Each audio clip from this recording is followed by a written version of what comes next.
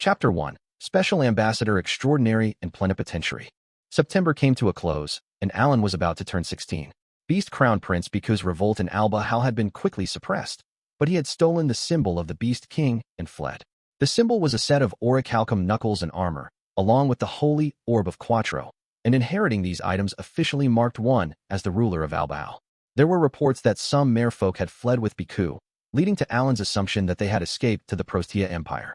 The symbol of the Beast King was necessary for either Beast Prince Zhu or Beast Princess Xia to inherit the throne, and so, the no-life gamers had decided to go to Prostia. However, only merfolk were permitted to enter the empire, and it was difficult for outsiders to receive visas. A visa was vital, as it contained the blessing of Aqua, the goddess of water, and allowed those who lived on the surface to breathe underwater, where the Prostia Empire was located. Beast Princess Xia and the gamers had headed for the Crevelle Kingdom, a nation of merfolk on the Galiadan continent. This kingdom, which had been founded to allow the merfolk to trade with those above the water, was dependent on the empire and could only issue visas without the blessing of Aqua. As everyone racked their brains to find a solution to that problem, Alan suddenly revealed that the awakened ability of his fish, a summon, allowed one to change their appearance as they pleased and transformed into a merfolk right in front of everyone's eyes. Those who had gathered in the Crevelle audience room were stunned speechless. Alan, does that change your appearance and body composition? Cecil asked. Yep. Take a look at my streamlined body. Alan replied. He struck a pose where one could practically hear a cool sound effect as he showed off his merfolk form, and Maruru clapped, her eyes sparkling. Awesome. That's so cool, she cried. That's right. It's very cool. Alan replied proudly. He struck a few more poses to show off before Cecil broke the silence. Hey Alan, can you revert to your normal form? She asked gingerly. At most, the effect lasts up to 24 hours, Alan answered. Don't worry. I've already tested everything out. In truth, this had been his plan for quite a while, ever since Xia had reported that Crevelle was officially unable to issue visas for Prostia. Alan had played a ton of games before coming to this world, and he had encountered regions that were unable to be reached via foot or horseback. Often, one required a ship, plane, or other special method of transportation to head to these restricted areas, or they needed to visit another location that would provide them with the tools to finally enter said area. Because Alan had retained his memories from his past life, he had expected a roadblock to his travels and asked Captain Rarapa of the Magus Smith Squad to create a tool that allowed the user to breathe underwater. But Rarapa had replied that even if the creation of such a tool were possible, the clothing they wore would need to be completely waterproof and able to endure the extreme water pressure, and would need to be coupled with a tool that provided the wearer with oxygen. While that would theoretically enable the party to wade through the waters, the unusual clothing and curiously large magic tools on their backs would draw the suspicion of the merfolk and thus hinder their activities. It was then that the summoner had recalled his fish A's awakened ability, Mimic. Effects of awakened ability mimic. The smoke expelled by this ability envelopes its target and allows them to take on the form of either a monster no higher than rank A or a human. The smoke can cover a radius of up to 1 kilometer, and anyone within this range can be affected by Mimic. Alan can choose who will be affected by Mimic, such as selecting one person within range. Users can only mimic things that Alan has seen before. Mimic lasts up to 24 hours, but can be undone before the effect wears off. Those affected by Mimic can replicate the look and characteristics of whatever they are taking the form of. Alan had predicted that he would run into this situation one day and had continued to test out awakened abilities on himself or his summons. He had found that Mimic could turn him into not only humans, but also merfolk, beastkin, elves, dark elves, and even the 3 demons he had faced in the Battle of Rosenheim, including Glaster. In any case, this power would allow Alan and his party to enter Prostia with a visa from Crevelle alone. How long will it take to issue visas for us? Alan asked as he turned to the Crevelle King. I'd like it as soon as possible, please, he wished. The Crevelle King had already promised that the visas would be issued, and Alan did not want him to go back on his word just because the summoner could transform into a merfolk. Indeed, I shall issue them right away, the king answered. He was clearly taken aback, but he still honored his oath. Thank you, Alan replied. Oh, of course, the king said with a nod. The summoner, still in his merfolk form, quietly stared at the king. Though Crevelle was under the rule of Prostia, a king was still a king. It was undoubtedly insolent for Alan to be staring so much, but he believed his actions paled in comparison to the request that he would soon make. Is something the matter? The king inquired. Actually, I'd like to make another request, Alan said. I see. You're a hero who saved our citizens, so I shall accommodate you however possible. What might your request be? Would you please allow us to enter Prostia as ambassadors from Crevelle? I see, Xia murmured. The Beast Princess immediately understood why Alan was so fixated on entering through Crevelle. Just getting into Prostia did not mean that they could easily search for Crown Prince Beku. If Prostia was truly lending its aid to Beku, the entire empire would do its utmost to protect him. Perhaps a faction of the empire was lending him support unbeknownst to the empire and its wishes. But even so, it implied that Beku's aid wielded impressive power and influence. If that were the case, a simple visa would do very little to aid their search. You would like us to enter Prostia as messengers of the Crevelle royal family, Sophie echoed, reaching the same conclusion as Shia. Is that not so, Lord Alan? That's right, Alan replied, nodding. An ambassador? Cecil muttered wearily. It's always been on my mind, but how could you make such audacious requests? Don't make me out as some sort of villain, Cecil. And this isn't going to be the only request that I make. Oh, and as an ambassador, I would like you to allow me to wield full authority, Alan added. What? Full authority? The king cried. His Majesty stood up in shock, knocking over the chair behind him with a loud clatter. Even the princess, who had remained silent, was astonished by her father's astonishment. Father. Princess Carmine gasped. Is it possible? Alan asked. I have no intention of troubling the Crevelle kingdom. I hope that you will consider the idea. Alan did his best to calm the king, but the royal only grew more confused. Was the summoner in his right mind? In short, Alan wanted to become the special ambassador plenipotentiary. This role allowed him to hold the same level of power as the king, albeit solely for diplomatic affairs. While the king did not have the faintest clue what the no-life gamers were up to, could he truly trust Alan, who claimed he did not wish to trouble the kingdom? Alan was capable of controlling massive bees the size of dragons, and had eradicated tens of thousands of demonic incarnations and monsters. He had fought a duel against the Beast King in front of a group of representatives of nearly 100 nations, and during it, he had eviscerated the arena. Clearly, the boy wielded immense power, but his use of it was completely unpredictable. The king groaned as he tried to overcome his shock. The shadow of unrest looms over the Prostia Empire, Alan said. Should anything occur, my army shall provide its full support. Crevelle's king worked to organize the series of events within his mind. The Prostia Empire had tried to use its army to invade the conference that would decide whether the Beast Crown Prince would claim the Albahalan throne. In fact, it seemed like Prostia had assisted in seizing the symbol of the Beast King, so there was no doubt that Albahal would try to pin the blame on the empire. Even if some shady group of individuals had lent their aid to Beku, simply getting rid of them would not put an end to this ordeal. From Albahal's point of view, merely allowing these individuals to attack was an act of aggression by Prostia. It was not out of the ordinary for this sort of issue to escalate into a full-blown war between the involved nations. The king recalled the message he had received via magic tool from Albahal hours ago. The purpose of it had been to discern whether Crevelle had aided Beku instead of Prostia. When merfolk were mentioned, those on the surface immediately deemed Crevelle, the land of merfolk, the primary suspect. Albahal was aggressively searching for the person who had ruined the royal castle and hindered their choosing of an heir.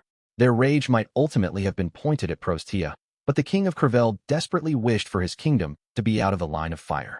The monarch knew that Beast Princess Shia, who was not just connected to the royal family but had a direct claim to the throne, was in the room with him. It was in his best interest to do more than simply express that Crevelle held no animosity. Cooperating with her to retrieve the symbol of the Beast King would likely prove more beneficial to Crevelle than maintaining the status quo of being under Prostia's rule. The king closed his eyes as a myriad of options flooded his mind. You would like to be the special ambassador plenipotentiary, would you? The king inquired.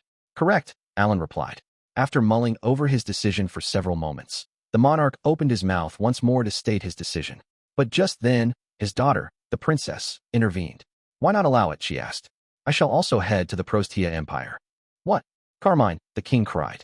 He widened his eyes and whirled to face his daughter, who sat next to him. Alan also gazed at the princess when she jumped into the conversation. Oh, is she coming to our defense? He thought. Carmine then stood up, walked toward Alan, and turned around to face her father. The Church of Gashera was created by the Demon Lord Army, she said. We not only failed to notice that this religion worshipped the demon god and allowed them to do as they pleased, which led to the Galiatan continent being threatened, but we also weakened faith toward the great Lady Aqua, the goddess of water, who protects us merfolk. For that, we must take responsibility as the Crevelle royal family. I believe that explaining as much to our suzerain, the Prostia Empire, is our nation's duty. And should we visit the empire for this purpose, if I were to go instead of you, Father, dispatching a special ambassador plenipotentiary as well would make much sense. Indeed, you've got a point, the king mused.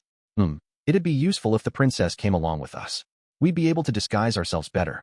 Alan's plan was to become the ambassador and utilize his authority to fulfill his goal. Sure, they might stand out because they lacked the common sense and knowledge of merfolk culture. But if he could retrieve the symbol of the Beast King from Beku, Alan cared very little about any potential consequences.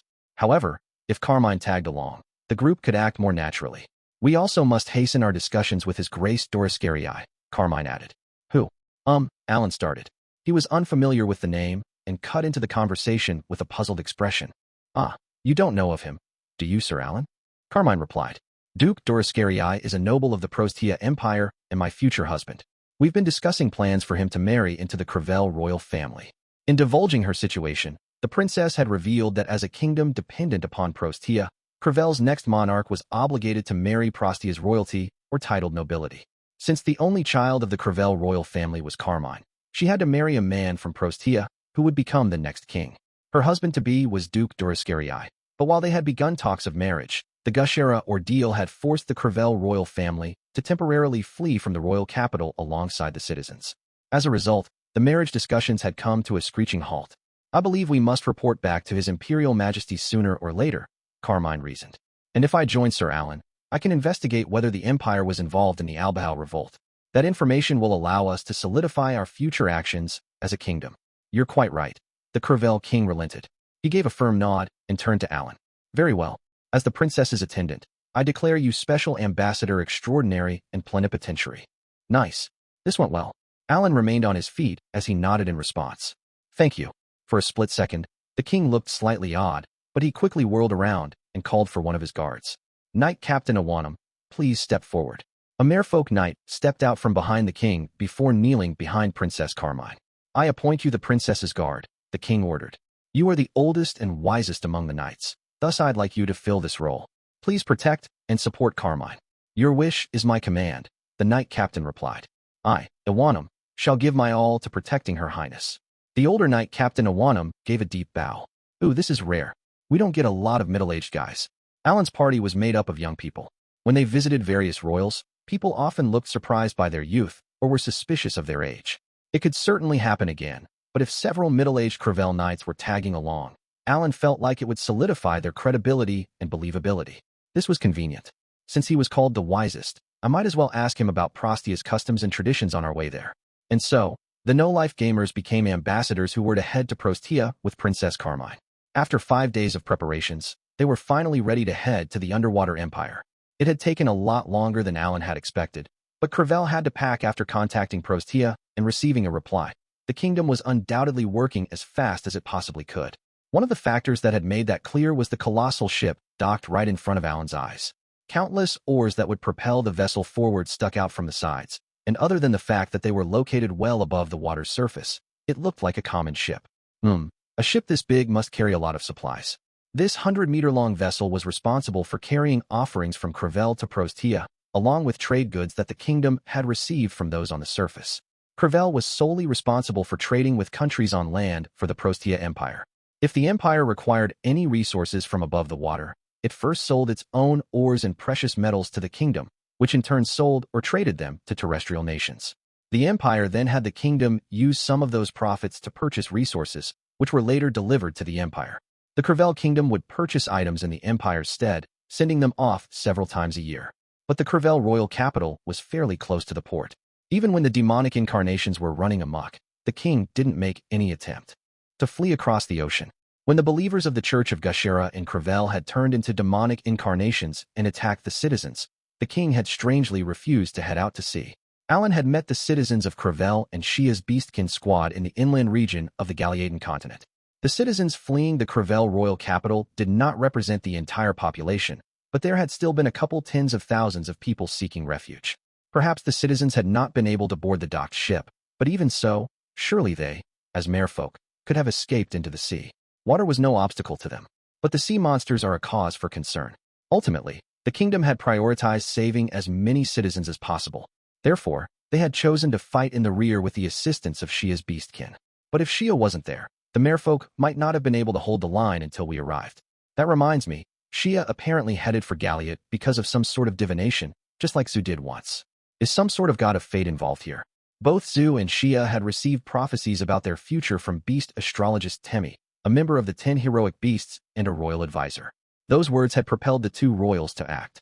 If Su had not been told that he would become the Beast King in the future, he would never have gone to challenge the Rank S dungeon. Likewise, had Xia not been informed that the trial given to her would take her to the Union's continent, she would never have run into the merfolk leaving the royal capital to escape the demonic incarnations. Alan would never have met Xia either. Temmie's divination had brought Xia and Alan together. Maybe one of the main deities of this world, the god of fate, put together an elaborate quest, and we were forced into it, along with Beast Prince Su, through Temmie. There you are, Alan. We're about to head out, a merfolk said. Her body was mottled with brown and black, resembling her usual beastkin form. Already? Got it, Alan replied. Will the country of Beastkin be all right, Xia? According to Rudo's report, they can hold for a while. For the past 5 days, the Beast Princess had gone through Rudo to check up on her home country. According to him, things in the royal capital and castle had settled down, and talks of preparing a team to retrieve the symbol of the Beast King from Beku had begun. Unfortunately, they had no means to track Beku down. They assumed that he had gone to either Crevelle or Prostia, but that would be a rather long and costly expedition. It was also difficult to act while Albahal was a part of the Five-Continent Alliance, and greenlighting such an endeavor implied that they were considering leaving the alliance. It would take a few more days of serious debate to finalize a decision. Beastkin were generally short-tempered and eager to fight, and some ominously claimed that the blood of the merfolk was essential to purify the blood that had already been shed. As for Beku, 3 days after the revolt, he had been officially stripped of his title of crown prince and his claim to the throne. He had not even been present to defend himself. So, I guess we still don't know where Beku has gone, Alan said. Since the royal had been deprived of his title, Alan decided that there was no need to refer to him with one anymore. A few days before Beku, before my brother raided the castle, there were accounts that a large ship was docked on the eastern coast, Xia replied. It disappeared the moment my brother fled. And we don't know where that ship went, Alan concluded. Besides, if we cast suspicion on our allied nations and invade with our army, it means we must leave the alliance. Should that happen, we would struggle against the Demon Lord army should they choose to attack, and if our forces were weakened before that, our position within the Garlesian continent would be in danger. For that reason, many have concluded that we must approach this situation with the utmost care. When the Demon Lord army had invaded Rosenheim and the central continent, the armies of the Five-Continent Alliance had been joined by Beast Prince Su and the 10 heroic beasts. The allied forces had thus assumed that Albahal was finally opposing the Demon Lord army and joining the war. If Albahal dared to attack Crevelle, a member of Galliot's Union and the representative for the current year, the worst-case scenario was the dismantling of the alliance. An idea popped into Alan's head. Maybe if the suspicion were cast on the Crevelle kingdom, our foes hoped it would confuse the Five-Continent Alliance. Currently, no one had a clue as to why Beku had stolen the symbol of the Beast King, so Alan thought that it was important to carefully test any and all hypotheses. Then I'll tell the Queen of Rosenheim to be extremely cautious when dealing with Albahal, Alan said. That seems wise, Xia replied. Oh, it looks like everyone is boarding. Alan and Xia headed for the pier to board the large ship's tender. The gamers had split into 2 groups and were awaiting the pair. Good luck. I'll do my best as the captain of the Special Attack Force, Krina said with gusto. She was in the team farther away from the pier, bidding the others farewell. This time around, the gamers were divided into 2 teams. Alan led one team, which consisted of Cecil, Sophie, Valmer, Xia, Luke, and Palomas. Their group would head for Prostia. Meanwhile, Keel led the other team, whose members were Krina, Dagora, Maru, and Meruz. They would remain on land and take charge of the floating island and the Alan army while Alan was away. I'm counting on you, Krina, Alan said.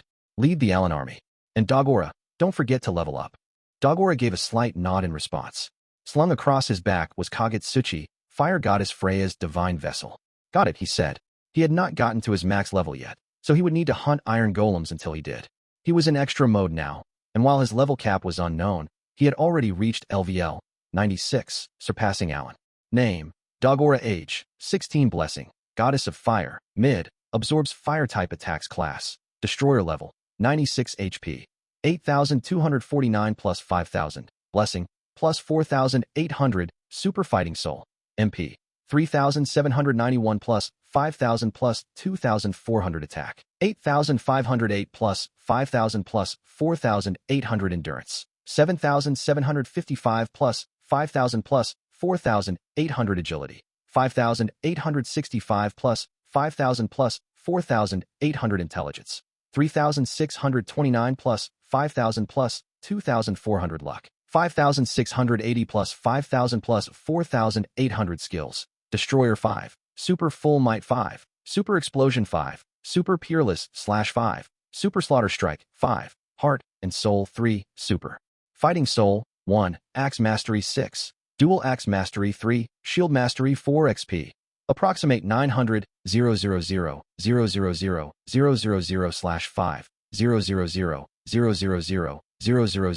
000 000 000 Skill Levels. Destroyer 5. Super Full Might 5. Super Explosion 5. Super Peerless / 5. Super Slaughter Strike 5. Heart and Soul 3. Skill Experience Super Full Might. Approximate 250 000 /1 000 000 Super Explosion. Approximate 200 000 /1 000 000 Super Peerless / Approximate 200 000 /1 000 000 Super Slaughter Strike. Approximate 200 000 /1 000 000 Heart and Soul. Approximate 150 000 /1 000 000 Equipment Divine Vessel Kagetsuchi. Plus 20,000 Attack Orichalcum Great Axe. Plus 12,000 Attack Adamantite Armor. Plus 6,000 Endurance Ring 1. Plus 5,000 Attack Ring 2. Plus 5,000 Attack Necklace. Plus 3,000 Attack Name. Krina Age. 15 Class. Sword Emperor Level. 60 HP. For 1,150 plus 3,000 MP. 1,832 plus 3,000 Attack. For 1,150 plus 3,000 Endurance. 3,968 plus 3,000 Agility. 3,510 plus 3,000 Intelligence. 2,250 Luck. 2,688 plus 3,000 Extra Skill. Limit Break Skills. Sword Emperor 6/6. Phoenix Smash 6. Healing Blade 6. Supreme. Ruling Blade 6. Valor 2. Sword Mastery 6. Equipment Orichalcum Greatsword. Plus 12,000 Attack Adamantite Armor. Plus 6,000 Endurance Bracelet 1. Plus 5,000 HP. Plus 5,000 Endurance. Has cooldown time. Plus 20% Attack Skill Damage Ring 1. Plus 5,000 Attack Ring 2. Plus 5,000 Attack Necklace. Plus 3,000 Attack Name. Cecil Granville Age. 16 Class. Wizardess King Level. 60 HP. 2,470 plus 2,400 MP. 3,974 plus 2,400 Attack. 1,640 Endurance. 1,686 Agility. 3,382 plus 2,400 Intelligence. 4,138 plus 2,400 Luck. 2,541 plus 2,400 Extra Skill. Petit Meteor Skills. Wizardess King 6. Fire 6. Ice 6. Thunder 6. Light 6. Abyss 2. Sparring 4. Equipment Rod of the Wizardess King. Plus 4,000 Intelligence. Plus 20% Magical Damage Ancient Robe. Plus 8,000 Endurance. Magical Damage Resistance. High. Ring 1. Plus 5,000 Intelligence Ring 2. Plus 5,000 Intelligence Bracelet. Plus 5,000 MP. Plus 5,000 Intelligence. Has cooldown time. Has Magic Activation Time Necklace. Plus 3,000. Intelligence Name. Keel Von Carnal Age. 16 Class. Saint King Level. 60 HP. 2,740 plus 2,400 MP. 4,100 plus 2,400 Attack. 1,580 Endurance. 1,786 Agility. 2,893 plus 2,400 Intelligence. 4,030 plus 2,400 Luck. 3,634 plus 2,400 Extra Skill. Drops of God Skills. Saint King 6. Healing 6. Exorcism 6. Purify 6. Holy Wall 6. Pray 2. Sword Mastery 3. Equipment Rod of the Saint King. Plus 4,000 Intelligence. Plus 3,000 HP. Plus 20% Healing Vestment of the Saint King. Plus 4,000 Endurance. Magical Damage Resistance. High. Curse Resistance. High. Ring 1. Plus 5,000 HP Ring 2. Plus 5,000 Endurance Necklace. Plus 3,000 HP. Plus 3,000 Intelligence. Has cooldown time. Doubles Healing Power Name. Sapphire Age. 51 Blessing. God of Spirits Class. Grand Spirit User Level. 60 HP. 2,834 plus 2,400 MP. 4,156 plus 2,400 Attack. 1,933 Endurance. 1,719 Agility. 3,011 plus 2,400 Intelligence. 4,243 plus 2,400 Luck. 3,453 plus 2,400 extra skill. Grand Spirit Manifestation Skills. Spirit Manifestation 6, Water 6, Wind 6, Earth 6, Wood 6, Bow. Mastery 4 Equipment Rod of the Sovereign of Spirits, plus 6,000 MP, minus 10% MP Consumption Spiritualist Cloak, plus 10,000 Endurance, plus 5,000 HP, plus 5,000 MP, Physical Damage Resistance, mid, Magical Damage Resistance, mid, Poison Resistance, mid, Ring 1, plus 5,000 MP Ring 2, plus 5,000 Endurance Necklace, plus 3,000 MP Name, Maruru Age, 16 Class, Talos King Level, 60 HP, 3,199 plus 2,400 MP, 3,570 plus 2,400 Attack, 2,161 plus 2,400 Endurance, 1,957 plus 2,400 Agility, 1,571 Intelligence, 3,570 plus 2,400 Luck, 2,522 Extra. Skill. Union, Right Arm, Skills, Talos King 6, Flying Arm 6, Oscillating Punch 6, Freezing Shot 6, Super Repair 6, Sorcery Cannon 6, Super Alloy 2, Spear Mastery 3, Shield Mastery 3, Equipment Claw Arm, Crystal, Talos King's Cloak, plus 6,000 Endurance, plus 3,000 MP, Physical Damage Resistance, mid, Ring 1, plus 5,000 HP Ring 2, plus 5,000 MP Necklace, Magic Disc Name, Volmer Age, 69 Class, Bao King Level, 60 HP, 3,736 plus 2,400 MP, 1,949 Attack, 3,965 plus 2,400 Endurance, 2,960 plus 2,400 Agility, 3,428 plus 2,400 Intelligence, 1,566 Luck, 1,972 plus 2,400 Extra Skill, Arrow of Light Skills, Bao King 6, Keen Sight 6, Fire Dragon Shot 6, Strongbow 6, Power Shot 6, Angled Shot 2, Bow Mastery 6, Equipment Adamantite Great Bow, plus 3,800 Attack Garment of the Chief Protector, plus 4,000 Endurance, Breath Damage Resistance, mid, Ring 1, plus 5,000 HP Ring 2, plus 5,000 Attack Necklace, plus 3,000 Attack Name.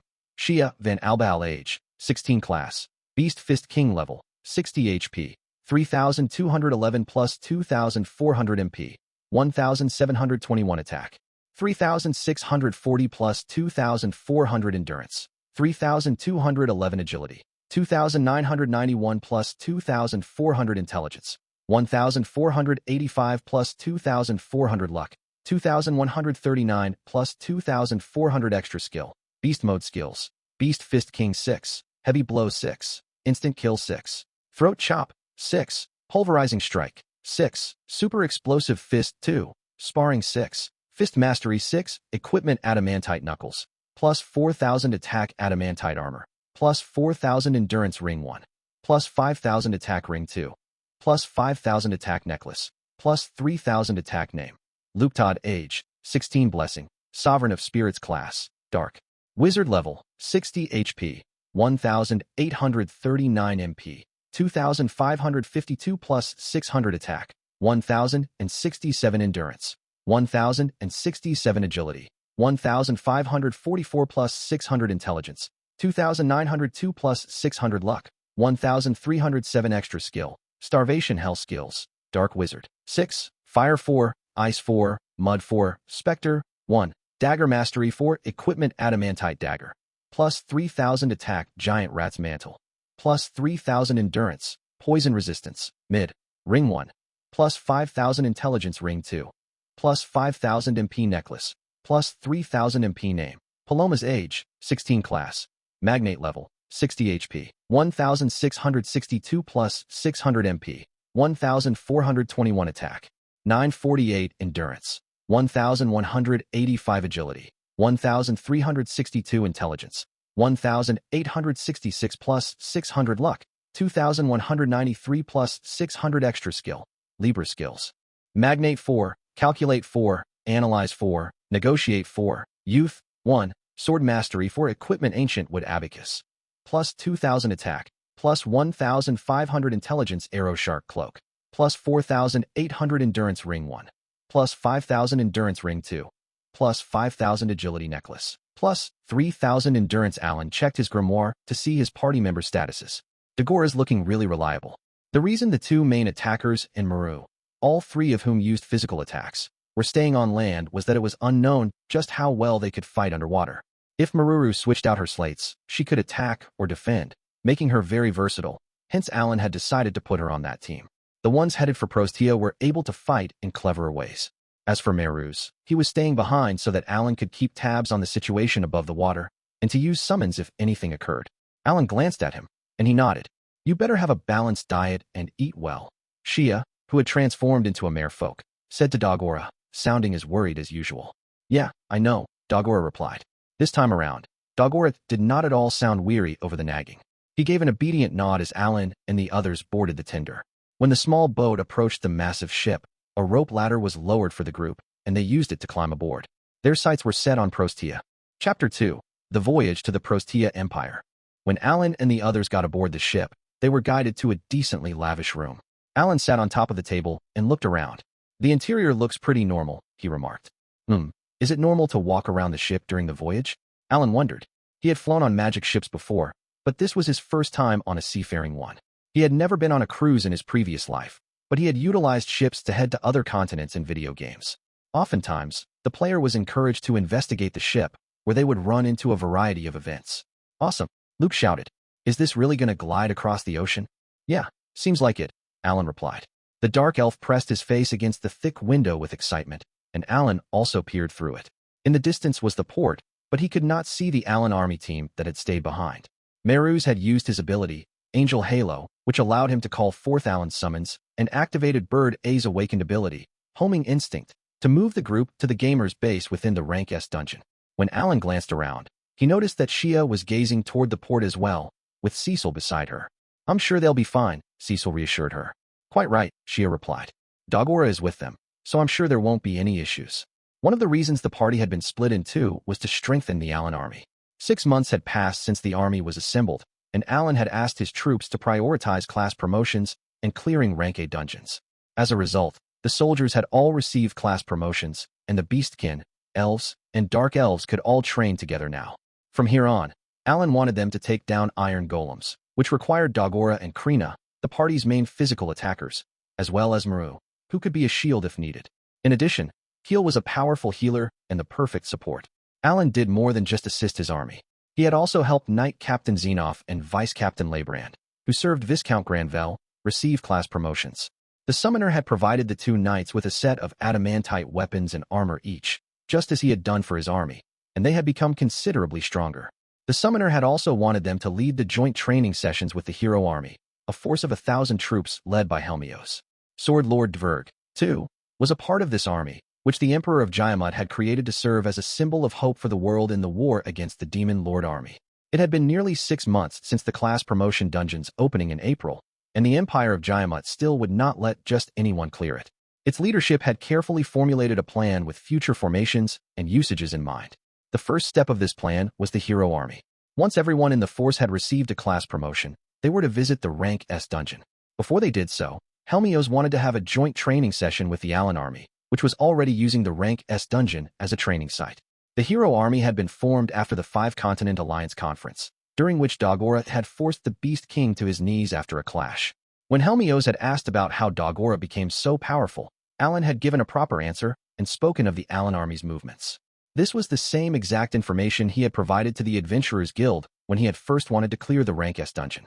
Additionally, he had provided insight on the class promotion dungeon and how to defeat Rank A monsters and demonic deities. He was in charge of an army now, not just a party, so he needed to think and act accordingly. To that end, he had provided all the information he could and was prepared to fight alongside the 5-Continent Alliance until the Demon Lord was defeated, as doing so would help keep casualties to a minimum. That was why, when Helmios had stated that the war against the Demon Lord, which had ended in April, could start again any time and claimed that it was imperative to strengthen the 5-Continent Alliance for when that happened, Alan had agreed. The hero had asked for a joint training session, and Alan accepted his request. Alan could not entrust such an important joint training session to Field Marshal Luckdrawl or General Rudo, nor anyone else of the same rank. His party members would take command, and he believed that Dagora's involvement was imperative. It would be their chance to showcase Dagora's power to the hero army.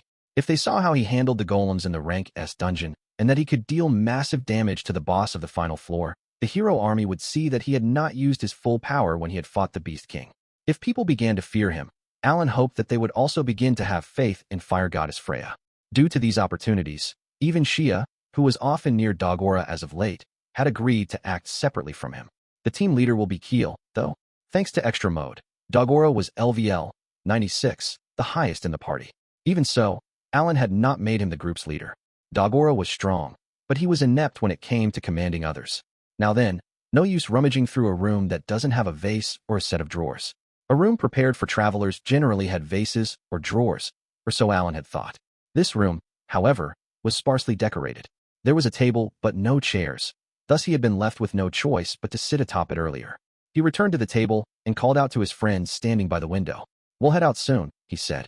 "Why not talk about our plans for a bit?" "Yeah," the rest of his party replied. They all sat around the table, surrounding Alan. "Shia, is it safe to assume that Beku isn't doing anything right now?"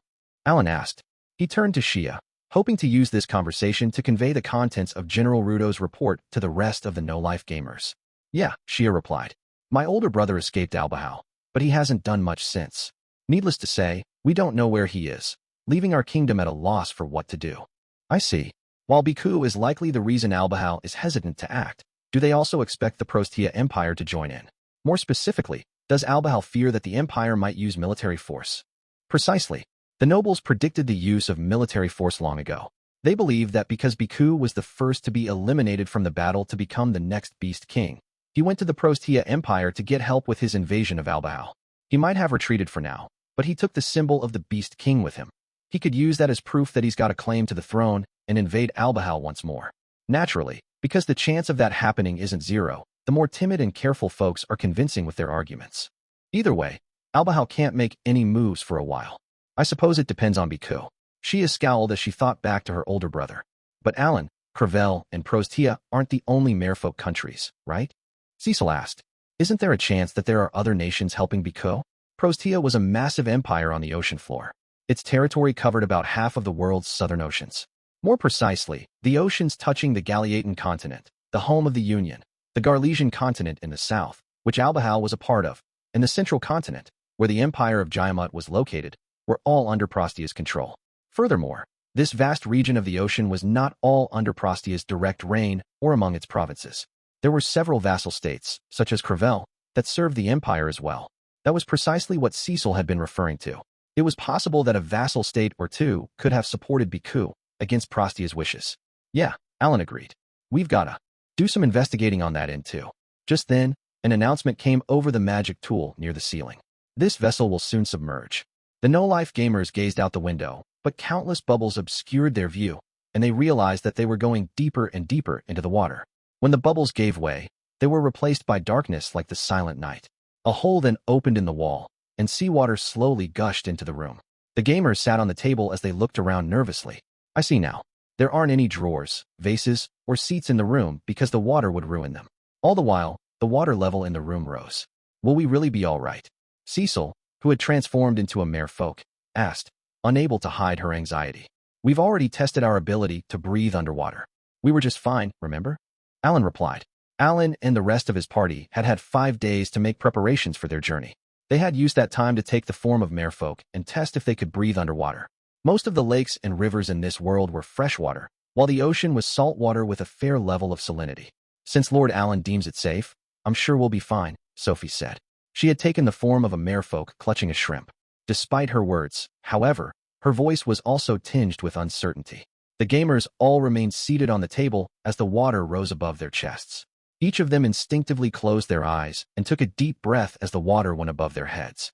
They held their breath for a few moments, but once they could do so no longer, they gingerly exhaled. Nothing rushed out from their mouths, however. Instead, they felt water flow through the slits on the sides of their necks. So they really did fill the ship with water. "Guess we'll be living underwater for a while." Prostian law dictated that all ships must be filled with water as a means to filter out any non-merfolk who would try to infiltrate the empire.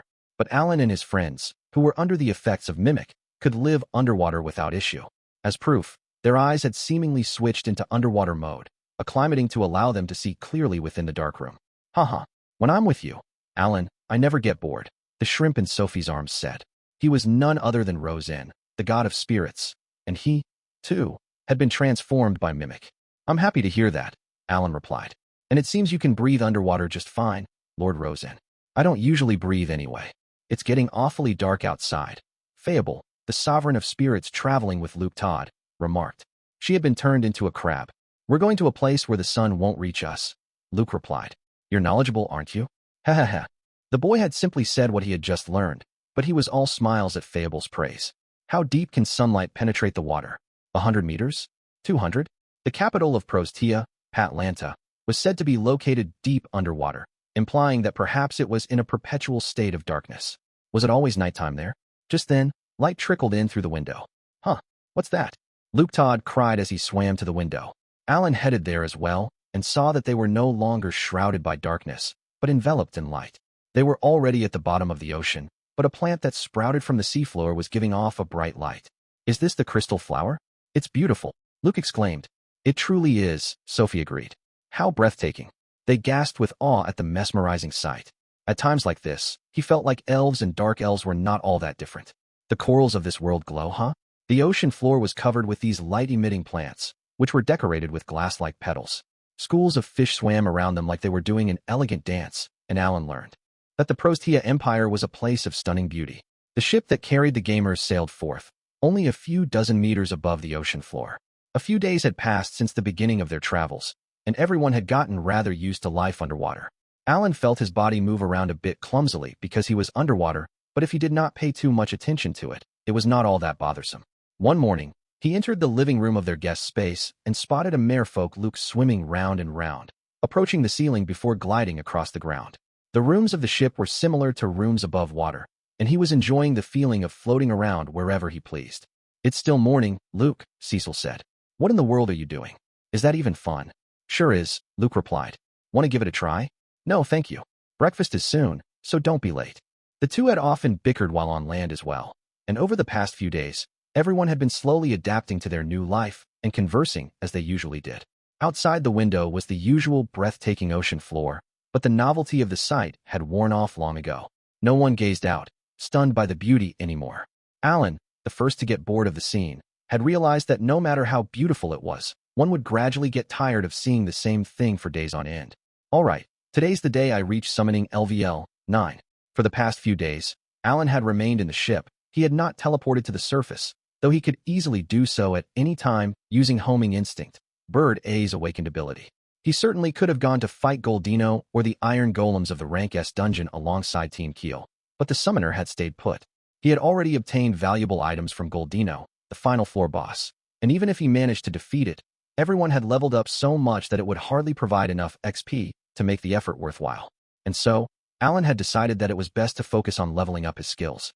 The Paloma's Whaling Company was able to source magic stones from across the world, so Alan had a steady supply coming in.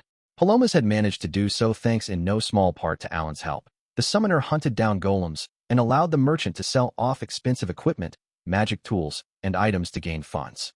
As Paloma's gained fame, he used his network to the fullest and established routes through which he could purchase magic stones. Alan could now gather stones from around the world, which he would use to level up his summoning skill while having Merus work around the clock to make seeds of magic and pop them into storage. And so, the summoner and his angel had formed a tag team in hopes of Alan reaching summoning LVL 9 by December. However, recently, Alan had noticed that Merus would gaze pensively into the distance. The doors of the living room opened, and the servants of Crevelle brought in breakfast. A loaf of bread that was quickly turning soggy floated atop the plate that had been set on the table. Ah, you're all together, a servant said. We've brought you breakfast. Yep, Luke replied energetically. He took his seat, or more precisely, took up a sitting posture since there were no chairs at the table. Everyone else headed over as well and followed suit. Alan, happy birthday, Cecil said. We have to celebrate tonight, don't we? Huh? Oh yeah, thanks, Alan replied.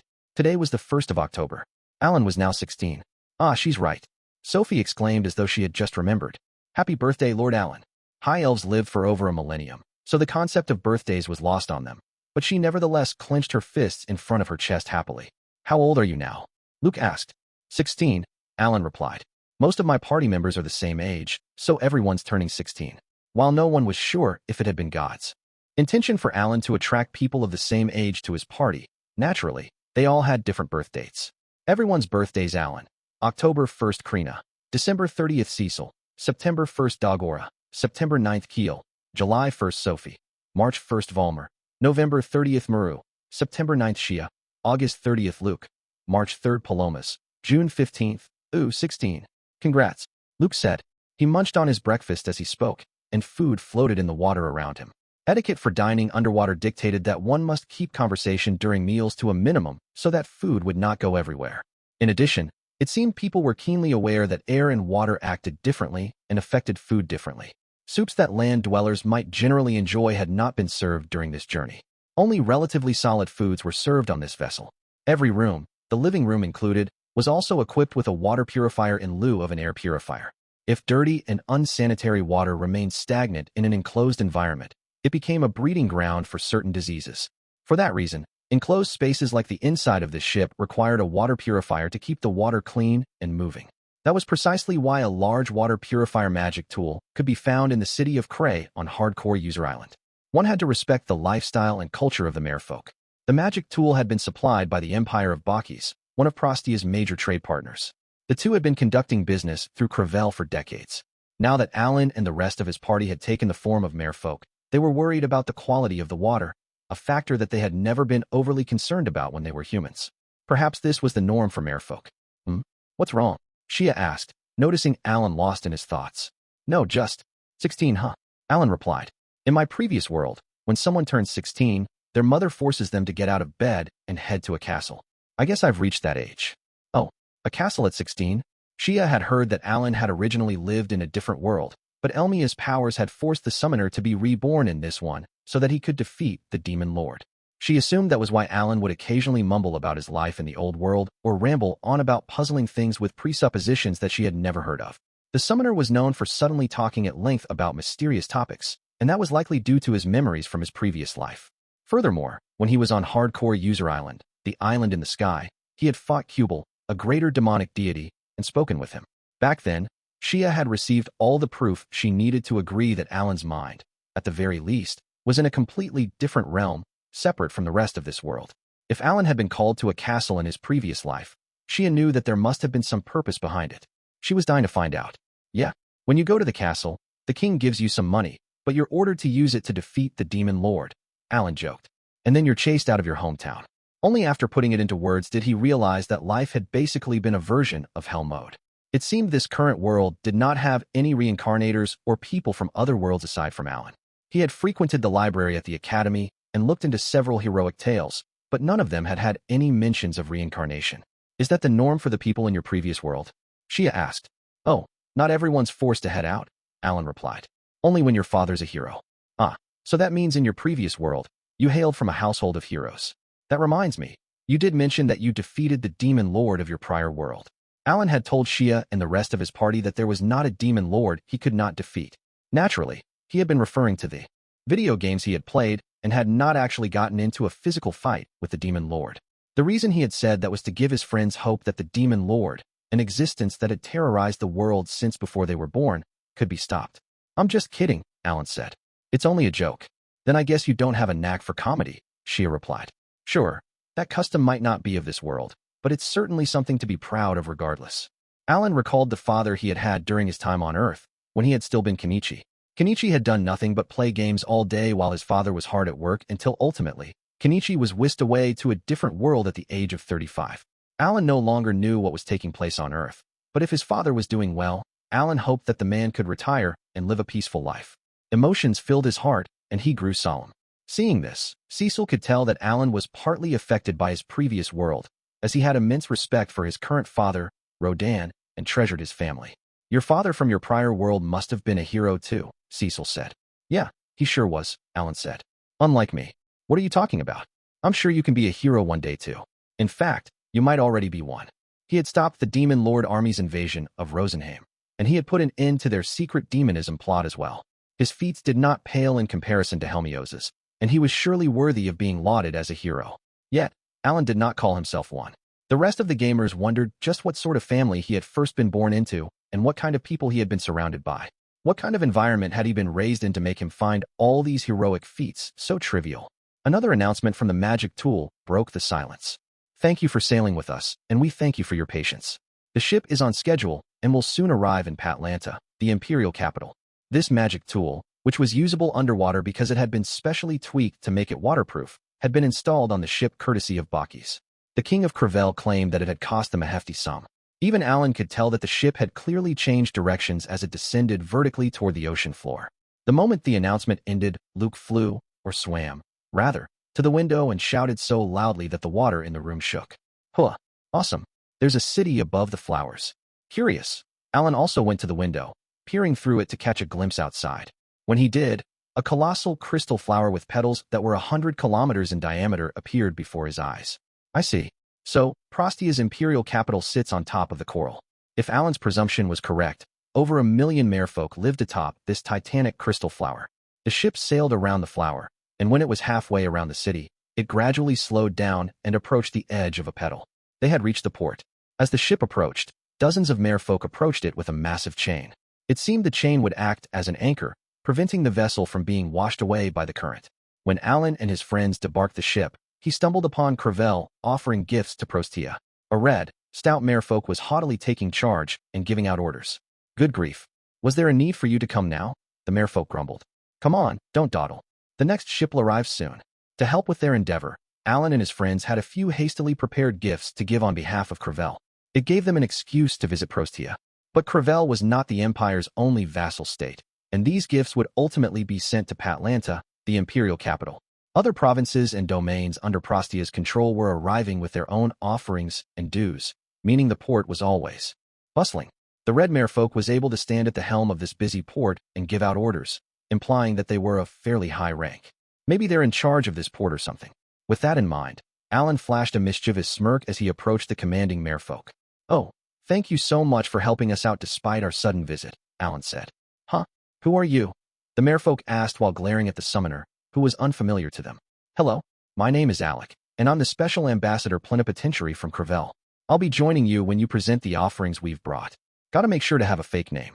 Alec, the special ambassador plenipotentiary, the merfolk repeated with a dubious scowl. That's right. You see, I've arrived on behalf of the king of Crevelle, Alan explained.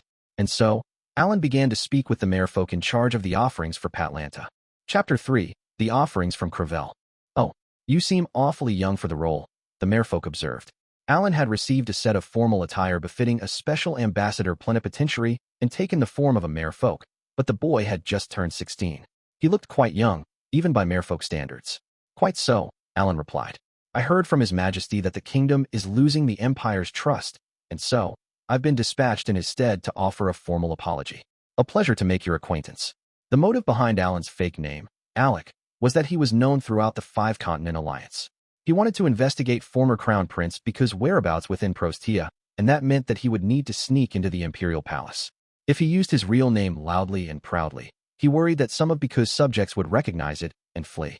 Though Alan was unsure whether Beku had a contingency plan in place if he failed to take the throne, since the former Crown Prince had been able to formulate such an elaborate plan, one could safely assume that every area he had been in had co-conspirators of his lurking about.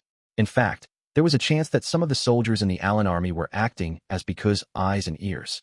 Scared that was the case, Alan had immediately asked Shia to do some investigating. Perhaps some of her subjects had ties to Beku. She had ultimately concluded that no one had such ties and that they could be trusted, but that did not assuage all of Alan's concerns. It was better to be safe than sorry, and his trip to Prostia was known only to a select few generals and captains outside of his party. Even so, as an extra precaution, he had adopted a fake name. And it was not just him. Every member of the No-Life Gamers would be operating under a fake name to hide their actions. Team Alan's fake names Cecil, Seraphi Sophie, Solanis Volmer, Volnix Palomas, Pelaniki Shia, Joanna Luke, Ludi Shia, and the other Beastkin had a law where everyone's names had 2 syllables. Because of that, Alan had purposefully chosen a longer name for her. The Beast Princess, perhaps either never having expected to operate under a fake name or not being used to using or being called by a name with more than 2 syllables, had been somewhat hesitant at first. However, Alan had been able to convince her by pointing out that there was no law stating that fake names must be 2 syllables as well. Alec, the red merfolk said. That's not a name I've heard before. I find it hard to believe that a young un like you is the special ambassador plenipotentiary. Do you have any sort of proof? Of course, Alan replied, swiftly producing a letter from the Crevelle royal family. Here you are. The document was written in waterproof ink and claimed that Alan's special role allowed him to have the same rights and claims as the king. It referred to him by his fake name, of course, but as long as he was not found out, there was no issue. This letter is indeed from Crevelle, the merfolk acquiesced. It says, Princess Carmine has been sent to provide offerings to the Prostian Emperor in addition to the usual delivery of goods, to receive an audience with His Imperial Majesty, and to meet with Duke Dorascarii. She will be escorted by the Special Ambassador Extraordinary and Plenipotentiary as my representative. Does this mean that Princess Carmine is here as well? Indeed, I am, the princess replied, appearing behind Alan. Her guard, Knight Captain Awanum, was with her. I am Carmine, Princess of Crevelle Kingdom. I have arrived in hopes of being granted an audience with His Imperial Majesty.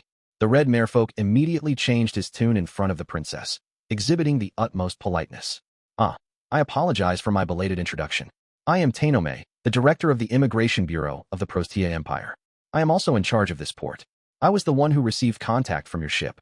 Whoa, he's pretty high up on the ladder. Wait, did he say Tainome? This guy denied our request to enter the empire. The imperial capital was built on a massive crystal flower that was 100 kilometers in diameter. Each petal represented a district of the city, and one of the petals was dedicated to a massive port. The sea bream merfolk in front of Alan was the person in charge of this port. Alan recognized the name. He had seen it when he had received a letter denying his request to enter Prostia. He was annoyed at the merfolk, assuming that he could have taken a different course of action had the director allowed him entry. But Tainome, while polite and subservient to Princess Carmine, was even more annoyed with Alan. The no-life gamers had pushed their way through and forced a schedule onto the Immigration Bureau to enter Prostia. Until now, whenever Crevelle went to send offerings to the Empire, they had to wait about a month until they had received the proper permits. However, while Alan had sent the paperwork, he had set sail within 2 weeks of doing so. Even before receiving any sort of permit, he had one-sidedly insisted that he would enter the Empire, and only after the group was well on its way was their entry finally approved. Needless to say, the Immigration Bureau, in charge of a tight schedule, had been required to make some hefty changes. Director Tainome and his subordinates had hurriedly shifted around the schedule for the past 2 weeks to squeeze in Alan's ship. The merfolk was thus infuriated with the boy, but Alan was none the wiser about such thoughts. Director Tainome, I apologize for all the hardship we put you through, the princess said affably, offering her gratitude. It's quite all right, Tainome replied. Your kingdom went through quite a bit as well, didn't it? You already had your hands full with the rebels advocating for independence from the Empire, and then they became the Demon Lord Army's pawns and transformed into monsters that attacked your kingdom. It's nothing short of a calamity. You must speak of it in detail to His Majesty. I've taken enough of your time, so please, go right in. The director then turned back to Alan, expelling the anger that he had kept pent up until now. Ambassador Alec, he barked. Move the offerings at once. You're holding up our schedule. But, Alan started. Don't make me repeat myself. I only greeted a young sap like you because you claimed to be the princess's attendant. We're done here. Carry the cargo to the warehouse. When Alan tried to fight back, he was yelled at once more. Furthermore, Director Tainome's knights surrounded Alan, eager to get into a fight. The fact that the director had only quickly scanned the letter before roughly shoving it into his pocket was telling. It showed exactly what he thought of Crevelle. It was no surprise that he felt that way, though.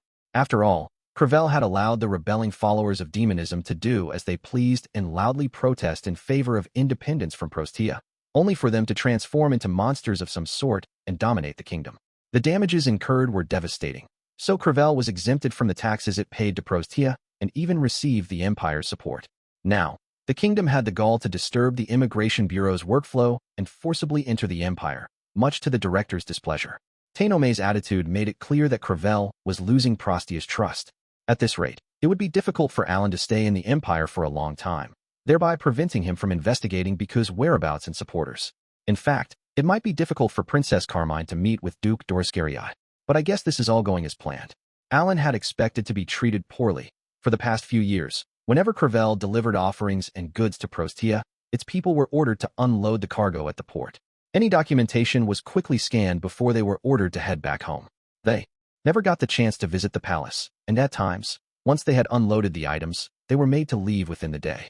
At worst, they stayed a mere few hours before making the trip back home. Crevelle was treated very coldly by the Empire, but this time around, Alan could not be treated similarly. He knew that now was the time for change, and he silently stepped forward, forcing the knights to make way so that he could line up beside Director Tenome. The director asked. Did you not hear what I said? Tenome voiced his anger, but Alan did not react. The summoner only had power while he accompanied the princess, but for now, he was the special ambassador plenipotentiary and held the same authority as the king of Crevelle. Tenome could not force him to leave, and though the knights had surrounded him, they could not attack him. He gazed solemnly at the goods being delivered from the ship's hangar and into the warehouse. Among the goods was a black object about as tall as a person. 10 merfolk were carrying this item, including Palomas and Valmer. Hey, that goes over here. Alan commanded. That shouldn't go to the warehouse. It should head to the palace with Her Highness. Knight Captain Awanam, how did this slip your notice? If that were sent to the warehouse along with the other offerings, whatever would I say to the king? Yes, sir. The merfolk carrying the square magic tool, which was 3 meters long on each side, all replied. Then, right on cue, merfolk Palomas fell to one knee. Whoa, Ack, he cried. The merchant had a ring that raised his attack by plus 5,000 equipped, allowing him to help carry the item. The way he had spoken and lost his balance had seemed awfully staged to Alan. Come on. Act a bit more natural, please. Palomas had lost his balance on purpose, causing the massive magic tool to lean to one side. Valmer, who was beside Palomas, made a show of offering his support. Oh, are you all right, Pelaniki? Valmer asked. You'd best not drop it. Huh? Oh, yes, Palomas replied. Thank you, Volnix. The two spoke loudly, as per Alan's plan. He wanted their conversation to be overheard. But the two were poor actors, and it sounded like they were reading off a script. The other 8 merfolk were not in on the act. They genuinely believed that one of their helpers had lost their balance. They decided to set the item down. Hey, keep a good grip on it. No, let's set it down for now. Be careful. Easy does it. I've heard this is valuable. Just then, Alan raised his voice like never before. What in the world are you dunces doing? He bellowed angrily. Do you not understand how valuable that is? The director was so surprised by this that his fin stood on end. What? He cried. What's wrong? Alan ignored those words and swam over to Palomas, Valmer, and the other merfolk. No, he snapped. If you lot are going to set this item down, do it with the utmost care. Do you not know how valuable this magic tool is? His face was dyed red with anger, and he was screaming at the top of his lungs. It was as if he had become one of the haughty higher-ranked officials that he generally despised. He then pointed his anger at the knight captain. Awanam, you were appointed as the princess's guard, were you not? How in the world did you allow these fools to carry this priceless magic tool? Surely, it's not lost on you that this is an offering to the Prostian emperor from Bakis, an empire that I am close with. Tenome was stunned by Alan's threatening attitude, and the red merfolk began to find it most unusual that the young summoner was able to thoughtlessly scold Knight Captain Awanam, a man who had been serving Crevelle's king for many years. The director also learned that the item in question, which required 10 merfolk to carry, was something so precious that it would be offered directly to the Prostian emperor. After Alan screamed at Awanam, he swiftly turned toward the director. What's going on? Tenome asked. And you said you've got friendly ties with Bakis? Director Tenome, I offer you my deepest apologies, Alan replied. Should this purification tool break, Bakis wouldn't be satisfied with merely offering my and the king's heads. Oh, I sincerely apologize. I shall check on it immediately and ensure there aren't any issues. Alan gave an exaggerated bow of apology and immediately checked up on the precious magic tool. Slowly but surely, Tenome's face filled with anxiety. Is that, he started. Someone had lost their balance a little, but the item had not even been dropped. It was puzzling to see the special ambassador plenipotentiary panic so much over it. As Director Tenome stared at the massive magic tool, he recalled Alan's words about how damaging the item would cost more than just Alan's and the king's heads. If both had to pay for such a mistake with their lives, naturally, the one in charge of this place, the director himself, would be held responsible as well. It was no wonder that Alan had apologized profusely. It looks fine, Alan reported, having returned to the director's side. But perhaps we should activate it once to be doubly sure. He frowned and mumbled to himself while the director grew more and more nervous by the second. This magic tool looks to be a rather large water purifier, Tenome said. How vast is its area of effect? Or does it have some sort of amazing effect? Even if 2 magic tools operated the exact same way, their area and type of effect differed greatly. Some purifiers only affected the rooms they were in, while others could purify an entire enormous palace by themselves. Since Alan kept claiming how precious it was, Tenome assumed that a tool of this size must be equipped with an incredibly powerful effect. Could it purify the entirety of this massive port that the Empire was so proud of? The director immediately shot down his own assumption, deeming that to be an impossible feat. Yes. This tool has been developed with an engineer from Bakis, Alan explained. I have friendly ties with the Empire, you see.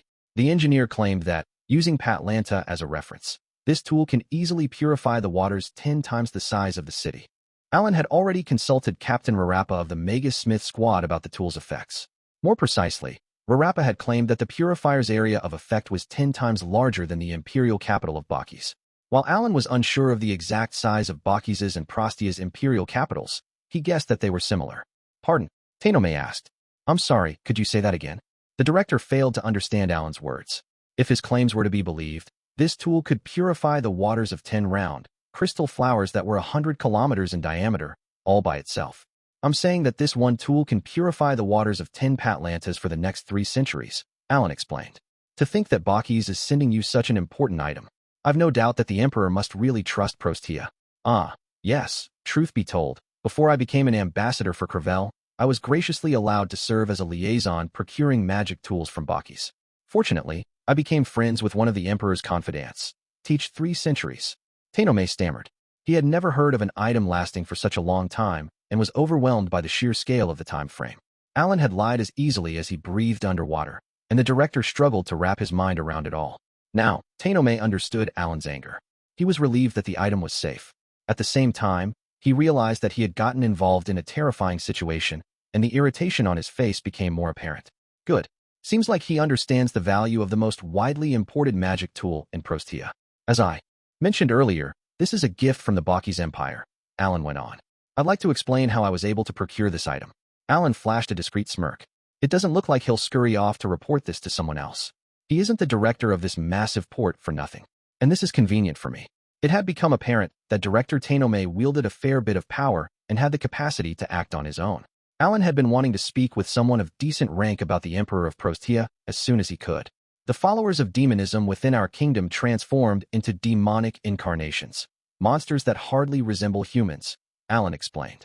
They wreaked havoc on our land, and that kicked off a series of events. That, I know, Tenome replied. What does it have to do with the magic tool? Because of how severe the damage to our kingdom was, we had no choice but to implore other nations for assistance. What do you mean? I fail to understand what you're implying. Our kingdom resides in the Galiot, the same continent as the Union. Did you know that they fell victim to the demonism debacle as well? This led the 5-Continent Alliance to hold a conference. Around 3 months ago, we joined this conference, as we were selected to be one of the leaders for the year. Alan had purposefully neglected to explain why the Holy Land of Elmal and the Kingdom of Calvarna had not been selected to be the leaders this year. Elmal, the home of the Church of Elmia, could receive support from across the globe even if they did not become the leader of the conference. As for Calvarna, the nation had very little to offer. It had struggled to prove its merits to the 5-Continent Alliance and enlist the group's help. There had been a meeting between the Union's member nations, during which they had concluded that the 2 countries could not pull in much support from the other 4 continents of the alliance, even if they begged for aid. As harsh as it seemed, international support was not given for genuinely humanitarian reasons. When it was offered, it came at the price of the receiver being greatly indebted to the lender. If the lender was ever in any sort of trouble, they could turn to the nation they once helped. That was why Calvarna, which struggled to repay any sort of debt it incurred, was unlikely to amass any sort of support for Galiot. If Elmal took the helm instead, people would be quick to point out that the nation could easily receive plenty of donations via the church, and thus required no aid. Therefore, Crevelle was deemed the perfect fit for the role of the continent's representative. Oh, and I suppose you used your time at that conference to tearfully beg for assistance, Tenome said. Precisely, Alan replied. Crevelle's king spent his time at the 5-Continent Alliance conference talking about the wretched state of Galiot. The other 4 continent leaders naturally began to discuss aid and restoration efforts. Thanks to them, we were able to obtain several support lines for goods. Donations have been divided among the Galiatan nations as well. As for the money Crevelle received, I've drafted a report to provide to the Prostian Emperor. Crevelle was a vassal state to the Prostia Empire, but above the water, it was also a member of the Union. That it had cooperated with its fellow members had already been reported. These reports were essential to backing up the lies Alan was about to tell. Everything I've said has been true. So far, lying was not easy. If one were to lie too much, they would struggle to keep their story straight. To fool someone, it was ideal to keep the number of lies to a minimum, mixing some truths in with the falsehoods. Alan knew just how important that was. I see, Tenome said. I suppose one of these support efforts is this magic tool? There's a bit more to this story, Alan continued. A class promotion dungeon has appeared above ground, and Rank S dungeon in Bakis has become more crowded than ever before. Crowded? I thought the Rank S dungeon was virtually impregnable. How could people flock there? And yet, they do. The Beast Prince of Albahau and his party have conquered the Rank S dungeon, and their helpful tips and advice have allowed other challengers to test their luck. They're all hard at work to overcome the trial of the gods and receive class promotions.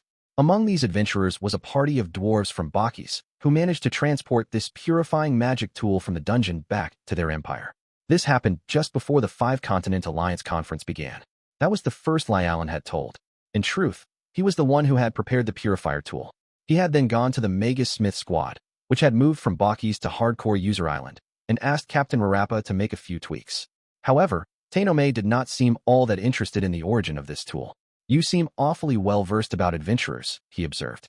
And you speak of your own nation, the Crevelle kingdom, rather gruffly. The director narrowed his eyes with suspicion, unsure if Alan was truly a citizen of Crevelle. Whoops, I think I said too much. He had carelessly told a bit too much of the truth, so he swiftly came up with another lie. I've been in charge of Bakis for a long while, and you will often see me spending long periods of time away from Crevelle, Alan said. I fear I've picked up the habit of treating Crevelle as any other kingdom instead of my own. I've also personally visited the Rank S dungeon numerous times during my trips, and naturally, I've picked up on some intel about the Beastkin of Garlesia and the adventurers who ventured to the place. Ah, I see. Tenome nodded with disinterest.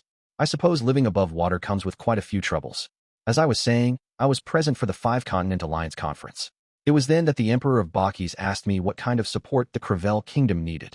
Oh, the Emperor came to you personally? Correct. Emperor Pupin van Bakis III has always treated me very well. And since I'm the one who's been purchasing the magic tools to send to the Prostia Empire, I revealed to His Majesty that the Crevelle kingdom has lost a great deal of Prostia's trust as a result of the demonism incident. I asked him if he would be willing to yield the water purifier he'd obtained just the other day to Prostia as a show of goodwill and friendship, connecting the nation above water with the one below. If Crevelle were to offer this item to Prostia, I told him, it would be a big step toward repairing our eroding relationship with the Empire. Alec, I find the way you've been talking rather insolent. I'm quite surprised that you were able to negotiate with the Emperor, but I see that it ultimately went well. Perhaps the Emperor allowed such disrespect because he found you unusual and interesting. Since Tenome had drawn his own conclusions, Alan was all smiles. I'm using the Bakis Emperor's name even though I haven't actually spoken with him.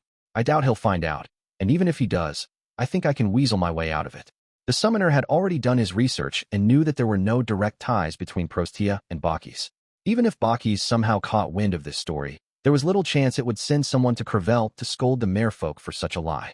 In fact, the Empire hearing the story would also mean that it had heard just how desperate Prostia was for a water purifier. Bakis, ever the enterprising nation, would immediately make some calculations, allowing them to skillfully draw up trade negotiations. I see. I understand why someone as young as you was able to be appointed as the Special Ambassador Plenipotentiary, Tenome said. The director assumed that Alan was a skillful negotiator who had used his prowess to obtain a precious magic tool from Bakis.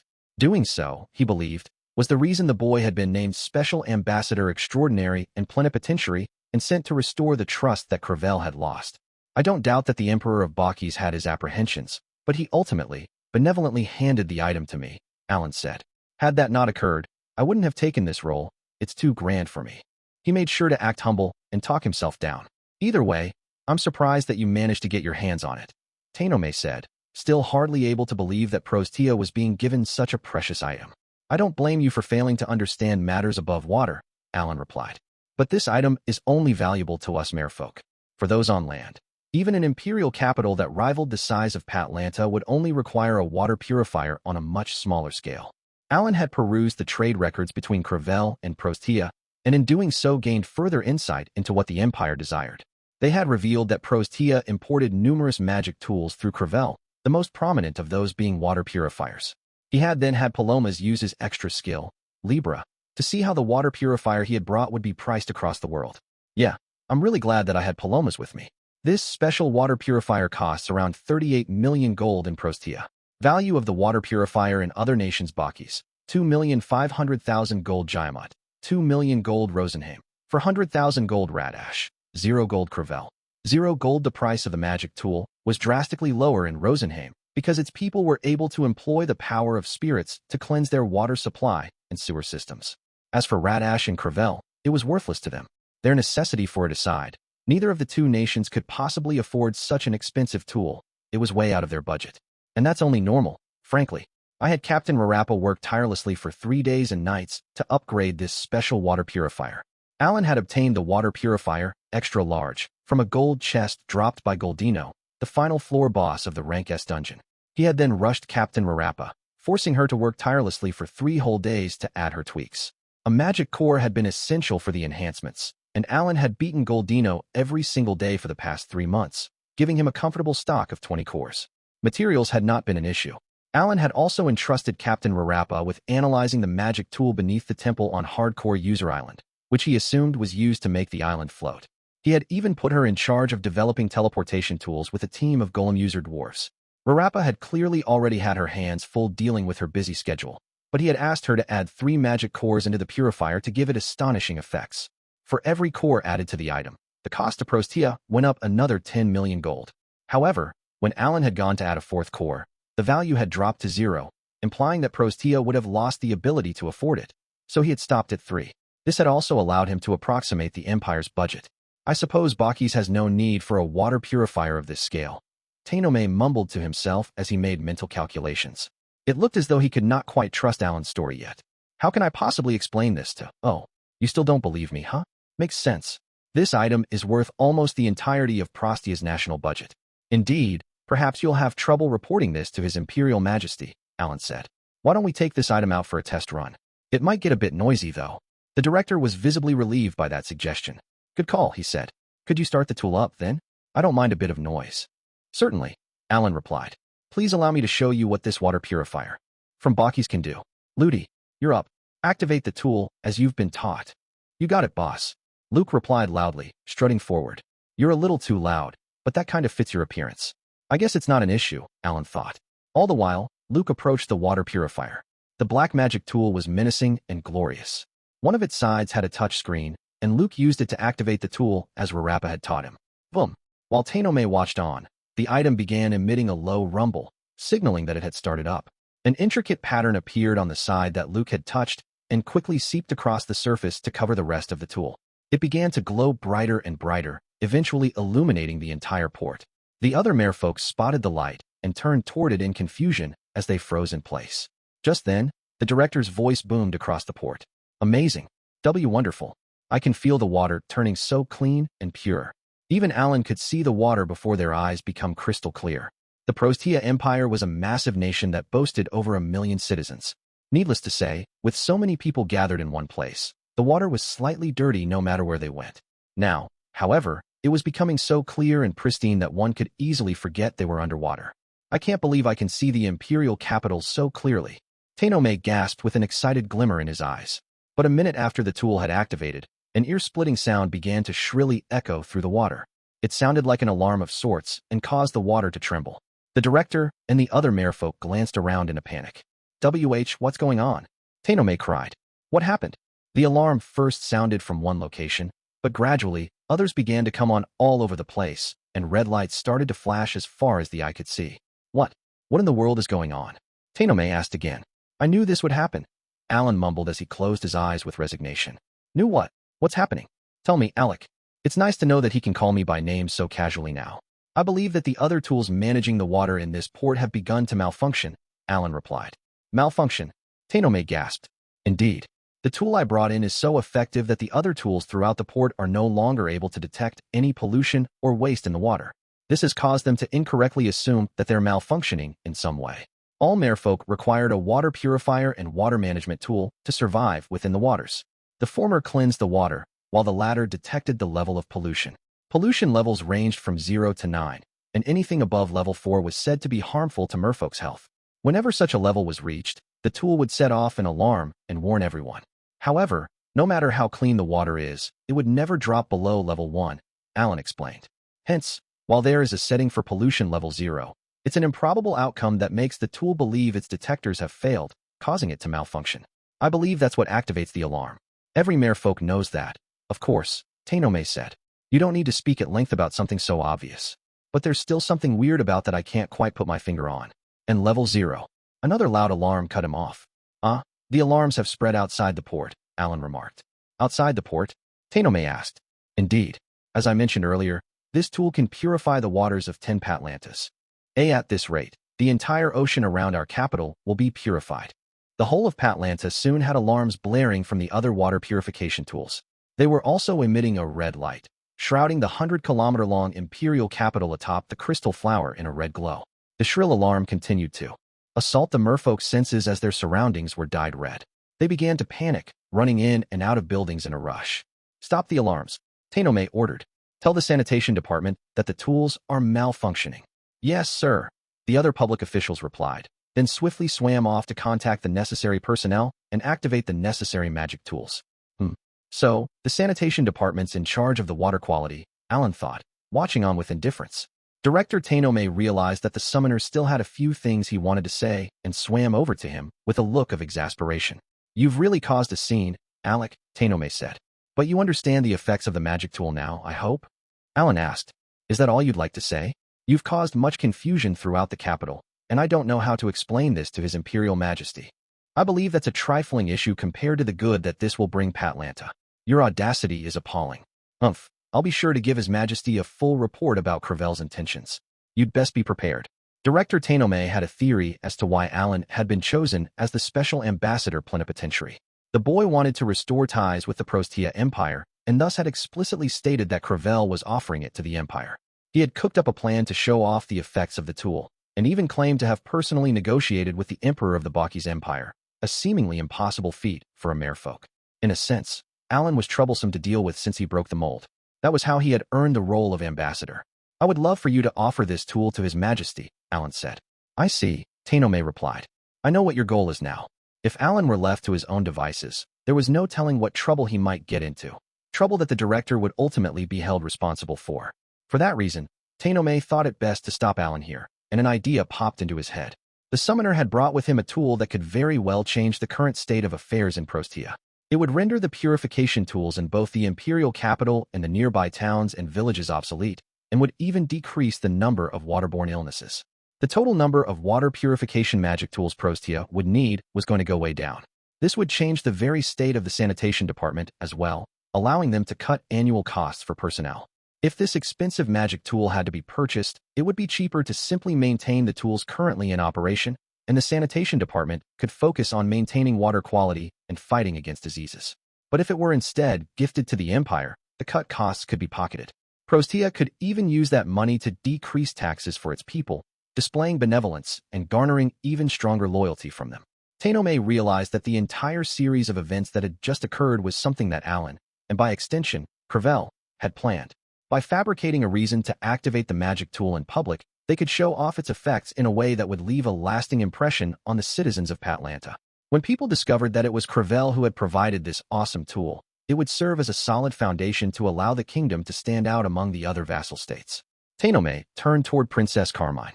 She had a gold and black-spotted merfolk lady-in-waiting with her. The royal smiled brightly, but her sunny demeanor only added to her mysterious flair. "Your Highness, such a valuable item will surely delight His Majesty as well. I can assure you of that," Tenome said. He flashed a smile, finding it best to leave a positive impression on the princess. "Thank you, Director Tenome." Princess Carmine replied with a nod. "May we visit the palace?" Boom. There was another low rumble as the magic tool lost its glow and turned off. Looks like it's about time. I should have put a shorter timer on it, to be honest." Alan then acted clearly distraught and panicked as he raised his voice. What? Alan gasped, feigning his shock. "What's going on?" Tenome grunted. "What's wrong? Why has the magic tool stopped?" "I'll go check." Alan hastily went to check on the tool, but it remained as silent as the grave. "Sir Alec, perhaps something broke when we dropped it earlier," Iwanam said loudly, making sure that Tenome could hear him. "Don't be ridiculous," Alan snapped. "I was told when I received this magic tool that it was made extra sturdy to ensure that it would work underwater with no issues." Alan's voice was laced with anxiety, and Tenome could tell that he was silently panicking. What would happen if this tool couldn't be fixed? "Damn, I can't do a thing," Alan said. "Ludi, you're more familiar with these items, aren't you? Could you check on this magic tool?" "Sure thing," Luke replied. He began to inspect the tool, and Alan left him behind to swim over to the director. "I'm terribly sorry," Alan apologized. "This is our fault. I don't believe there are any issues, but I'd like to carefully inspect the tool before we offer it to His Majesty. May we have a month?" "I think that will be plenty of time." "A month?" Tenome asked with a frown. That's quite a while. Since Her Highness is with me, I would like to stay in the palace, if that isn't too much trouble. Alan bowed deeply and flashed a cunning smirk, hidden from Tenome's view. This entire accident had been a sham. The magic tool had a built-in timer and had been set to shut off after 30 minutes. If one chose not to set the timer, the tool would stay running for up to 300 years. Why were you saying that to me? Tenome asked. I'm only in charge of this port. Is that so? Alan replied, swiftly giving up without pushing further. I suppose there's nothing I can do about that. Is it possible for you to dispatch a magic tool user? Dispatch? From where? Prostia doesn't have any magic tool users. You should know that. Ah, yes. You see, when we got our hands on this tool, I went through Crevelle to request that several dwarves be allowed into the Empire so that they could maintain and tweak the tool if needed. But my request was promptly shot down. What? Is that why you asked for non-merfolk to be allowed in? Tenome frowned. There had indeed been a few dwarves on the list of those requesting to enter the Empire, and as it turned out, they were magic tool users. However, not once had there been any mention that they would be coming to the Empire to maintain the magic tool that would be offered to the Emperor, and so, Tenome had declined the request. Or more precisely, he had been tricked into doing so. I'd like to ask Crevelle to gather a few magic tool user dwarfs and send them here. No, that'll take too much time, Alan muttered, pretending to think out loud while gauging the director's reaction. When Tenome glared angrily at him, the summoner felt it was best to move things along. Clearly, the man did not want any more hiccups. Not to worry, Alan reassured. I feared the worst and have brought along a merfolk who's studied up on the magic tools and bakis. Ludi there may look very young, but he's renowned for his skills. Each person had a role on this trip. Team Alan's respective roles: Alan, Alex Special Ambassador Extraordinary and Plenipotentiary Shia, Joanna Princess Carmine's guard Cecil, Seraphi, Sophie, Solani's Princess Carmine's caretakers Luke, Ludi Magic Tool Engineer Palomas, Pelaniki Government Official Volmer, Volnik Sailor. Shall we call for an engineer, or can we borrow the palace and examine the tool there ourselves? Alan asked. Which would be better? I don't care which. We can stay in the imperial capital during that time anyway. While feigning desperation, Alan had merely given Tenome the illusion of choice. No matter the outcome, the gamers would be allowed to stay in the imperial capital. Moreover, when the magic tool would be ready would be left to Alan's discretion. If it's not broken, you lot had best take care of it yourselves, Tenome said. Yet, I cannot have the princess live in the same place as you. Let's see. Very well. I shall do my best to secure housing near the palace. Huh. So I'm not allowed inside the palace. Well, whatever. I can safely say that I've cleared the first hurdle. Alan had negotiated in his favor. His team was being allowed to stay in Patlanta for a good while. Chapter 4. The start of a swimming investigation.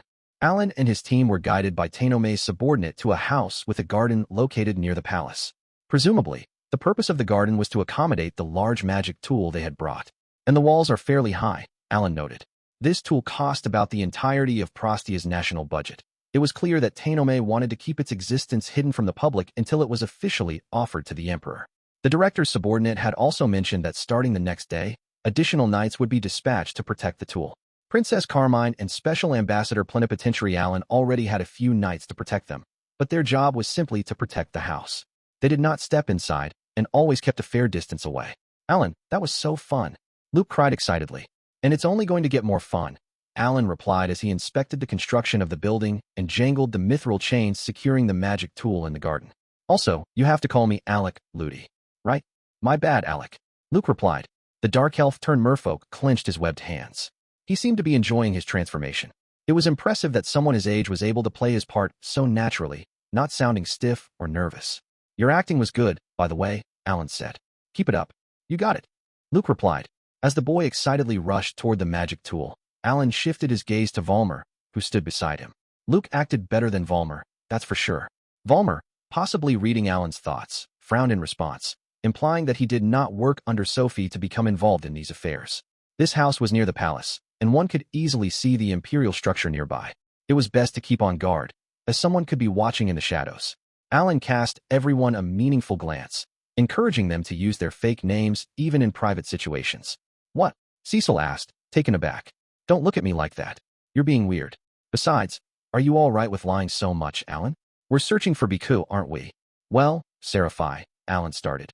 It doesn't seem like we'll be able to enter the palace anytime soon. Only when Cecil was called by her fake name did she realize the meaning behind his gaze earlier. Oops. I'm sorry, Alec, she replied. I can't believe we can't enter the palace even with the princess by our side. I wonder if there's some sort of reason behind it. If you want to go there, it's concerning that the Empire hasn't really allowed any outsiders in. They must have some sort of reason for that too. Alan had gone to great lengths in hopes of entering the palace.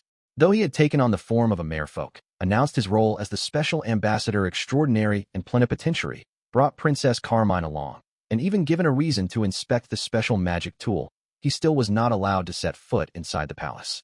When he glanced at his friends, it was clear that they all thought something was going on with the imperial family. I'm sure Director Tenome is reporting back to the imperial palace as we speak, Alan said.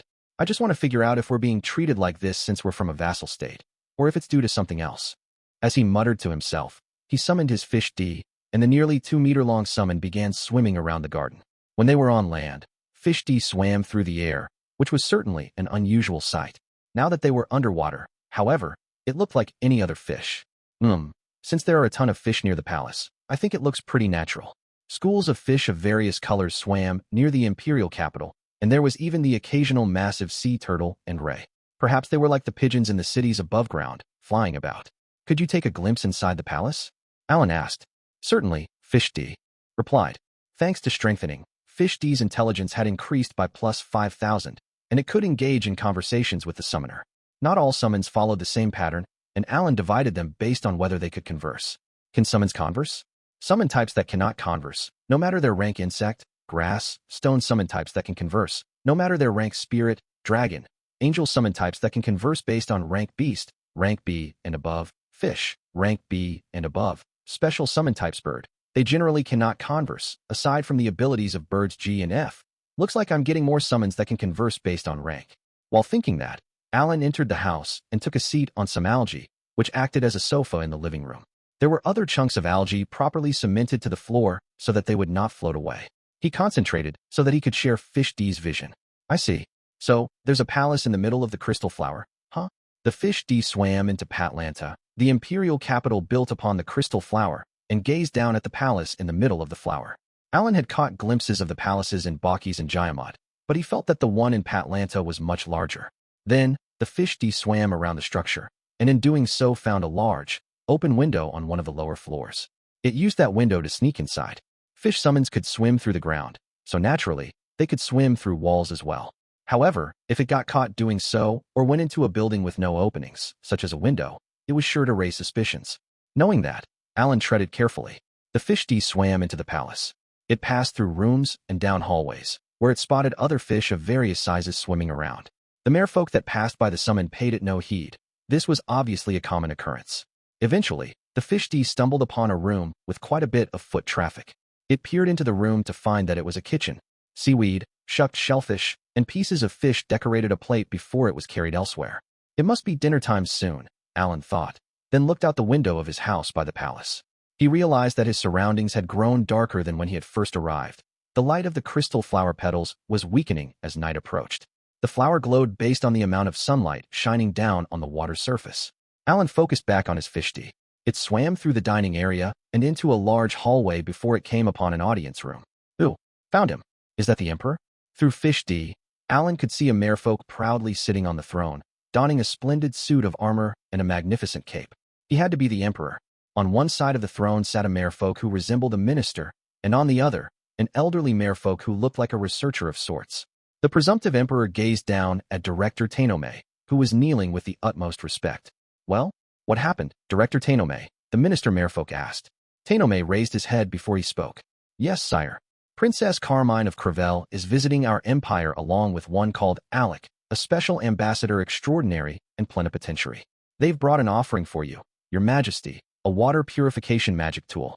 It is most impressive. The director proceeded to explain that the tool could purify water in an area the size of 10 Patlantas for the next 3 centuries. As the merfolk on the throne quietly listened, his expression gradually turned to one of suspicion. When Director Tenome ended his report, the emperor turned to the minister standing beside him. Chancellor Adjure, do you trust the director's words? Do you think such a magic tool exists? Wow, the emperor's pretty gruff, was Alan's first impression. I don't blame you for being dubious, Emperor Ignomasu. The merfolk called Chancellor Adjure answered, nodding thoughtfully, with the fins on the sides of his head. However, I've received reports that the water management magic tools throughout Patlanta all malfunctioned in some inexplicable way. Their conversation raised doubts in Alan's mind as well. I don't think the emperor's name was Ignomasu. What happened here? While Prostia's emperor was rumored to have fathered many children, Ignomasu was not one of them. Yet, Chancellor Ajare treated Ignomasu as the emperor with no question. Clearly, he was the emperor. I see, Ignomasu said. Crevelle has brought a magic tool on such a grand scale. What shall we do, your majesty? Tenome asked. If they want to shower us with gifts, I see no reason to stop them. And how long will it take to inspect this tool? Alec mentioned that it would take about a month. A month? Is there a chance that it'll take any longer than that? I'm terribly sorry, but I cannot be sure. That raised another question in Alan's mind. Is it an issue if we stay longer than a month? Will something happen? Then tell him to finish the inspection within a month. Emperor Ignomasu demanded, his voice much louder than before. Yes, your majesty. Tenome shouted back. The world is moving exactly as I wish. Emperor Ignomasu grinned as he gazed at the director. Chancellor Ajare grinned as well. So it seems, your majesty, he said. Princess Carmine of Crevelle also wishes to meet with Duke Dorascarii, Tenome added. What? Dorascarii? Ignomasu asked. Indeed. I believe his grace is engaged to Princess Carmine. I see. Is Dorascarii still alive? Tell me, Father Shinaram. A priest? I thought he was a researcher or something. Yes, I believe he's still alive behind bars, Shinaram replied. The blood of the Prostia family is quite useful. Oh, the Duke's imprisoned. Humph. I see. Ignomasu muttered. What shall we do, Emperor Ignomasu? Shinaram asked. If we still have a month, we don't need to say anything yet. You've got a mean streak in you, your majesty. A smug grin formed on Shinaram's previously blank face. Crevelle's princess will surely be filled with despair if she discovers that Prostia is in the middle of a rebellion much like the one they faced on the surface. Oh, I'm just dying to see her expression when she hears the news. Gotcha. So, Ignomasu revolted and caused the downfall of Prostia. Through his fish D, Alan had learned that some of Prostia's subjects were rebelling, and that the very existence of the empire was at stake. The summoner tried to confirm the information with Carmine and Awanam. The man called Ignomasu served as both the captain of the royal guard and the general of the imperial army, Awanam answered. Alan could not help but think it sounded a lot like the position General Hoba of Albal filled. That means the former captain of the royal guards rebelled in Prostia. Goodness, a rebellion? Princess Carmine cried, opening her mouth wide with shock as she turned to Alan. Then what about Duke Dorascarii? And what happened to his majesty? Dorascarii still seems to be alive, Alan answered. I heard that he's in prison, so I assume he's trapped somewhere. I'm more shocked about Chancellor Ajare, Iwana muttered. I never would have imagined that he'd side with the rebels. Is there some sort of reason behind his actions? Alan thought back to the talents and social standings of this world. The lower one's social rank, the higher the likelihood of them being born with a talent. Inversely, the higher one's rank at birth, the lower the chance that they would be born with a talent. Furthermore, it did not matter how high a talentless person raised their level. They stood zero chance against someone with a talent. Hence, Alan believed that those born in lower social ranks with talents of higher stars were the most likely to try to usurp the government. But, when he had been a student at the academy and learned about history across the world, he had discovered that while there certainly were cases where people of low rank tried to rebel and overthrow a kingdom or empire, they were few and far between. This was due in no small part to the monarchs. Kings and emperors wanted to ensure that powerful people with talents would not have such dangerous ideas, so they enacted policies that treated the talented well and kept them appeased. Even if someone with a talent thought about rebelling and had commoners or serfs on their side, if the rulers also had those with talents on their side, a rebellion could easily be suppressed. As proof, despite having been born a commoner, hero Helmios had been granted the title of Duke, the highest of noble ranks. He was engaged to the Jyamutan emperor's younger sister as well. Even outside of Jyamat, those with high-star talents often, almost always served as members of their nation's royal guard. While monarchs spent vast sums of wealth on their royal guard and knight orders to strengthen their defenses, they also wanted to ensure that their armies, filled with people of lower star talents, but who were talented nonetheless, would not run wild either. The main forces were thus deployed to the borders to threaten other nations or to fight the Demon Lord army. This guaranteed that the military would not amass power near the royal capital. If, despite all these measures, a revolt occurred, the nation would turn to the Five-Continent Alliance and enlist help from neighboring countries. Every nation was united under a common enemy, the Demon Lord army. It was imperative that the alliance remained a collective and nipped any other threats in the bud. Therefore, rulers with similar vested interests looked out for and supported one another. Needless to say, monarchs were not the only ones concerned with rebellions. Other nobles also paid extra attention to any potential sparks that could ignite revolts within their lands and utilized those with talents to suppress any problems.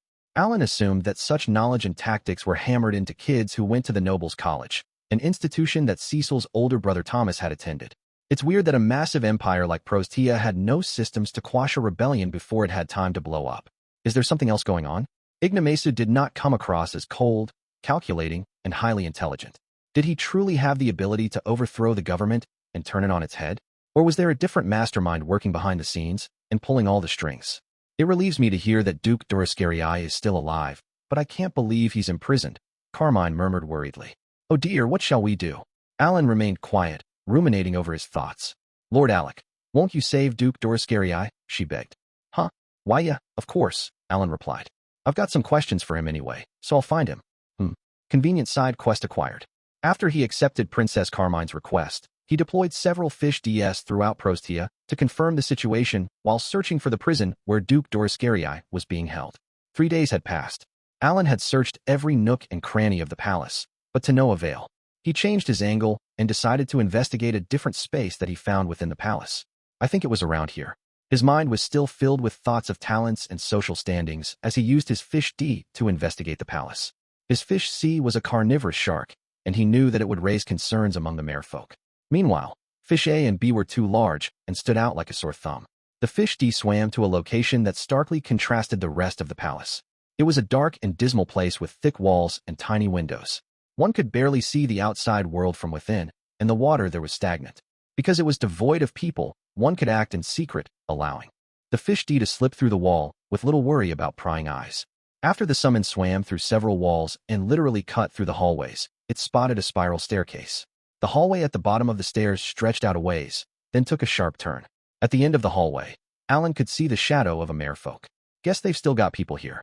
Every place needs its guards. Alan had his fish D stop before it reached the end of the hallway and slip into the wall before continuing. Fish D's ability to swim through walls really shines during infiltration missions like this.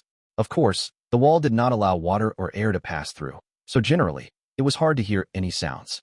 But perhaps because the merfolk guards were close to the walls, Fish D could pick up on their conversation.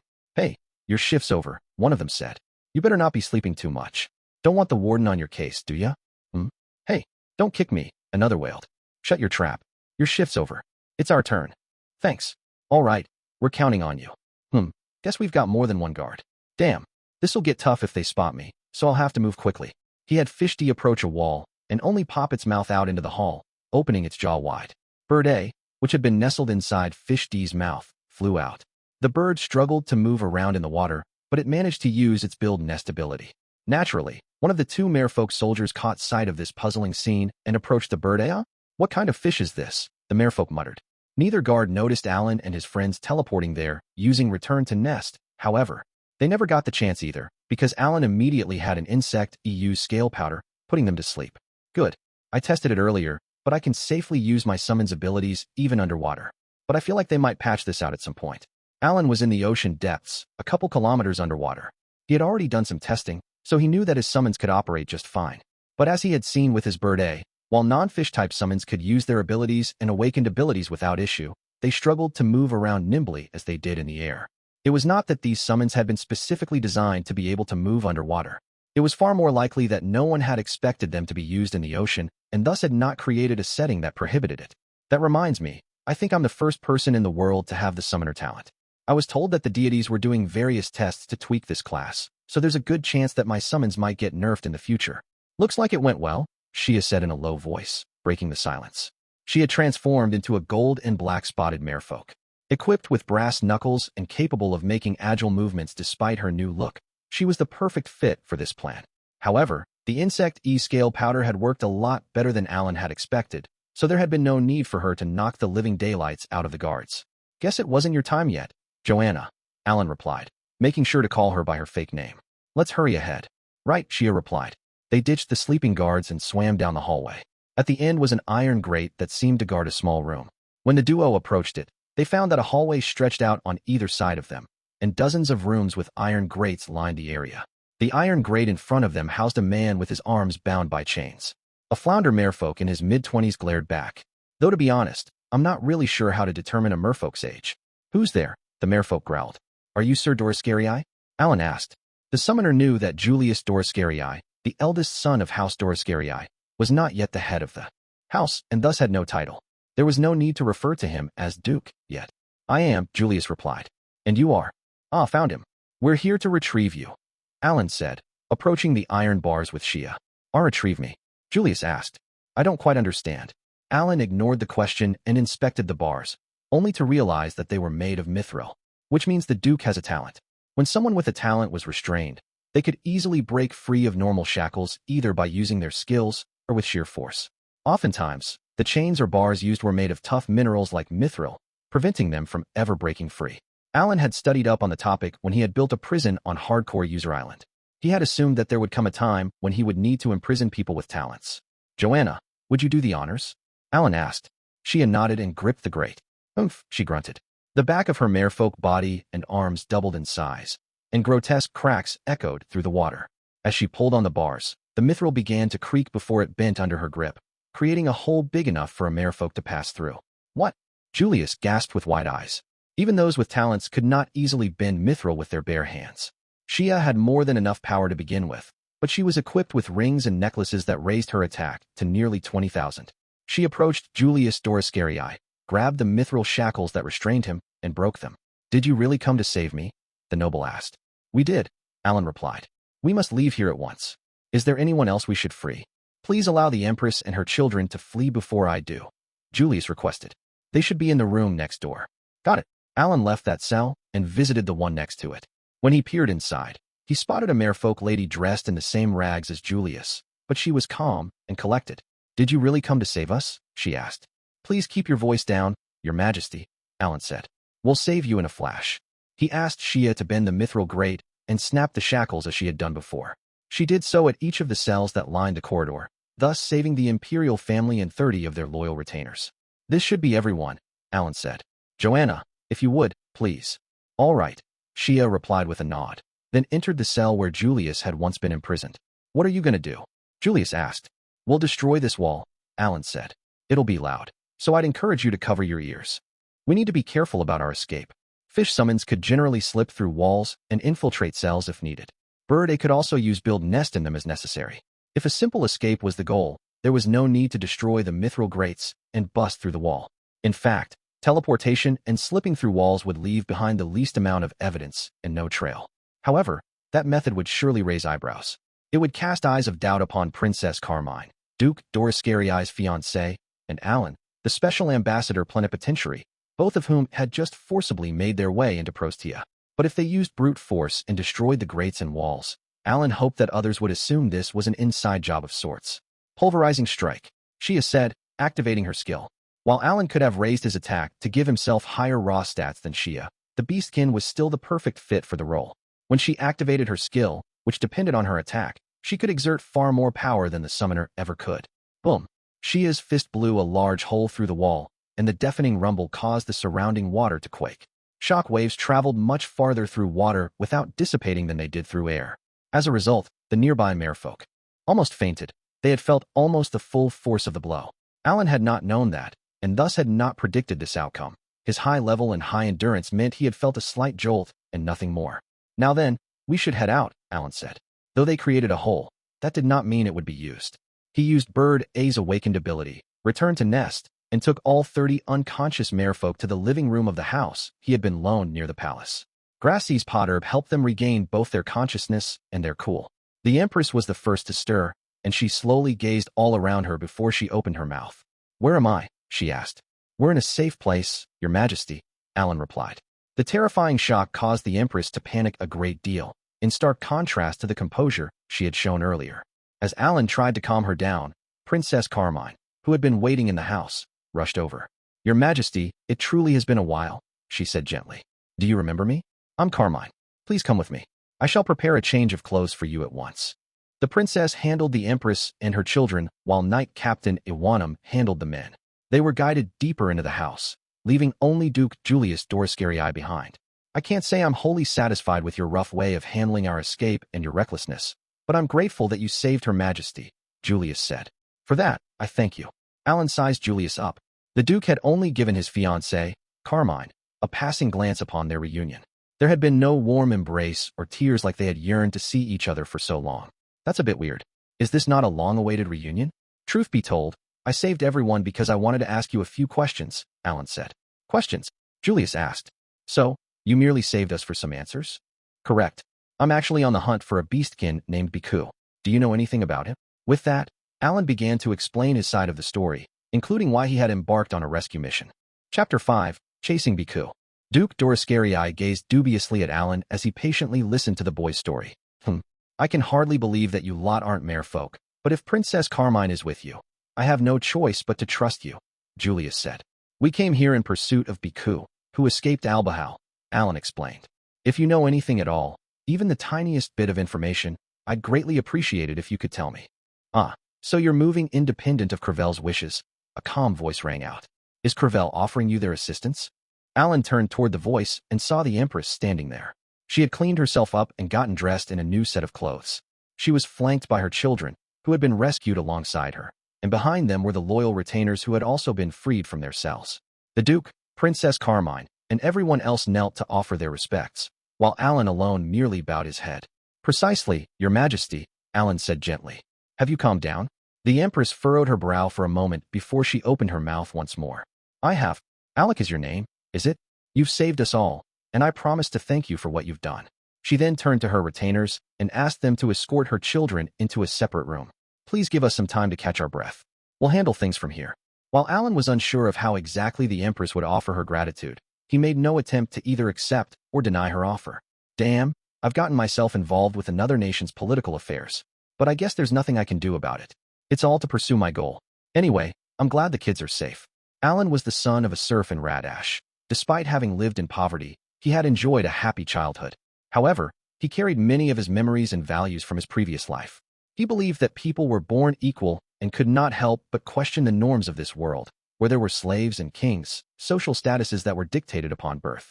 Yet Alan had no desire to use those values to change the way of a nation or the world. Though his summoning level had increased, he had gained powerful allies, and he had an army of 5,000 under his command. He had no intention of shifting the status quo. Perhaps he could actually change the mindset of a nation if he wished, but nothing compelled him to do so. Frankly, it was because of his lack of interest in domestic affairs. He felt that those decisions should be left to those in power, like emperors or kings, as well as the citizens, who made up the majority of a nation. However, if meddling in such affairs allowed him to defeat the Demon Lord army, he would involve himself as much as he pleased. For example, him assisting Shia in becoming the Beast King implied that he was interfering with Albahal's affairs. He did so because he wanted to strengthen his party, and doing so would ultimately allow him to defeat the Demon Lord army. Other than that, the only reason I'd lend a hand is if the request comes from a friend or someone I owe a debt to. He glanced at the Empress's kids, who were being led out of the room by her subjects. The rescue operation had been carried out partly to ask Duke Dorascarii about Beku, but also because Princess Carmine had begged Alan for help. He had received a holy orb of Macri from Crevelle and felt that he owed a fair bit to the kingdom. He was not against the idea of offering his aid. Your Majesty, surely you could do with some rest, Julius said, still kneeling on the floor. Don't worry about me, the Empress replied. At ease, everyone. Please sit back, and will you kindly answer Alec's question? She sat on an algae sofa on the side of the living room, and everyone else stood up to relax. Most certainly, Julius replied. Let's continue our conversation, Alec. Unfortunately, I know not of a man named Beku. Even if he's arrived in Prostia somehow, I was already confined in my cell. I see, Alan muttered in response. How long have you been in that cell? Around 3 months. What? Then the revolt must have happened while we were at the Five-Continent Alliance conference. I'm sure it was very trying for you, Alan said. How in the world did a rebellion occur anyway? The ringleader is General Ignomasu, a man with great honor who once was allowed to protect His Majesty, Julius answered. He served as the captain of the royal guard as well. Just 3 months ago, he suddenly had the knights serving him seize the palace. According to the Duke, Patlanta had the royal guard, which protected the palace, the First Imperial Army, which protected the entirety of the city, and the Second Imperial Army, which guarded the nearby cities and towns. There were around 12,000 soldiers within the First Imperial Army, while the Second Imperial Army boasted a force of 25,000. The Royal Guard was a small legion of 3,000, but it was made up of those with higher star talents and superb equipment that surpassed those of the other two armies by leaps and bounds. The tiny force that was the Royal Guard was on par with the raw power of the Second Imperial Army, the largest force in the Empire. That same group had suddenly partaken in a rebellion within the palace, capturing the building for their own in a flash. The Prostian Emperor had been killed almost immediately. The rest of the imperial family and their attendants had been swiftly captured, and among those prisoners was Duke Doroscarii, who had ties to the imperial family. Duke Doroscarii's father, the acting duke of the house, had been killed by the royal guard at the start of the rebellion when he had resisted. It's because he was the captain that he was able to occupy the palace so quickly, Alan concluded. That's exactly it, Julius agreed. And the rest of the royal guard followed his every order. I suspect that Ignomasu climbed his way up to captain with this goal in mind. He might have been a commoner, but his skills were impressive, and we pushed him up to a high rank. Alas, it seems that worked against us. Ah, so he's a former commoner. Still, the success of any revolt depends on the person's character. Of the 3 Prostian armies, the emperor would have been most wary of a revolt by the royal guard, which resided in the same palace as him. He gathered people with exceptional talents and provided them with the best gear, but any ruler knew that while that sort of army would serve as a reliable ally, it would be a huge threat if it became an enemy. That possibility constantly loomed in a ruler's mind. With that in mind, it was quite obvious that the emperor would ensure that the First and Second Imperial armies were strong enough to keep the royal guard in check. In other words, Ignomasu was a man of skill and character who had somehow managed to suppress those 2 armies without anyone detecting his plot. The revolt itself might have occurred a few months ago, but surely, he had been making preparations since long before that. Do you know what happened after you were imprisoned? Alan asked. After that traitor Ignomasu murdered the emperor, he holed himself up in the palace, Julius explained. He claimed to have honorably received an imperial decree from the empress to succeed the late emperor. And then, he went after Her Majesty's children. Ignomasu took Princess Rapsinel, the eldest daughter, and used her as a shield. Her Majesty was ordered to take her own life, and after much humiliation, she had no other choice but to accept his claim to the throne. The empress, who had been sitting resolutely on the sofa while listening to Julius's story, now quietly faced the ground. Ignomasu then claimed to be the emperor and demanded the respect of the imperial armies. Julius continued. He declared that because he had become the emperor, if they showed any signs of disloyalty toward him, they would be branded traitors. The imperial armies must have thought that they couldn't turn the tide of battle. They fought back for a month, but ultimately, they surrendered, or, more precisely, they returned to their posts as the imperial army. How ironic, right? So this guy just ruined an empire with as little bloodshed as possible? Is it that easy? Wait. Alan was grateful to hear so many details, but Julius's knowledge was puzzling. You seem awfully knowledgeable about your empire's affairs despite having been imprisoned. Do you have an informant lurking in the palace or something? Alan asked. Naturally, Julius replied. Ignomasu didn't kill everyone serving the palace. In fact, he let quite a few survive. And these people have served the imperial family for many years. Makes sense. When General Ignomasu started his rebellion, he must have thrown many high-ranking nobles into prison, but a majority of them and their retainers had likely acted obedient so that they could avoid imprisonment. Perhaps there were still a few members of the royal guard who were not totally on board with this revolt.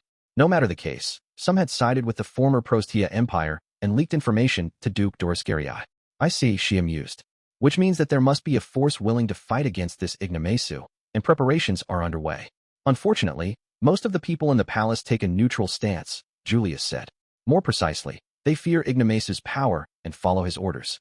Of course, there are still people who leak information to me, but I've told them not to do anything yet. No matter how much we want to drag that accursed man off the throne, now isn't the time. Wait, will those opposing Ignomasu run wild if they learn that everyone has been freed from their cells? Even so, they don't stand a chance against the powerful talents the members of the royal guard have. Where do I go from here? Only then did Alan realize that he had gone on quite the tangent, and he steered the conversation back on course. I think I'm beginning to piece together the rebellion. As I mentioned earlier, I'm actually in pursuit of Beku. Ah, so you did, Julius replied. But as I've also stated before, I don't know who he is, and I've never heard anything related to him. The name of Albahal has reached the ears of our empire in the watery depths. Should anyone have offered any sort of assistance to the Beast Crown Prince, I'd surely know of it. Then are you stating that your empire is completely uninvolved with the revolt in Albahal? Shia interrupted. Princess Shia. I haven't said that. The Duke grew more polite the moment he began speaking to the Beast Princess. When Alan had explained his situation and how he was mimicking the form of merfolk, he had also mentioned that Shia was the Beast Princess. Yeah, the Duke sounds a lot more polite with Shia than he was with me. It seemed only natural, however. As the Beast Princess, Shia held claim to the throne of Albahal, the country of Beastkin, whereas Alan was merely a random boy with no formal position. What do you mean? Shia asked. I received a report that when Ignomasu forced the imperial army into submission, he hinted that he had forces other than the royal guard under his control. What's more, Those forces are apparently made up of Beastkin, Julius revealed. You mean my broth? I mean, Beku might be involved with that? Who knows? All I can say is that Ignomasu is planning to invade the nations above the water, and that he has allies who will help him in his endeavor. If we put 2 and 2 together, he likely has a squad, or even an army of Beastkin on standby within Prostia or nearby. The moment the Imperial Army so much as considers raising a finger against Ignomasu, the Royal Guard will fight back and call their Beastkin allies, thereby sandwiching the Imperial Army between 2 powerful forces. I see. That's why both the First and Second Imperial Armies have been obeying Ignomasu. Ignomasu even said that if the Imperial Army showed their allegiance to him and once again became a force under the Prostia Empire, they would head to the surface with his allies to invade the continent, Julius explained. He suggested conquering one of the 5 continents while they're still exhausted from fending off the Demon Lord army. I've been told that this is the main reason he was able to fend off the First and Second Imperial armies, along with the support that nearby nobles rallied, creating a massive force of over 100,000 soldiers. Are you telling me your empire's army believed the honeyed words and baseless nonsense that man spouted? Shia asked. Unfortunately so. Needless to say, there were a handful of soldiers and nobles from nearby lands who came to defeat Ignomasu, claiming that we should fight to end the traitor. They left the army or returned to their land. Yeah, fair enough. This world's kingdoms and empires all had their own armies. They did not exist simply to defend their own nations. Alan had learned about the history of the world at the academy, but he had noticed that war had never really stopped throughout history. In the past, neighboring nations had fought over borders, food, water, minerals, and other resources. There was no end to the clashes, and the causes of them were also infinite.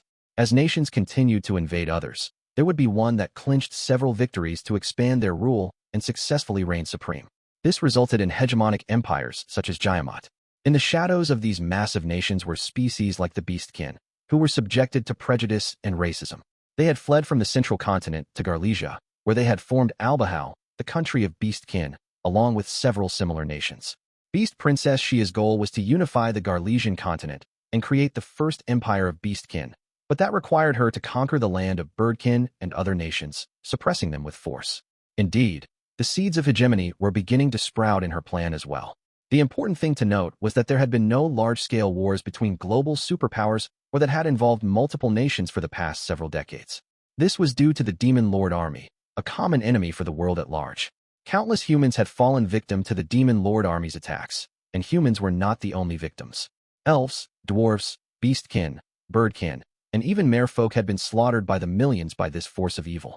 It was Crevelle that had taken the fatal blow on behalf of the merfolk. The Prostia Empire was at the bottom of the sea and had not gone to war for many decades after conquering the ocean floor. It had not directly fought the Demon Lord army either. Had Crevelle been unaffected by the Church of Gushera debacle, it also would not have clashed with the Demon Lord army.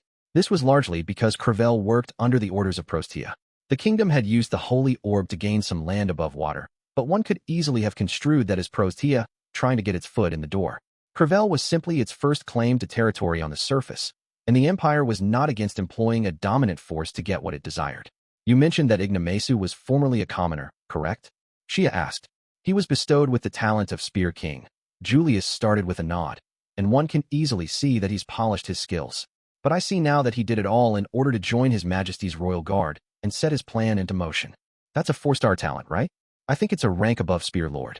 Naturally, I had no idea about that when he became the general. Julius went on. He wasn't just known for his expert skills with the spear. Since he was a former commoner, he empathized with and understood the needs of the people. He was well respected by our citizens, but perhaps that caused him to become greedy and yearn for things beyond his means. Beyond his means? Shia parroted questioningly. What do you mean by that?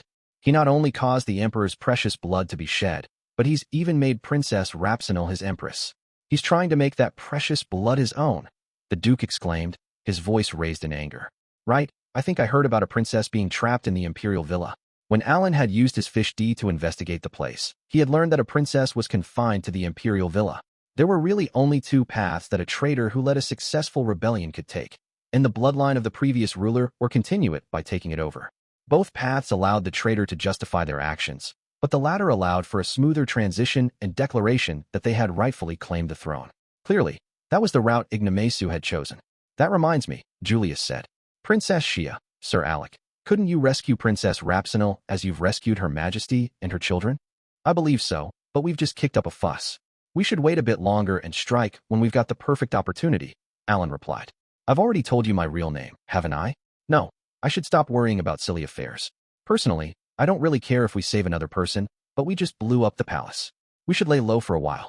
While Alan was not against the idea of saving the princess, if he caused any more trouble, he feared that Ignomasu and his faction would catch on to his antics. What should I do? This makes no sense, Shia chimed in. Duke Dorascarry's story and the information I have don't quite match up. In fact, they don't fit together at all. What do you mean, Joanna? Alan asked. All right. Write what I'm about to say in the grimoire you're so proud of, Al. EC. And so, Alan listened carefully to Shia's side of the story and organized his notes in his grimoire. Report 1. General Rudo claims that when Beku started a revolt, he had the aid of merfolk. Report 2. Crevelle Kingdom claims that it played no role in Albahol's revolt. Report 3. Ignomasu's revolt in the Prostia Empire is on the cusp of succeeding. Report 4. Duke Dorascarry claims that Ignomasu has Beastkin allies ready to invade nations above water. Wait, what? She's right. This doesn't add up, Alan thought, agreeing with Shia's doubts. At the same time, Cecil, who was peering at the grimoire from the side, voiced doubts of her own. Yeah, this is weird, she said. Are we certain about any of these claims anyway? Nope, Alan answered, confirming her suspicion. General Rudo claimed to have collected dozens of merfolk bodies, but all we've got is his word. Luke, who was a short distance away and looked bored, suddenly raised his voice. I mean, someone's lying, right? What? Julius cried, instantly offended. I'm not lying. No one said you were.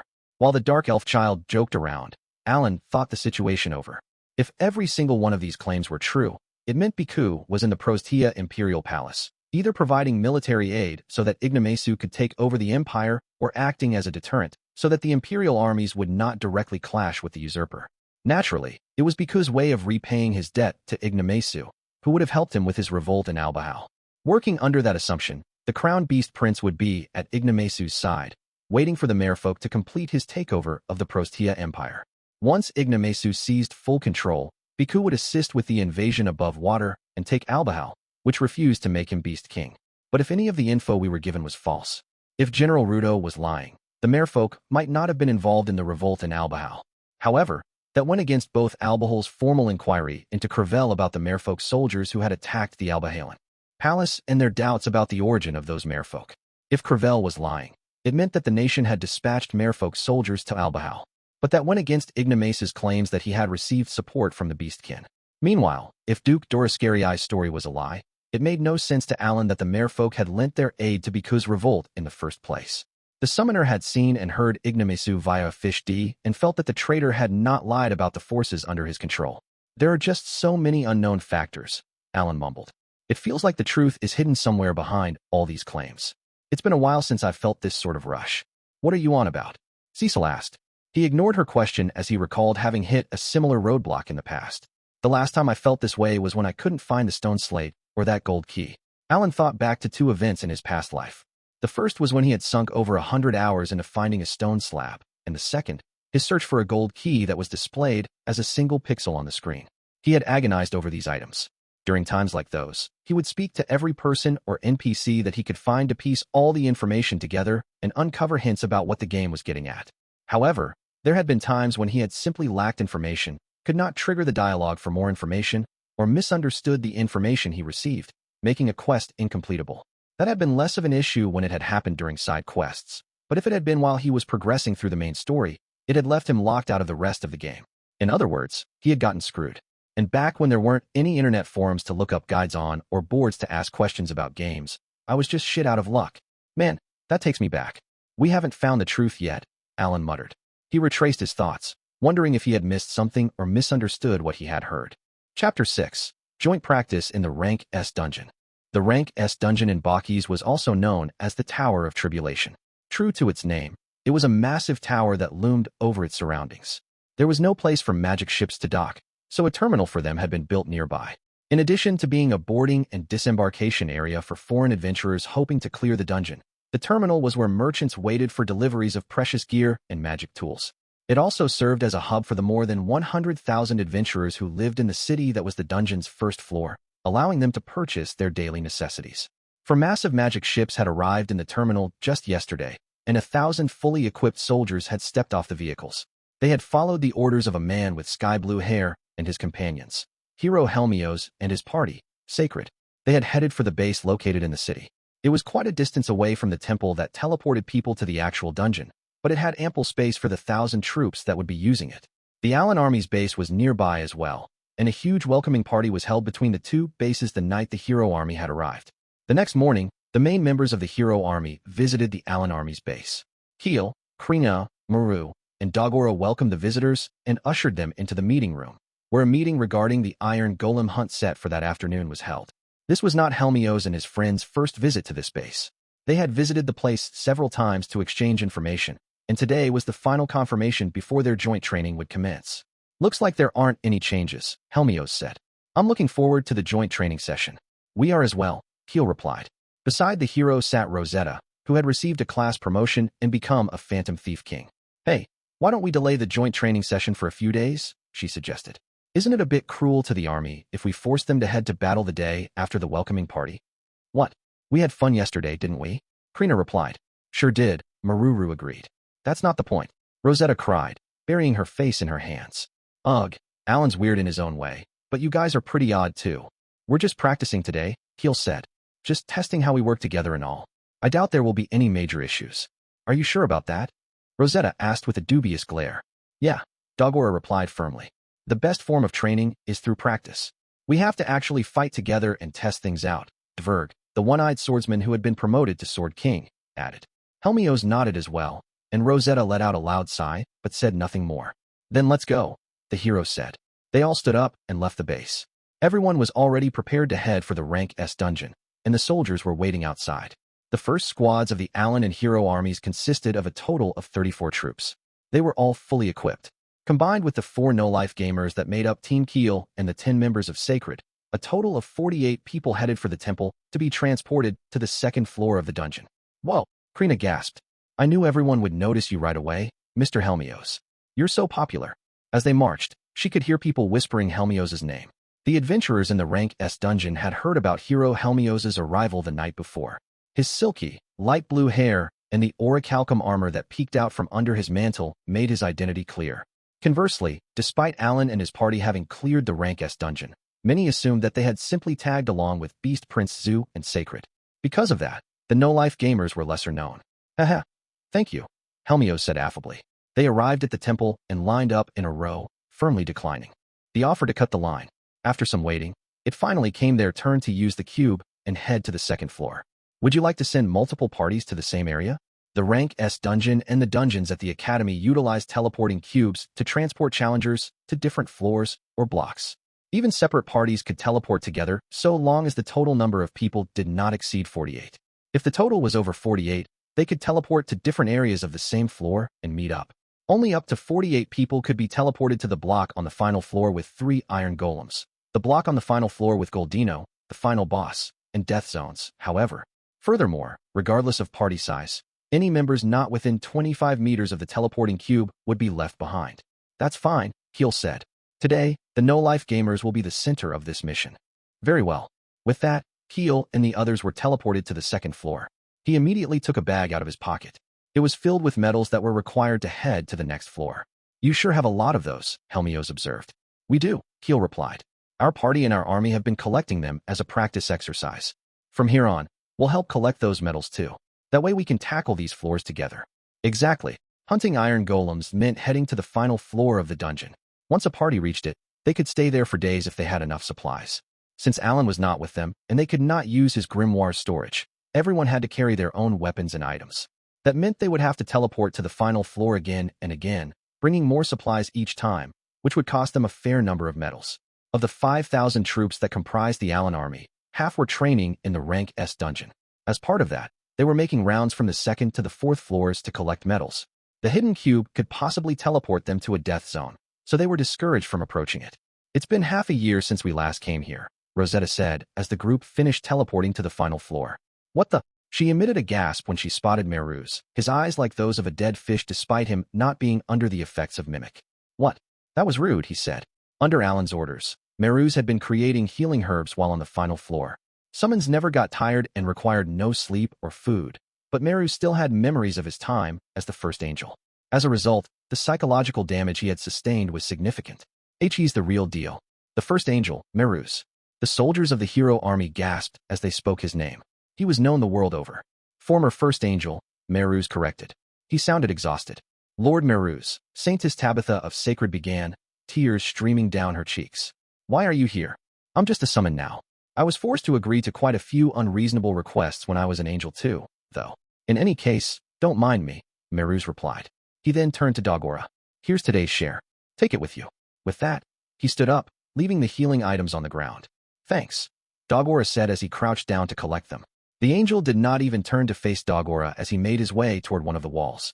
There, a farm that could produce seeds of magic, pot herbs, blessings of heaven, and silver and gold beans had been set up. Alan primarily used seeds of magic, but he wanted to provide for the rest of the Alan army's needs, so he was having Meruz use grass-type summons to create healing items. It was something he had been doing for quite a while now. He was only freed from the drudgery to fight Goldino, the final floor boss, but that was unfortunately limited to once per day. This was all so that Alan could reach summoning LVL 9. Meruz had been promised that he could rest once it was reached, and he had no choice but to blindly believe the summoner's words. Recently, however, he had started to lose faith in that promise. Is this really necessary to defeat the Demon Lord army? Helmios wondered. He grimaced as though he had stumbled upon something he should not have. Either way, it's horrible. Frankly, Keel was not keen on forcing Meruz to work such long, unreasonable hours. The summoner's orders were absolute when it came to his summons, however, so Keel could only watch on with pity. Now then, shall we go to the Iron Room? Keel offered. He did not know what else to say as he watched Meruz walk away, and decided to use the cube to head to the Iron Golems. A moment later, 2 Iron Golems, each 100 meters tall, towered in front of the group. Whoa, they're huge, a soldier of the hero army gasped. Most of them were too stunned by the golem's overwhelming size. Even Ranka monsters were rarely so large. Dragon types were generally massive, but they still tended not to exceed 30 meters in height, and even the largest ones were around the 60-meter mark. Clearly, the Iron Golems were completely outside the normal range of expectations, and one could safely assume that they were practically rank S monsters. Don't worry. Today's just practice, Keel said. Despite his reassurance, some of the hero army troops had only just received their class promotions and were still fairly low level. Needless to say, their skill levels were not high either, so they could not be blamed for their fear. Every soldier had received a free set of adamantite gear that the Alan army no longer needed. Additionally, like Helmios' Sacred, each had been given rings that increased their strongest stat by plus 5,000 and a necklace that added another plus 3,000 to the stat. They had all thus had their strongest stat increased by a total of plus 13,000 through items alone. This generous distribution of equipment was not solely to prevent any casualties during training, though. There was a specific reason their stats had to be increased by plus 13,000. Rahamet, please proceed as planned, Keel said. A man dressed in sorcerer robes nodded. Bestowed with the 4-star talent of Shaman Wizard King, Rahamet was a vital member of the group who helped ensure that training proceeded as smoothly as Alan had planned. All right, Rahamet said. I need to change their attribute to wind, right? My skill level is low, so I can't guarantee it'll go well, but that's just fine, Keel reassured. Iron Golems won't move unless we approach them or our skills are successful. Even if you fail, you can redo it as many times as it takes. Still, the other 46 members of the group kept their weapons at the ready and prepared their skills, swiftly getting into formation. The purpose of this practice training session was to see if it would go well. If it failed for one reason or another, everyone would need to go back to the drawing board and fix any issues. A short while after the 5-Continent Alliance conference, Alan had received a message from Helmios about his hero army. Jayamut was quite serious about making this plan a reality, and Helmios had mentioned that the Empire would sink a fair bit of money and personnel into this mission. While Alan was not sure just how his own army would grow, he thought it was best if the hero army compensated for the parts that the Alan army lacked. The Alan army was composed of Beastkin, elves, dark elves, and dwarves. Each excelled in their different fields. Beastkin utilized their agility and were adept at close combat. Elves communicated with spirits to cast healing spells and buffs.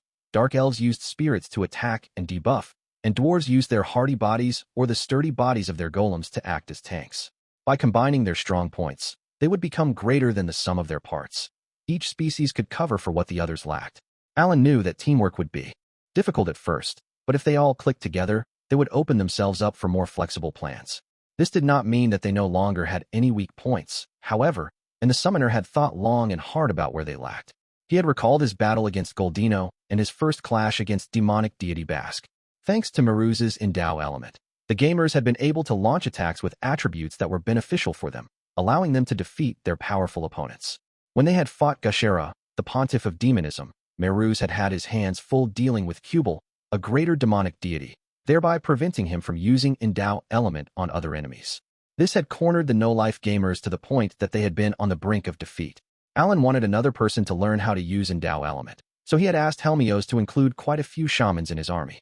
Shamans specialized in changing attributes of their enemies, and could apply buffs and debuffs as well.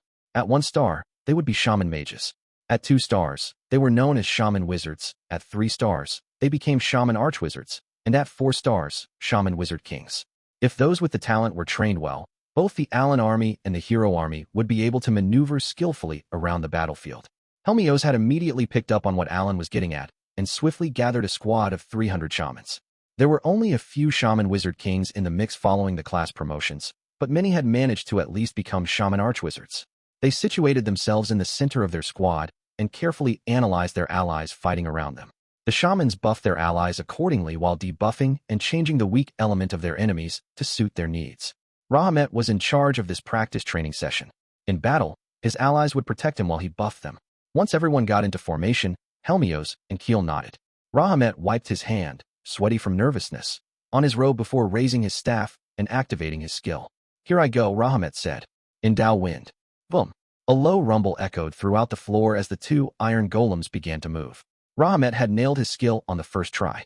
The massive, 100-meter-tall golems made him inch back in shock, but Dogora rushed past him from behind. "Krina, take care of the one on the right," Dogora ordered. "I'll be the wall.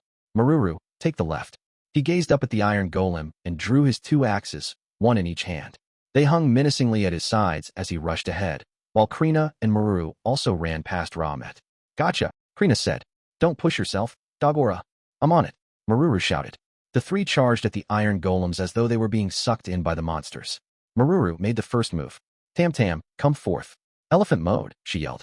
As she ran ahead, she raised her arm and placed her nose on the inside of her elbow, acting like an elephant waving its trunk around.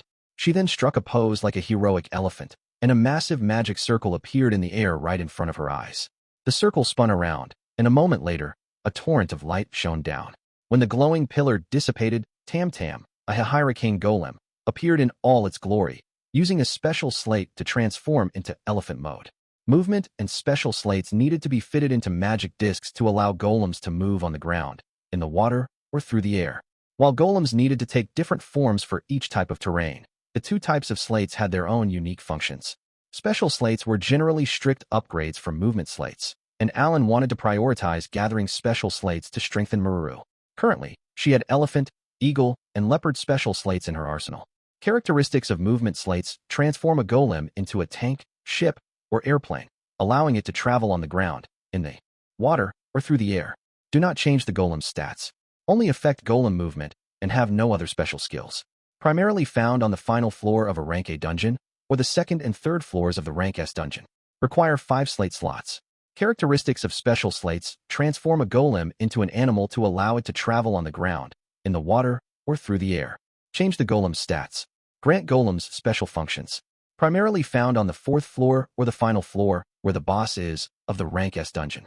Require 5 slate slots. Stats of elephant mode, raises HP and endurance, but decreases agility and luck. Name, Tam Tam Pilot. Maruru rank, hurricane grade HP, 30,000 plus 10,000, enhancement slates, plus 2,400, Maruru's skill, MP, 25,000 plus 2,400 attack, 25,000 plus 10,000 plus 2,400 endurance, 30,000 plus 5,000 plus 2,400 agility, 20,000 intelligence, 25,000 plus 2,400 luck, 20,000 function. Hydrocarbon slates in Maruru's magic disc, max 20 slots. 5 basic hurricane slates, 5 slots. 1 Gigantify slate, 2 slots. 1 Super Gigantify slate, 3 slots. 5 enhancement slates, 5 slots. 1 special slate, 5 slots. Maruru's skill level had reached 6, now increasing Tam Tam's HP, MP, attack, endurance, and intelligence by plus 2,400 each.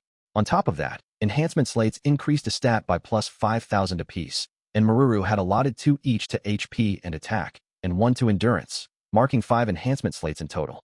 The strengthened Tam Tam was further assisted by Maruru herself, who had maxed out her skill levels. Alan had claimed that by his analysis, she would be able to easily obliterate the iron golems, which had all of their stats at around 22,000. Maruru had not quite understood that logic, but she had obediently nodded along regardless. Even with all those enhancement slates, she still had 5 open slots in her magic disc, just enough for her to slot in a special slate. The elephant slate she currently had equipped allowed her Tam-Tam to use elephant mode.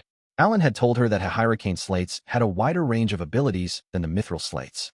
He felt that the special slates were a strict upgrade from the movement slates and would help Maruru unleash her full potential. Special slates, unlike movement slates, which merely disassembled a golem and reassembled it to alter how it moved, transformed a golem so that it could perform a specialized function. Maruru had already known that, though, so she had simply nodded along as Alan had explained it. Clang. Tam-Tam and the iron golem clashed, sending metallic reverberations echoing throughout the floor. As they grappled, Maruru rushed in, being sucked into the crystal cockpit in the center of Tam-Tam's arched chest to take command. She had Tam-Tam feign retreat, baiting the iron golem to charge straight ahead. "All right," she shouted. "Hydrocarbon." Boom. The two massive parties clashed again, with Tam-Tam headbutting the iron golem's exposed chest, and the sounds of grating metal assaulted everyone's ears. But this time, the iron golem lost its balance and fell backward. Elephant Tam-Tam used its long trunk to expel a waterfall of mud onto its opponent. Splush. The mud covered the iron golem from head to toe before it quickly began to harden. The iron golem tried to fight against the solidifying mud and attempted to raise its arm, but it was glued into place, leaving it completely helpless. This ability was primarily used to create simple walls or build foundations for fortresses. But once it had been discovered that the golem's endurance determined the hardness of the mud, it began being used to stop giant monsters' attacks. Rosetta could hardly believe the scene that had unfolded right before her eyes. "My oh my," she said with a touch of weariness. That child single-handedly sealed the iron golem's movements. "Golems are amazing." Helmios stood beside her and nodded with awe. "Like Dverg said, we really don't know how a fight will go until we see it with our own eyes," he noted. "Super Slaughter Strike." Dogora roared. The other iron golem lost its balance and fell backward. Boom. Tam-Tam's clash with the iron golem earlier had caused the air in the iron room to shake, but this collision had sent tremors through the entire floor. Everyone gazing at the scene jumped from the impact as Krina rushed toward the poor iron golem that was hobbling on one leg and wailed on it. "Wow, those two took down that colossal golem by themselves," Rahamet said in a trembling voice. The two gamers had easily defeated an iron golem, an enemy that was on par with a rank S monster. The sight of it was beyond anything Rahamet could have imagined, and it filled him with fear and anxiety. These children were in a realm of the unknown that he was not prepared to face. The other soldiers of the hero army must have felt the same way, as they anxiously turned to their leader, Helmios. Only Sword King Dverg nodded, impressed. "Dogora, I see that you've attained immense power," he said. When Dogora had faced the final floor boss of the rank S dungeon with Dverg, the boy had lacked confidence and was even unstable. He had urged himself to become stronger quickly, and the fact that he had rushed himself had made him panic from impatience. Dverg had known that this mindset would do Dogora no good, but he had purposefully kept quiet about it, understanding why the boy was impatient in the first place. Cornering oneself in that fashion was often the result of a person despising their powerlessness and being embarrassed by themselves. One could only break free of that mindset if they gained power and reflected on themselves. In other words, Dogora had gained not only power but confidence as well. Dverg closed his one eye, indulging himself in this feeling of joy. He had lost his other eye during his battle with the Demon Lord army. Even when he had used the blessing of heaven given to him by Alan while tackling the rank S dungeon, even when he had received a class promotion, his eye had not regenerated. He had been told that it was due to a curse the Demon Lord army had used, but even he was not quite sure of the specifics. Keel, who was behind Dverg and observing the battle with Helmios, opened his mouth. "Vanguard, it's your turn. Take your spears and throw them at the golem on the right, the one without a leg. I'd like the shamans to cast their spells on the other golem." The soldiers of the hero army had not reached max level yet, so they had to join the battle before the iron golem was killed to gain some XP. They approached the iron golem that Dogora and Krina had clobbered and threw their spears. At the same time, the shamans cast their spells on the one Maruru had restrained. The healers generously regenerated Dogora's, Krina's, and Maruru's HP, despite them being mostly uninjured. When the iron golem on the right eventually stopped moving, the hero army soldiers that had joined the fray all gasped with awe and surprise. "And my body's overflowing with power. Congrats, everyone," Helmios said. "You all overcame another trial of the gods." Cheers erupted from the army. This time around, Helmios had brought soldiers who were generals or captains. As his army grew, they would be in charge of the other troops. Most of these soldiers had spent more than a decade on the front lines, fighting against the Demon Lord army to protect their nation. They all knew that they were seasoned warriors. For that reason, they were abundantly aware of the power that high-ranking monsters possessed, as well as the difficulty of fighting against them. That three children had easily suppressed an iron golem, a foe that was practically a rank S monster, made their eyes grow wide with shock. It was an absurd display of might. In fact, these iron golems had been used like target practice, an enemy defeated simply to overcome a trial of the gods. If anyone were to make such a claim, it would be laughed off as a joke, but as the evidence stared back at them, the soldiers felt fear and anxiety. Helmios had expected as much and immediately offered his soldiers his praise, wiping away their fears so that they could smoothly ease into the training plan. Keel understood what Helmios had done and was secretly impressed with the astuteness of the hero. I've got an idea of how these training sessions will flow now, Helmios said, approaching Keel. We'll split this into morning, afternoon, and night groups, right? Correct, Keel replied.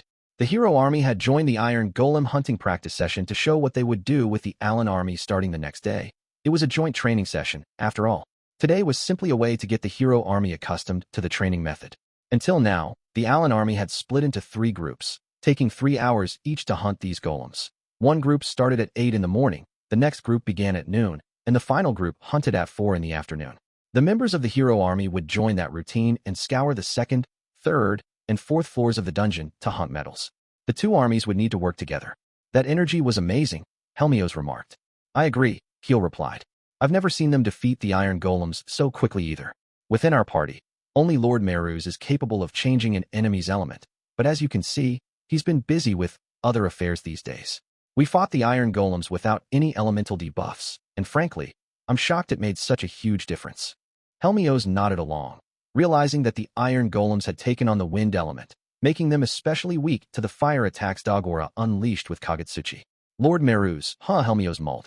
He may be a former first angel, but he was a first angel nonetheless. There aren't many people who can reliably match the power and effects he's capable of. Exactly, Keel replied. High intelligence is necessary to change an enemy's element, and a class promotion is certainly one way to raise that stat. But another way is to use rings and necklaces, which are what we distributed to the soldiers. I see.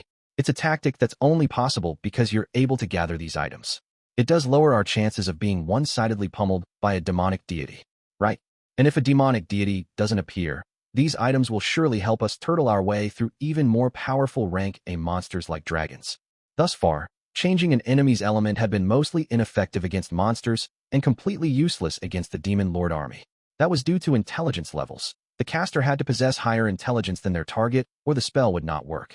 For example, while monsters rank B and below were easily defeated without a debuff, if one were to use the spell on a rank A monster, the caster would require over 10,000 intelligence. With items that increased intelligence, however, the spell's success rate increased. That would keep casualties to a minimum. I sort of want a shaman in my party too, Helmios said. Just then, the power of the iron golem that had been shackled by mud allowed the fallen golem to activate once more. As it began to stir once more, Dagora and Krina were joined by the rest of the hero army as they charged ahead. Dverd watched on forlornly. The mere addition of a new dungeon changes the world to such a large degree, he muttered. Dverd, you're getting a bit too emotional, Helmios warned. Dverd blinked several times. You're right. It's a bit too early to wallow in my feelings. He gripped his sword and headed to the battle against the iron golem. When a fallen iron golem resurrects, it will revert to the earth element, Keel said. Please make sure to cast Endow element again. Since we want to increase the mastery of this skill, please tell your shamans to only cast Endow element for a good while. Got it, Helmios replied. That reminds me, Dagora's MP is something to watch out for too. Right. Correct. Keel apologized for having failed to mention it, and Helmios nodded with a smile and told the boy that there was nothing to worry about. Alan had borrowed an MP recovery ring from Helmios and the holy orb of Rebenka from Krina, equipping Dagora with both. Now that he was fire goddess Freya's disciple, every skill Dagora used consumed an immense amount of MP. He was the main force in the iron golem hunts, so if he ran out of MP, it would deal a heavy blow to both the offensive and defensive capabilities of the group. It was imperative that he kept it high. Since Alan wanted Dagora to raise his skill levels, the destroyer had to use his skills several times in a row. Therefore, this joint training session also had to ensure that he was never fully depleted of his MP. If he ever felt that it was low, the shamans and the rest of the Alan and hero armies were to help regenerate it. a plan both armies had already agreed to. Keel and Helmios gazed at the 46 fighting soldiers for a while. Everyone slowly catching their stride, Keel observed. As I thought, your army is very impressive, Mr. Helmios. It was true. Rahamet and the other shamans, as well as the rest of the hero army, were moving more nimbly and with confidence. Krina, Dagora, and the Alan army had gotten the hang of working with others. In fact, the hero army had learned how to fight alongside Maru and her golem as well. We're not doing anything too difficult, Helmios said. Can I ask why Alan thought about doing this in the first place? I wonder, Keel replied. Truth be told, I'm really not sure what goes on inside his head. But I've heard him mutter something about demonism. Demonism? Ah, you mean the Church of Gashera. You guys fought against the demonic deity of the Demon Lord army, didn't you? I've heard about the evil element. Naturally, Keel was also aware of the evil element. He had learned about it at the academy, and any clergyman serving the god of creation knew about it as well. It was treated as common sense. Many things in this world had been personally created by Elmia. The god of creation had also made other deities and spirits that were scattered across the world to manage it. The most famous of the gods were the 4 elemental deities ruling over fire, water, wind, and earth. They placed natural phenomena and materials created from their elements across the world as they saw fit. Their relationships with one another and their positions were illustrated through elements. The mechanism of natural phenomena and the changes brought upon the land occurred when different elements clashed. The attacker, in other words, the one trying to bring about change upon the land, was treated as the attacking element. The element on the defensive, the one trying to resist that change, was seen as the enduring element. By using this knowledge, a person could consume MP and force such natural phenomena to manifest as what were called attack spells. Everything in this world possessed some sort of attribute.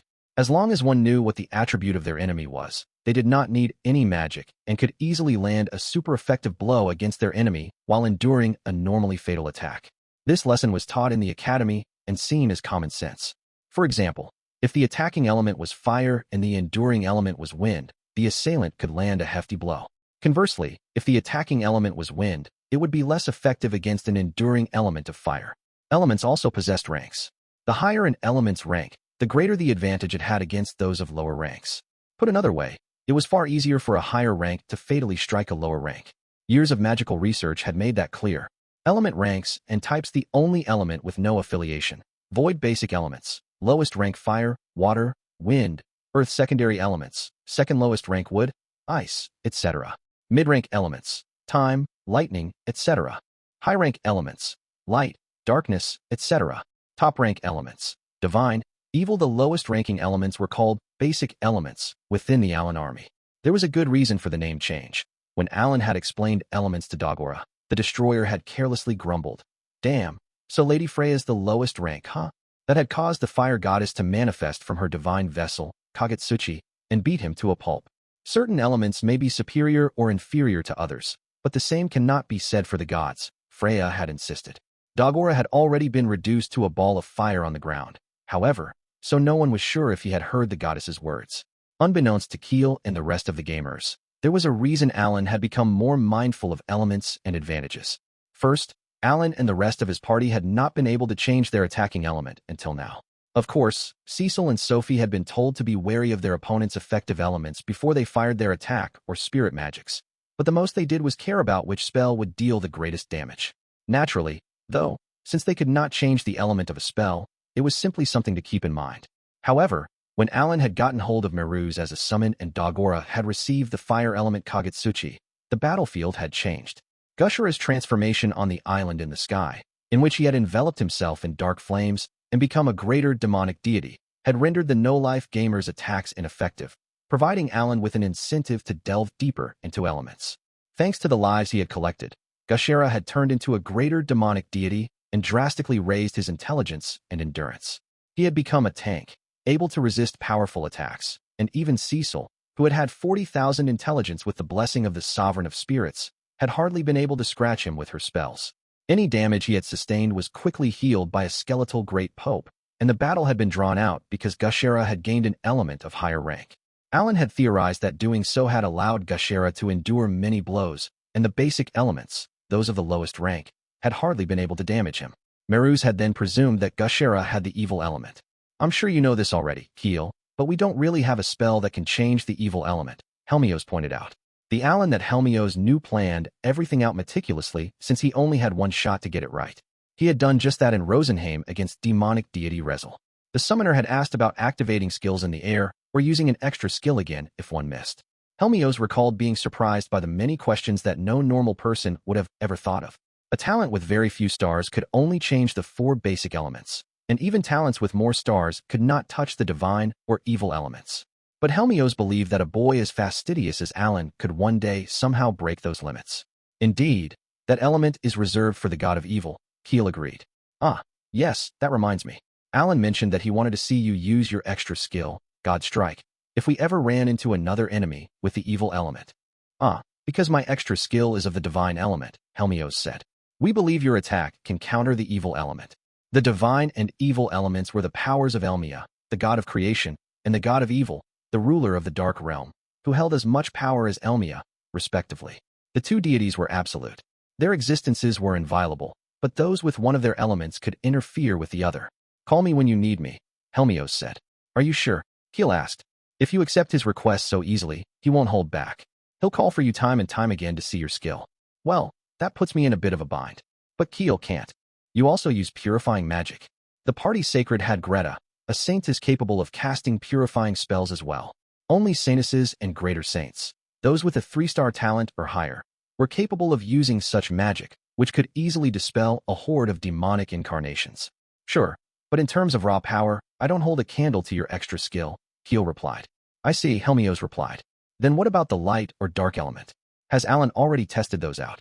I don't have a clue, but he did say something like, if we can't change the element to light or dark, we should all just become the void element. Makes sense. The void element at least has no advantages or weaknesses. Higher ranks did not always have their advantages. Even lower ranks could become effective, like the void element.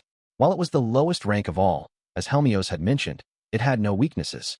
If someone with a much higher element rank appeared to endure all attacks, instead of using elemental attacks of lower ranks, it was best for everyone to be the void element. That, at the very least, would reduce the amount of damage they took. Furthermore, Void was so basic and low-ranked that even shamans with fewer stars were capable of casting it as an elemental change. I didn't think I'd learned so much about elements here, Rosetta chimed in, looking bored as she stood beside the hero. Oh, this is nothing compared to being with Alan, Keel replied. What a pain. He was like that the last time we visited the Rank S dungeon together too. I'd like to politely refrain from being next to him. Though it was only for a short period of time, Rosetta had once fought alongside Alan. She recalled his demeanor and flashed a wry smile. Where's the man in question? Helmios asked. He told me to keep that a secret, Keel replied. But he's carrying out his usual antics. To become stronger, was it? That's very much like him. Just then, Dverg, having defeated an iron golem, returned to Helmios' side. Both the Alan army and the hero army are cooperating very well. You've done well, Keel, Dverg noted. Thank you, Keel replied. He was acting as a mediator for both the hero and the Alan armies, but that effectively meant he was mobilizing a force of several thousand. Keel was the type who could voice his thoughts and concerns if needed, and he did not cower in the face of authority. He excelled at analyzing others, understanding their motives, and exercising enough care to never push one beyond their limits. Alan knew that well, and had thus given Keel the role.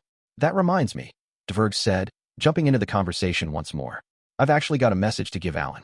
Since he's not here, I thought of saying as much to the Cinder, but seeing as you're so reliable, I'd like to give you the message in Alan's stead. Will you do that for me? Sure. I can take the message, Keel replied. Who's it from? The Radash Kingdom. He's been asked to use the magic tool at the Adventurers Guild to contact the Radash royal family. That's all I've been told. I see. All right. If you'll allow me, I'll tell Alan whenever I get the chance. It was then that Helmios unsheathed his sword. I guess I should go practice my skill. Dverg, could you help me out? Very well, Dverg answered. Then I'll go collect those chests, Rosetta said, her eyes glimmering with greed. We wouldn't want to leave our precious treasure in harm's way, would we? The floor was scattered with chests dropped by the iron golems. Helmios sighed, realizing that Rosetta was not the type who would ever change. Chapter 7, Summoning LVL 9 and the Growth Skill. 10 days had passed since Alan and his team had rescued Duke Doriscarii and the Empress of Prostia. They had spent their time in the house that Director Tainome had provided, but Ignomasu's subordinate had begun checking on the status of the water purification tool's repairs every other day. And so, the day after the rescue, the Duke and the Empress had been teleported to Hardcore User Island to keep their whereabouts a secret. The building Alan's group was using had been loaned to Princess Carmine of the Crevelle royal family. Even Ignomasu's knights could not venture past the courtyard with ease. Still, there had been a chance that the Duke and the Empress would be seen somehow, which was why Alan had deemed it best to have them flee instead of stressing over their safety within the house. The Merfolk had thus been teleported to Cray Town, the town of Merfolk on hardcore user island. But with nothing but time on their hands, their minds were filled with anxiety about the Prostia Empire. Wanting to dispel their worries, Alan had asked them to help develop hardcore user island, hoping that it would take their mind off things. "How is Duke Dorascarii?" Princess Carmine asked. Alan was waiting for his lunch at a long, oval table in the dining area. "Well, it seems he's taken quite a liking to the view from the island," Alan replied. "Once the whole Prostia Empire ordeal dies down, he said he wants a villa of sorts that he can visit from time to time. I thought it'd be interesting to have a resort area for the Prostian imperial family, and when I mentioned that, he began working with the Merfolk to construct a villa separate from the building they're currently living in." "Oh my," Carmine gasped. "I'd love to visit there as well." Frankly, Alan was tired of seeing the princess and her exaggerated reactions. She asked about him this morning too, he thought. Should I just send her to the island? But I don't want to raise any eyebrows. The day after Duke Dorascarii and the others were rescued, an official had arrived at the house to check on the status of the water purification tools repairs. Alan had innocently mentioned that he had heard a loud noise from the palace and asked if anything was amiss. The reply he had received was that nothing had occurred and that it was none of his business. They could not publicly declare that the Empress and the Duke had fled, and it had not seemed like they suspected Alan of any wrongdoing.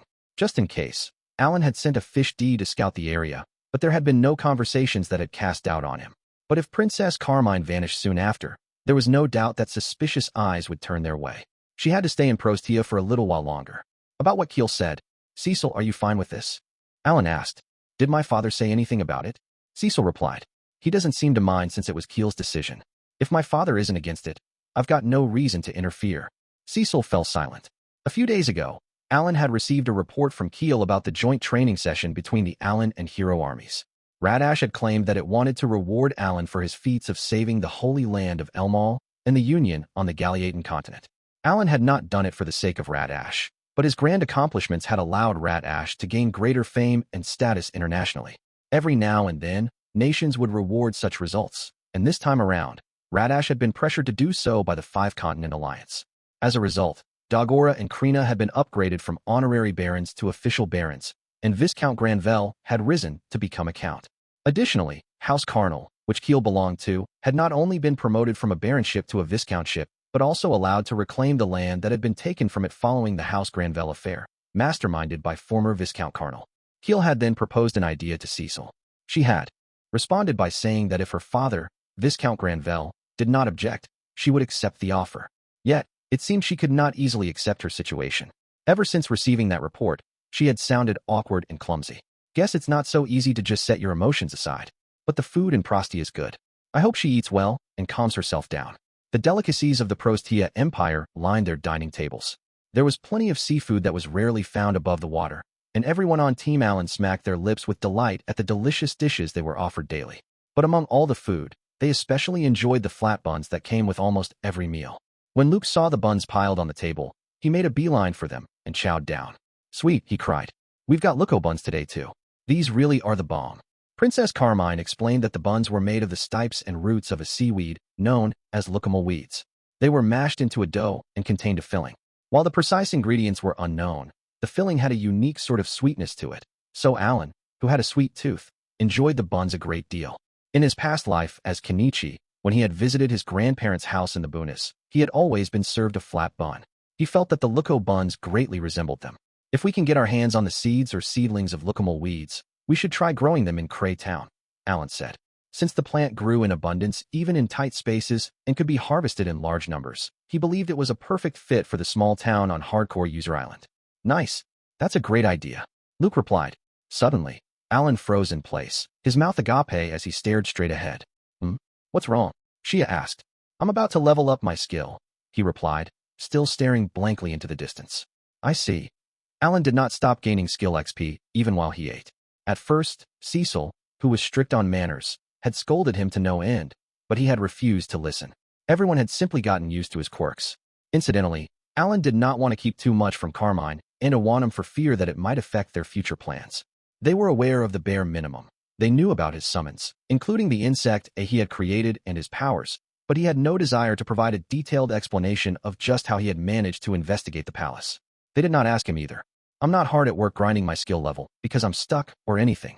When Alan had been Kenichi and could not find the key needed to proceed further into a game, he would often grind levels and learn a spell to open a door, effectively brute forcing his way through. But he knew that things were not so simple in this world. Clearly, he was trying to ignore reality. For the past 10 days, he had been unable to find so much as a trace of Beku. He had scoured the entirety of the Prostia Empire and had General Rudo and Garlesia report back, but he had come up empty-handed. I've done what I could, Alan muttered to himself, trying to find excuses. I have to be patient. I know, Shia said, unable to stay silent. But it seems like Ignomasu is continuing to increase his forces. Surely you know that we don't have much time. Thanks to Fish D's watchful eye, Alan and his party knew that for the past 10 days, Ignomasu had been forcibly gathering all the nobles near Patlanta into his palace and having them repeatedly swear their loyalty to him. He was generous with the taxes levied on the lands under his control and other dependent states, and nobles once treated coldly by the Prostia imperial family were now being showered with gifts from the palace treasury. He was using money to appease the masses. Such tactics were apparently being used due to the advice of Chancellor Ajure, who knew all the ins and outs of the Prostia Empire, and they had successfully decreased the size of the anti-Ignomasu faction. It seemed the water purification magic tool Alan had brought had played a role in these negotiations as well. Ignomasu had ordered estimates of how much money would be saved if the tool, which was worth the entirety of the Prostian national budget, were used. Considering that Ignomasu had kept the First and Second Imperial armies when he had started his revolt and seized the palace, it was clear as day to Shia that he was retaining some soldiers so that he could take over nations above water. But was Beku, who had stolen the symbol of the Beast King, truly uninvolved with the entire affair? Shia had not personally seen Beku attack Albahol's palace with the merfolk, but it made her fear that the same thing would occur again when Ignomasu decided to attack those on land. If that were to happen, Beku would naturally wear the 3 pieces of gear that made up the symbol of the Beast King and declare that he was the rightful Beast King. The Beastkin, who generally believed in strength over all else, would very likely accept him as their monarch without much issue. Shouldn't we just attack Ignomasu? Cecil asked. She often pummeled Alan, so it did not surprise him that she wanted to jump straight to violence. But Alan was still hesitant. There was a factor that he could not discuss just yet. If we're going to do that, it should be our last resort, he replied. We don't have nearly enough information yet, and we've allowed Ignomasu to swim as he pleases so that we can gather more intel. Get it? Swim? Because he's a fish. Huh. I think I'm getting pretty punny. Had he completely forgotten that he had taken on the form of a merfolk as well? Everyone who heard his joke, aside from Luke, stared blankly at him, and a chill settled over the room.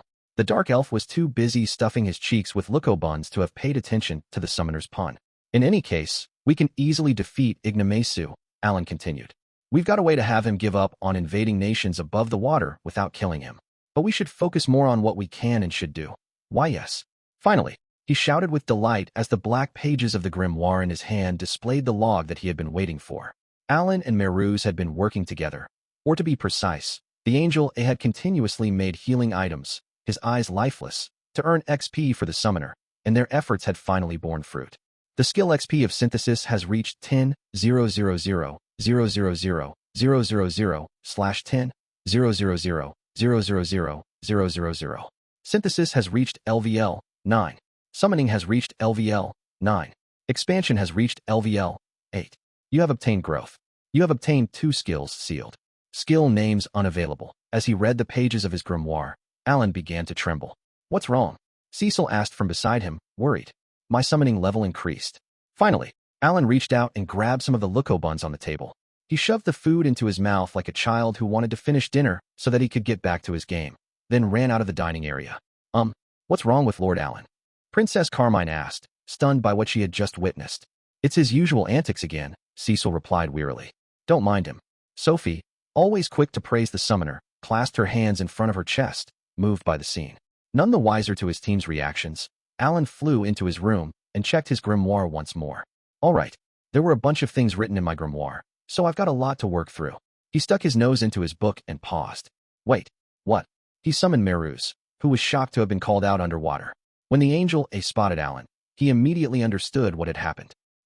Your summoning level must have increased. Meruz crowed, which means I'm finally free from my work. Yes. The angel floated in the air, or the water, rather, as he gazed into the distance with tears in his eyes. His tears were carried away by the water around him. "Can I ask you something?"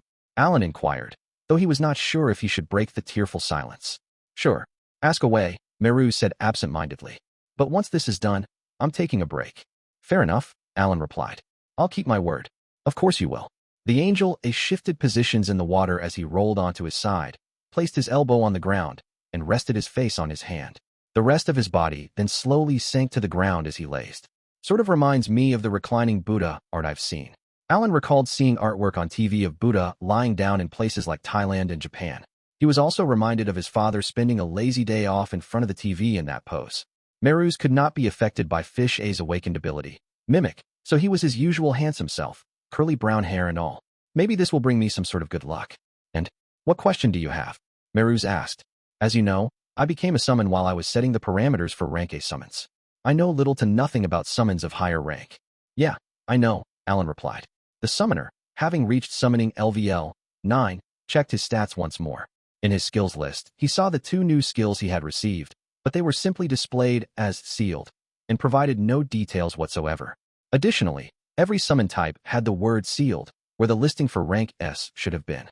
Name: Alan. Age: 15. Class: Summoner. Level: 93 HP, 3,815 plus 2,000 MP, 6,060 plus 12,060 attack, 2,124 plus 2,800 endurance, 2,124 plus 4,400 agility, 3,951 plus 6,200 intelligence, 6,070 plus 15,060 luck, 3,951 plus 2,000 skills, Summoning 9, Creation 9, Synthesis 9, Strengthening 9, Awakening 9, Growth 1, Expansion 8, Storage, Quick Summoning, Equivalency, Deputize, King Me, Sharing, Deletion, Sword Mastery 5, Throwing 3, Sealed, XP, Approximate 1, 00000000000 slash 300, 00000000000 skill.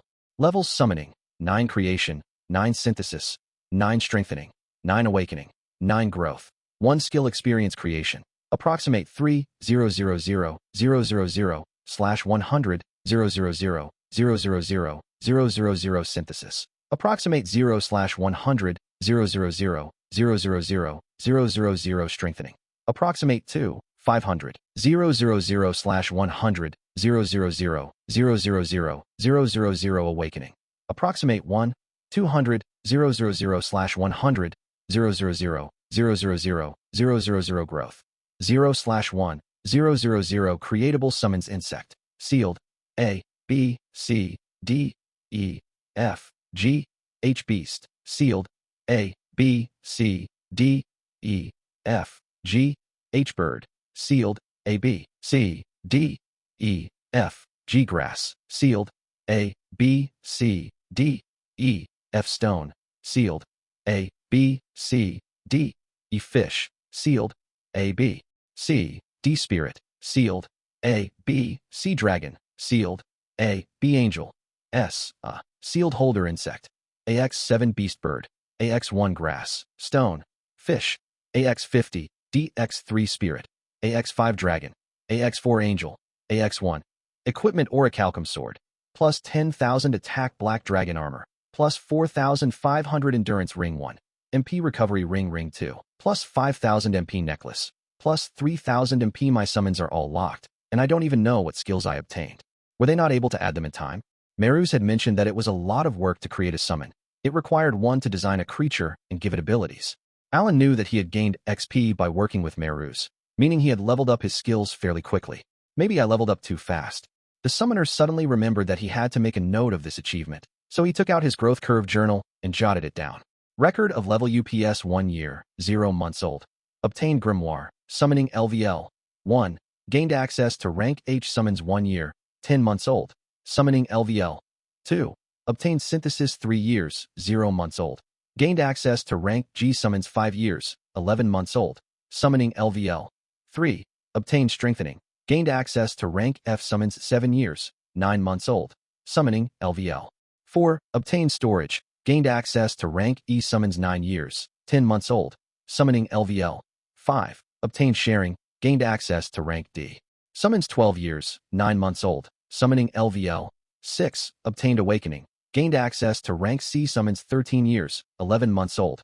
Summoning LVL. 7, obtained quick summoning and deputize. Gained access to rank B. Summons 15 years, 3 months old. Summoning LVL. 8, obtained equivalency and King Me. Gained access to rank A. Summons 16 years, 0 months old. Summoning LVL. 9, obtained growth and 2 sealed skills. Gained access to rank S. Summons and... What's your question? Come on, out with it, Meruz said. I'm seeing a lot of sealed skills this time around, Alan said. Why are they sealed in the first place? Meruz seemed a touch bored with that simple question and thought for a few moments before answering. Sir Alan, you've already deviated quite a bit from normal human territory. Surely you're aware of that. Huh? Oh, you mean like rank as are more than enough to defeat the Demon Lord? It had been 10 months since Meruz had become a summon, and Alan had received a wealth of information from the Angel A. The summoner recalled Meruz having mentioned something like that before. Precisely, Meruz replied. Normally, a Demon Lord doesn't need to raise their talent level all that much. Demon Lord was a talent that occasionally emerged among the demons. Those who possessed it would, without fail, attempt to conquer the world. Whenever a Demon Lord made their appearance, the world was threatened by their very existence. The one who attempted to defeat the Demon Lord and free the world from suffering was known as the hero. The title of hero was not reserved solely for Helmios, who had the talent of the same name. Bask, the king of Shura, had been one when he was still a human, and Alan was included as well. But it was difficult for a hero to defeat the Demon Lord alone. They generally formed a party with them as the leader and headed off to battle. These parties differed in several ways, such as the number of stars for certain talents, gear, party count, and the members' classes, but they all had to meet certain conditions. However, even if a hero, a 5-star talent, maxed out their level and skills in normal mode, obtained a full set of orichalcum equipment, and formed a party of 8 or more, all with talents of 3 stars or higher, they still would only have a 50% chance of attaining victory. Needless to say, this meant they had a 50% chance of losing to the Demon Lord, and if the hero and their party were wiped out, the world would be cast down a path of despair and destruction. In Alan's case, his talent was not hero but summoner. There was no precedent for his situation. When he had reached summoning LVL 7 and became capable of using rank B summons, Meruz had mentioned that his odds of defeating the Demon Lord were likely above 50%, even if he were to fight alone. The Heavenly Realm had predicted as much if Alan could use his summons right. Sure, you implied that at summoning LVL 8, I was practically guaranteed to beat the Demon Lord all by myself, but I almost died when I fought Demon Deity Rezel, Alan reminded the Angel A. That's because the Demon Lord has also obtained unprecedented power, Meruz replied. Until now, Demon Lords haven't had any stats higher than 20,000, but demonic deity Rezel easily surpassed that. Then he wasn't just stronger than a Demon Lord. If I were to use the games in my previous life as a reference, Rezel would be like a hidden boss of sorts. Even quick summoning had not been enough to protect all of Alan's allies. In fact, Dagora had ended up dying once. Then we couldn't have won that battle unless everything lined up perfectly, Alan concluded. Hero Helmios' extra skill is super effective against demonic deities. My party also has great extra skills. The God of Spirits used his blessing of the Sovereign of Spirits to assist us, and I already had summoning LVL 7 by then because I love to grind. We only eked out a win because all of these factors were at play. Precisely, Meruz responded. You have an 8-star talent.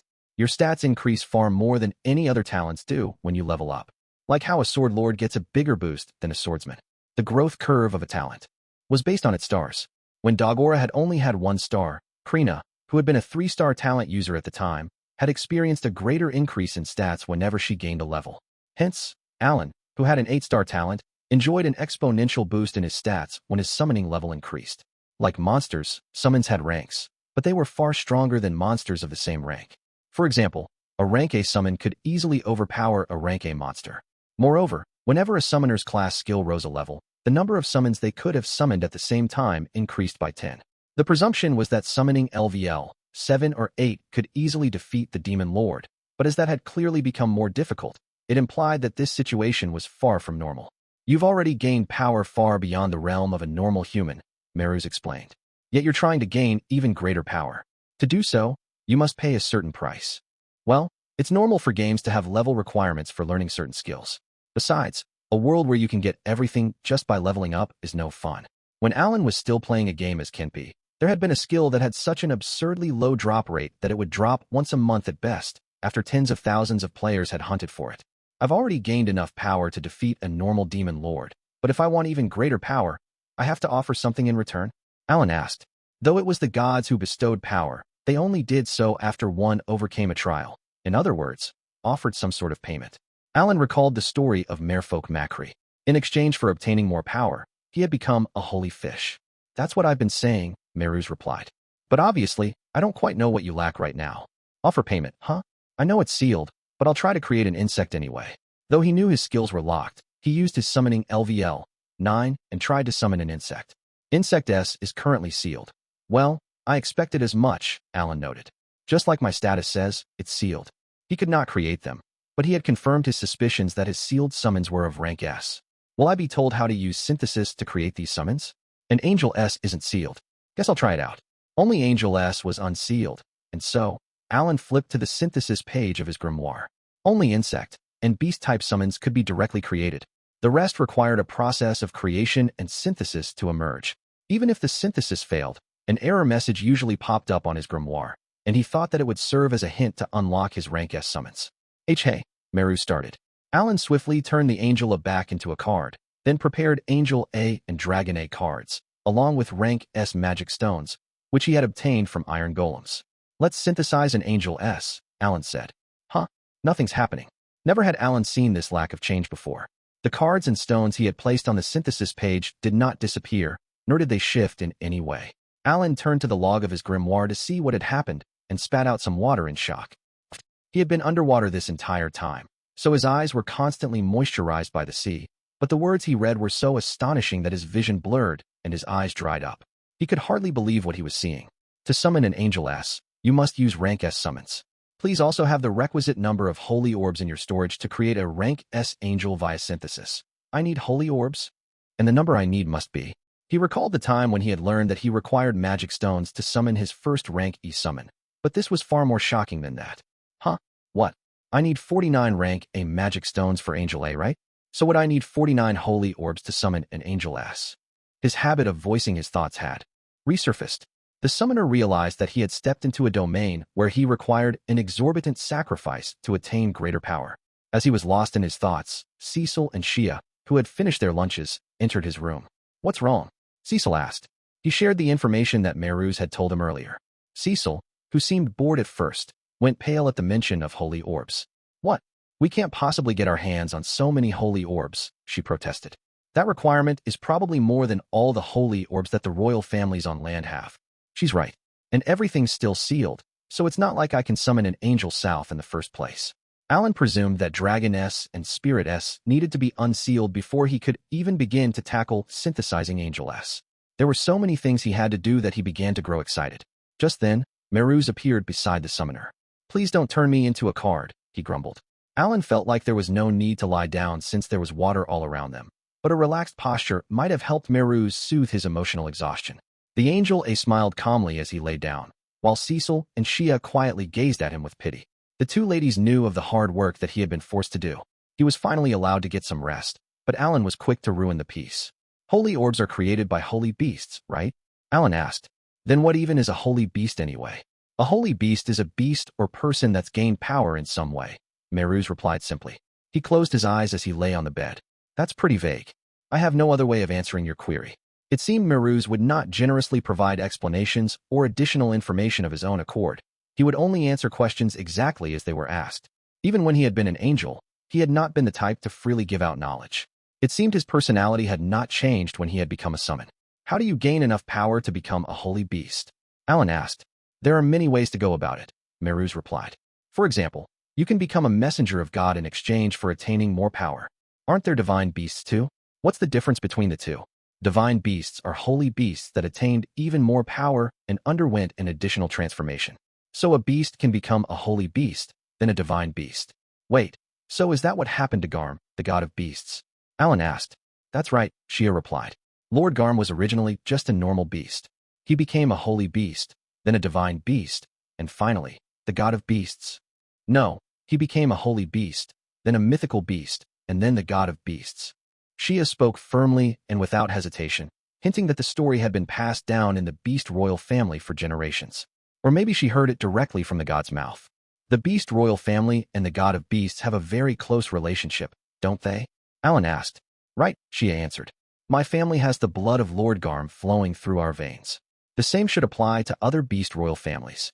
In fact, King Albahal, the founder of our nation, is said to be a descendant of Lord Garm. Her words implied that this was a long-established fact. Even in Alan's previous world, certain religions had believed that a monarch and a god inhabited the same body. But that was a belief, and the facts remained unclear. However, in this world, it was certainly possible for a god to have a child with a human. I get it now. Beasts can also become gods if they gather enough faith from people. And if the deity can have a child with another person.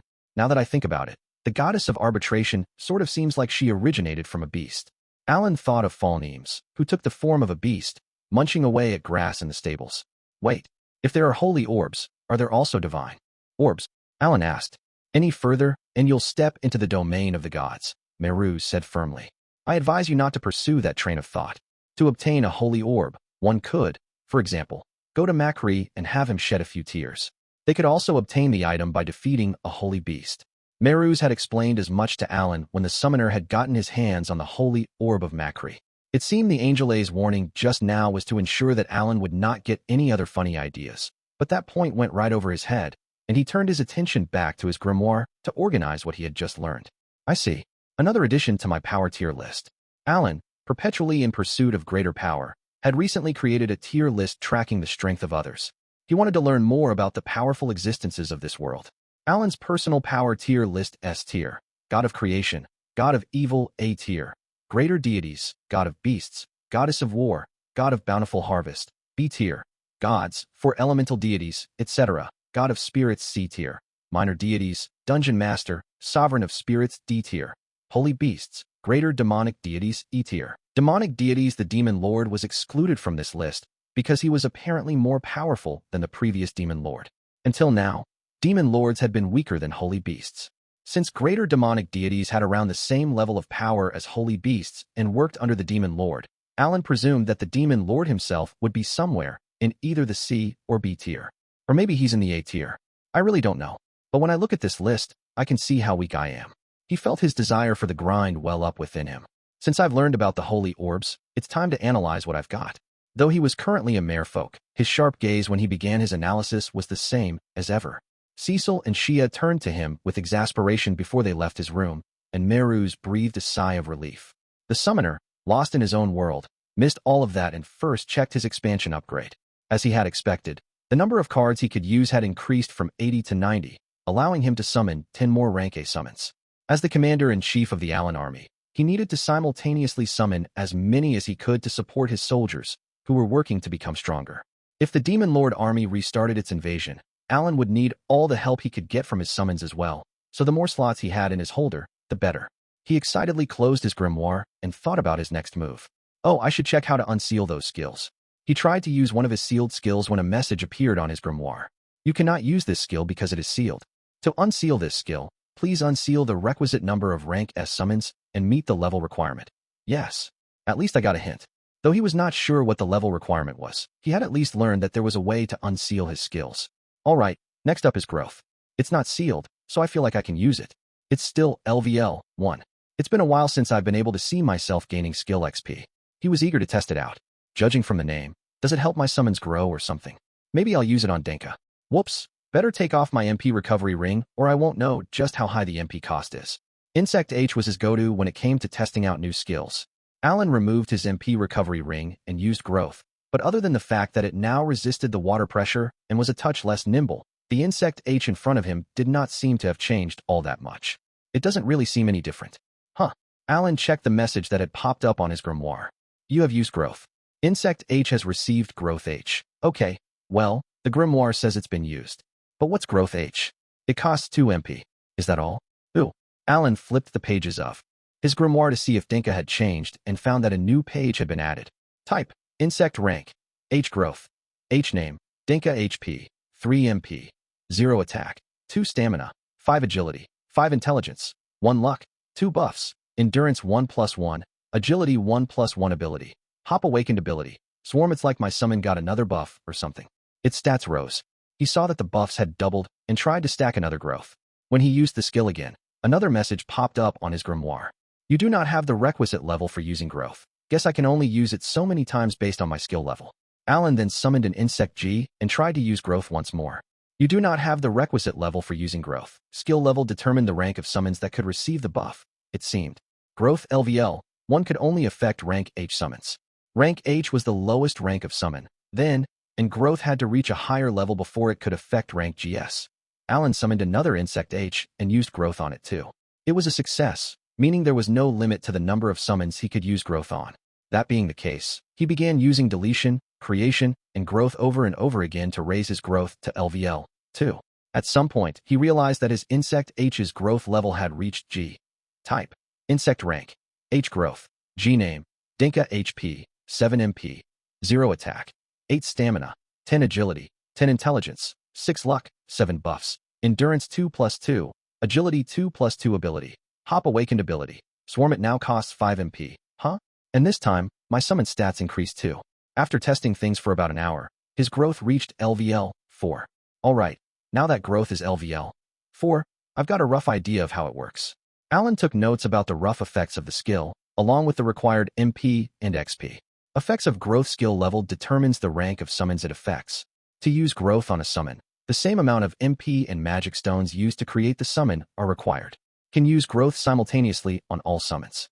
A summon affected by growth will have double the buffs as those of the same rank. The stats of a summon affected by growth are equivalent to those of a summon whose rank matches the rank of growth. The stats of a summon affected by growth are chosen at random from among summons of the same rank. Even if a summon affected by growth is used for synthesis, the synthesized summon will not be affected by growth and have normal stats. Ranks affected by growth based on growth level. LVL 5 onward are guesses. Growth LVL 1. Can affect rank H summons growth LVL 2. Can affect rank G summons growth LVL 3. Can affect rank F summons growth LVL 4. Can affect rank E summons growth LVL 5. Can affect rank D summons growth LVL 6. Can affect rank C summons growth LVL 7. Can affect rank B summons growth LVL 8. Can affect rank A summons growth LVL 9. Can affect rank S summons required XP for growth LVL 5 onward are guesses. 1000 XP to reach LVL 2 10,000 XP to reach LVL 3 100,000 XP to reach LVL 4 1 million XP to reach LVL 5 10 million XP to reach LVL 6 100 million XP to reach LVL 7 1 billion XP to reach LVL 8 10 billion XP to reach LVL 9 MP cost for growth LVL 5 onward are guesses. 2 MP at LVL 1 5 MP at LVL 2 10 MP at LVL 3 20 MP at LVL 4 50 MP at LVL 5 100 MP at LVL 6 200 MP at LVL 7 500 MP at LVL 8 1000 MP at LVL 9 th. This is amazing. The summons that couldn't really shine until now might have a use. Whenever Alan's summoning level rose, he gained the ability to create summons of a higher rank. Even if the lower-ranked summons had useful abilities, the higher-ranked ones were strict upgrades stat-wise, and the former thus lost their use. But thanks to growth, rank B summons could become as strong as rank S. It would allow summons with weak stats but useful abilities to have higher stats and fight powerful opponents. And since summons dictated buffs as well, Alan would be stronger than ever. If I use growth on Wally, think about how much damage Explode will do. Alan Stoney had an awakened ability called Explode, whose power relied on its endurance. As he envisioned more plans that could be crafted when his growth reached a higher level, another thought entered his mind, and he stared at Meruz.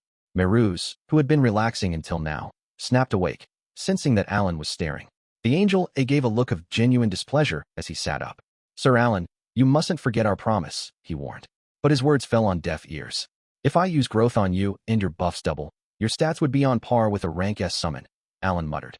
His head was filled with uses for growth as his mind wandered to his sealed skills.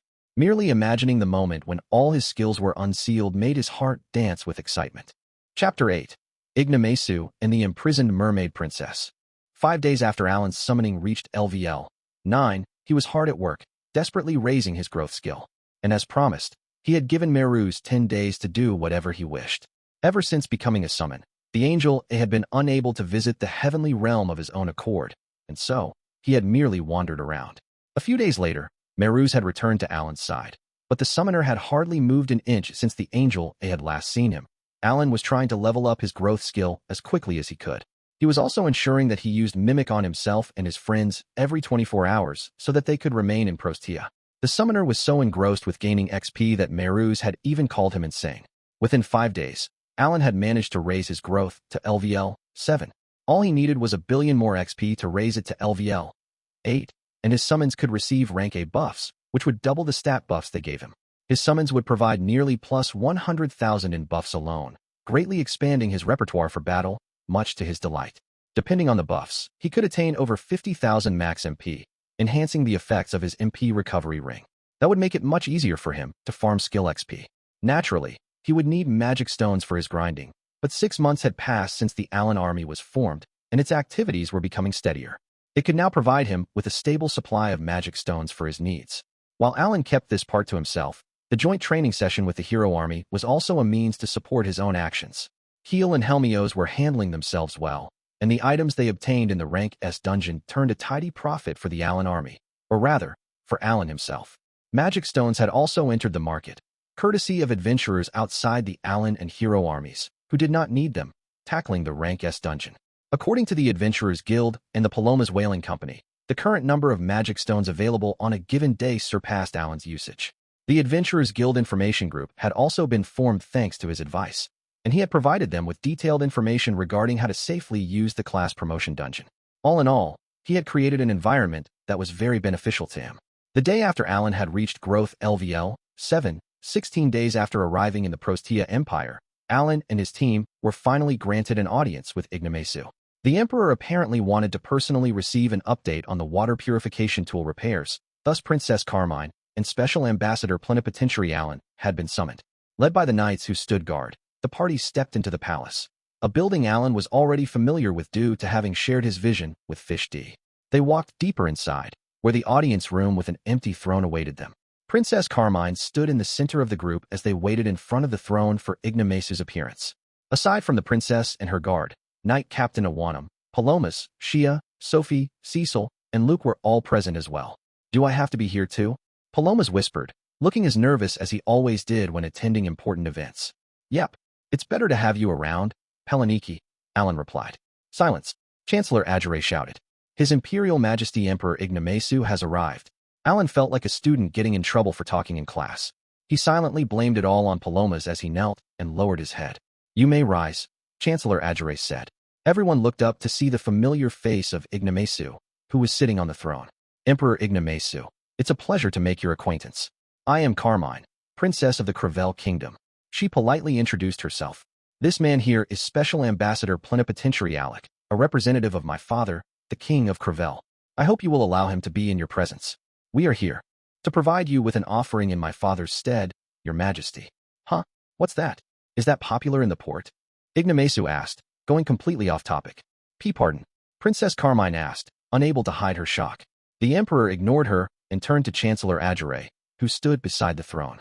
"You see those critters on their heads? The shrimp and the crab? I heard that practice was getting popular in the port." "I haven't the faintest idea," Chancellor Ajare mumbled in response, unable to answer the sudden query. Ignomasu then glared at Alan. "Your Special Ambassador Alec, are you? What's the status of the magic tool? How long do these repairs take? It's already been half a month. Guess he doesn't really sweat the small stuff. Seems like kind of a common trait among militant people." Alan had spent the last half a month analyzing Ignomasu through his words and actions via sharing with Fish D, and he had just learned that his analysis was not too far off the mark. "Things are going well, your majesty," Alan replied. Ignomasu's mouth snapped open as the spiky fins on the sides of his face began to tremble. "Well said," he boomed. "And can you bet your life on that?" "I most certainly can. Truth be told, the repairs are basically done." "What?" Ignomasu asked, his fins continuing to shudder. "That's not what you said earlier. I assumed that you would show off this fabulous magic tool to your subjects at the Songstress contest, which I believe will be held in 2 weeks' time." "I was preparing for that, your majesty," Alan explained, having already had his answer prepared. The Songstress contest was a huge, annual event held in Prostia. Renowned songstresses from across the empire gathered in Patlanta to participate. Powerful nobles came to enjoy the festivities, as did other citizens who wanted to revel in the jubilations. Ignomasu wanted to use the event to show off both the magic tool and his power. Alan, who had used a Fish D to eavesdrop on a conversation in the palace, had realized that the tool and the contest would always be mentioned in tandem and asked Princess Carmine all about it. Much like how the Beast King martial arts tournament was always held in the nations of Beastkin on Garlesia, other large nations generally had occasions of grandeur as well. Upon hearing Alan's words, Ignomasu folded his fins back, a sign that his anger had subsided. I see. Then if, for whatever reason, the tool fails to activate that day, you know what'll happen to you, don't you? Ignomasu asked. Of course, Your Majesty, Alan replied, lowering his head in respect. I believe it will be the perfect time for you to show off your might to the entirety of the Ignomasu Empire. Rest assured that we're making the necessary preparations for your big day. Alan had purposefully called Prostia the Ignomasu Empire. According to Awanum, the original name of the empire had come from the Prostia imperial family unifying the nation, and Ignomasu was a name that the man himself had obtained after rising through the ranks of the Prostia imperial army. The implication of referring to it as the Ignomasu Empire was that when Ignomasu, whose full name was Glottal van Ignomasu, successfully finished his rebellion, his bloodline would reign supreme over the nation. Very well. You may leave, the emperor said gruffly, ignoring Alan's flattery. He looked bored as he nonchalantly waved his hand to shoo his visitors away. Yet Alan remained kneeling and refused to leave in silence. Alec, Chancellor Adjure warned. His Majesty said that you may leave. Do so at once. Alan, his head still bowed, suddenly opened his mouth. When this Songstress content is a resounding success, I ask that you keep me by your side, Your Majesty. I would like to assist with this empire's prosperity. Though no one could see his expression, he was wearing a very malicious smirk. What? You want a reward or something? Ignomasu asked. I wouldn't even dream of that, Your Majesty. I simply want to aid you in your endeavor. Alan responded without raising his head. What can you do? I can provide military funds. Oh, you can. Ignomasu immediately sounded excited, enticed by those words. I've served the Crevelle kingdom as the Minister of Foreign Trade, Alan said. I have ties with the Empire of Bakis and have negotiated with various other nations as well. My right-hand man is here with me. His name is Plenipotentiary, and he is blessed with a talent that gives him a very keen eye. Those words hinted that Palomas had a talent that allowed him to appraise the value of goods, a common trait among merchants. In this world, talent triumphed over hard work. Go on, Ignomasu ordered. Hook, line, and sinker. Your Majesty, I don't believe you're a man who'll be satisfied with merely ruling the bottom of the ocean, Alan declared, taking on a confident tone. Finally, the summoner raised his head. Even his merfolk form could not hide the villainous expression that took even Chancellor Adjure aback. Alan had eavesdropped on their conversation with Fish D, so he knew that Ignomasu was showering nobles with so much money that he was even dipping into the Prostian treasury. As Duke Dorascarii had said, if the emperor still wanted to conquer the land above water, he would need all the money he could get. The ocean floor is too cramped for a man of your caliber, Alan continued. Therefore, we have no choice but to invade the surface. When that time comes, the soldiers under your command, Your Majesty, must exert their full potential. You'll require more money than ever before. The summoner assumed that several tens of thousands of troops would need to be mobilized. To achieve that goal, it'll be best to have the Ignomasu Empire sell its assets to the land above for a good price. I truly believe that Plenipotentiary and I can aid you in this endeavor, Alan concluded. Unexpectedly, Ignomasu looked rather bored. You talk too much, he grumbled. And how much can you make? Tell me. If I am allowed to operate freely, I can bring in as much as you'd like, Alan said simply and casually. But if I were to give a number, 10 million gold per year. Impossible, Chancellor Adjure cried. You lot were cornered above water. How in the world can you make that much? Knight Captain Awanum gritted his teeth with rage, trying his best to suppress his emotions at the Chancellor's words. Crevelle had gone above water for the Prostia Empire, but the Crevelle royal family and its citizens had all come from the ocean floor. It was the empire that had forced the residents of the kingdom to leave their hometown and abandon their beloved ocean floor. Even so, the Chancellor did not seem to care about that, let alone feel grateful. Instead, his words reeked of prejudice and discrimination. Even the Knight Captain could not hide his fury. But Alan did not seem to mind, and once again flashed an evil smile, happy to take on the challenge. Both Plenipotentiary and I will bet our lives on this promise, Alan said. Or I'll just bet Palomas' soul. Palomas spluttered, shocked by Alan's sudden oath and unwilling to bet his life. The merchant widened his eyes with astonishment, but the summoner ignored it all and gave another malicious smirk. 10 million gold. Huh? Ignomasu said, sounding bored. You sure can talk the talk, but is that even enough? Chancellor Adjure, will that cover our funding? Well, Your Majesty, I cannot give you an answer right away, the Chancellor mumbled, possibly wanting to avoid speaking openly about invading the land above. But the Emperor paid no heed. I see, Ignomasu said to Alan. 10 million gold a year isn't nearly enough, and that takes an awful lot of time. Can you make 10 million in 3 months? From that remark, Alan inferred that the invasion plan had advanced more than he had expected. 3 months? So, right after the contest's over, he wants to rally his soldiers and invade. Huh? Your wish is my command, he said, bowing again. Ajare hastily interjected. Do you understand what your promises in this room will entail? Oh, Peleniki and I have handled ourselves quite well against those land dwellers thus far, Alan said. 10 million is a paltry sum. However, Your Majesty, I need you to personally declare that we're allowed free reign while working to achieve this goal. Oh, is that so? Ignomasu asked. Well, if you really can make 10 million, I can make you both my confidants. Thank you. We will give it our all. After giving one more deep bow, Alan glanced at Princess Carmine, who stood beside him. All right, my negotiations went well. Shall we move on, Your Highness? The princess noticed his gaze. She closed her eyes for a few moments and took a deep breath as she drew the fins on her face back, sticking them onto the sides of her head before she spoke. Your Majesty, will you please allow me to pose a query? She requested. What is it? Ignomasu asked. Is Duke Doriscarii doing well? She stumbled over her words, but nonetheless managed to get them out. Doriscarii? Ignomasu parroted. The princess nodded. As you know, His Grace is my fiancé. Unfortunately, I've been unable to contact him for a while, and I assume you might know a thing or two about his whereabouts. I understand it is insolent of me, but even so, please permit my asking. The emperor grimaced and turned away from the princess to stare at the chancellor. Ajare nervously nodded back. Their reactions made it clear to Alan just how Ignomasu and his friends viewed Princess Carmine and the Crevelle kingdom. His reactions really telling.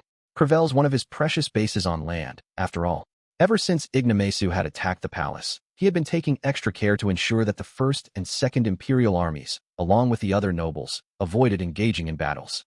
He probably wanted to conserve his forces for his next goal, invading the land above. That also meant he wanted to carefully maintain the Empire's relationship with Crevelle. When their invasion commenced, Prostia was sure to use Crevelle as a foothold, turning it into a frontline base for the foreseeable future. Needless to say, if Crevelle refused, Prostia would take it by force. Crevelle might have been a tiny kingdom, but it still had an army of over 10,000 at its disposal.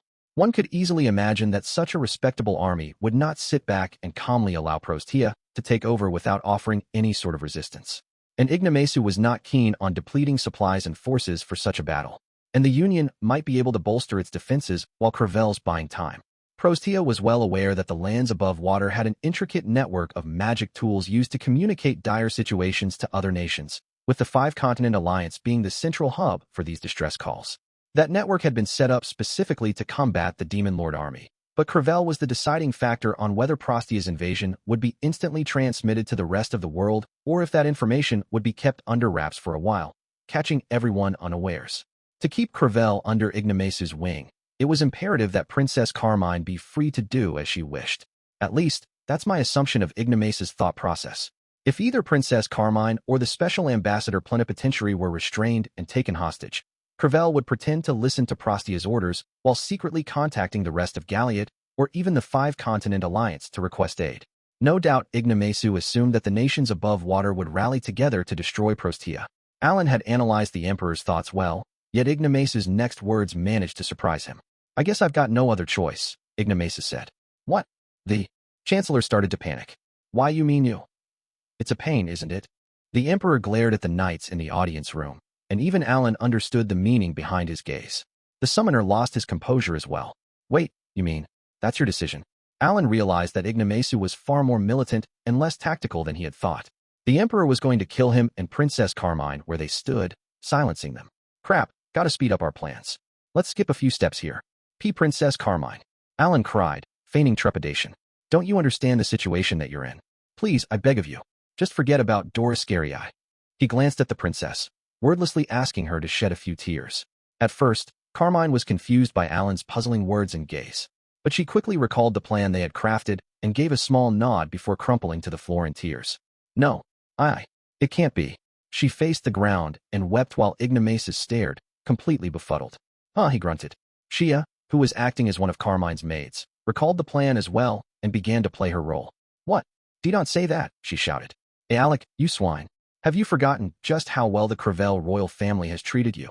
Unfortunately, Shia had sounded very monotone, and upon closer inspection of her merfolk face, her cheeks were tinged with red, indicating her embarrassment. Shia, your face is red. If you're gonna act, You should go all out like Princess Carmine, Alan thought, then turned to Shia and continued the farce. Excuse me?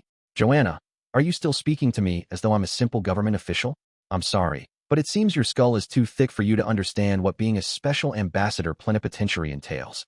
You bastard, Shia said. She pointed at the summoner, her body trembling with fury. You're betraying us? Heh. At this point, I can take the reins. Truly, I'm glad I came all the way down here, where the light of Crevelle's glory will never reach. You see, I've always despised you, living a life of comfort and luxury in the royal castle, fooling around with the princess. You don't know just what I've been through this whole time, do you? Gur, Bakis is a wretched place where dust clouds always hang in the air. I spent many years serving the royal family in that atrocious empire, and instead of rewarding my hard work, they forced me back during times of need, only to immediately send me elsewhere. Just what am I to them? Alan turned to Sophie, who nodded back. Heed your tongue, Alec, she said sharply. Should the Crevelle royal family fall, even you won't be left unscathed. Now that was perfect acting. You only had a day to learn your line, and you did great. Thank you, no notes. Impressed with Sophie's acting, Alan prattled on. Oh, I'm not so sure. Have you forgotten what Emperor Ignomasu just said? As long as I'm good for the money, he graciously gave me his word that I could serve him. Alan had only come up with this plan yesterday, when the official had arrived and ordered him to head to the palace. The summoner had been pleased to know that he was finally being granted an audience with Ignomasu. His goal was to curry favor with the emperor and get as much information out of him as possible. The way things were going, however, it seemed there was no more information to get. And so, Alan had decided to act the part of a traitor of the royal family, as Ignomasu was, in hopes of getting in his good graces.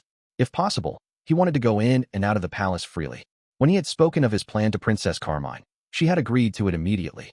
It was vital that the emperor did not grow suspicious of them, so Alan had given the princess a ring to boost her stats in hopes that it would benefit her acting. Now with over 10,000 intelligence, the princess was able to perfectly act her part and assist his ploy despite Alan having needed to hasten the plan. Did you plan this from the start? Carmine asked, her face twitching with anger. My father and I trusted you. She glared at Alan, who smugly grinned back with a triumphant expression. Oomph, took you long enough, he scoffed. No longer will I be the man shackled by Crevelle's chains. Have you no shame? Sophie shrieked. Prepare yourself, Alec. You will be punished for your disloyalty.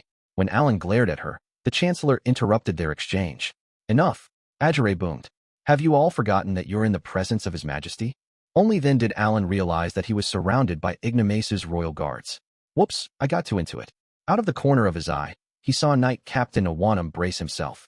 No doubt the man was planning to jump in and fight should anyone raise so much as a finger against Princess Carmine. Next, Alan glanced at Ignomasu.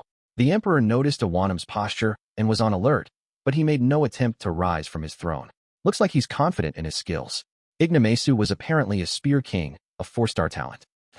This is getting troublesome, Ignomasu grumbled. Let's get him. Alan immediately moved on to the next step of his plan. Please, if you'd give me a moment, Your Majesty, the summoner hastily said. We have no need to sully the beautiful waters of this audience room with the filthy blood of these land dwellers. Surely, the princess is at least capable of providing you some entertainment.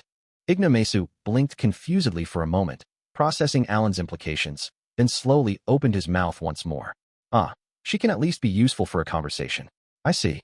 You're quite astute, Alec. Oh, not as astute as you, Your Majesty, Alan replied, a mischievous smirk stretching across his lips despite him remaining humble. Indeed, if we keep her alive, she'd be useful for negotiations with Crevelle, Ajare agreed. Finally caught on, huh? All right. Take Princess Carmine and her allies to the palace villa. The rest of you may fall back, Ignomasu ordered, rising from his throne. He looked a touch weary as he left via the hallway beside the throne. Princess Carmine, this way, please, Chancellor Ajare said. As though that was their cue, the royal guards encircled Princess Carmine, Shia, Sophie, and Cecil and slowly pushed the ladies to the exit. Alan, Luke, Palomas, and Awanam were left behind, and they followed the royal guard. After they exited the audience room and turned a few corners, they arrived at a long hallway where the knights guarding the place blocked Alan and the other men. Men are not allowed beyond this point, the knight said. In the middle of the hallway was an iron gate, and beyond that was a knight of the villa, a lady merfolk donning a full suit of armor. I see, Alan said. Be well, Your Highness. Henceforth, I shall serve His Majesty Ignomasu. This is where we forever go our separate ways. Surrounded by the royal guard, Alan spoke haughtily and proudly. Just then, Cecil managed to sneak past the guards and rush toward him. Why, you brute, she shouted. I won't forget this. She charged at him and landed a kick straight in his smug face. Gah! Alan gasped. Merfolk Cecil had used her webbed feet to deliver a roundhouse kick, knocking Alan back. We're going off script, but I like that off-the-cuff reaction. Thank you very much. And Cecil, I can still see your thighs. Guess the merfolk transformation doesn't change that bit. Following Cecil's impromptu acting, the iron gate opened, and the ladies were all pushed inside. When the gate closed, the armed merfolk ladies in the back took over and guided the princess and her maids down the hallway. After walking for a while, the hallway began to arc slightly, obscuring the path they had come down. Then, the merfolk women suddenly stopped. They had not uttered a word until now, and they maintained their silence while encouraging everyone to proceed. Given no other choice, the princess and the other ladies feigned resignation as they gingerly stepped forward. At the hallway's end, they spotted a large staircase and a dance floor. Only when Sophie was abundantly sure that no one else was around did she dare speak. It's going well so far, she whispered. Is it? Shia muttered back. Frankly, I feel like I didn't do too well. Alan's voice echoed from within Cecil's clothes. No, you all did great, he said. Seraphi, your kick really did a number on me. Oh, did it, Alec? Cecil replied, pinching the bird G that she kept hidden at her chest. Who goes there? A voice echoed from the top of the staircase. Someone slowly made their descent, elegantly swimming down since she had no need for stairs. The upper half of her body was that of a human, while the lower half was that of a fish. She was a mermaid. Her beautiful, shimmering, emerald locks, something merfolk did not possess, formed gentle waves as they flowed down her upper body. She wore a swimsuit to cover her human-like upper body. That must be Princess Rapsinal. She's an actual mermaid princess. Cecil hastily shoved the bird G back into her pocket, where Alan got a good look at the lady thanks to sharing. Alan had actually caught a few glimpses of her when he had investigated the villa with Fish D, seeing that she was confined with the other noble children but did not receive horrible treatment. He had determined that they did not require immediate rescuing and quietly watched on. Your Highness, whatever is the matter? A few women dressed as knights descended from the staircase, rushing to her side. Are you Princess Rapsinal? Shia asked in a hushed tone. This is Princess Carmine of Crevelle, and we're here to protect and rescue you too. Rescue us? Princess Rapsinal hissed back. What's going on? Tell me. Apologies, but I don't think we can hear. The princess understood the meaning behind Shia's words. She gave a brief nod, then turned toward the staircase and raised her voice at the knights. These people are here under orders from Emperor Ignomasu, Rapsinal said. Follow me. I shall hear you out in the room above. She swam ahead and stopped in the middle of the staircase, turning to Shia and the other ladies, quietly instructing them to follow her. They obeyed and made their way down the villa hallway. Princess Rapsinal had the lower body of a fish, so she could glide along the water without ever touching the ground. Meanwhile, Shia and the other merfolk walked and swam as they saw fit, as the villa and the palace had been built such that they could be both walked and swam through. Houses in Patlanta were of the same build, including the one Alan and his group were staying in. The staircases were wide and allowed for quite a bit of freedom. Alan had his bird G peek out from Cecil's pocket so he could observe how Rapsinal swam along. A few moments later, Shia and the others entered a wide, lavishly furnished room that must have been for guests. Some of the furnishings were made out of coral, and there was a table made out of crystal flowers that exuded opulence. While the extravagance was inviting for guests, one could see through the window that there was an iron grate separating the villa from the main palace. One could not swim past it. I don't recall seeing any windows in the hallway that connects these two buildings. However, since Fish D could pass through walls, windows had been the least of the summoner's concerns when he had investigated the building. Rapsinal encouraged Shia and the others to sit at the table of crystal flowers. The imperial princess floated in front of it as she ordered the knights to stand guard by the entrance of the room and waited for them to leave. Now then, she said, you said you came to rescue me. Would you kindly elaborate? Of course, Your Highness, Sophie replied. But before I do, we must tell you who we really are. My name is Sophialon. While I'm taking the form of a merfolk as we speak, I'm actually an elf who resides above water. An elf? But you look like a merfolk to me. The princess could hardly believe what she was hearing. I do, and I don't blame you for having doubts, Sophie explained patiently. Truth be told, this is the first time I've ever taken this form as well. Our leader, Alan, employs a summon that has the ability to transform us for 24 hours. This ability changes our body composition, allowing us to perfectly mimic other species. If not for that, we would most certainly drown within this ocean. Sophie then provided a brief summary of the events that had occurred thus far. She spoke of the Demon Lord Army's plan, in which demonic incarnations had been unleashed throughout Galliot, plunging Crevelle into despair, and how Shia had jumped in to help and dispel the monsters, allowing the gamers to become acquainted with Princess Carmine. Additionally, she explained that Shia's home, Albahal, had also fallen victim to a revolt, and that the Beast Princess was pursuing the mastermind, her older brother Beku, who had fled. Rapsenal quietly listened to the entire story. So, you came to this villa in search of the whereabouts of this Beku, the princess guessed. Precisely, Shia responded. It's been 2 weeks since we arrived in Patlanta, but we haven't been able to learn where Beku has gone. We'd like any clue we possibly can find. Rapsenal turned to Shia, a sad look on her face. Your name? Princess Shia, was it? Are you implying that you expect such a thing as a reward for saving us?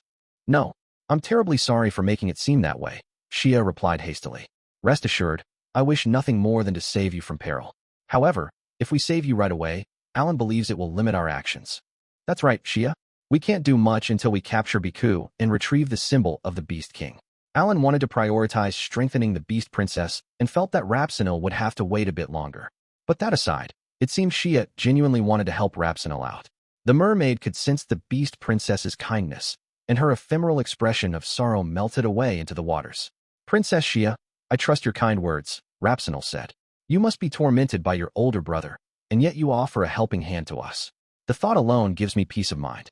However, we have been imprisoned in this building for a very long time, and we haven't heard anything about your older brother. I expected as much, Shia replied as she visibly deflated. Rapsenal approached the Beast Princess, clasped her hand, and gave an encouraging nod as though to reassure her. Sophie was moved by Rapsenal's kindness, but her heart skipped a beat when the mermaid turned to her. Is there anything else you'd like to know? Rapsenal asked. About the palace, or we merfolk, perhaps? If there's something plaguing your mind, please ask away. As Sophie tried to come up with a question, Shia, whose hands were still in Rapsenal's grip, spoke up. Please forgive my impudence, but your highness, was that fabulous tale of yours bestowed upon you by Goddess Aqua? Sophie, Cecil, and Carmine immediately looked at Rapsenal's tale. Carmine was the only one who knew the story behind it, and she opened her mouth to speak, but Rapsenal beat her to the punch. Ah, yes, the mermaid began. I'd forgotten that other than Princess Carmine, no one knows about my body. Indeed, the blood of Lord Macri, the holy fish, flows through my veins. I guessed as much. Shia exclaimed, her eyes twinkling. How splendid. And of course, you, Princess Shia, have the blood of Lord Garm, god of beasts, in your veins, Rapsenal said with a smile. I've never seen a beastkin for myself, and your merfolk form is very appealing, but I'm certain your true form is extraordinarily dazzling and overflowing with glory. Alan listened to the two ladies converse. It's kinda like a god and a person inhabiting the same body. And Ignomasu wants Rapsenal's blood. When Alan was still Kenichi, he had learned about theocracy during his history and ethics classes. For a monarch to further increase their power and influence, they exploited the religion that the people of their nation believed in, claiming to rule in the name of God, or to be a god who descended to reign over the nation. While Alan was not sure if that train of thought was based on facts, and if those people really had spoken with God, it was commonly presumed that in the past, the people had believed in the notion despite it likely having been false. This world, however, had deities and gods. It was not just blind faith or belief. Deities appeared before people and interacted with them, meaning there actually were people who were accepted by a god and acted as their representative. For example, as Rapsenal had mentioned earlier, the Albahalan royal family had been founded a millennium ago by Albahal, a child of beast god Garm, and another beastkin. Albahal was thus half god and half beast, a man whose mighty roar could shake the earth in distant lands. Birds startled and flew away from mountains too far away to see at the sound, and some humans within earshot were killed instantly. Precisely, Her Highness's bloodline connects this empire to holy fish Macri and bestows Lady Aqua's blessing onto all of us merfolk, Carmine added. Wait, then there are things that aren't written in tales of the Prostia Empire? Cecil asked. Allow me to explain that to you, Miss Cecil, Rapsenal said before she began telling the tale of her ancestors. Our founder, Lord Macri, agreed to become Lady Aqua's kin and was allowed to take the form of a holy fish. When he did so, he was forced to part ways with his beloved Lady Deirdre. I believe that's how the story goes. You're exactly right. Then the story has neglected to include that Lady Deirdre was with child, a result of her union with Lord Macri. After he became the holy fish and once again sealed the monster away, he left Patlanta, the imperial capital, and Lady Deirdre gave birth. Her child closely resembles my form, possessing the upper half of a human and the bottom half of a fish. Alan listened on through Bird G. Wait, so that story isn't about love that was never to be? When did it get changed? When the baby was born, the Emperor of Prostia at the time claimed that it was a miracle from Lady Aqua. Rapsenal went on. The child, he said, was left behind by Lord Macri to protect the empire, ensuring that his power would live on through his kin. And so, the child was adopted into the imperial family, and the emperor retired from his throne, presenting it to that child. Ever since then, there has been the occasional member of the Prostian imperial family like me, who has the upper half of a human and the lower half of a fish. Fair enough. Which means Macri became water goddess Aqua's kin to gain greater power. When Dagora had become fire goddess Freya's disciple, Alan had asked the deity all about the process. Freya had claimed that deities gave power to those who believed in them, and clergymen were not the only ones who served the gods. At times, deities could create kin or disciples as well. He had then asked if there were any differences between disciples and kin, jotting down her answer. Differences between disciples and kin: disciple, one who acts in lieu of a god, uses the god's name and believes it their duty to spread faith, receives a fairly small blessing and maintains the form of a human.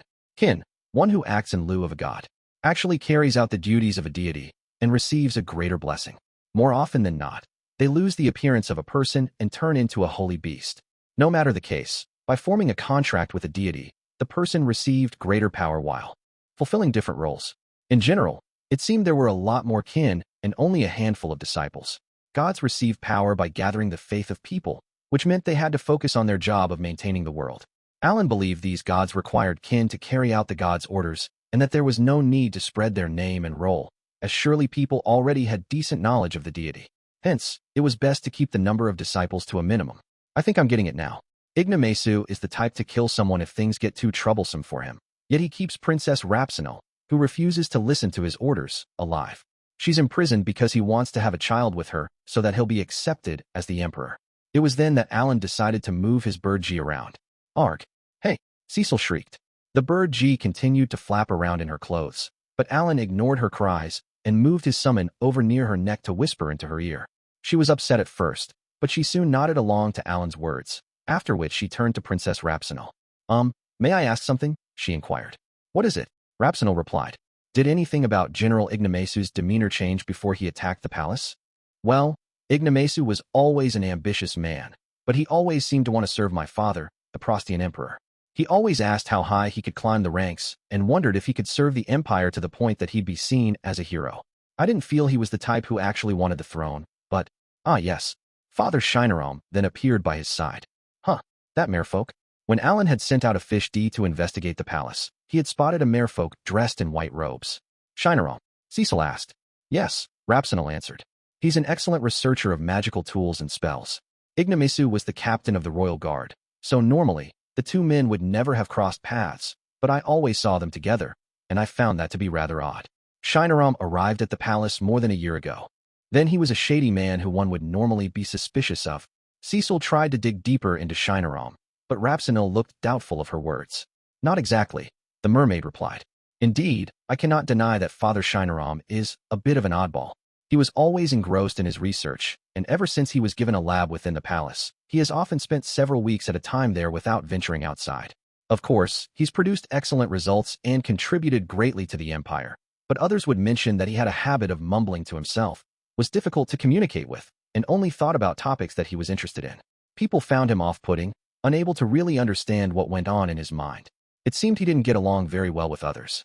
Shia and Carmine glanced at Cecil's neck. Alan, who was watching through Bird G, realized that their eyes were focused on him, implying that he and Shinerom were not all that different. What? How rude. Go on. Keep questioning her. Alan tried to use Bird G to tell Cecil to get back to asking about Shinerom, but she squeezed the summon and restrained its movements. However, it seemed his intentions had been heard loud and clear, as Cecil returned to the topic at hand. Would you happen to know what Father Shinerom and Ignomasu were talking about? Cecil asked. Yes, Rapsinel replied. It seemed others also found it peculiar that the two men were so close, and when asked about what they were discussing, they replied that they were talking about strengthening the knights and the future of the empire. Neither said anything more, but it's not too much of a stretch to imagine that their discussions were related to the current state of things. Shinerom, huh? That's one more thing I've got to look into. As Alan made a mental note of this man's name, Rapsinel continued. I'm sure Ignomasu started this entire ordeal in time for the precious ritual that Lord Macri will attend. Perhaps Father Shinerom worked with Ignomasu precisely for this moment. Either Shinerom's passion for research was utilized, or he has some goal of his own. Lord Macri will attend this event. Sophie asked. I'm sorry, I haven't told you about that, have I? Carmine answered. As Lord Macri takes a year to swim around the Empire, the Songstress contest is held right when he reaches Patlanta. I had no idea. Wait, then won't everything be solved when that time comes? It seemed Cecil was thinking the same thing, because she then spoke up. Wait, can't Holy Fish Macri resolve all these issues? I mean, Ignomasu is the enemy of this empire. He's a threat to you, Princess Rapsinal, and the Prostian imperial family, right? That will never happen, Rapsinal explained, shaking her head.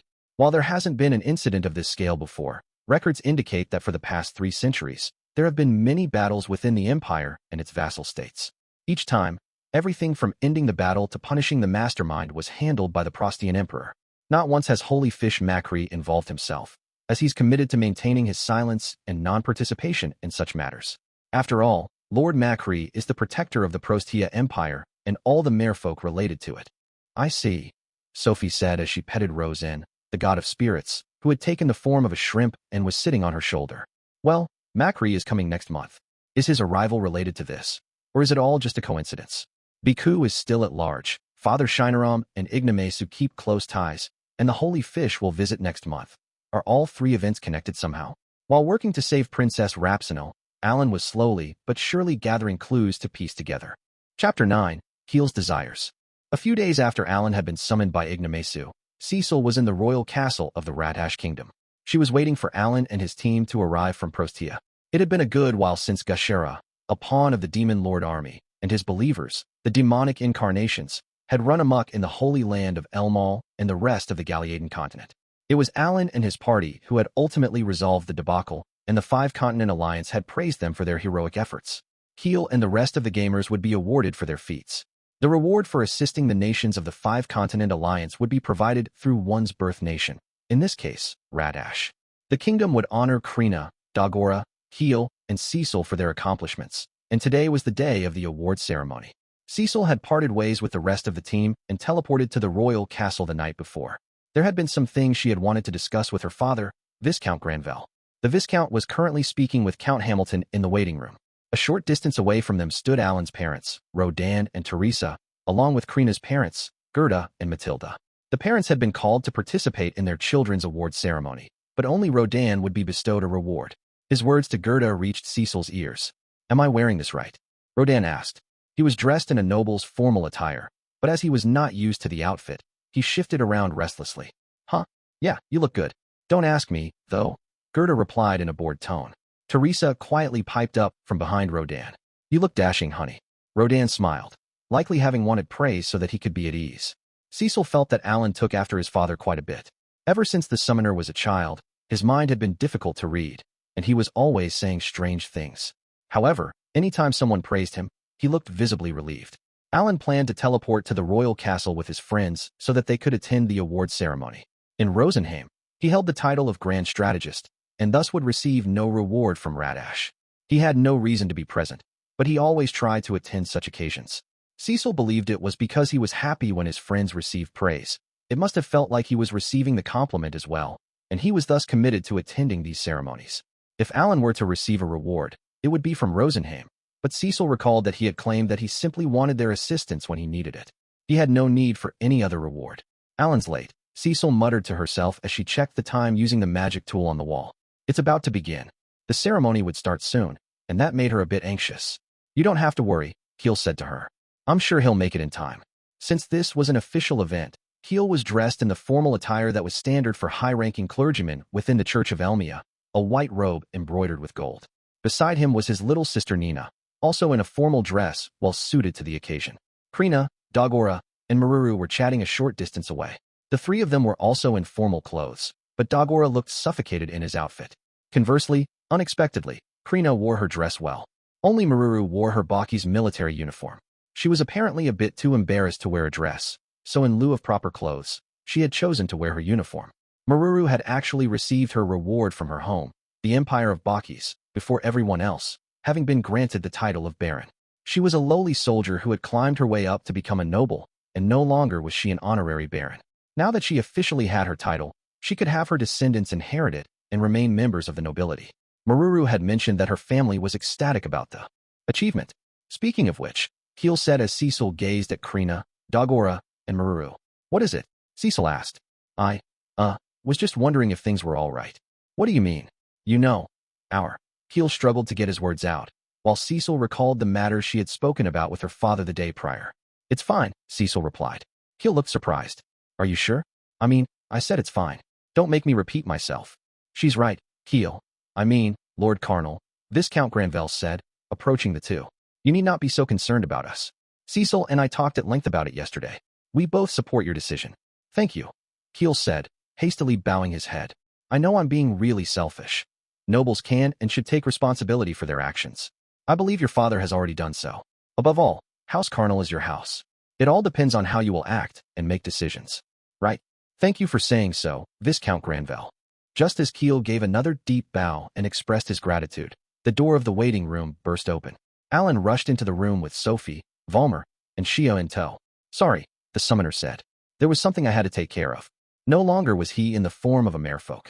For the past 2 weeks, Cecil had grown accustomed to seeing him as one, and now, it felt like he was using Mimic to take the form of a human. Huh? Where's Palomas? She asked.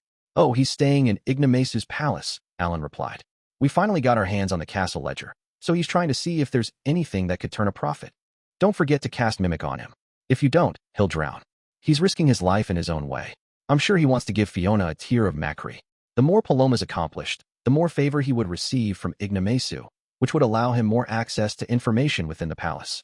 Palomas hoped that this would somehow bring him closer to marrying Fiona. There were still times when Alan was not really listening to Cecil's words, and she felt compelled to bury her head in her hands when he began to mutter to himself. Ugh, my summons are about to be wiped out on the battlefield, he grumbled. Also, Bask's just brimming with energy. One day, I'm going to use him to level up. Cecil could put 2 and 2 together. She presumed that the insect, as in dragon, as that had been sent to the northern region of the central continent were being pushed back. This was largely due to Bask and other greater demonic deities having made their appearance. Bask? You mean that Bask? Cecil asked. He's all the way over there. Yeah, Alan replied. The main force of the Demon Lord army might have been deployed. It's part of the reason I was late gathering Shia and the others so we could come here. Though he was trying to draw up several plans, Bask and the other demonic deities were powerful, so currently, he was coming up empty. He wanted to head to the central continent and fight the Demon Lord army, but he was busy scouring Prostia in search of Beku and trying to weasel his way into Ignomasu's inner circle. He had little time for anything else. Shinaram's not in the palace, but that's so suspicious, he thought. Priest Shinaram, whom Princess Rapsinel had mentioned, was nowhere to be seen in the palace, no matter how hard Alan searched. According to the official who had provided the ledger, Shinaram would disappear for a few days at a time, presumably cooping up in his lab, before suddenly re-emerging. If Rapsinel's story was true, Alan simply needed to find the lab, but he simply could not locate it within the palace. Just as he considered revoking Maruza's break and sending him to the northern region of the central continent, a little girl ran up to him. Alan, Maella, his little sister, cried. Alan kept a summon in Rodan village and saw Maella almost daily, but from her point of view, she had not seen her big brother in a long while. A huge smile formed on her face. He reached out and petted his sister's hair when his little brother also arrived. Long time no see, Mash, Alan said. Were you able to get a few days off? Yup, Mash replied. My homeroom teacher said it was fine. I've been staying in the castle for 2 days now. I see. Academy City also had a base for the Alan army, and the summoner had visited the place several times, but not once had he run into Mash, who was attending the academy. Unlike Thomas, who had enlisted Alan's help to receive a class promotion, Mash was working with a few friends he had made in his classes to tackle the dungeons. Today, he had come alone via a magic ship, and Alan was happy to see that his younger brother had started down his own path. I should talk about the Demon Lord. I haven't told Dad yet either. Alan had not said a word about the Demon Lord to his parents. He had decided that it would be best to report to them after he defeated the Demon Lord so that they would not worry. But next year, Mash would learn about Demon Lord history, and his parents might learn about it then as well. In fact, Alan was currently struggling against the Demon Lord's subordinates on the central continent, and he was not confident that he could defeat the Demon Lord before Mash spoke of the entity to their parents. I feel like both Mom and Dad have a vague idea, but aren't really saying anything.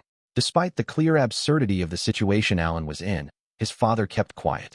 Rodan was here to attend the award ceremony, so surely he had been told why Keel and the others were being awarded, and yet he did not touch upon the topic.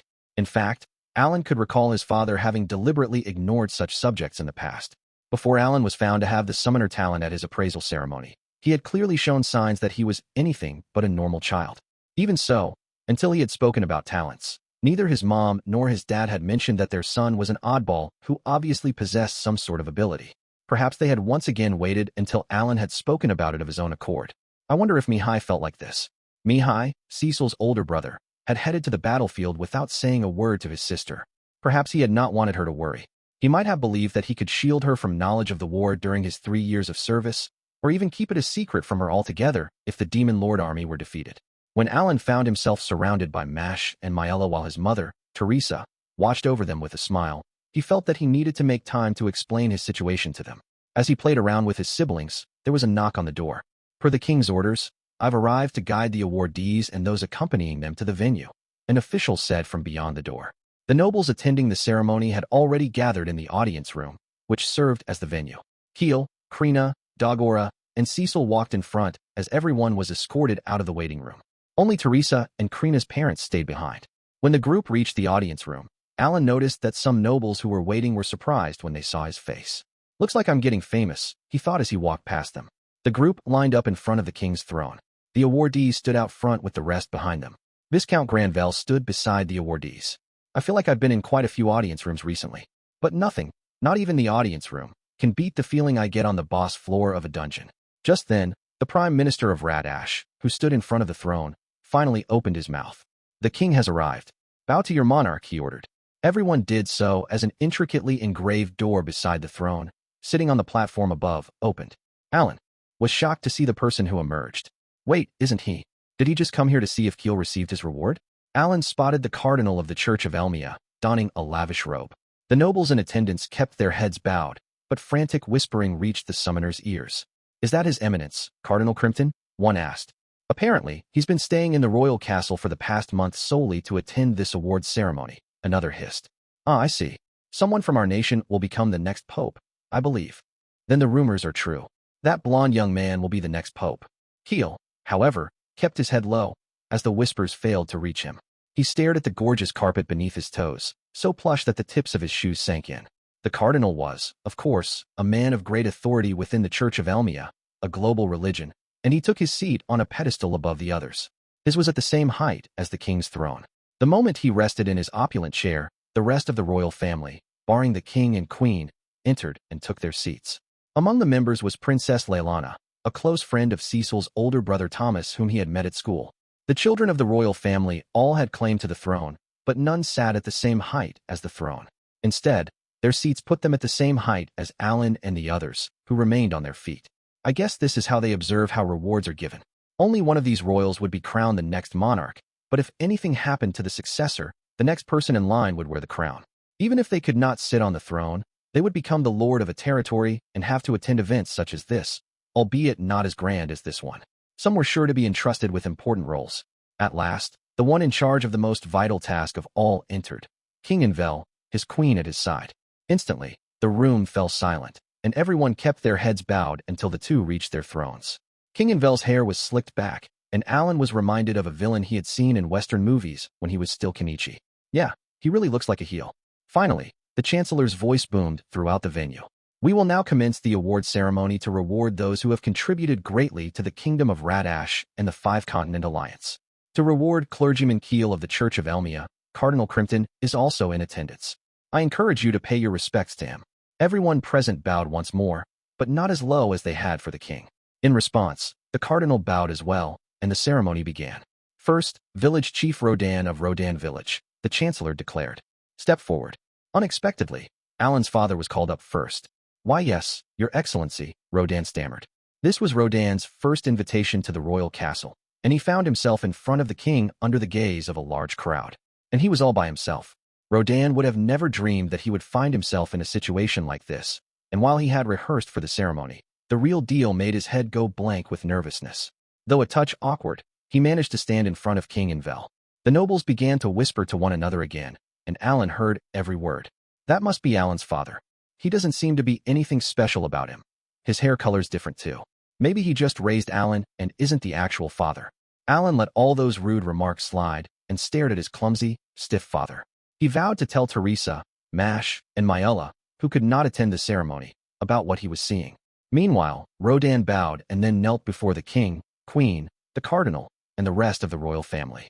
The The Prime Minister cleared his throat before unfurling a sheet of parchment and beginning to read it aloud. You, Rodan, are a man born in the Crevelle fief.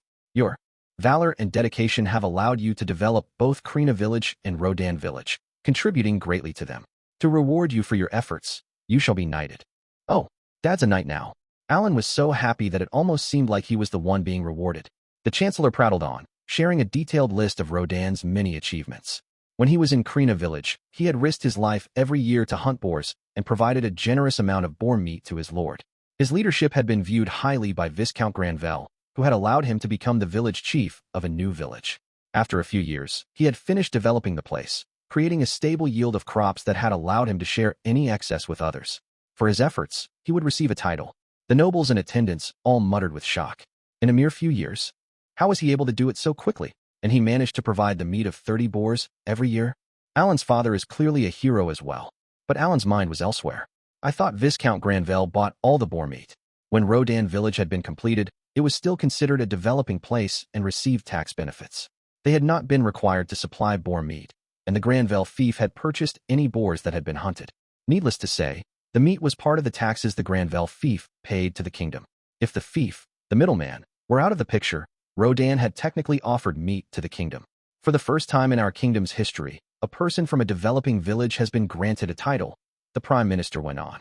Ever since the land reclamation decree was passed 20-odd years ago, only Rodan has been involved with the development of 2 villages and seen them both to completion. Unfortunately, Rodan's title was not hereditary, meaning it could not be passed down to his descendants. Once the Prime Minister finished his speech, the king rose from his throne. Rodan, he said, gazing down at the newly knighted man, I ask that you continue to lead my citizens. A knight swiftly stepped forward with a tray in hand and held it out to the king. His Majesty personally took the accessory that served as proof of title and placed it around Rodan's neck. Why yes, sire, Rodan stammered. Rodan was extra careful not to look directly at the king's face, just as rehearsed, and when he gave his reply, a small round of applause filled the room. Only Alan was clapping. This was not how this ceremony had been rehearsed, and the people who were supposed to clap froze for a moment, confused by the clear change in schedule. But the cardinal clapped along, and the crowd finally snapped back to their senses as a thunderous round of applause quickly filled the entire venue. Alan clapped because he was genuinely ecstatic. His father, Rodan, was born a serf, but his heroic deeds until now had finally been seen by the kingdom. When the applause finally died down, the Prime Minister cleared his throat. Ahem. Next are those who helped fight the monsters transformed by the Church of Gashera. Their heroic feats saved countless lives throughout the Galiatan continent, and they even freed the captured capital of the Holy Land of Elmal. Per the request of the 5-Continent Alliance, His Majesty King Crevelle will offer them a suitable reward. First, Cecil Crevelle. Step forward. Yes, Your Excellency, Cecil replied. Unlike the awkward and stiff Rodan, Cecil walked forward proudly and calmly, elegantly offering her greeting to the king and queen, the cardinal, and the other attendees. You, Cecil Crevelle, helped reclaim Tiamenia, the capital of the Holy Land of Elmal, and offered your aid to salvage the Crevelle kingdom, the Prime Minister said. For your feats, the Holy Land of Elmal has offered you a report that comes with words of commendation. Heed them well. Reading letters of commendation might just be part of the process for the 5-Continent Alliance, Alan thought as the Prime Minister read from the parchment. Maybe they just really value this sort of thing. You have thus contributed greatly to maintaining the 5-Continent Alliance, Cecil Crevelle. For your feats, you and your household, House Crevelle, will become a countship, the Prime Minister concluded. The nobles began to frantically whisper away. Finally, after all these years, Lord Crevelle has become a count. They were a baronship several years ago. Mind your tongue. You'll be ejected from your faction. Don't be absurd. All I said was that he was a baron a few years ago. During Alan's time as a manservant to House Crevelle, the lord had still been a baron. He had been made a viscount when Cecil and Alan had entered the academy, and now that House Crevelle was a countship, he had entered the ranks of the upper nobles. However, it was almost unprecedented for a former baron to be granted an even higher rank after a mere 4 years. Many of the other nobles were jealous of that and made little effort to hide it. Naturally, some were quick to scold any cries of envy, but most of it came at the defense of the factions within the castle. The Academy faction and the Kingdom faction were at odds, and they all wanted to use the opportunity to bolster the one they belonged to. Even those taking honorable stances were making claims solely to secure or maintain their social position rather than to genuinely defend House Crevelle. Geez, faction clashes are alive and well. Exasperated, Alan watched the king rise from his throne. A nearby knight provided his majesty with the ceremonial blade, which he unsheathed before using it to gently tap Cecil's left shoulder while she knelt. This was a process done only for nobles who had risen in rank, thus it had not been done for Rodan. Another roar of thunderous applause filled the room, and Alan was not the only one clapping this time around. "I shall do my utmost best not to betray your trust," Cecil said. She gave her words of gratitude only after the applause died down. The king sat back on his throne, and she bowed to him again before stepping back. The prime minister then called for Krina and Dagora to step forward, and when the two knelt in front of the throne, the same list of achievements as Cecil's was read. Krina had received a letter of commendation from Calvarna, while Dagora had received one from Crevelle. "Krina, Dagora, you have thus been bestowed the title of Baron," the prime minister said solemnly. "Should you continue to do well, you may also be given territory." "Thank you, Your Excellency," Krina and Dagora both said. So now they're vested nobles with no land to their name. In this world, anyone with the rank of Baron or higher was deemed a noble and given a family name. Krina and Dagora, however, had only received titles. If they wanted land, they would have to make massive contributions to the kingdom and have them recognized. Fighting the Demon Lord army on a battlefield far away could raise one's rank, but it was not necessarily enough to earn them land, which means they can't expand a fief either. Dagora had Kagetsuchi, the divine vessel, equipped at his back. Minister proceeded with the ceremony. "Lastly, Keel von Karnal. Step forward," he said. "Yes, Your Excellency," Keel replied. He stepped toward the throne, and the nobles began to whisper more furiously than ever before. Keel had just reached the age of majority, and he had been named the apprentice pope without having undergone any form of special training. It was unheard of even within the long history of the Church of Elmia, and a communication magic tool had been used to transmit the news to the entire world. The prime minister's next words made the nobles fidget nervously. "Anyone who dares obstruct Keel von Karnal's sacred path will surely receive divine punishment by Lord Elmia, the god of creation," he boomed. It was practically a threat, but the Church of Elmia was far and away the most practiced religion in the world. No one was brave enough to test their luck against the god of creation. The parchment that the prime minister unfurled had surely been drafted in Radash, but perhaps due to Keel's status, it was longer and thicker than any of the previous ones. "Keel von Karnal, you've saved countless followers of the Church of Elmia, and even guided innocents who had strayed onto the right path. You showed them the way so that they might regain their courage to face the trials of the gods." Isn't Keel's list a lot longer than everyone else's?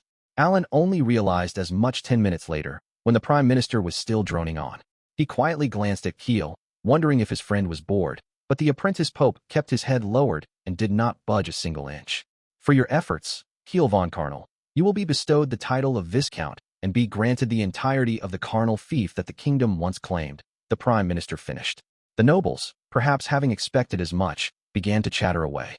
The affair that had occurred 4 years earlier, instigated by Keel's father, the previous Viscount Karnal, was still fresh in everyone's minds. Yet despite that grisly ordeal, his son, Keel, was having it all returned to him, including his peerage, after such a short time. It was far more astonishing than the chief of Rodan village receiving an esteemed rank. But Keel's response only sent an ever greater shock wave through the crowd of nobles. "Your Majesty in Vel, and Your Eminence Cardinal Crimpton, your words of praise and benevolence toward my house have left me at a loss for words," Keel said. "I, Keel von Karnal, am grateful beyond measure. However, if you're willing to place so much faith in me, I ask that you grant me a selfish request, as insolent as I may be." "Whatever are you saying? Are you asking for a higher rank and more land?" the prime minister inquired. In reality, the two parties had already rehearsed their lines, but the other nobles, none the wiser, began to whisper to one another in a frenzy once again. "What? Surely, he's being far too greedy. Both the carnal fief and the Granvelle fief are vast already. If he doesn't want to be a viscount, will he demand to be a count, just like Granvelle?" The size of a noble's fief depended greatly on its lord's rank and the quality of the land, but in general, the closer it was to the royal domain, the smaller it would be. The royal domain boasted a high population density, and thus the land was highly sought after and more expensive. The carnal and Granvelle fiefs were a good distance away from the royal domain, but they were still quite vast compared to others. Each of the two fiefs possessed mithril mines, which were prized assets. The Radash royal family, having required money at the time, had wanted a portion of the mithril included as part of the fief's tax payments, and had allowed the two families to expand their territories in return. This was especially true for the past century, when House Carnal had provided mithril directly to the royal family in exchange for being allowed to grow extensively. if all of that land was being returned to Keel. The nobles were not sure what else the boy could have possibly desired. Man, these nobles are all about titles and land. Huh? But it was thanks to House Crevelle protecting their territories that Alan had been able to be raised in a village in the Crevelle fief, defeat clusters of goblins and orcs that had infested the nobles' vast land, and gain XP and leisure. Ahem. The cardinal loudly cleared his throat to silence the crowd. Like a receding wave, all sound immediately stopped, and then King Invel's voice echoed through the audience room. I shall allow it. Keel von Karnal, state your wish. The king was, of course, in on this ruse and recited his practiced line as well. Still, Keel had to steel his resolve in order to speak his mind in front of everyone. The deafening silence in the room did not last long, and when he finally broke it, everyone gazed at him, wondering if he wished for more land, a higher peerage, or perhaps both. I wish for my mother and father to be pardoned, Keel said firmly, gazing up at the king. Keel had taken part in an appraisal ceremony when he was 5. He had immediately been ripped away from his home to live a life of poverty and squalor. It had been a far cry from any noble lifestyle. While he had had a few servants with him, they had barely had enough money to feed him and his little sister, Nina. That was an experience he would never forget, not even now that he was an apprentice pope. After some time, a royal envoy had appeared and told him to enroll in the academy. But all that had awaited him was the story of the horrific acts his father had committed and their consequences. Furthermore, he had heard the tale from the victims of the affair, Alan and Cecil. The moment Keel had learned of it, the words, serves him right, had flashed through his mind. Former Viscount Karnal, Keel's father, was to blame for the harsh life that Keel and Nina had been forced to claw their way out of, and he had been sentenced to life in prison for his crimes. He was reaping what he had sown, and Keel found it a suitable punishment. Keel's mother, former Viscountess Karnal, was confined in an isolated area for criminal noble women away from the royal capital. And like with his father, Keel believed that she had gotten her just deserts. Had she stopped her husband, things would have played out far differently. Such thoughts had never left Keel's mind, even after he made friends at the academy, cleared dungeons, and became able to live a more relaxed life with Nina and their servants. But when he saw Nina and their servants looking so happy and fulfilled, he was inexplicably struck with the image of his parents trapped in a dark room. He was reminded of the hardships and suffering he had endured during his childhood, and a sense of loneliness welled up in his heart. In hopes of freeing himself from those feelings, Keel went to every church he could find and treated the wounded. While that was one of the duties of clergymen with the Church of Helmios, rescuing strangers from their suffering was his way of trying to dispel the guilt that plagued his mind. Nevertheless, his remorse persevered, smoldering within his heart. He had become friends with Alan, saved tens of thousands of elves in Rosenheim, been a part of the first group to conquer the Rank S dungeon, been allowed to rebuild House Karnal, saved the holy land of Elmal from the clutches of Gashera and the Demon Lord army, and been tasked with one day leading the Church of Helmios as its pope, but none of it had served to assuage the feeling. One night, when he was all alone, he had recalled his father's face in the darkness. The expression on it had been kind, like the one the former Viscount had worn before Keel had taken part in his appraisal ceremony. When he had strolled around the city by himself, among the throngs of people, he thought he had seen his mother, happily cradling a newborn Nina in her arms. In the afternoon, when Cecil had spoken of Alan having saved her from a kidnapping like it was a heroic tale, he had not known what face he had made while listening. In fact, he had turned to face the ground in order to keep it from being seen. Neither did Keel find relief when Dverg had told him that Radash was going to reward him for saving the Galiatan continent and the holy land of Elmal. When the apprentice pope had been officially notified through a Ratashan official that House Karnal would be reinstated as a viscountship and that their land would be returned, his feelings still persisted.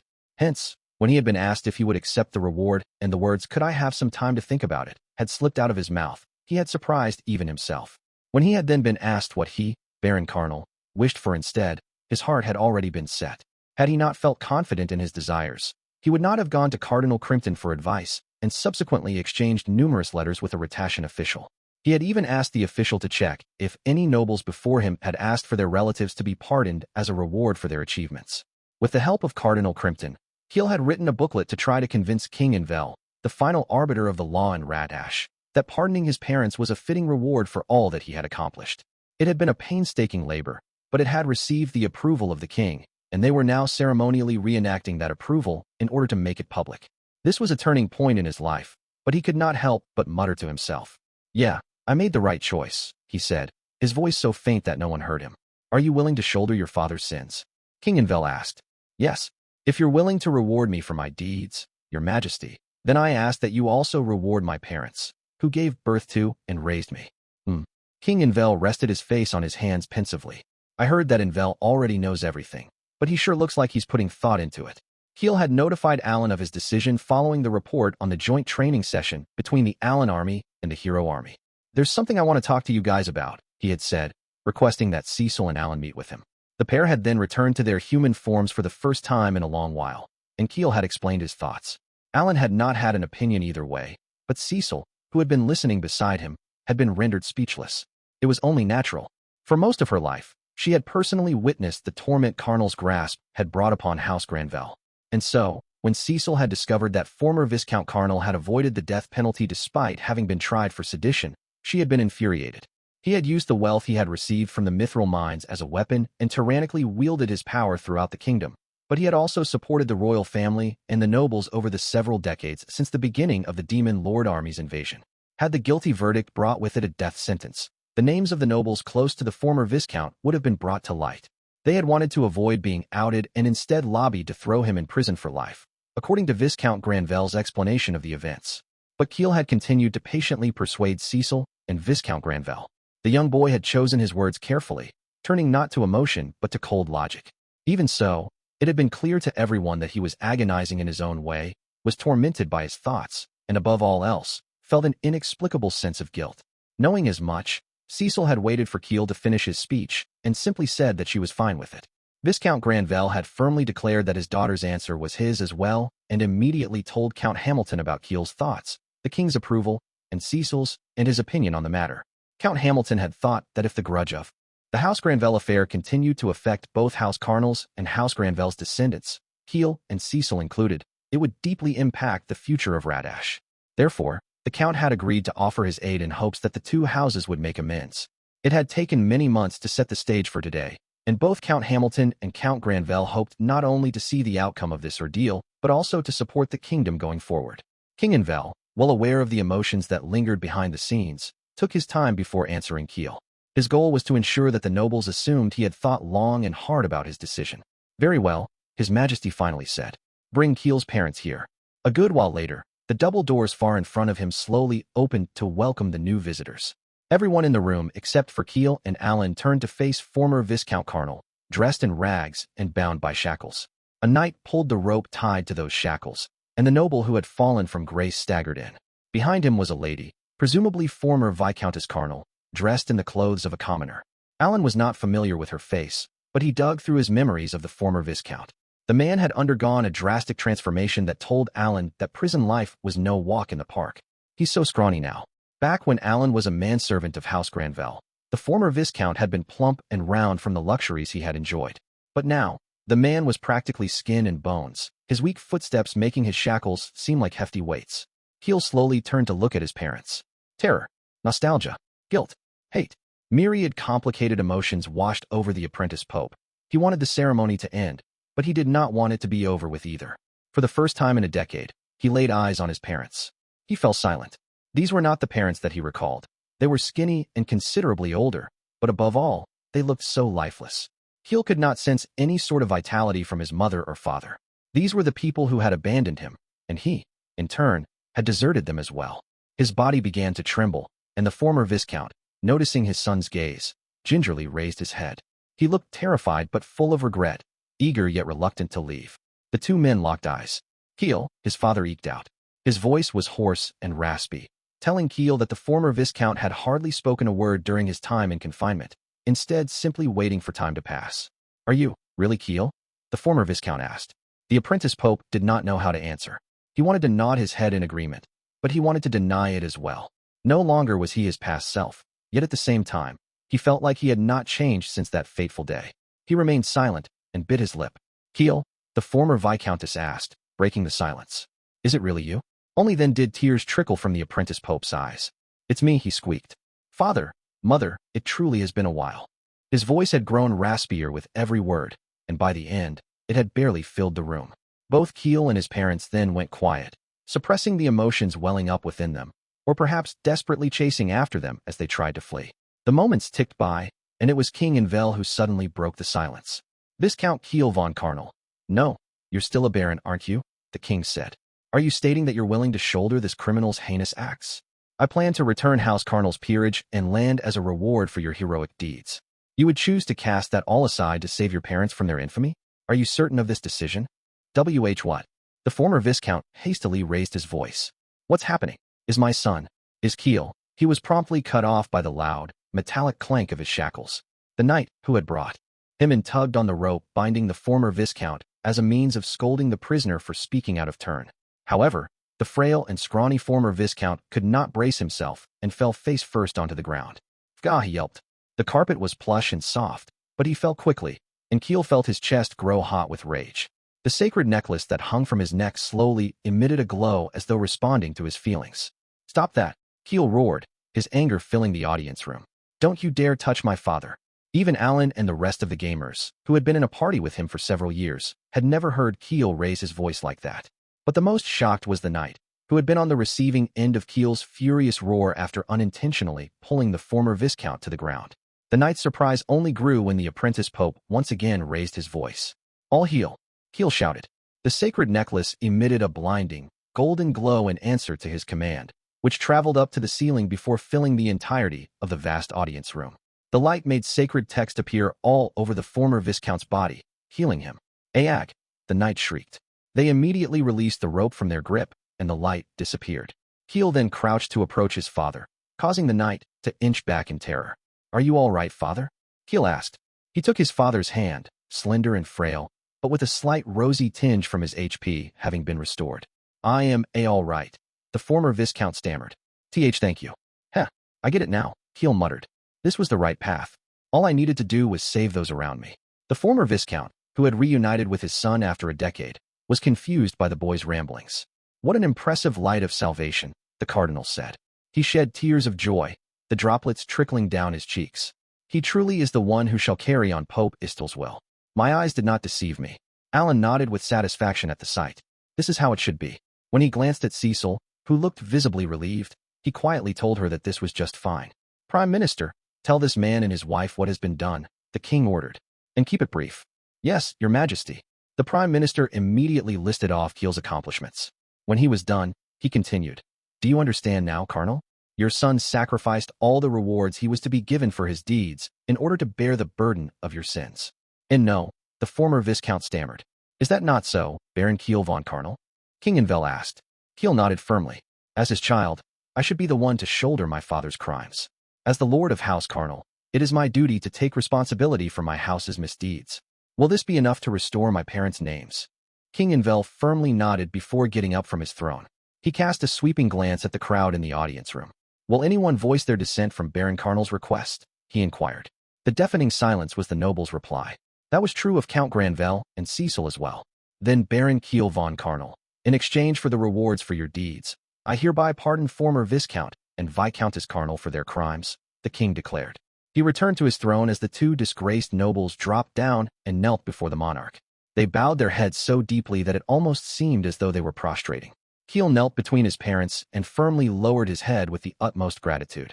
While you two have received a pardon from His Majesty, you may not leave the carnal fief for the foreseeable future, the Prime Minister declared. A private magic ship will be prepared for you both, and you'll head back to the carnal fief tomorrow. It's like they're on parole. I'll see to it that they don't leave. Keel promised. When the knights approached the former Viscount and Viscountess to remove their shackles, a small round of applause echoed throughout the venue. Everyone turned to the source of the noise and spotted Cardinal Crimpton giving a standing ovation. He clapped with everything he had, desperate to sear what he was seeing into his memory. The nobles started to applaud as well, and a thunderous cheer filled the room, seeming like it would continue for eternity. It only momentarily died down when the Prime Minister spoke again. This concludes the awards ceremony, he boomed. His and Her Majesties will now take their leave. Another loud round of applause echoed through the room as the king, the queen, and the rest of the royal family made their exit. Cardinal Crimpton, instead of leaving the venue, rushed straight to Keel. Oh, Lord Keel, how splendid you are! Your gestures and mannerisms were sublime, he cried. I knew Pope Istil's words were true. We of the Church of Helmios see hope in you as you walk down your holy path. Please entrust your dear father and mother to us. Thank you, Keel replied. I can't thank you enough. You've helped me every step of the way, and without you, I wouldn't be here right now. And I shall continue to offer you my unending support. Please excuse me. The cardinal bowed and left before Keel turned to help his father, who was curled up on the ground. Father, mother, Let's go, the boy said. All right, his father replied. We shall, his mother added. As the three left the audience room, the nobles gave them another round of applause. Alan and the others followed behind them. I see, Shia muttered to herself. I can use a method like that too. Yeah, it's one of the many correct choices you can make, Alan replied, having heard her. He finally understood the awkward grimace Shia had been wearing ever since Keel's parents had made their appearance. She must be thinking about her older brother.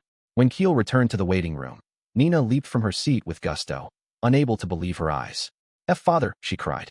She made a beeline for her father and hugged him as the former Viscount tightly embraced his daughter with his hands that had been healed earlier. Ah, Nina, how much you've grown, he said. Father, Nina cried.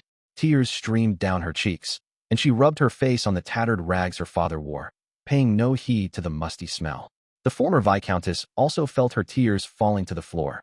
The former Viscount looked up at his son. Keel. He started as tears began to flow from his eyes. Surely we'll have time in the future to catch up, the apprentice Pope said, having cracked a genuine smile as he gazed down at his father. When we have more time, I'm going to pepper you with questions. But until then, please protect House Carnal and Nina. The smile never faded from Keel's face. Seems like Keel's the one who was saved here. He became an adult before I could. The former Viscount, however, looked befuddled and looked at his son. Whatever are you saying? He asked. Are you not going to come with us, Keel? I can't, Keel replied. Your son, Keel von Carnal, must go with his friends to complete his mission. I see. You really have grown, Keel. Thank you. The former Viscount's voice grew hoarse as he wept. Well, since we can use this room until tomorrow, why don't you at least stay for the day, Keel? Alan suggested. And yeah, please take a bath. Alan, Cecil shouted. Can't you be more sensitive? At least read the room. Gah. She firmly planted her fist into Alan's cheek, and he was sent flying. I guess this ends one issue. Invel seems awfully carefree, but I guess he always has been. I should learn a thing or two from Keel. As the summoner rolled onto the carpet, he thought of the king, the only one who had pretended like nothing had happened after Cecil's kidnapping and the entire debacle around it. But at this point, that was all in the past. It was water under the bridge. Alan gazed at his family, who was also in the waiting room, along with the other families. Dagora reported to his parents that he had become a baron, and his mother and father happily nodded along. Cecil and Count Granvelle were quietly watching the Carnal family's joyful reunion, and Alan's father, Rodan, who was dying to get out of his overly stiff formal attire, was asking for help from his wife, Teresa, while Mash and Maella were happily scampering around. Alan also noticed Shia gazing in a different direction. What's wrong? Did Keel remind you of your older brother? He asked, and she quietly closed her eyes. As a member of the Beast royal family, I will do what I must, she muttered. I will defeat Beku, the enemy of the royal family. Her words prompted Alan to recall the stories of Beku that he had heard from her. Chapter 10. The Captured Beastkin and the Demon Lord's Plan. Alan had not been very well aware of Beku's character, so Shia had filled him in on what her brother was like. It was in fact Brother Beku who inspired me to aim to be the Beast King, she had confessed when Alan had first asked her about the man. Beku had reached adulthood at 15 and immediately become the Beast Crown Prince. He had entered the Royal Beast Academy at the top of his class and graduated with the highest marks. Garm, the god of beasts, was of the belief that one with great power was responsible for protecting and guiding the other beastkin, and so, children of the Beast royal family were bestowed with excellent talents. Beku had thus adhered to the rules of the royal family and left the royal capital to become an adventurer to better his talent. After a mere 3 years, he had returned as a rank A adventurer. The Garlesian continent, where Albahal was located, hosted an annual Beast King martial arts tournament. The event invited people from various nations who were confident in their strength to fight to determine who among them was the strongest. It also served as a replacement for territorial wars, as victory brought with it the claim to land. Naturally, Beku had taken part in the tournament many times. He had lost twice to Jiru, a royal from the neighboring nation of Bryson, but had miraculously defeated him in their third meeting. Any Beast King martial arts tournament allowed Beast Kings themselves to enter, barring the one from the host nation. If another nation's Beast King won the entire tournament, the host nation was to relinquish some of its land to the victor. Beku had lost 2 years in a row to Jiru when the latter had still been the Beast Crown Prince. In other words, for those 2 battles, the challenger from Bryson had not been the Beast King. By the time of his third entrance into the tournament, however, Jiru had been crowned Beast King. Had Beku lost again, Albahal would have been forced to cede some of its territory. Therefore, when he had emerged victorious, it had meant more than just revenge for his losses. He had also protected his nation, and the entirety of Albahal had cheered with joy. That was the moment a young Shia had become determined to claim the Albahalan throne. She had seen her brother's power and resolve, his willingness to shed blood for his nation without an ounce of hesitation. Indeed, Beku had finally defeated the Bryson Beast King Juru in their third match by killing him. Beast King martial arts tournament matches were usually grisly, and it was not out of the ordinary for fighters to die in battle, but as though a switch had been flipped, Beku had turned into a completely different person after that. He had retired from being an adventurer and entered the world of politics. Trying to shift Albahal's political stance, he had aggressively suggested plans to get revenge on the humans of the Central Continent. That had been a particularly radical suggestion, as it meant paying no heed to the potential casualties of his precious citizens. It was especially concerning that he had sent those with talents to the rank S dungeon despite knowing that doing so would deal a heavy blow to the people and the nation. Even the Albahalan nobles, ministers, and citizens, whose hatred toward the Central Continents, specifically Giamuts, humans had never disappeared, began to voice their dissent at Beku's extreme measures. The Beast King had then given a trial to both his second eldest son, Zhu, and his youngest child, Shia, implying that each of them had been officially recognized as the future heir to the throne. And so, Beku had incited a rebellion. Shia believed that Muse's actions had triggered Beku's revolt, and as Alan recalled this story, he began to see Beku as a rather complex, multifaceted person. A Beastkin woke up as he heard the pitter-patter of droplets from the roof of his dimly lit prison. Shia, he muttered as he began to stir. He was not sure when he had dozed off or how long he had been asleep. In a daze, he stared blankly as another wave of drowsiness washed over him. It was then that he saw a light from beyond the iron bars in front of him. The light gradually grew larger and eventually illuminated the unusual sight of the Beastkin trapped inside. A chain around his neck tied him to the wall behind him, and his limbs had all been lopped off. An elderly demon dressed in a white coat cackled as he held the light up to see. "Ha ha ha, are you still alive, Beku?" the demon asked, a malicious grin on his face. "Just kill me already, Romu." The limbless beast crown prince of Albahal, Beku, answered hoarsely. "No, you go by Shinaram, don't you?" Shinaram only smiled back. "You're still alive? Very good. Very, very good." The prison guard, who stood outside the cell and had his back to Beku, was a burly demon. Unlike Shinaram, he had horns sprouting out of his head like demonic deity Rezel. When Shinaram told him to remain vigilant, he nodded back. "Lord Shinaram, Director of Demonic Soldier Research, the Demon Lord is calling for you," the prison guard said. "Again? What a restless man he is. I reported to him just the other day," Shinaram replied. "What will you do?" "I must go if I'm called. When I ignored a summons the other day, Supreme Commander Ardo gave me such a hard time." Shinaram let out a weary sigh. He turned his back on the motionless Beku, who had possibly fallen back asleep, judging from the way his head was hanging. The elderly demon made his way down the hallway, lined with similar cells, and walked up a staircase to enter a small room. It was a simple room containing nothing but a magic circle inscribed onto the ground, which Shinaram stepped into and muttered a spell. A moment later, he stepped out of the magic circle and into a separate, larger room that he had been transported to. "Guy," an odd cry greeted him. "Ah, little guy," Shinaram greeted back. "Are you well?" He spoke kindly to an eyeball monster that was around twice his height, and the monster, in response, coiled its tentacles around the elderly demon, embracing him. "Kei," the monster cried again, hugging him tightly. I am glad to see you're doing well," Shinaram croaked as he began to foam at the mouth, the agonizing squeeze almost popping his eyeballs right out of their sockets. When little guy was finally satisfied, it released Shinaram from its grasp, allowing him to make his way out of the room and down a hallway in the Demon Lord Castle. Little guy followed behind him. "Ah, Director Shinaram, the Demon Lord has called for you," a demon with horns said. I know, Shinaram replied. That conversation repeated itself numerous times as the elderly director walked past several rooms, down a long hallway, and ascended a staircase. When he finally reached the room that housed the Demon Lord's throne, he noticed that Crevelle, the strategist of the Demon Lord army, was already there, speaking with the Demon Lord. "Director of Demonic Soldier Research Shinaram is here per your request," Shinaram said. The Demon Lord raised a hand, silencing Crevelle. "You certainly took your time," he chided. "I got here as quickly as I could," Shinaram replied. But I waited a fair while." The Demon Lord furrowed his brow, knowing full well that Shinaram was a man who marched to the beat of his own drum. He was willing to ignore a summons from even the Demon Lord if it was for the sake of his research. Admittedly, much of Shinaram's research had produced excellent results, and many researchers had nominated him for director, but the Demon Lord still was not sure if he had made the right choice. "The Demon Lord wants to know the status of the demon goddess's resurrection," Crevelle explained. "Research on it is progressing well, Of course, Shinaram replied immediately, flashing the same ominous smirk that he had to Bask moments earlier. I've even secured a sacrifice who had the blood of Garm, the god of beasts, flowing thickly through his veins. Preparations are well underway. I see, the demon lord mused as he kept his brow knitted. My lord, I don't think there are any logical issues with this plan, Hubel advised. Is that so? The demon lord asked. Can we really use this picture book, this mere fairy tale, as a reliable source? He opened the book that Hubel had brought in. It had been written by merfolk many centuries ago. I believe so, Hubel replied.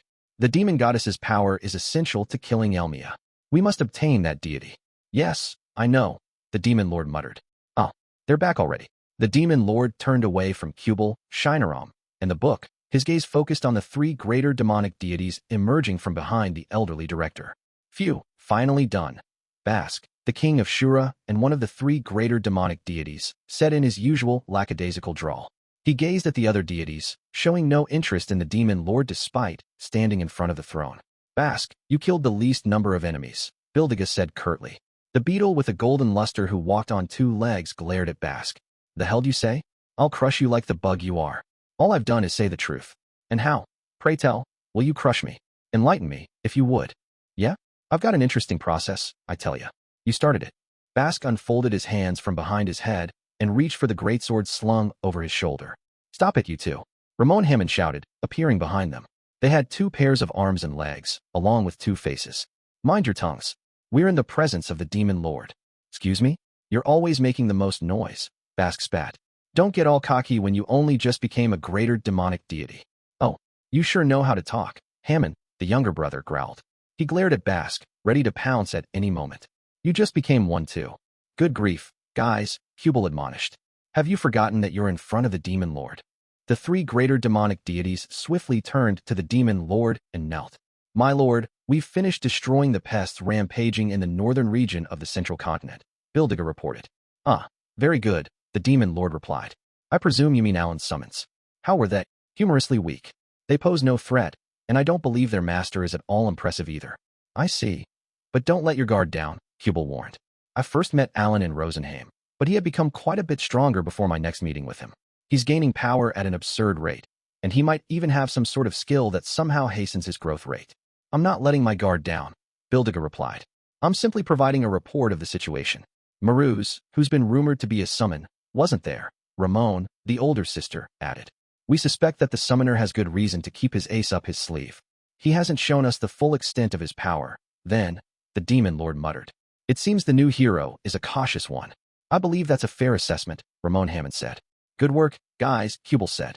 We've been holding back, so the humans have reclaimed most of the northern region of the central continent, Ramon explained. We've eradicated the summoner's pests, but isn't it time to display even greater power to the world? The demon lord Howlden thought. Please allow us to invade the city where either the rank S dungeon or the class promotion dungeon is. Currently, the Allen army and the hero army have been rather active in those two places.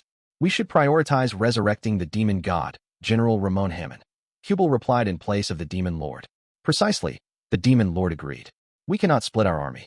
All forces must use their full power to resurrect the demon god. Are three greater demonic deities necessary for the venture? Bildiga inquired. The demon lord did not say a word, answering only with a nod. Your wish is our command, Bildiga replied. The demon lord knew that Bildiga was not one to cast doubt on a plan. He had simply wanted to confirm their next steps. Of the demonic deities, Bildiga was the only one who would never crack a joke. And so, the greater demonic deities had received their orders. Hey, demon lord? Bask asked languidly. See, I think I worked pretty damn hard for this plan. Oh, what bothers you? The demon lord asked. He's exaggerating, my lord, Bildiga interjected. Bask has put in the least amount of work among us. That's not my fault, damn it, Bask exclaimed, leaping to his feet. If I had a real weapon, I would have been able to let loose. I just can't use these dull blades. They can't handle the beatings I dish out. The demon lord nodded. Ah yes, if memory serves, your weapons were stolen from you in the previous battle. Exactly. Come on, can't you give me another weapon? I know there's an awesome sword hiding in the castle's treasury. Yes, I do believe we have several orichalcum blades. Nah, I'm talking about the demon's sword. You've got it, don't ya? Bask, Hubel scolded with a glare. You'd best watch your tongue. All right, my bad, Bask apologized. But the demon lord unexpectedly nodded. Ah, yes, demon sword Anyaba, he said. If you can equip it, you're free to use it. Wait, really? Score. Bast cheered while quite literally jumping in excitement. He whirled around and rushed out of the room, not caring that they were in the middle of a conversation. Good grief, as hasty as ever, the demon lord muttered. Hubel, what do you think? Can Bast equip demon sword Anyaba? Perhaps, Hubel mulled. He still has the blessing from Elmia, perfect gear. With that in mind, the possibility of him becoming a victim of the demon sword is around 50%. I see. That works for me. If any of you wish for anything, I shall provide. However, you must resurrect the demon god. Do I make myself clear? Yes, my lord, Ramon Hammond cried. As you wish, Bildigas said. We won't keep humanity alive for long, the demon lord continued. If anyone gets in the way or is a nuisance, you're free to kill them. Do what you must. Show no mercy to anyone who dares bar my path to becoming a transcender. He sank deeply into his throne, his eyes gazing into the distance as they glittered with greed and desire. All the while, Bast was busy making a beeline for the treasury. He ran down the hallway with all his might. Was it around here? He muttered to himself. I think it was here. He peeked around a few corners before he spotted a massive door embedded with a jewel. I think it's that door. He reached the door, guarded by stone statues that stood on either side. Lord Bask, I'm terribly sorry, but this is the demon lord's treasury, one of the statues said. Have you received his permission to enter? Huh? Of course I did. Out of my way. Bask kicked both statues out of his way and leisurely strolled into the treasury. In addition to the gold and silver stored inside, various items emitting eerie auras were haphazardly scattered throughout. But he was not interested in any of these treasures and stormed right in, kicking aside anything in his way until he reached a pedestal. A great sword of the purest black was plunged into its cornice. Found it. This must be demon sword Anyaba. Bask crowed. He grabbed the hilt with both hands and tried to forcefully pull the weapon out of its pedestal. Itchin' an NGH. What the hell? It won't budge an inch. Gah. His muscles rippled under his skin, and hot breaths escaped from between his gritted teeth, but the sword refused to budge. On the contrary, the blade itself began to shudder. Why you? Bastard, it cried. Get your filthy hands off me. Don't touch me, you numbskull. Huh? Bask asked, loosening his grip. Don't give me that pathetic gasp of yours.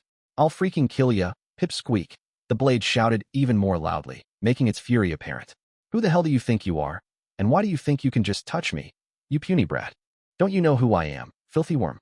You dumb dodo. Are you demon sword Anyaba? Damn straight. Now get lost. I'm trying to sleep here.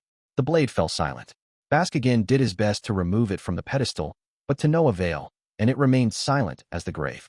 The demonic deity also fell silent for a while, his hands still wrapped around the hilt, before he finally decided to open his mouth. Hey, I heard all about ya, Bask said. I know that Gaia, the god of earth, stole your place in this world, and that you cried all the way to the goddess of evil, that hobbling crone. What did you say? The blade asked, trembling with anger once more.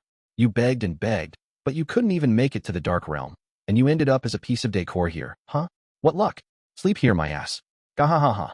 Bask's laughter echoed through the room, his hands around the blade's hilt all the while. As his voice died down, no longer did he feel any sort of resistance. He managed to easily slide the blade from the pedestal. Was it that funny to you? The sword asked, shivering as it flew out of Bask's hand. Drop dead. It floated in the air before flying straight at Bask, going for the kill.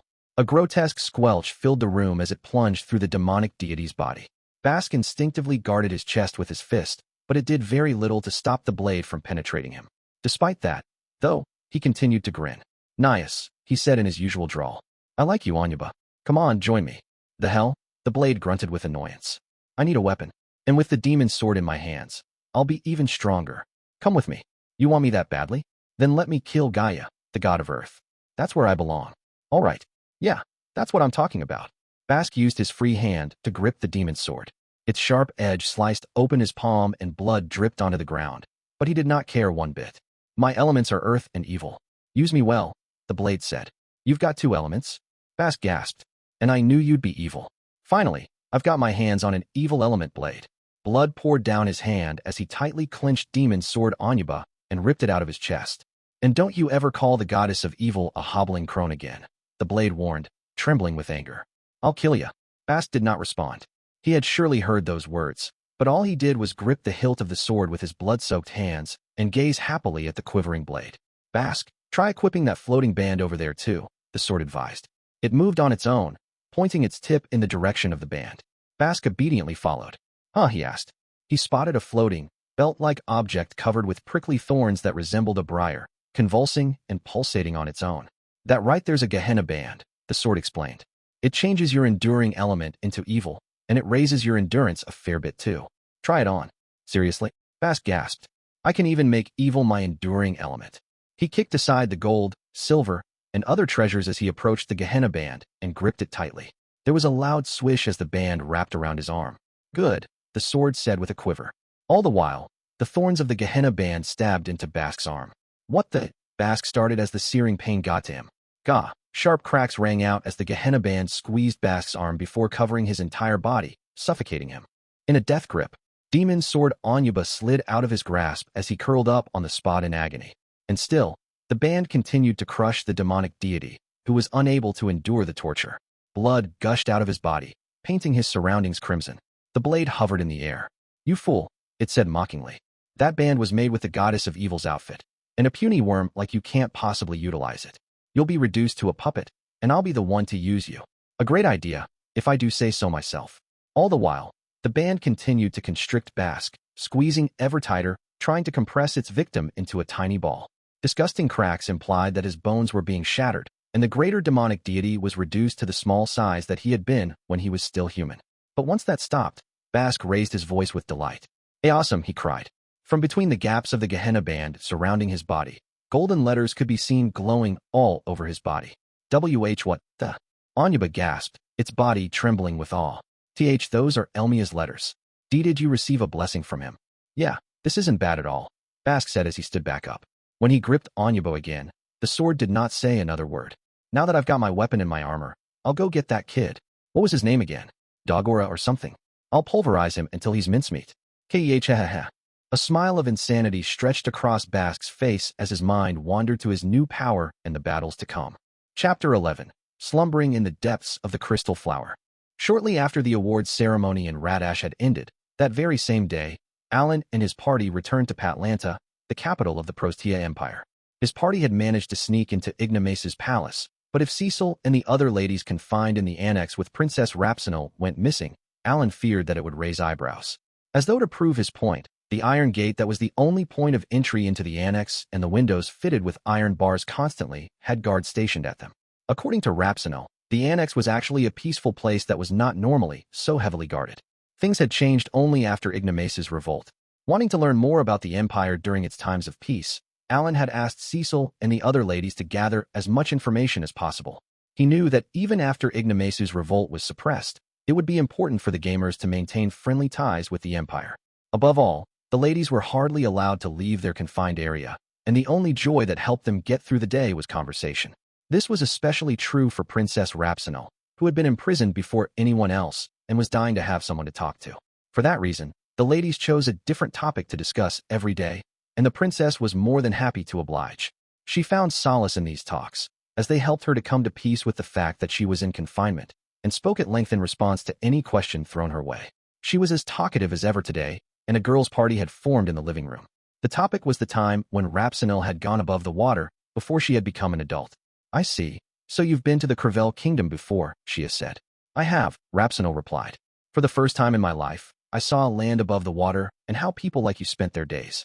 The wind, the air, and the various smells that hit me were refreshing, and they reminded me that the upper half of my body was just like theirs. Of course, as you can see, I'm a fish from the waist down, so I couldn't travel as I liked.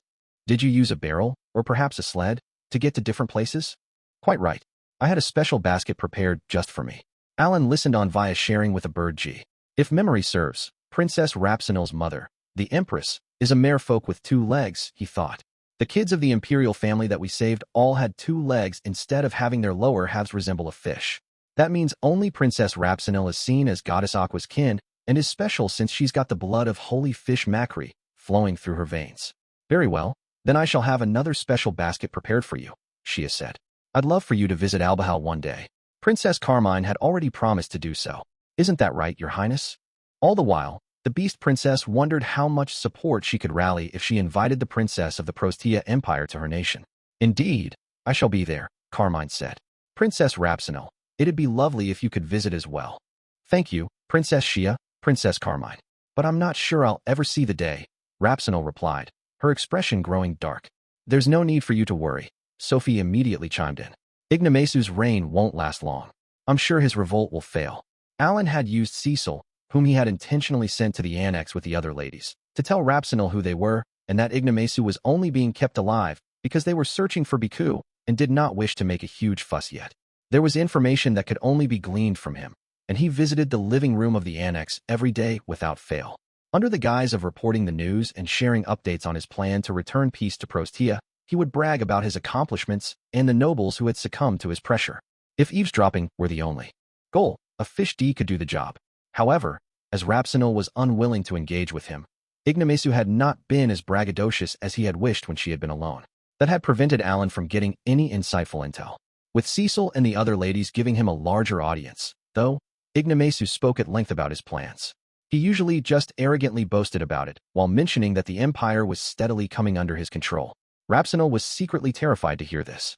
Thank you, Princess Sophialone, Rapsinal said. Still, I just cannot seem to rid myself of this anxiety.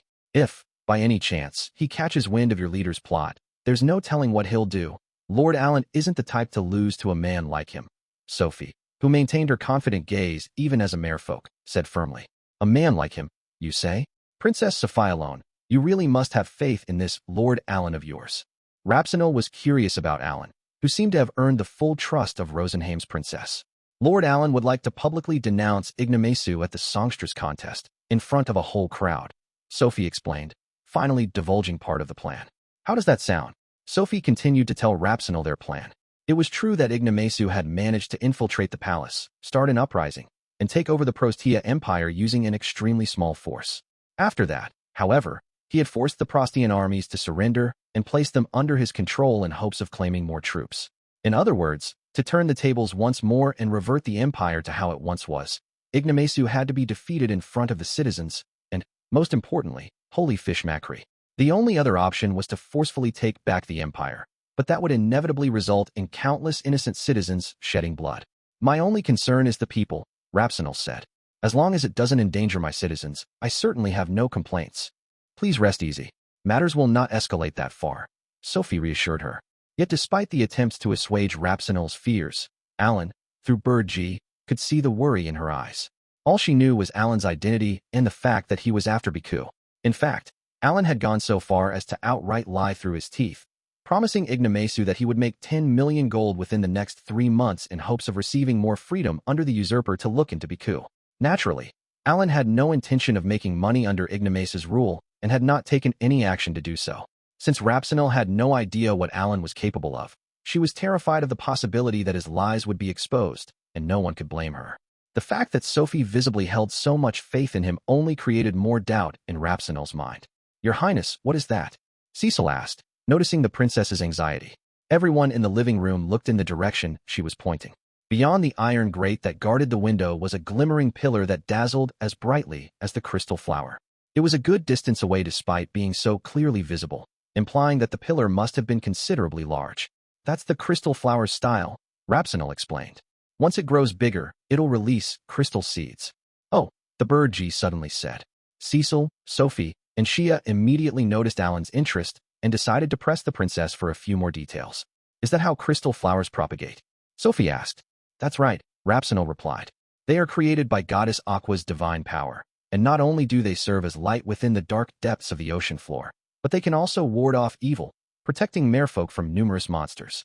Goddess Aqua had the seeds of the crystal flower drift into the water precisely because of this power. It would protect its surroundings wherever it landed. If I recall, Prostia exports good luck charms and talismans that ward away evil, known to protect ships from sea monsters. Ah, you know us very well.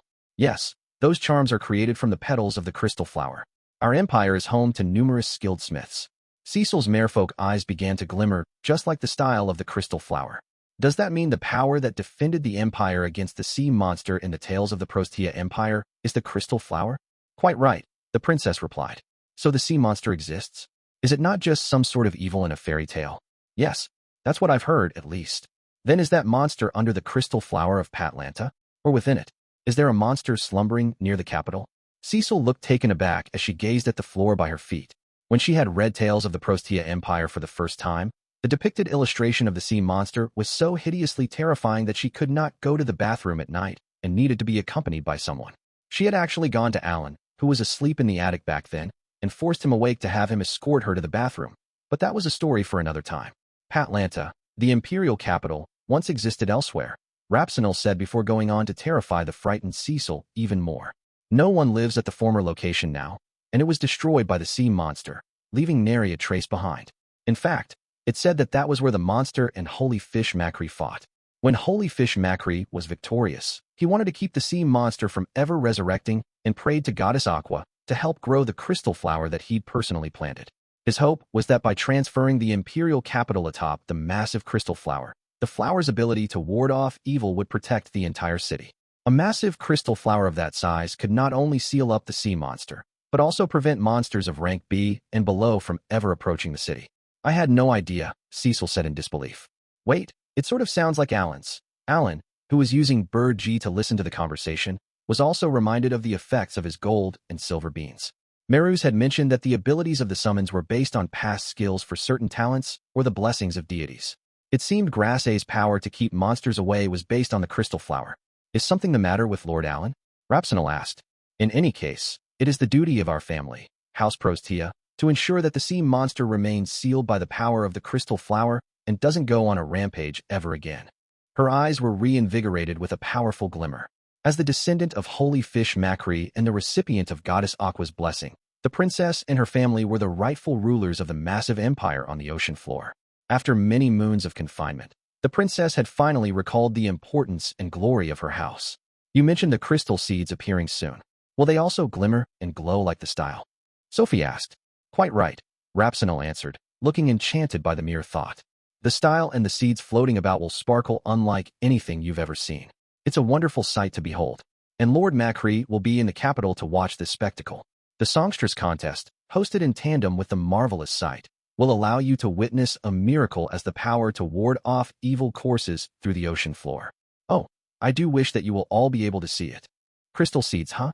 Alan mused through Bird G before remembering something. Oh, that reminds me. 2 days after Alan had learned of the crystal flower seeds, he and Palomas walked the streets of Patlanta in search of a certain something. They had been relieved of their duty to guard Princess Carmine, and Knight Captain Awanam and his knights were now following Alan, tasked with the mission of guarding Special Ambassador Plenipotentiary Alec. Alan had told the palace officials that he was looking for a way to make money, then headed for the market. As the market drew nearer, so did the bustling of numerous merfolk who were busily going about their day. The Songstress contest, which was being held in 5 days, attracted various people from different provinces and territories. Wow, it's like a festival, Palomas said as he curiously glanced around. I guess the rebellion wasn't a major event to the people. Alan was told that Ignomasu's revolt had mostly stayed within the palace and not spilled out into the streets or the market. The streets were so busy and cheery that one would hardly believe that the empire had just been taken over. Or was the Songstress contest so important to the citizens of Prostia that the festivities took priority over the unstable state of the empire? The style's gotten bigger. The style of the crystal flower would continue to grow. When it was ready for the crystal seeds to float about, it would be over 1,000 meters tall and 2,300 meters wide. The Songstress contest would occur atop it, so that Holy Fish Macri would have a good view of the jubilations. Aren't there a lot of pretty people around here? Palomas whispered. He could not help but find the women merfolk who swam past him beautiful. Maybe they're contestants who won the preliminary rounds in their region, Alan suggested.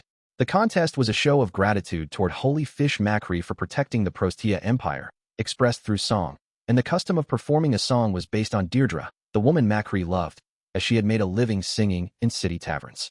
Alan had not come here for sightseeing, and thus had zero intention of making any stops. But apparently, the tavern where Deirdre and Macri had met 3 centuries ago was still up and running.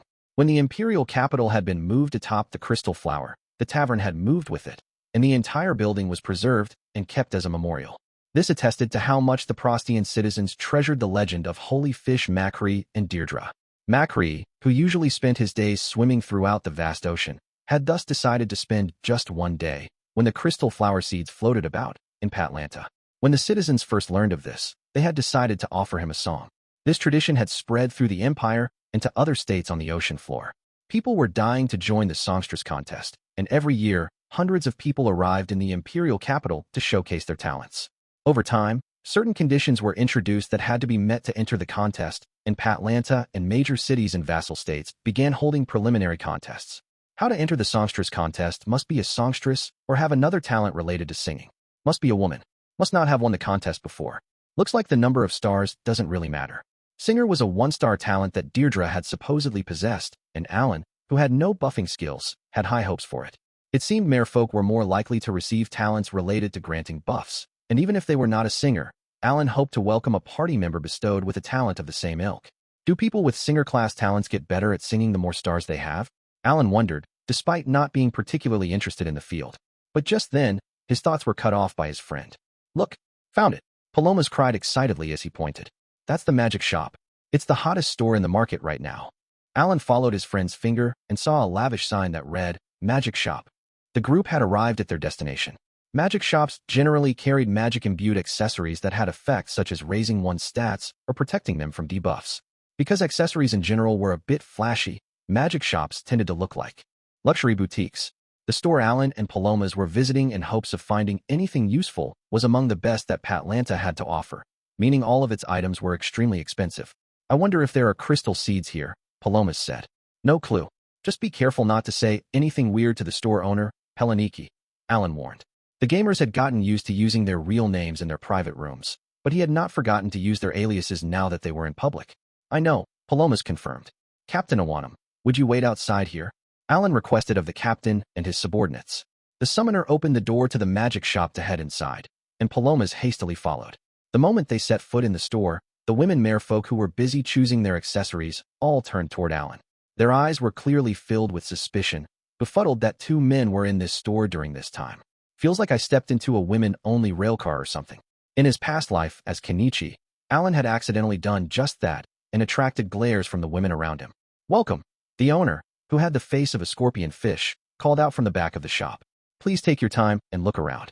Since magic shops generally had priceless jewels and accessories with special effects, their interiors were usually luxurious and expensive by design.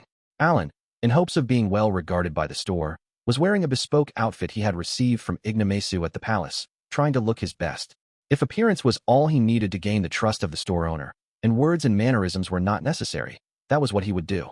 Pardon me, but do you have any crystal seeds? Alan asked one of the employees, who had swiftly approached to help him out because of how well he was dressed. Crystal seeds? Ah, I might have something in the back, the employee said, retreating to the back of the store. They returned with a tray with two glittering, light blue spheres nestled on top. The orbs were small enough to snugly fit within the palm of one's hand. Are these them? Alan asked. They're beautiful. Indeed, the employee replied. We choose only the best of the best from among the crystal seeds, and ours won't pale in comparison to anything that even the palace requires. But of course, they come at a price, 100 gold coins each. Crystal flowers tended to produce seeds from their styles every year around this time. Since the imperial capital, Patlanta, rested atop a massive crystal flower, its seeds were also of impressive size and unlike any other. Once the colossal style that Alan had seen earlier expelled these seeds, specialists made their way out of the imperial capital to collect the best-looking ones, picking them up off the ocean floor before they had time to bury themselves. The especially beautiful ones were purchased by the Empire for a hefty price, while the rest made their way onto the market, usually via magic shops. Alan and Palomas were in search of crystal seeds that were on the market. I'll take both, please, Alan said. Do you have more, or is this your entire stock? The employee returned to the back to get them ready for Alan when the scorpion fish store owner swam over. Thank you so much for your business. I'm terribly sorry, however. Those are the only two we have in store. Pardon me for asking, good sir, but are you perhaps an official from the palace? They asked. I suppose you could say that, Alan replied. It seems our palace bought all the crystal seeds last year, so very few made it to the market. Truly, it's a trial to gather a few crystal seeds from my fallen. Alan lied like it was second nature to him, fabricating an entire story while Palomas carefully analyzed the store owner's attitude. The owner, noticing this, flashed a knowing smirk. Oh, you jest, he said. The new emperor has handed these seeds out to not only the nobles but the officials as well, has he not? Alan was secretly delighted that the owner had walked straight into his trap and continued the act. Oh dear, I suppose magic shop owners like you aren't to be underestimated. I ought to have known better. No, I truly apologize for prying into your private affairs, the owner replied. But I admit that these crystal seeds are harder to come by for people like me. Should the opportunity ever arise, I do hope that you'll entrust me with any excess seeds you may have. Of course, I hope you'll buy them off me for a good price then. I still have much to learn and would love to rise to the challenge. Alan raised his intelligence to sniff out any lies, but it did not seem like this store owner was trying to deceive him. Still, Since the owner was clearly skilled and prominent enough to maintain a luxury store in the best location on the main street, Alan had brought Palomas along for support. But Palomas shook his head to support Alan's judgment. It seemed the scorpion fish store owner was telling the truth. A mere 2 days ago, Alan had learned that crystal seeds were in Patlanta, and he wanted to get his hands on them. He recalled that he had received a request from a dwarven smith named Habarak, who had moved from Bakis to Hardcore User Island, where Alan's base resided. The dwarf had asked the summoner to get some crystal seeds if he could. According to Habarak, the crystal seeds were materials that could be added to weapons to give them all sorts of effects. Effects of crystal seeds in weapons increases stats, increases critical hit rate, increases physical damage, reduces cooldowns, endows elements. Alan was most interested in the last effect, where an element could be endowed. And unlike shamans, who could only temporarily provide a different element to others, the effect of a seed seemed permanent. Habarak and other smiths had rankings for their talents. A 1-star would be a village-renowned blacksmith, a 2-star was a city-renowned blacksmith, a 3-star was a country-renowned blacksmith, a 4-star was a world-renowned blacksmith, and a 5-star was a legendary blacksmith. Only those with a smithing-related talent were capable of using a skill called embed. Smiths also possessed skills like fire starting and forging. These allowed them to forge powerful weapons from materials tougher than iron, such as mithril, hyricane, and adamantite. Since Habarak possessed a 4-star talent, he could forge orichalcum weapons, but if he wanted to use embed, the base that he would use had to be at least 1 rank below what he could make with forging. For example, even though Habarak could make orichalcum weapons, if he wanted to use embed, adamantite weapons were the strongest he could use it on. Still, Alan believed that if crystal seeds, a branch from the world tree gifted by the elves in Rosenheim or the dark elves in Fabres, or a dragon's eye, a rock that could be mined from the Dragonkin's village, located somewhere in Garlesia, could be embedded into the adamantite, it could become even tougher than orichalcum. As a matter of fact, Alan had tried to get his hands on a world tree branch from Rosenheim before coming to Prostia. When he had asked Sophie, his request had been immediately denied. Undeterred, however, he had then gone to the queen, who had stated that he would be arrested on the spot if he dared to take anything from the world tree. She had, however, permitted him to pick up any branches that had fallen off it. And so, when Alan had used his summons to shake the trunk of the world tree, it had caused the queen to pale and crumple to the ground as she bemoaned his actions. But that was a story for another time. Alan was keen on granting Habarak his wish of finding materials to embed into items, and the summoner was also eager to get his hands on some enhanced weapons. The moment he had caught wind of the crystal seeds, he had searched every storage, room, and treasury in the palace that he could. But the seeds were nowhere to be found. He had tried to ask Princess Rapsinal about it as well, but she had merely claimed that the palace's treasury should have a fair amount of them stashed away. Even if crystal seeds made it onto the market, they were traded for a high price. If the palace was buying most of them, Alan suspected that it was so Ignomasu could hand them out to nobles in hopes of winning them over. At the very least, the scorpion fish owner of the magic store assumed as much. While there were records for paintings, statues, and other priceless works of art in the palace ledger, there was not a single detail about the crystal seeds, which Alan found odd.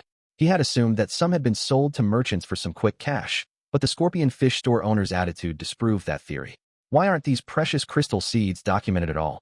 Were they eaten or something? No, it's more logical to assume that there's a reason the nobles being given the seeds aren't listed.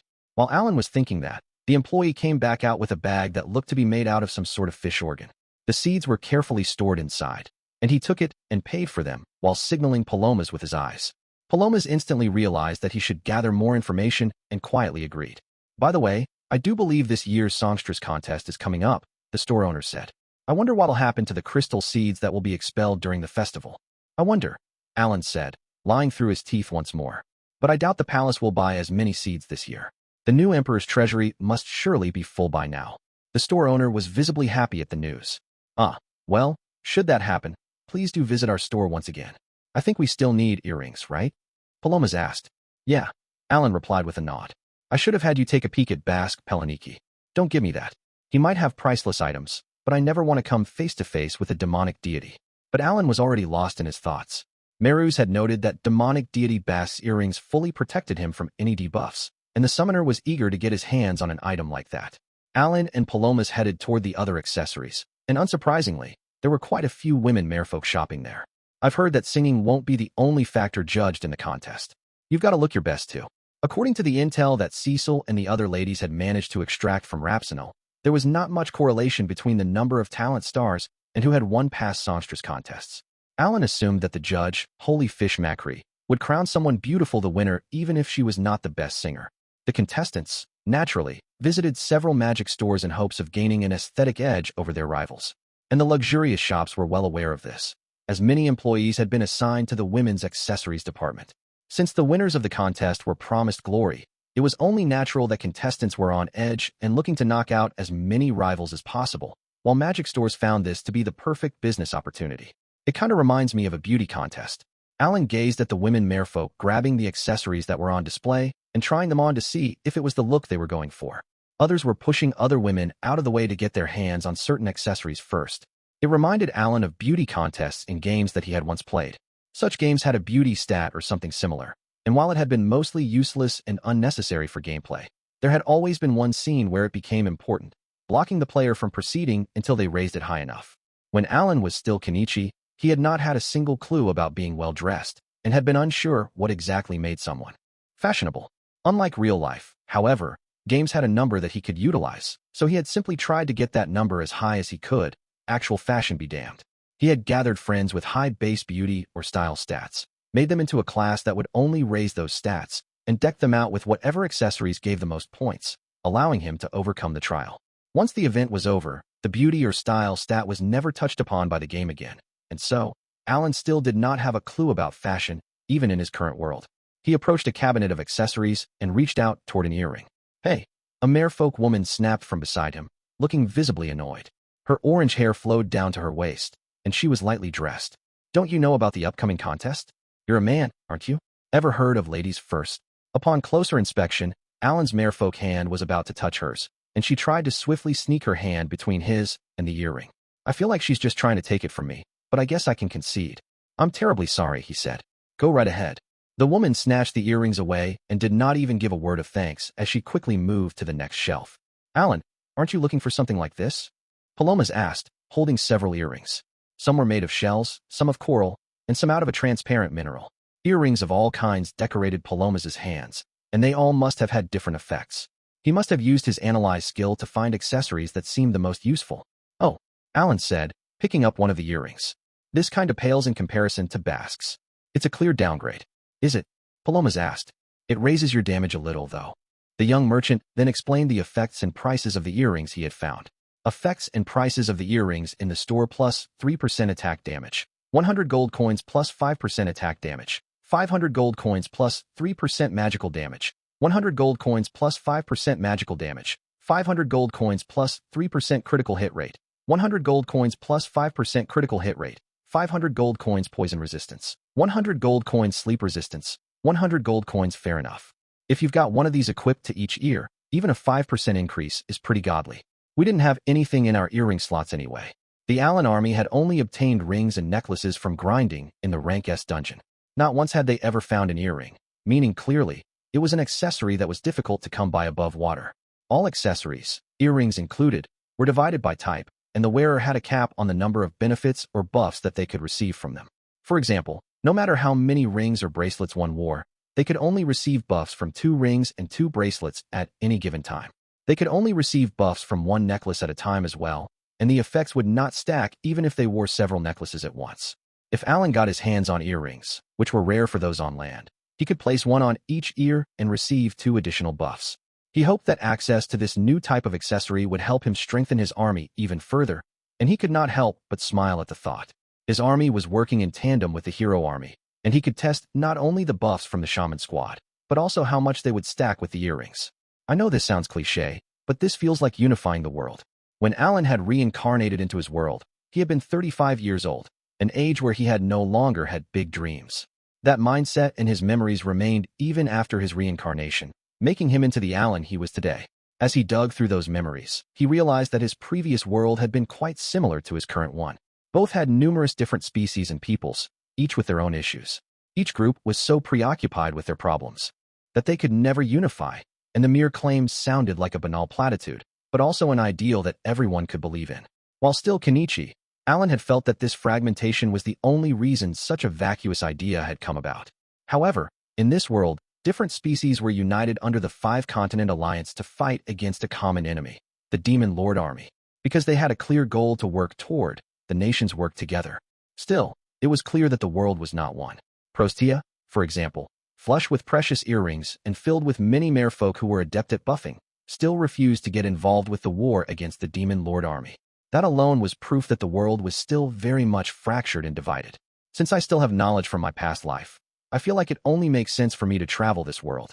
Lost in his thoughts, Alan walked around, perusing the items in the store. When he spotted the scorpion fish store owner, the summoner recalled another mission that he had. Excuse me, he called. Yes, sir, the owner inquired. The fact that the summoner had immediately bought the crystal seeds without even attempting to haggle for a lower price led him to assume that Alan was a prime customer. So he hurried over to personally serve the boy.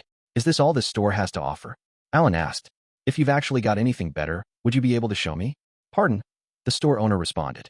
I think these items are of fine quality, but… I see. Men usually prefer items that make them stronger while in dire straits. Yes, of course. I may have something that suits your needs. Let's see.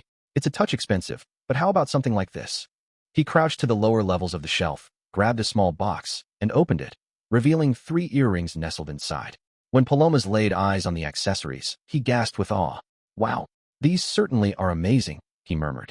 The store owner was not going to let that remark slide, and his gaze instantly became sharper. Are you able to use Analyze? He guessed. I am. Then would you kindly show me your skills? How would you price the items in my hand? Palomas quickly gave his response. Earrings offered by the store owner. Earring that gives plus 7% attack damage. 10,000 gold coins. Earring that gives plus 7% magical damage. 10,000 gold coins. Earring that gives plus 7% critical hit rate. 10,000 gold coins. The price is skyrocketed. But that happened with rings as well. The moment they buffed a stat by plus 500 or plus 1,000, the prices went up exponentially. Thanks to the Allen army grinding the rank S dungeon, rings were now in ample supply across the market, and global prices were steadily dropping. I see. Indeed. You've got a keen eye, the store owner said solemnly before letting out a soft groan. Just between you and me, I've got quite a few friends within the palace, Alan explained, his voice becoming stern. See, I've been told that this store actually has items that are far better than this, and I came here to make some purchases. The summoner had immediately changed his tone, trying his best to sound high and mighty while making sure to emphasize that this store could offer better items. The store owner flashed a smile and spoke to Alan. Oh dear, I do beg your pardon. May I ask what it is you're looking for? I'm looking for the 2 that I believe you bought. Alan had been staying in the villa near the palace for the past 2 weeks. Naturally, he had had his fishty swim all throughout the palace, and he had even dispatched his friends to investigate earrings and any items that could strengthen the Allen army under the guise of researching the market trends of the Prostia Empire. During that time, Ignomasu's antics had caught his attention, as the emperor had taken precious earrings from the palace treasury and sold them, using the money to win over nobles. Antiques and engraved statues could be given to nobles directly, but they did not consider earrings and other items with powerful magical properties, in other words, items that could be used as gear instead of decor, to be valuable. And so, Ignomasu often sold such things off and instead gave them the money he made. Through Fish D's and his friend's intel, Alan had learned that this store had bought 2 earrings from the palace. Now I see what you're talking about, the owner said, maintaining his smile. I'm terribly sorry, sir. You see, I've actually decided to put the 2 up for auction. They're no longer for sale to customers. Oh, is that still true even if I let you name your price? Alan asked. Please wait just a moment, the owner answered, his smile widening. He then took a few merfolk guards within the store and retreated to the back. A while later, the owner returned with 2 hefty, lavish boxes. He slowly opened them up, revealing the earrings that were preciously nestled inside. Amazing, Palomas said. These are definitely them. The merchant immediately told Alan of their value. Palomas' analysis earring that gives plus 10% physical damage, plus 2,000 HP, and plus 2,000 attack earring that gives plus 10% magical damage, plus 2,000 MP, and plus 2,000 intelligence. Yes, the owner said. If both of these go up for auction, we believe they'll sell for a combined 3 million gold coins. But I believe your keen eye has already determined the value of these items, so I'm open to discussion with a starting price of 2.4 million gold. Oh, go to hell. We know how much these actually go for. Stop trying to rip us off. Both Alan and Palomas knew that the earrings would sell for a total of 600,000 gold. They had seen the palace trade records. They indicated that this store had bought a lot more than the 2 earrings, and Alan wanted to purchase them all, but if he kept allowing the owner to rip him off, he would run out of cash in no time. Alan turned to Palomas as though to imply that he was up, and the young merchant nodded. All of a sudden, his body wavered like he was in a heat haze, and the owner immediately glared sharply. Clearly, the scorpion fish merfolk knew that Palomas was using his extra skill. 2.4 million, you say? Palomas wondered aloud. Which means you'll turn a profit of 1.8 million if we buy them both. Not bad, young fish, the store owner muttered in response. I see. You were after these from the start. When Palomas accurately assessed the price of the items, the owner intuited that Alan had been after these accessories from the get-go. Precisely, Palomas replied. That's why I've used my skill already. And how much can we haggle you down from 2.4 million? Oof, you're too naive. I don't know how impressive your skill is, but if a flimsy method like yours allowed you to come this far, I can only say that you've been lucky. Perhaps it's best if you learn while you can that pure dumb luck can only get you so far. The store owner pulled a small cylinder and a pouch from his pocket. He emptied the contents of the pouch into the tube and placed his lips on the opposite end to take a long puff, then expelled something from his mouth. The water around him became tinged with white, and a sweet but bitter aroma hit Alan's nose. It must be tobacco or something.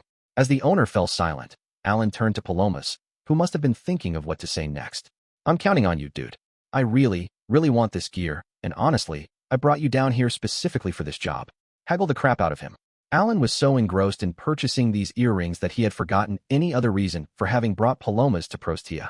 After learning of the earrings' effects, he had become obsessed with the idea that equipping 2 per person would raise efficiency and could not think of anything else. Palomas' extra skill, Libra, helped him appraise the value of an item by comparing it to the price on the market. But it also allowed him to switch between micro or macro modes, letting him know the value of the item in a small market or the amount that a nation was willing to shell out for it. For example, he could appraise the value of an item within a nation and then compare that price with those of other nations, allowing him to get a rough idea of a country's national budget. He could also use it on a micro level and find the price that a person was putting on the item. The effect of his extra skill lasted for an hour on the item, allowing him to know how highly the seller, likely a merchant, valued the goods. If the price dipped and surged wildly, it helped him intuit the mindset and psychological process of the seller as well. When Palomas activated his extra skill, he told the store owner the price he must have paid to the Empire for the earrings. He cunningly wanted the store owner to assume that his extra skill allowed him to appraise the value of an item and nothing more. Indeed, negotiations between the store owner and the young merchant had already begun. Chapter 12. A chance encounter with Songstress Rosalina. While Palomas was busy negotiating with the scorpion fish store owner, Alan gazed at the scene with his arms crossed. The night before, when the gamers were strategizing, Palomas had shared his opinion about the store owner. If he's got a store in a nice area, it means that he's that skilled.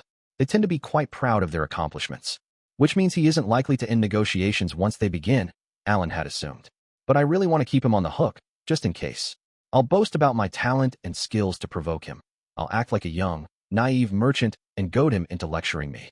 That plan had only been credible because it had come from Palomas, who had clumsily entered the lodging industry in hopes of receiving the approval of Master Chester, the very man who had run a successful lodging business within Radash. Palomas had done his best to manage lodges and purchase buildings, and he had eventually taken over Chester's business, thereby earning the wealthy man's seal of approval. Since Palomas had seemed rather confident in his scheme, Alan had agreed to let the merchant do as he pleased so long as he could make the purchase. Alan wanted the store owner to have his initial price of 2.4 million, but even after a good while, he refused to budge much. Still, Palomas maintained his confident attitude, and the owner leaned forward excitedly, implying that the two were enjoying this battle of wits. All right, things are heating up nicely. Good going, Palomas. The owner can't back out now. Alan was skilled at leveraging his exorbitant amounts of money and status values to accomplish his goals, but he was not an expert in grasping minute changes in situations and haggling without ever backing down. He crossed his arms and listened as the price slowly went down, choosing not to interfere with Palomas' plan. Oh hey, that's the orange-haired lady from earlier. Is she about to check out? When Alan glanced around, he spotted the lady who had snatched an earring from him. She was speaking with an employee as she took out a bag filled with gold coins. Curious, Alan approached them to eavesdrop on their conversation. You must be a contestant in the Songstress contest, the employee said. Can't you tell just by looking at me? The lady asked in the same annoyed tone she had spoken to Alan with. Please forgive my ignorance. The employee swiftly apologized. Will you kindly show me your entry pass? All right. Sorry, but I think I left that back at the inn. The lady quickly examined her belongings before giving up, and the employee took the tray with the earring that the lady was about to purchase. I'm terribly sorry, ma'am, but I cannot sell you this item without an entry pass for the contest, they said. I can keep it on hold for you for the day, though.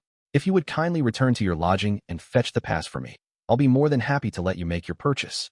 What? The orange-haired lady asked with a scowl. The person earlier didn't show their pass, but they made their purchase just fine. Once again, I apologize for the inconvenience. But the Prostian Emperor has mandated that we check the contestants' entry passes before we sell them any items. I'm afraid my hands are tied. I've heard of no such thing. Ugh, fine, whatever. I'll just shop elsewhere. When the lady whirled around, 2 guards were already standing behind her, likely having received a signal from the employee. Ma'am, I really am sorry, but may we have a few moments of your time? A guard requested, clearly unwilling to budge. Move, the woman snapped. I'm busy preparing for the contest. I'm sorry. This will be over quickly, the other guard said, grabbing her arm. Hey, don't touch me. The other ladies who were shopping around instantly turned toward the orange-haired merfolk and the security guards. They whispered worriedly to one another, wondering if there was any danger, but neither the guards nor the employee were daunted as they dragged the lady deeper into the store. We'll only take a few seconds of your time, that's all, the employee said loudly, helping everyone else understand the situation. We simply want to know why you cannot produce your entry pass for the contest. The lady screamed and flailed her legs as the employee made an exaggerated attempt to pacify her. The other customers gazed at her with pity before they soon went back to shopping. Only Alan quietly watched the rowdy lady disappear into the back. An entry pass, eh? I smell an opportunity. He tried to approach the orange-haired lady, the employee, and the guards, but the store owner stopped him. I'm deeply sorry for the fuss, he said. Cases like this have increased over the years, so we've hired more security to deal with them. Thank you for your help with the Songstress contest, Alan said, trying to continue the conversation. Have cases of people forging entry passes become a problem recently? The store owner nodded firmly, and Alan internally smirked with delight. Indeed, it tends to ramp up during this time of year, the owner grumbled. The orange-haired lady, having heard this conversation, whirled around to face the owner and Alan. Hey, just because I couldn't show my pass, it doesn't mean that I forged it or anything. Quit jumping to conclusions, she yelled. Alan used this opportunity to use Bird F's ability, transmission, to communicate with Awanam and the other knights waiting outside. Knight Captain Awanam, could you and the other knights enter the store? Alan asked. Just ad-lib and match my stride. Awanam and the other knights immediately stormed into the shop. Lord Alec, whatever is the matter? Awanam asked. Just a minor issue, Alan replied. Take this lady to the palace. Treat her well. Yes, sir. The knight captain nodded, prompting the other knights to head out. They surrounded the guards attempting to take the orange-haired lady away. Overwhelmed by the knight's silence, the guards immediately released the woman from their grasp, and the lady tried to leave the store in an angry huff. The knights followed her out of the store. An official, Sir Alec, was it?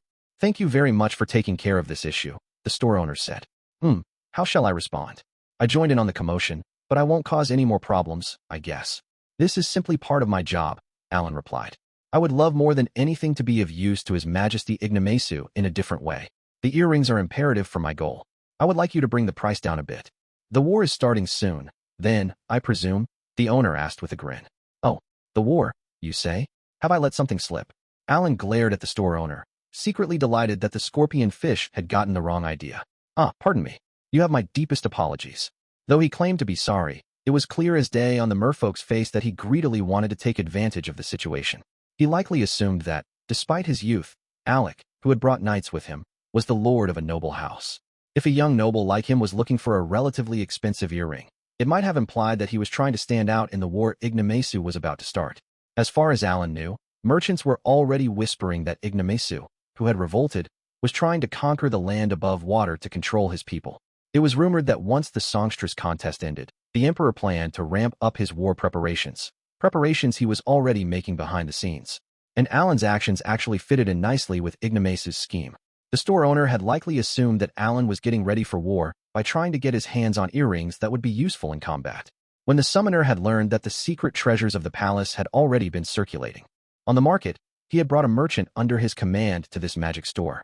As though to prove his misunderstanding, the store owner seemed eager to continue the conversation, but a glare from Alan implied that there was nothing to discuss yet and to read the room. Nice. He's getting the wrong idea.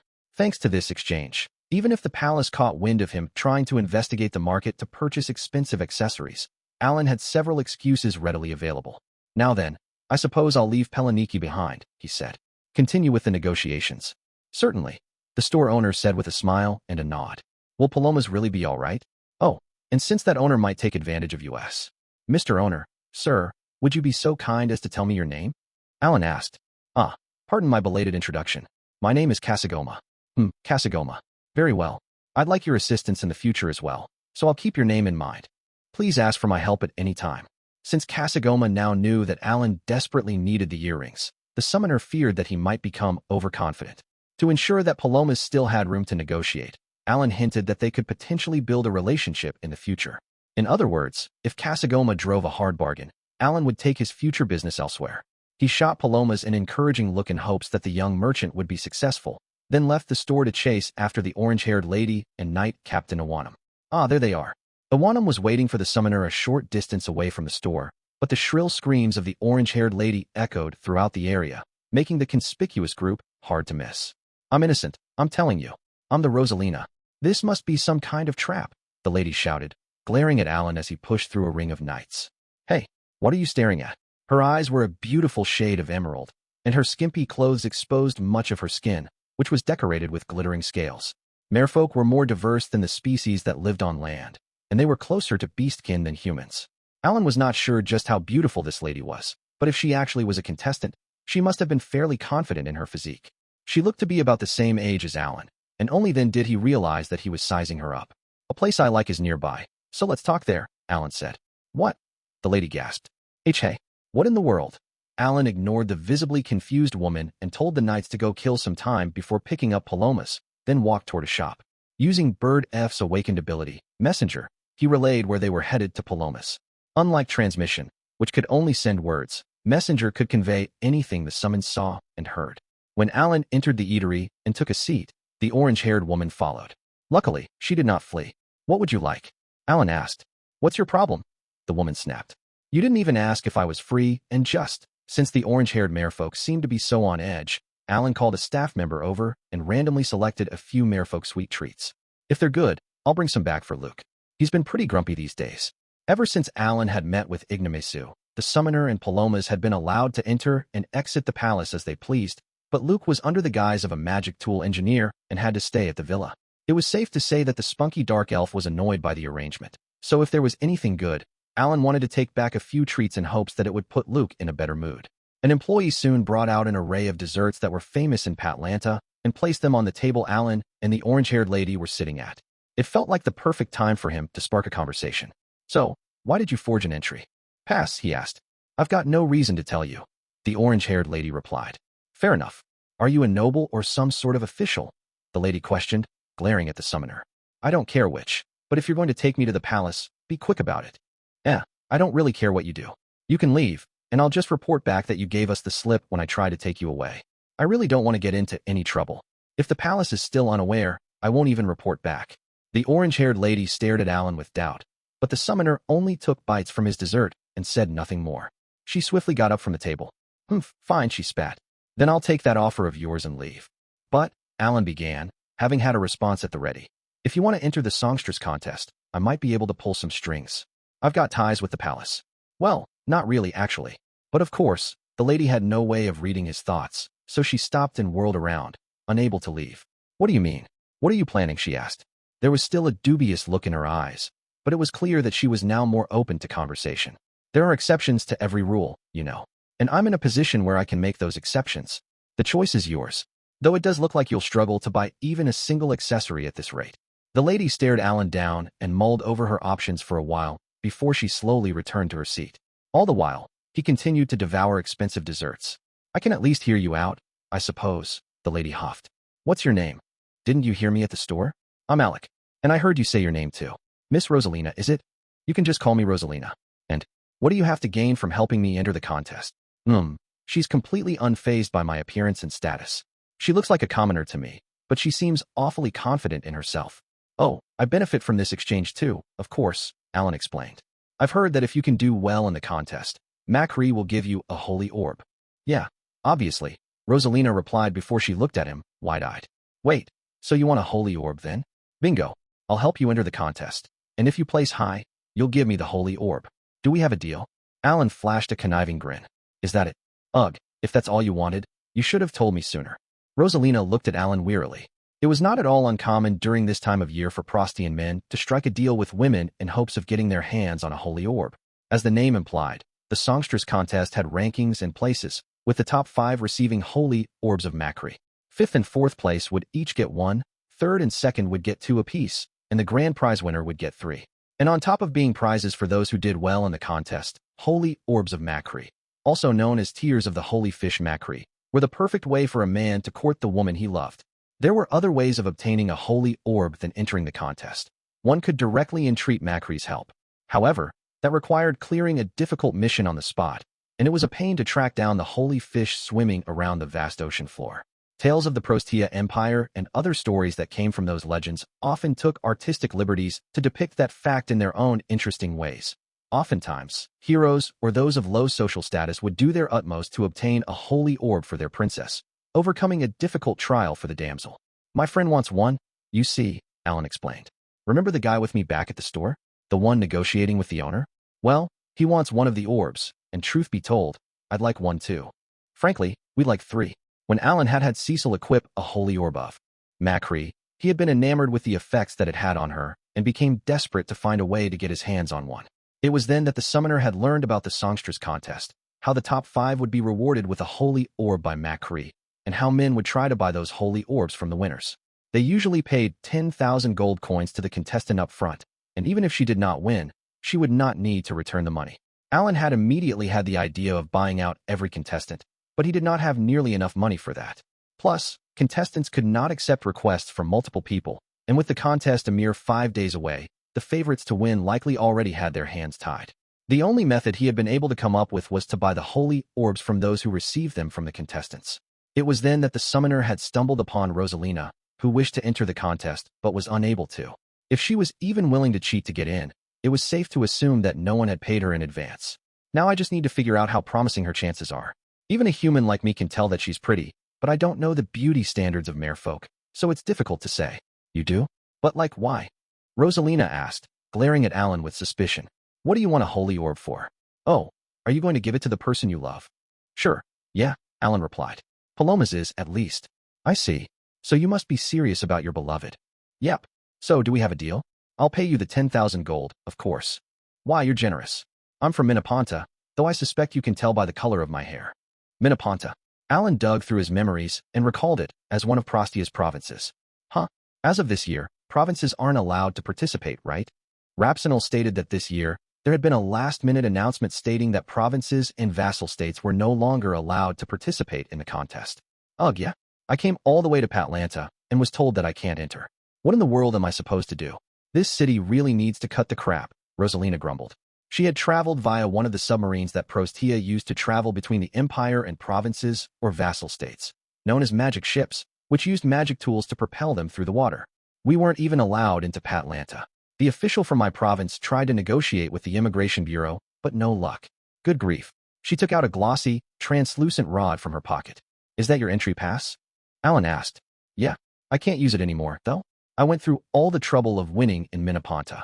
Oh, and you know what the immigration bureau said to me? This is a blessed year, with us welcoming a new emperor. Our Songstress contest will only allow people of the empire to enter this year, or something to that effect. Alan asked. Alan had raised his intelligence, so he was able to ad-lib lines that he would usually never have thought of. Since Ignomasu had claimed the throne after his revolt and wanted to restrict the number of outsiders coming into Prostia, he was presumably using the contest and the dawn of a new age as his excuse. Yeah, that's the gist, actually, Rosalina said, looking at the summoner with shock. Huh, so you really are related to the palace somehow. But it still doesn't make sense. I thought provinces were pretty strong contenders. In fact, in prior contests, people from provinces were more likely to rank in the top 5 than those from the capital. This was because each territory and large city was only allowed one woman to represent their region. Every year, around 1,000 participants entered the contest, meaning that there were only so many slots for outsiders. However, there were still many from both provinces and vassal states who wished to enter the contest, meaning that the preliminaries were more rigorous for those outside the empire. In other words, everyone who claimed victory in the various regions boasted beauty and excellent singing skills, standing at the top of tough competition before heading for the capital. This year, because of the demonic incarnation debacle, Crevelle had not been able to host even the preliminaries. Which means Rosalina won the preliminaries in Minapanta, beating hundreds of other people. Wait, then why are you here? Alan asked. I thought you weren't even allowed to enter Patlanta. He smiled, finding this the perfect chance to use her. I have Goddess Aqua's protection to thank, Rosalina replied. Goddess Aqua's protection? That's right. You remember the fuss that occurred in the port last month, don't you? I'm convinced that Goddess Aqua smiled upon me and lent me her aid so that I could win the contest. Oh, when all the magic tool alarms went off. Alan could barely contain his excitement as he learned that the little commotion he had caused weeks ago had conveniently created an opportunity for him at this very moment. That's the one.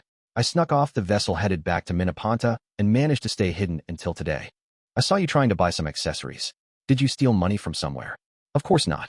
Goddess Aqua has bestowed me with the Songstress talent. If I sing for a night in a tavern somewhere, I can easily make do for a week. She's pretty strong-minded. Songstress is a 3-star talent, isn't it? This works perfectly for me. Appearance was a vital aspect of the Songstress contest, and the number of stars a person's talent had mattered very little. Still, those with higher star talents had an unmistakable advantage. Given that singing was a skill, those with more stars could reach a wider range of people and provide better effects with their songs. Looking good through methods such as wearing fancy clothes and accessories did not come cheap, and it was not uncommon for nobles to dress their children opulently in hopes that they would win. Commoners, on the other hand, tended to lack the funds to wear expensive jewelry, but they could use their superb singing talents to climb their way to the top. A few hundred gold won't be nearly enough, Alan said. As I mentioned earlier, I can provide the clothes and accessories for you. I'll be sure to pick fine pieces, and you can keep everything I give you. All I want are those holy orbs, and we're square. Rosalina, none the wiser to Alan's thoughts, could only look at him with astonishment. You really are generous, she said. What's the catch? What are you planning? No catch. I just want to win. I really want the holy orbs, that's all. I don't know why Cecil's mad at me, though. Through sharing with Bird G, he could feel Cecil shouting angrily at him. Bird F's messenger transmitted his negotiations with Rosalina not only to Palomas, but to Cecil and the others who were trapped in the annex as well. At some point, Cecil had begun shouting at Bird G. Alan wanted to focus on the matter at hand and was not fully listening to her scolding, but she mentioned something about not staring at a scantily dressed woman. He was only just barely able to hear her. Guess I'll need Cecil and Sophie's help for this one. Oh, and they're with Princess Rapsinel, who's always there to watch the contest. We've got a lot to do. Oh, whatever, Rosalina said. But I have a condition of my own. Yeah? Sure, what is it? Alan asked in response. I want a holy orb too. So if I place in at least the top 3, I'll take one for myself. How does that sound? I guess holy orbs are pretty important to the merfolk. Maybe she wants to bring one back to Minapanta or something. Yeah, okay, Alan replied. You've got a deal, so go all out during the contest. If it incentivized her to try harder, he had no issues. Only the top 5 out of 1,000 contestants would get their hands on a holy orb, so he was more than happy to compromise. Thanks, Rosalina said. If I come in 4th or 5th, I'll give the holy orb to your friend. If I win the grand prize, the 3rd one will go to you. Fine by me, Alan replied. Just put the one in a bag and don't actually touch it when they give it to you. Rosalina looked visibly relieved. Then, a smile stretched across her lips. Ha ha ha, luck's finally on my side. I can enter the contest now, which means Goddess Aqua must be smiling down on me. With a loud thud, she stomped onto the table. Watch out, world. Get ready for Rosalina. Her thin attire fluttered behind her as she pointed into the distance. While everyone stared at her, Alan, though pleased to see that she was so fired up, prayed that she would not stand out too much. Just then, via Bird F's messenger, he learned that Palomas had finished his negotiations. The young merchant had managed to bring the price of both earrings down to 1.2 million gold. And the award for excellence and effort goes to Palomas. It seemed the scorpion fish owner was cunning in his own way and had sniffed out that 1.2 million was the most Palomas was willing to shell out. The more merchants adept at negotiating, the better. Kasagoma, was it? You're going on my list of candidates for doing business with the Alan army. After Ignomasu was punished for his deeds, Alan still wanted to maintain ties with Prostia, home to precious items like earrings. Kasagoma had the potential to be a suitable window for that, so Alan recorded the merfolk's name in his grimoire. Palomas, however, had wanted to show off his mercantile abilities, so despite having heard the outcome of the Holy Orb deal, he was clearly frustrated by the results. All right, now we just need to sneak Rosalina into the contest. The orange-haired, emerald-eyed merfolk whom Alan hoped to help win the Songstress contest was still standing atop the table. Side Story 1. The Sacrifice in the Blood of the Beast, Part 3. 3 years had passed since Beast crowned Prince Beku's fateful victory over his arch-nemesis, Beast crowned Prince Jiru of Bryson. Beku had lost against Jiru twice before finally managing to eke out a win during their 3rd bout. Though he had won the tournament, he had renounced his claim to the Beast King title and refused to participate in any other Beast King martial arts tournament, whether it was hosted by his own kingdom or otherwise. Following his victory, Albahal had issued a warning to the other Beastkin nations on the Garlesian continent. Should any other Beast King join a Beast King martial arts tournament hosted by Albahal, Beku will not hesitate to paint the stone tiles red with the foolish challenger's blood. As a result of that declaration, for the next 2 tournaments, very few Beast Kings had dared to enter Albahal's Beast King martial arts tournament, a historically unusual occurrence. Both instances served to remind the citizens of Albahal of exactly who protected their nation and what it meant to defend a people. That day, Beast King Musa and his family gathered in the audience room of the royal castle, located in the Beast royal capital of Barasa. On either side of Musa's throne were his wives, Beast Queen Anna and Beast Queen Mia. Anna was a Lionkin and the mother of Beku and Zu, while Tigerkin Mia was Shia's mother. The 3 children sat a step below the Beast King's throne, and the nobles who supported the Beast royal family were stationed in front of them on both sides. Under the gaze of all the nobles, Chancellor Lupu broke the wax seal on a scroll with a large crack and began to read.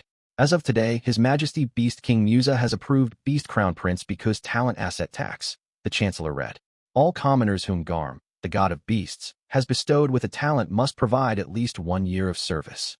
Chancellor Lupu then outlined the terms of the tax. Talent asset tax. Those with talents are obligated to provide 1 year of service for each star. Services will vary. Those with combat-based talents will clear dungeons, eradicate monster nests, and the like. Those not suited for combat must still help with production or assist in building fortresses. Only commoners are subjected to this tax. This law shall be implemented in 1 year. Once the Chancellor had finished reading, a dry applause filled the room. The nobles, seeing the person who had initiated the clapping, hastily followed suit.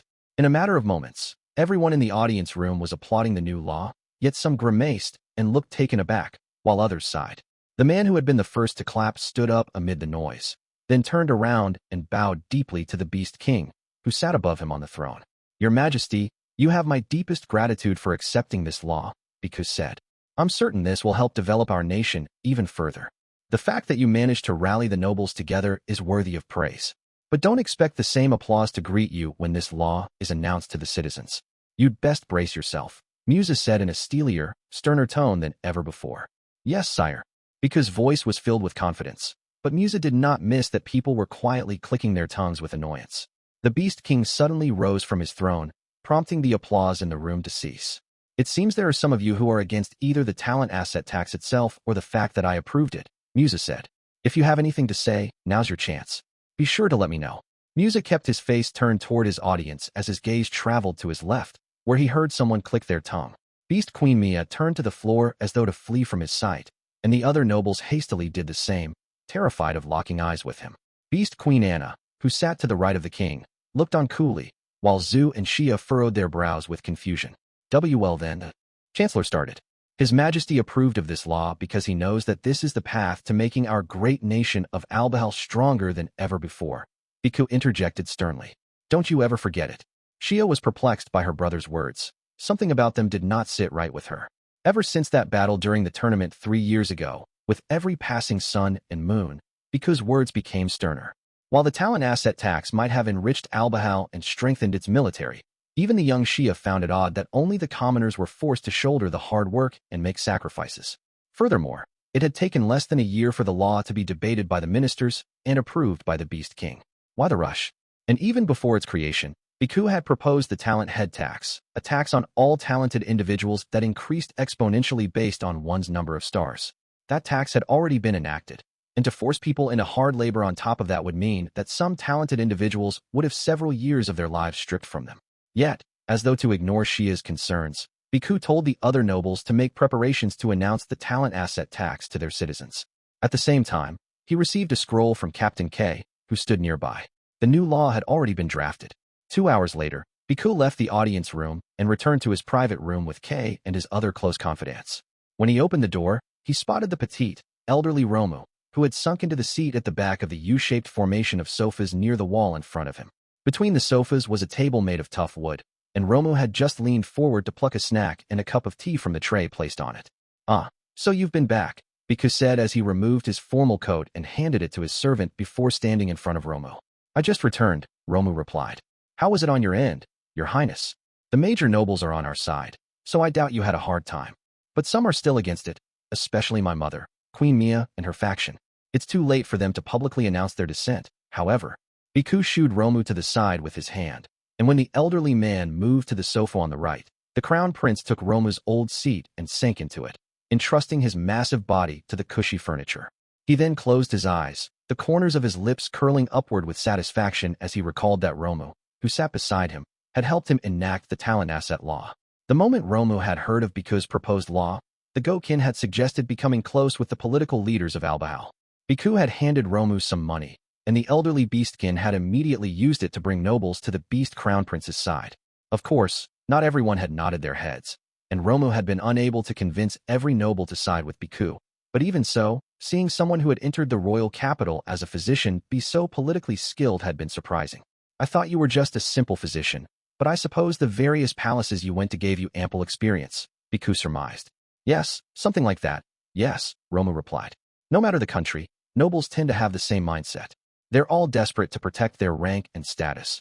And Your Highness, you've already earned the trust of the citizens while being the favorite for the throne. No one doubts that you shall be the next king, and so, nobles are eager to earn your favor. They will follow you to the ends of the world. Hi ha ha. Beku kept his eyes closed as Romu's peculiar laughter filled the air. Prince Beku, Captain K said, perhaps you should get some rest. The crown prince was annoyed by the captain's worry and anxiety, which were apparent in his voice. He snapped his eyes open and locked gazes with K, who peered down at him nervously, just as he had expected. Then, Beku averted his gaze. A simple task like that hasn't tired me out, he grunted. Since Romu's here, I'd like to make plans for our future. K, chase people away from here. Yes, Your Highness. K replied. The captain turned to the servants who had just finished preparing tea in the room next door and placed it on the table between the sofas. He ordered them to leave alongside the rest of the royal knights, with only him staying behind. Beku took a sip of his tea, swallowing his viscous spit. Romu, I passed the talent asset tax as you suggested, but you mentioned that there was more to this plan, the Beast Crown Prince said. Why don't you tell me what's on your mind? Romu, who sat to Beku's left, chugged his new cup of tea before flashing a malicious smirk. Well, with the Empire of Jayamut at the helm, the Five-Continent Alliance will undoubtedly eradicate the Demon Lord army soon, he explained. Thanks to a man named Helmios, Jayamut is reclaiming the land it lost at an alarming rate, freeing its territory from the clutches of the Demon Lord army. Is hero Helmios truly so impressive? Beku asked. He's known as the man of miracles and the disciple of God of creation Elmia. K, who sat in front of Romu, to the right of Beku, noted. The disciple of God of creation Elmia? Beku huffed. He knows how to talk the talk, at least. His achievements make him worthy of that moniker, at the very least. Most impressive was his battle at the fortress of the Lamchaka Strait, located between the Empire of Bakis in the north and the Central Continent in the northeast. He worked together with the two empires to, if that place fell, it was said that the Demon Lord army would make it to Dongbao, the capital of Bakis, Romu interrupted. Helmios, upon his arrival, swiftly stopped the Demon Lord army's invasion and even pushed them back, slaughtering them on the ocean. I see, Beku mused. Overjoyed by this feat, Bakis allowed Helmios to act as he pleased within the empire, despite him hailing from Jayamut. He was even allowed to meet Dungeon Master Digragni in the Rank S dungeon, so the hero's power must be the real deal. Beku silently glanced at K. The captain, sitting gingerly in his seat, nodded. I shall send a letter to Bakis to confirm the facts, he said. Oh, there's no need to trouble yourself, Sir K. Romu snorted mockingly. In any case, Your Highness, we must think about the era when the Demon Lord is gone. I am a beastkin born in the Garlesian continent, so if Jayamut points their forces from the Demon Lord army at us, I cannot let that slide. Should that time come, I do believe that the talent asset tax won't be nearly enough to cover our bases. I see. Beku muttered, following Romu's trail of thought. We don't have much time until we invade the Central Continent.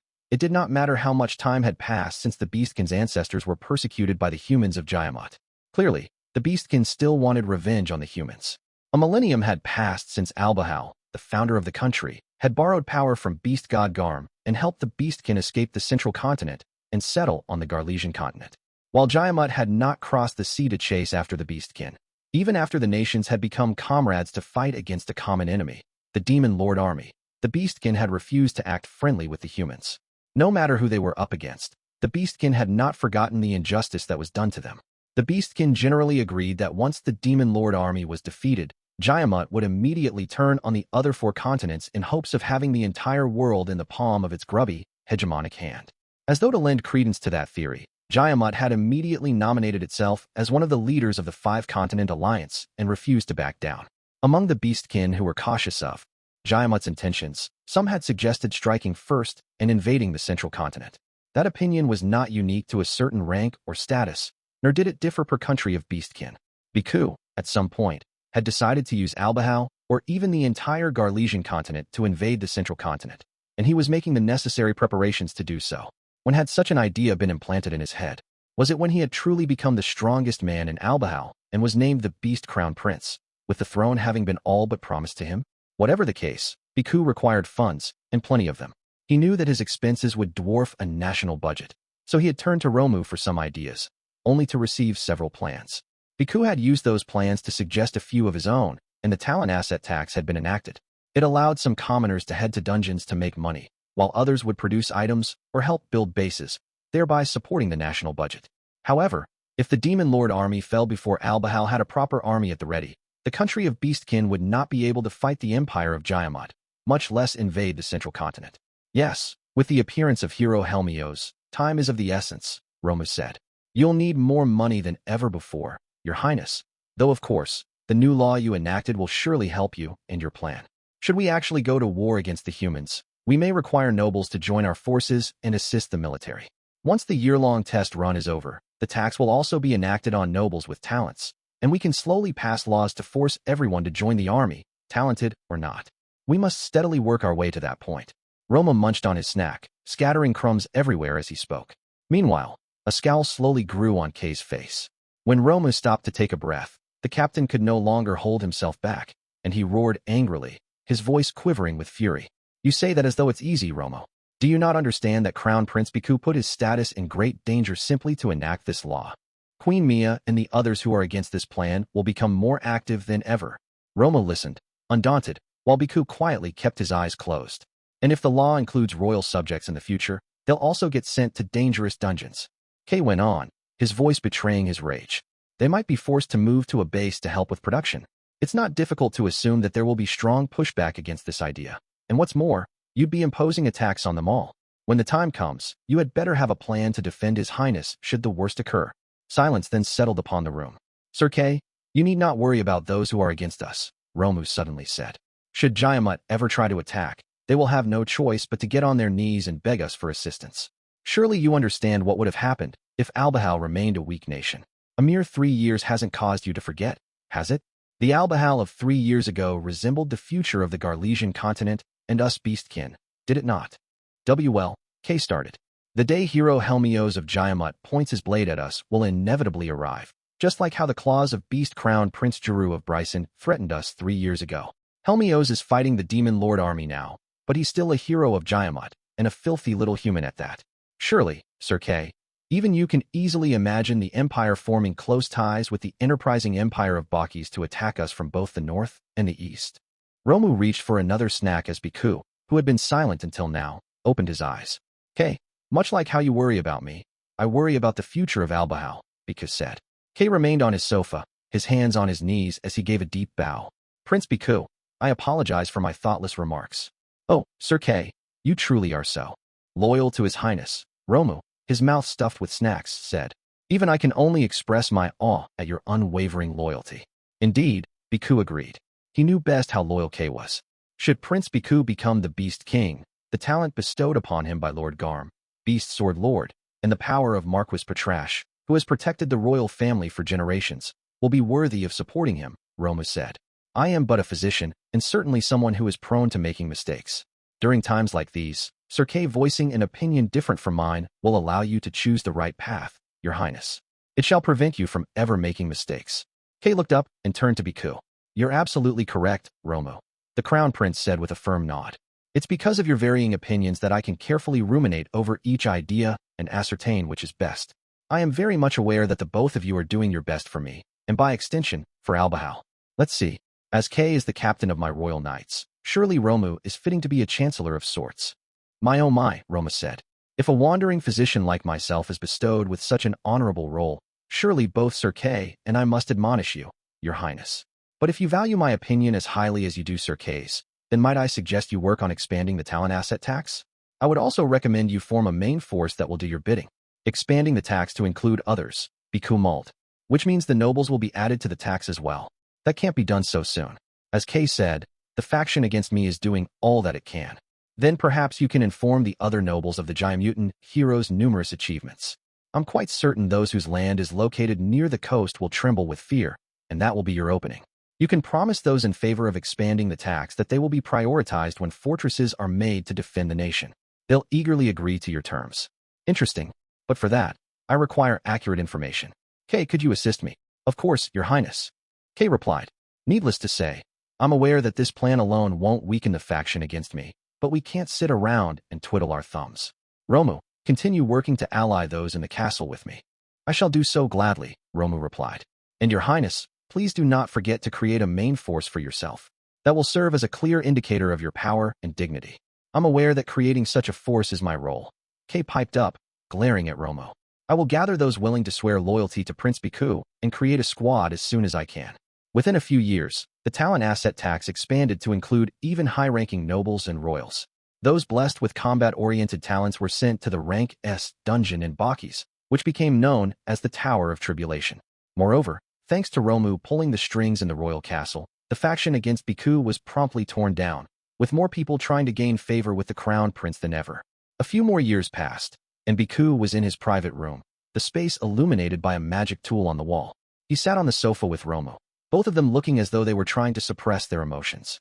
They had been told that Beku's younger brother, Zu, and his half-sister, Shia, had been given trials, implying that they were also in the running to become the next Beast King. Beast King Musa, the current monarch, had made a claim that neither Beku nor Romu could have ever expected. To test Zu's power and caliber as the Beast King, he had been tasked with conquering the Rank S dungeon, and Shia, who had headed east to the Galiatan continent, had notified them that she was trying to overcome a trial of her own. Kay had promptly been sent to confirm the facts, and Beku could only wait. He was anxious and nervous, realizing that he might have to battle his younger siblings for the throne, but there was also a sense of relief hidden in his heart. Deep down, he must have expected this outcome. As Beku tried to pinpoint the odd feeling of relief that plagued his mind, the door to his room opened with a clack. Kay swiftly stepped inside.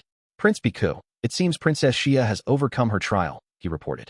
I see, Beku replied with a nod. Cardinal Crimpton from the Church of Elmia has already provided his words of gratitude for her cooperation with the capture of Gashura. The captain continued, still standing. And it seems Pope Istil would like to pay a visit to Albahal. Princess Shia never ceases to impress me, Romu said, though he clearly looked bored. In a mere 3 years, she managed to clear her trial, before even Prince Zu. Romu, what do you think will happen in the future? Beku asked. May I be frank with you? Beku nodded, and Romu's tiny body sank deeper into the large sofa before he did a big stretch. It does seem like the next Beast King will be Princess Shia, Romu muttered. How dare you? In response to Kay raising his voice, Romu glanced at him and gave a condescending huff. Oh dear, I can hardly believe that a generally calm man like you so quickly lost his cool, Sir Kay. But the fact that you're so blatantly furious implies that you must have at least vaguely thought the same. For the past millennium, there hasn't been a person who overcame a trial and failed to become the Beast King. Is that not so? That's wrong. It's not as though there's zero precedent. Kay cried panically. Then it seems we still have a way, Romu said, his eyes twinkling. Would you kindly tell me the details of any examples that come to mind? Kay, who hastily glanced at Beku with worry, was silenced by the Beast Crown Prince's glare. It happened 100 years ago, Beku started. The youngest child overcame a trial before the firstborn, and it culminated in a revolt that split the nation in two. Ultimately, the firstborn killed the youngest and became the next Beast King. But the firstborn, who became king without following the proper process, couldn't rule over the nation benevolently, and the second eldest child soon took the throne for themselves. I see, Romu immediately replied. Then it seems we only have one path to take. Romu, heed your tongue, Kay ordered sharply, making his anger apparent once more. Kay, it's fine. I shall allow it, Beku said in an eerily calm tone. The captain was at a loss for words and could only watch on in utter shock. Meanwhile, Beku was finally beginning to understand the relief that had been in his heart for the past few years. Romu Kay, he said, we may share different mothers, but Shia is still my younger sister, and I have no intention of fighting with her. Only now do I finally understand my own desires. Prince Beku, Kay murmured. I'd like to make this nation stronger. We Beastkin have to be prepared should Jaiamut or one of the other continents invade, or to prevent that by striking first. I don't need to become Beast King to accomplish all that. However, the title isn't everything. Should Shia or Zu prove themselves worthy of the throne, I shall concede it. I see, Roma muttered. Your Highness, your train of thought and mindset are truly noble and commendable. However, what? Beku asked. Your plan to take over Jayama is now in danger because of Prince Su. What shall we do about that? Whatever do you mean? Is something going on in the Rank S dungeon? Precisely. Do you recall when I told you of hero Helmios, who hails from the Empire of Jayama? Rumors have started to circulate within the royal castle that His Highness Zu and Helmios have teamed up to clear the Rank S dungeon. What? Beku leaped to his feet. Are you sure of this, Romo? It's still just a rumor, and nothing more, Your Highness. But the location of the Rank S dungeon is quite convenient for the hero, and circumstantially, well, it's not impossible to assume that Bakis has decided to act as a mediator between the two men. Perhaps Bakis and Jayamut have some sort of secret agreement. Beku frowned as he listened to Roma's theories. Su, he murmured. Since he's set to marry Jiru's younger sister, I thought the naivete of his childhood years had left him. It seems, however, that he's being deceived by the human hero. No matter the case, should His Highness Zu overcome the trial given to him by His Majesty Musa, this nation may split in two, or perhaps even three, based on the situation. Surely you'd like to avoid this outcome if at all possible, Prince Beku. But of course, I see now, Romo. Is this why you've been pushing me to become the Beast King? Romu slowly nodded. Exactly so, Your Highness. Should you inherit the crown, it matters not if Prince Zu completes King Musa's trial. It shall be for naught. Indeed. But how in the world can I make it mine? My father, the Beast King, still stubbornly refuses to hand it over to me. We must remove any obstacles first. For example, we must get the nobles who are against you on our side before Princess Xia or Prince Zu returns. Are you implying that we pressure His Majesty to abdicate the throne? Kay roared. Confusion swirled within his mind as he used his words to relieve the stress that plagued his thoughts.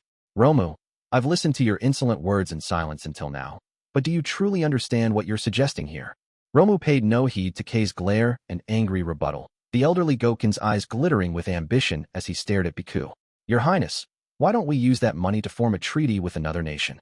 Both Kay and Beku were astonished by the unexpected suggestion. Romu, what in the world are you saying? Beku asked. An alliance with another nation? I cannot understand what's going on in your mind. Oh, I'm terribly sorry, Romu apologized. I haven't explained myself properly, it seems. For the past few years, we've been gathering funds that will be used to fight the central continent. We can use that money to aid the Prostia Empire. To be more precise, we can offer our support to Ignomasu, the captain of the royal guard. Who? What?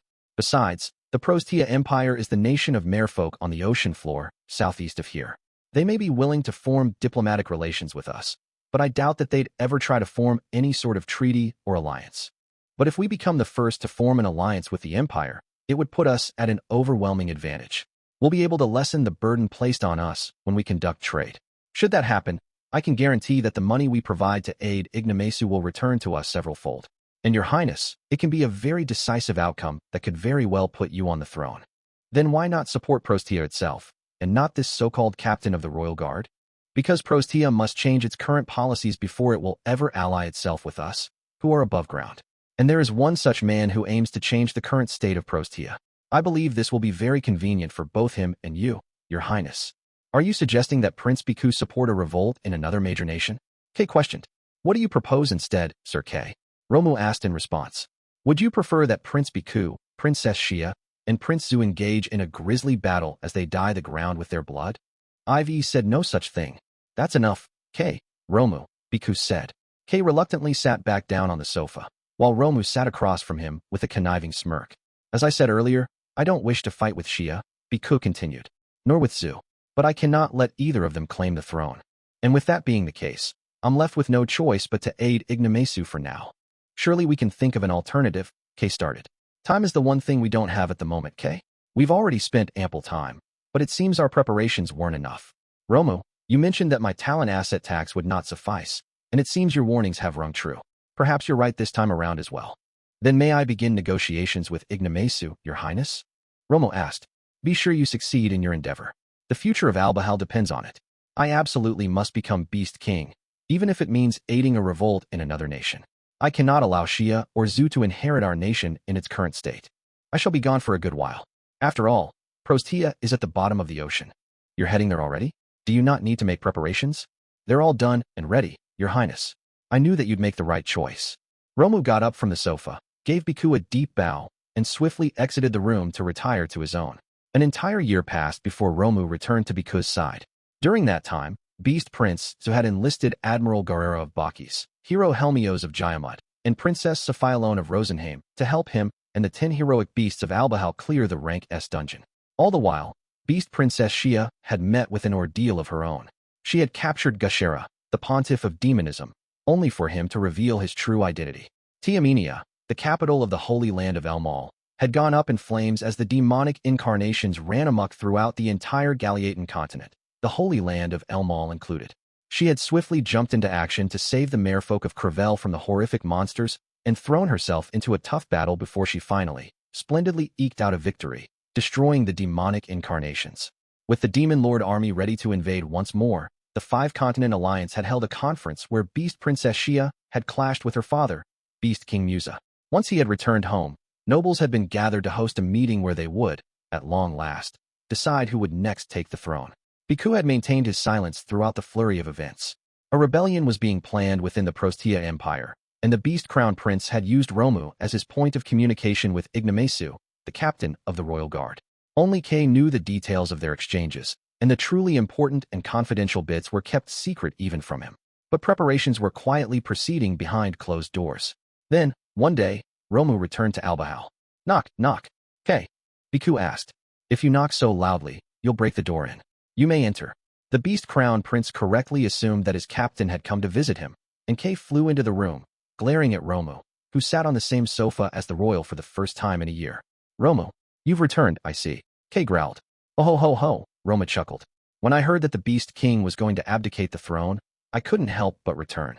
"Sir Kay, I see you're as loyal and faithful as ever." "Very good. You bastard. What about the plan? Is the Prostia Empire?" Kay was cut off by Beku, who raised his hand. "What's going on in the audience room?" he asked. "His Majesty has finally ordered that the doors of the room be shut," Kay reported.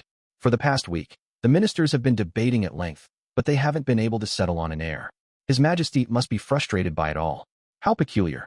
They've debated more than enough by now. Why have they not reached a conclusion despite even my father joining the debate?"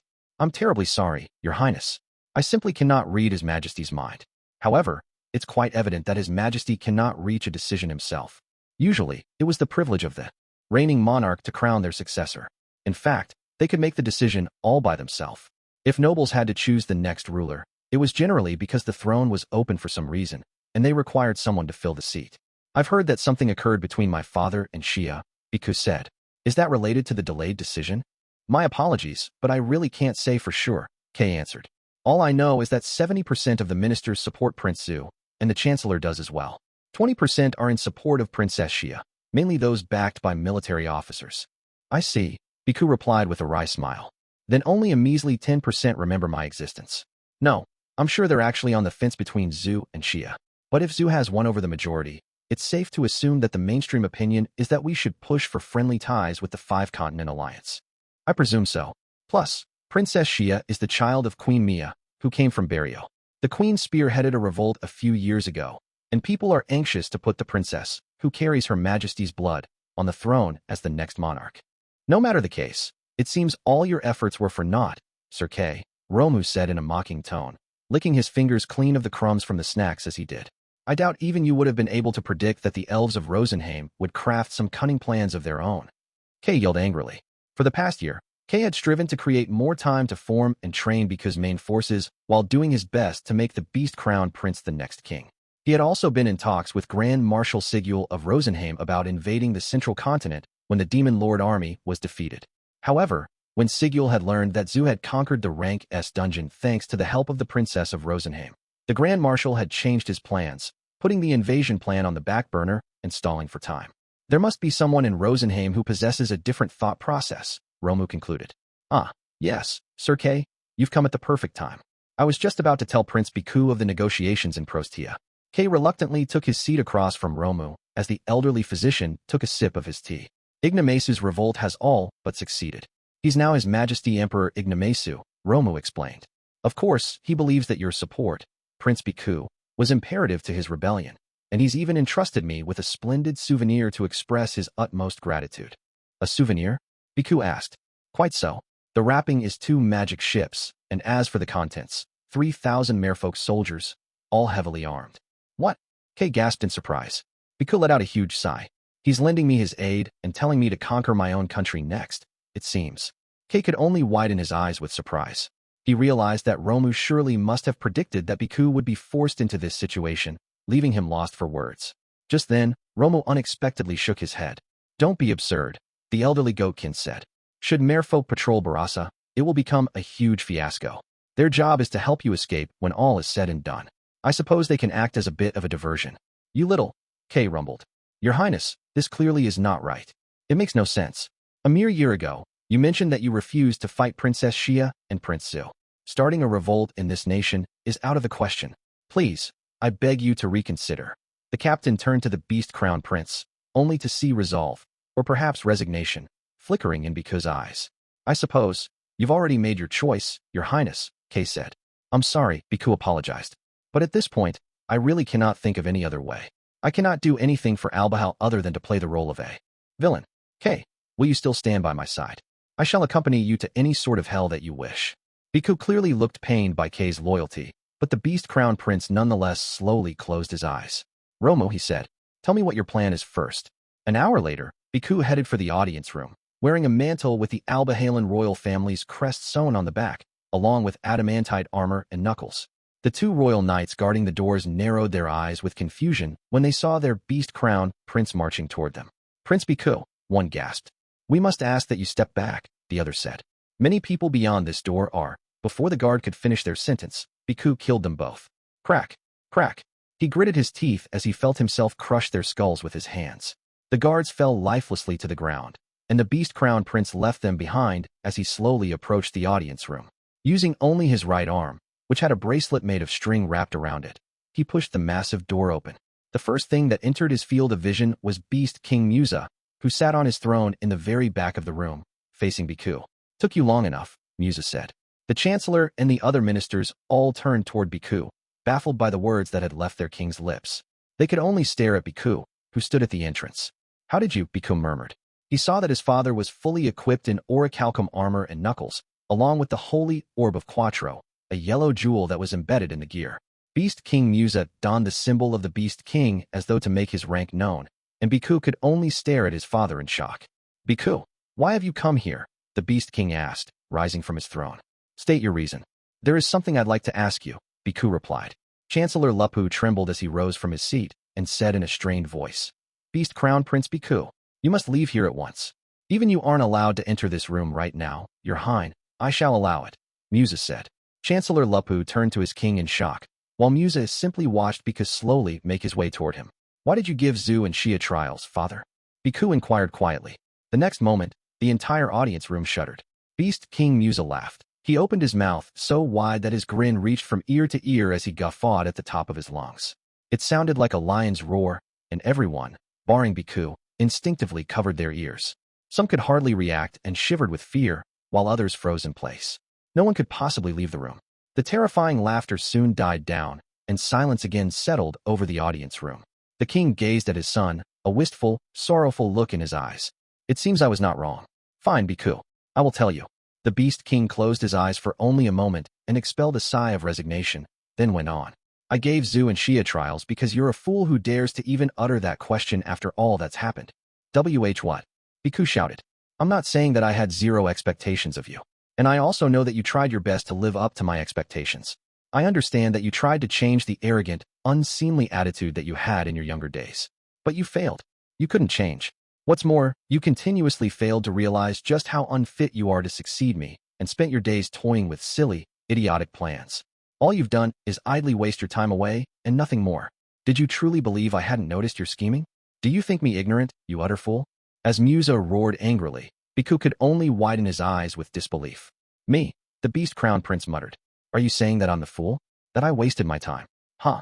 Even now, you don't understand what you've done, the Beast King bellowed. Very well. If I must spell things out for a dunce like you, then I'll do just that. Listen well. As we have the blood of our ancestor, Albahal, flowing through our veins, we must always look to the future and lead our people. That's our responsibility. Zhu and Xia have each accepted the trial I gave them and shed their blood to fulfill their duties, enduring any pain and hardship that came their way. But what about you? What have you done? What's reflected in your eyes? Who have you led? All you've done is bumble around all by yourself. Yet you weren't satisfied with your own incompetence, and even reduced yourself to such a pitiful and wretched sight. My son, you are nothing but a fool if you failed to realize what you've become.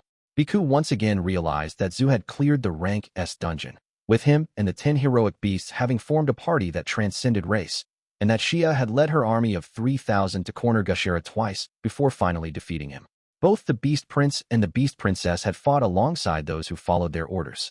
Finally, Beku reflected upon himself and realized that he only had 2 people who followed him, Kei and Romo. Do you understand now? Musa asked. Do you have any other questions? Beku realized that he was hanging his head and swiftly looked up. Father, will you please tell me one more thing? Are you wearing the symbol of the Beast King? And what if I am, my foolish son? Beku narrowed his eyes. He took a magic tool clock out of his pocket and glanced at it. I'm afraid I'm out of time, father, Beku said. It seems this is where I must bid you farewell. Oh, the Beast King asked, his eyes dubious. Emergency, a knight suddenly cried, entering the room from behind Beku. Enemies at our transportation platform. They looked to be merfolk. The ministers and nobles hastily jumped to their feet, and panic ensued in the audience room. How can that be? Where's General Hoba? Out during a time like this? Dispatch the corps within the castle. Hurry! As everyone shouted over each other, another deafening report echoed from behind Beku. Marquis K and his soldiers have stormed the castle gates, a knight reported. They're engaging our garrison as we speak. I thought it was odd for the people of Bryson to invite us over during this time, but I see you formed ties with the merfolk as well, Beast King Musa said, grinning. Yes, it's an underhanded tactic suitable for a simpleton half-wit like you. What did you say? Beku asked. He could not understand why the Beast King had mentioned Bryson. Before he could pose that question, however, Musa stepped forward from his throne, walked around the left side of the round table, and approached his son. Still, I suppose you're worthy of some praise, Musa admitted. A fool like you learned to be independent in his own foolish way. The fact that you can say that implies that you've been watching your children mature and grow, Beku replied. The Beast King stopped in his tracks and turned to his chancellor. Fall back, everyone. It seems I must give it my all to hammer justice into this empty-headed loon. The chancellor and the other nobles made a beeline for the door, but Beku did not even glance at them. His eyes were focused on the Beast King, who was approaching him. Silence settled between the two royals for only a moment, but it felt like an eternity. What's on your mind? Beku asked. The clamor outside the audience room grew louder, and he could no longer stand this deafening silence. My other 2 children have left the nest, but as I'd expected, you're the one who has caused me the most trouble, Musa replied. You truly are a handful. Stop treating me like a child already. Beku shouted. Indeed, my child is finally trying to leave the nest and fly with his own wings. I suppose it's my role as your father to watch you leave. The Beast King clenched his orichalcum knuckles tightly, the sound of his rippling muscles filling the air. Before he could step forward, Beku made the first move by pouncing, his fist cruelly aimed at Musa's face. He would not show mercy. Humph, Musa grunted. Beku's fist did not reach the Beast King. Musa was a touch faster, and he stepped forward, planting his fist squarely into Beku's stomach. Gah! The Beast Crown Prince gasped. Blood gushed from his mouth, and he doubled over from the pain. At the same time, Musa ruthlessly hooked his legs from behind, lifting him off the ground and sending him lurching backward. As he fell, Musa leaped into the air and whirled around to launch a back kick. The Beast King's aim was true, and his foot slammed into Beku's chest, blowing him back. He was sent crashing to the ground, and fragments of his adamantite armor, destroyed by the kick, flew every which way. When he finally managed to sit up, his breastplate split in 2, one half falling behind him while the other fell in front and shattered. What's wrong? It's too light out for you to be sleeping, Musa taunted him. Perhaps you should just stay in the nest, Beku struggled to get up as the Beast King leisurely strolled over to his son, mocking him with words that one would use to soothe a child. Before Musa reached him, though, he managed to stand back up. Then I supposed I'll end this battle before the sun sets. Beku roared. Total beast mode. Grah. With a powerful battle cry, he activated his skill, his body bulging and turning more beastly. He thrust his arms, half transformed into those of a 4-legged beast, into the ground and charged on all 4s. It was a feint, however, and he stopped right in front of Musa, leaped to the right, and tried to pounce on the Beast King from his blind spot. Yet despite the ferocious attack, Musa made no attempt to follow his son's movements. Even a fool like you has Albahol's blood flowing through his veins, Musa muttered, standing stock still. That much is clear.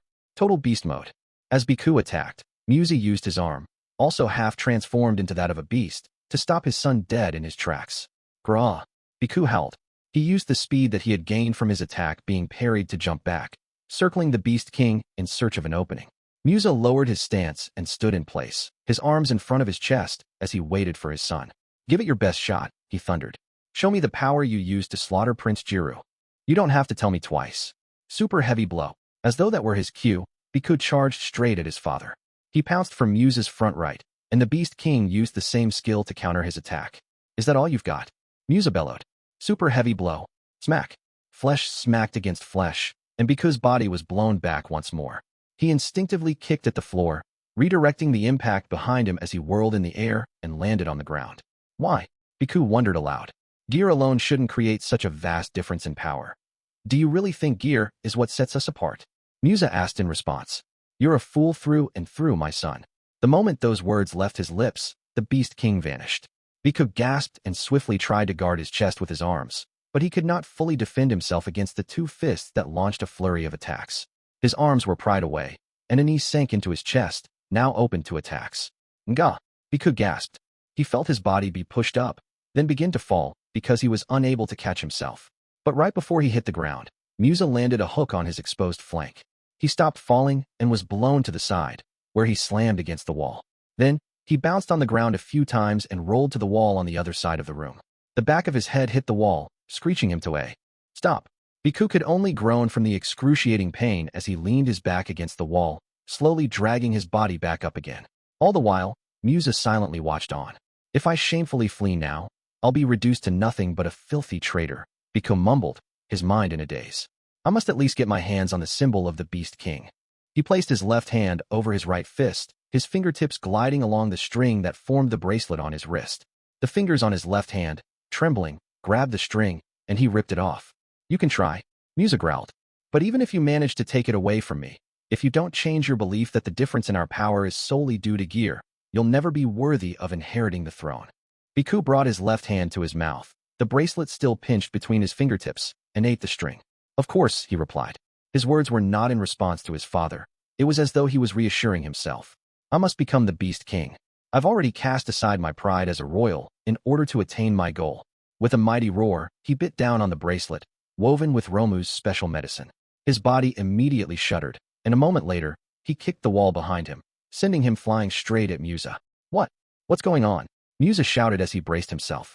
He was taken aback by Beku, who was faster than ever, but upon noticing that his son was simply running in a straight line, he activated Super Heavy Blow once more. Crunch. Bones were shattered and blood spewed into the air. Beast King Musa staggered, his fist obliterated. "Gah!" he grunted. His fist was knocked away, but he immediately tried to defend himself as Beku circled him with incredible speed, pummeling him with a flurry of fists. The countless blows were not just straights but hooks and other punches as well, ensuring that he was lifted off the ground, unable to brace himself. Once the king was forced into the air, Beku aimed for that opening and punched him down again, only to lift him once more, methodically tearing through his defenses. When Beku finally stopped running in a circle, a groove had emerged on the stone tile, worn away and etched by his feet. At its center was Musa, on his knees, his body covered in countless wounds. "Just kill me, Beku," the king ordered, his breath haggard. "But know this, you cannot ever become king. Zu or Shia will be sure to end you." "Oh, I won't let you off so easily, father," Beku replied as a prickly sensation filled his mouth. He used his tongue to trace his canines when he felt them, both the pair on top and the pair on bottom, growing longer by the second. They grew so long and sharp that they threatened to penetrate his mouth. "I shall make Zu and Shia surrender to me one day." But before that, Beku heard a loud voice echo in his mind, his own, whispering like a devil in his ear to take the plunge. What are you planning?" Musa shouted, frantically writhing around. "Why you're—" But Beku paid no heed to the king's words. Musa's neck was just so strangely enticing. The beast crown prince could no longer help himself. He drew his face near, took a deep breath, and bared his 4 long fangs. Chomp! When Beku breathed in, trying to suck up anything he could, the Beast King's body visibly shrank. Musa was forced out of total beast mode, and on top of that, his burly muscles seemed to lose their volume, his massive body turning frail and feeble as the fur that covered it began to fall out. A loud clatter prompted Beku to whirl around, his face sullied with his father's blood. He was met by the Beast King Corps, who all looked at him, terrified. The moment the Corps soldiers managed to grip their weapons firmly again, Kay and the rest of Beku's personal squad attacked them from behind, causing a rain of their blood to fill the room. Amid the chaotic battle, Kay approached the Beast Crown Prince. You fought splendidly, he said. It's not over yet. My father is still alive, Beku replied. He turned to Musa in his arms, breathing very faintly. And that's just fine. We shall have him lay eyes on the new country of Beastkin that you build, Your Highness. We must flee as soon as we can. The Beastkin Corps have been dispatched throughout the royal capital. Indeed. Kay, lend me your hand. Beku slowly lowered Musa's frail body onto the ground. Soldiers, don't let a single blade reach our crown prince. Kay shouted.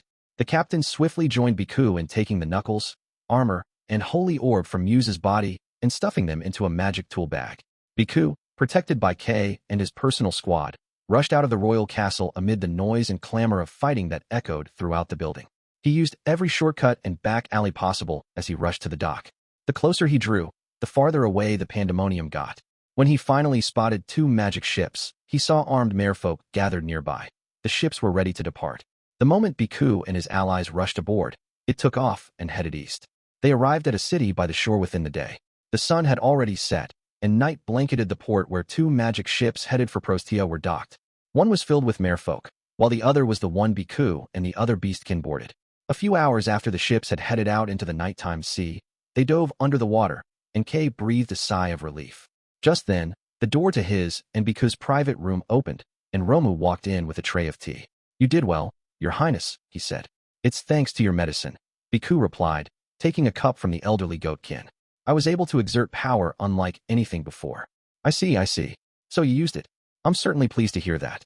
And how did it go? Smoothly, I hope. Romu asked as he watched Beku take a sip of his tea. I got my hands on the symbol of the Beast King, Beku answered. Then you defeated the Beast King, I presume? But I feel bad for what I've forced you to do, Kay. I'll do whatever it takes to atone for my actions. Kay shook his head. Whatever are you saying? I promised that I'd accompany you to whatever hell you wish. But squad leaders Gafu and Noma were killed. But you've still got me, a soldier by the name of Zika said. And me as well, another, named Rue, added. The surviving squad leaders sounded firm as they took their positions behind Kay. When Beku had changed ships earlier, he had noticed that of the 3,000 soldiers in his personal army, half were not with him. Some, like Gafu and Noma, had fought tooth and nail to allow Beku to escape the castle, paving the way with their blood as they got rid of any enemies in his way. Others had wandered about the cities on the way to the port, acting as bait or a diversion. But you aren't to blame, Your Highness, Kay reassured him, noticing that his master looked exhausted. In fact, they threw their lives away for your future, and I'm certain that they couldn't be happier with their sacrifice. Beku, who noticed Kay's gaze, looked up at his loyal retainer. Kay could see that the Beast Crown Prince's eyes were filled with sorrow. My future, Beku muttered. I thought that was the future of Albahal as well, but it seems I was alone in that assumption. He sighed. Father said to me, you tried to change the arrogant, unseemly attitude that you had in your younger days. But you failed. Tell me, Kay, have I changed? Have I been able to change since the day that I lost to Jiru? Of course. You've become a great man, Kay answered with a nod. But even he could hear the sobs in his voice. He was crying and unable to look his master in the eye, but he unmistakably heard Beku breathe a sigh of relief. I'm relieved to hear that, Beku said. I see you as my older brother, Kay. A man like me, who tried to end his father, can trust the words of his older brother and no one else. Your Highness, Kay started. Yes, I have you. I have all of you. If the blood of Albahal flows through my veins like Father said, I shall lead those who believe in me to a better future. I was far too immature, and a child like me tried to kill my father, who was stern with me yet treated me with endearment. I'd finally been tasked with a trial of my own. I must become the next Beast King of Albahal, and I will shed my blood, endure suffering, and do whatever else it may take to achieve that. Beku paused and turned to the goatkin. Romu, I trust that you've obtained the entry permit to Prostia? Most certainly, Romu replied. I've got enough for everyone outside this room as well, including your personal squad and Sir Kay. The elderly man pulled a magic tool bag from his pocket, shoved his hand into it, and removed 2 bracelets. I see. It seems your story was true, Beku muttered. Pardon? Whatever do you mean, Your Highness? Romu asked. My father mentioned something very curious. He spoke of Bryson. I realized that might have been why General Hoba was out, but then I also realized that Zu and the 10 heroic beasts leaving for the central continent was all very convenient for me. It was as though the stars had aligned. No, it was convenient for you, I suppose. I haven't the faintest clue what you're on about. I simply find that you, Crown Prince Beku, are more suitable to become the next Beast King than Prince Zu or Princess Xia, who are busy becoming friends with humans. Heh, I suspect that was the tactic you used to persuade not only me, but Ignomasu as well. Goodness, it really does seem like you've changed, Romu said with a grin. Ending your father must have filled you with renewed resolve. Pale smoke was expelled from Romu's body, filling the room with white. Right before Beku's vision was completely obfuscated. However, he stood up and gave a deep exhale. Humph, he grunted. He exerted an invisible force, creating a gust of wind and blowing the smoke away.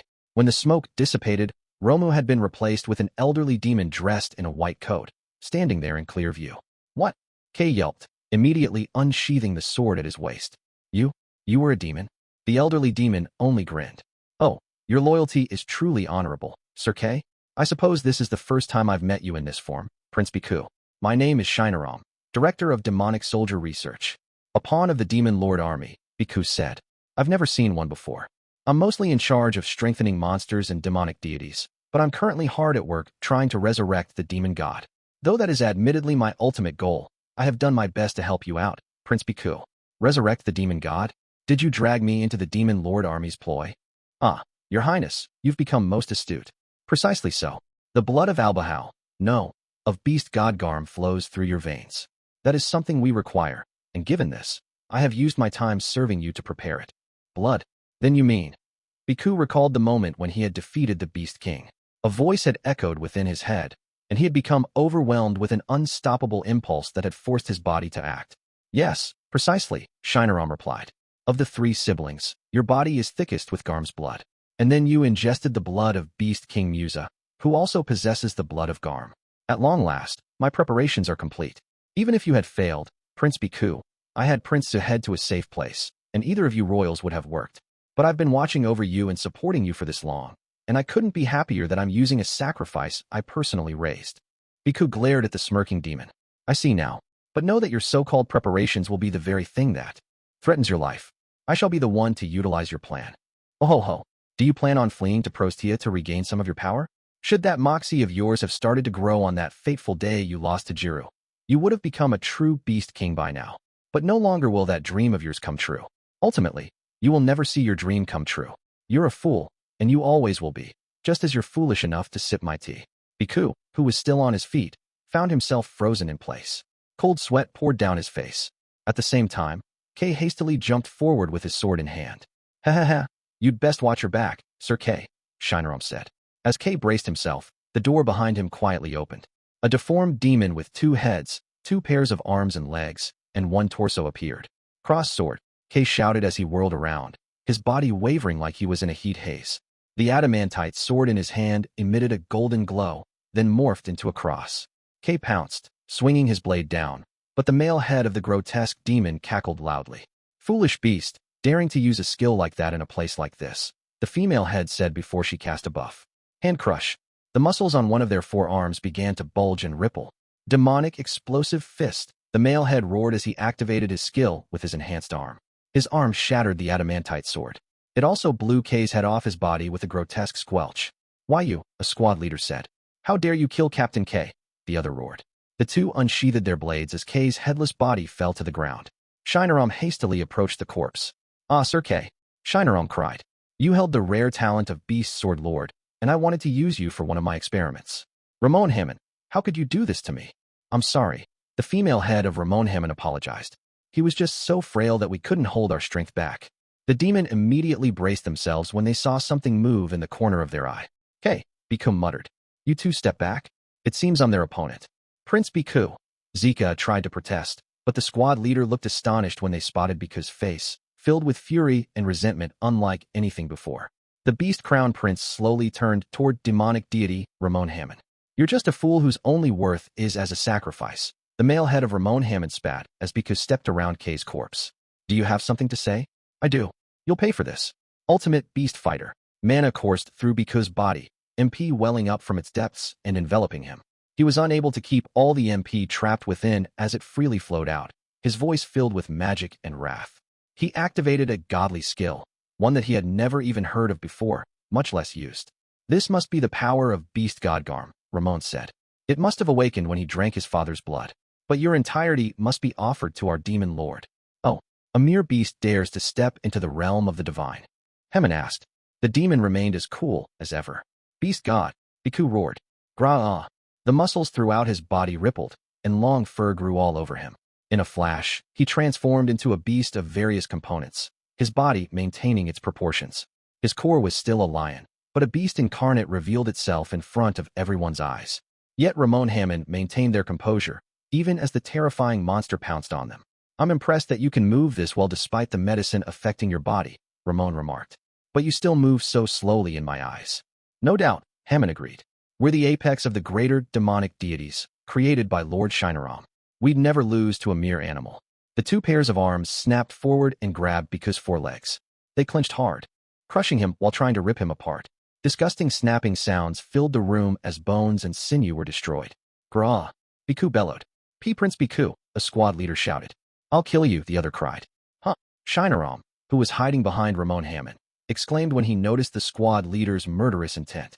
"Ramon Hammond, play with these beasts. If we keep them alive, we can use them as test subjects, so don't kill them.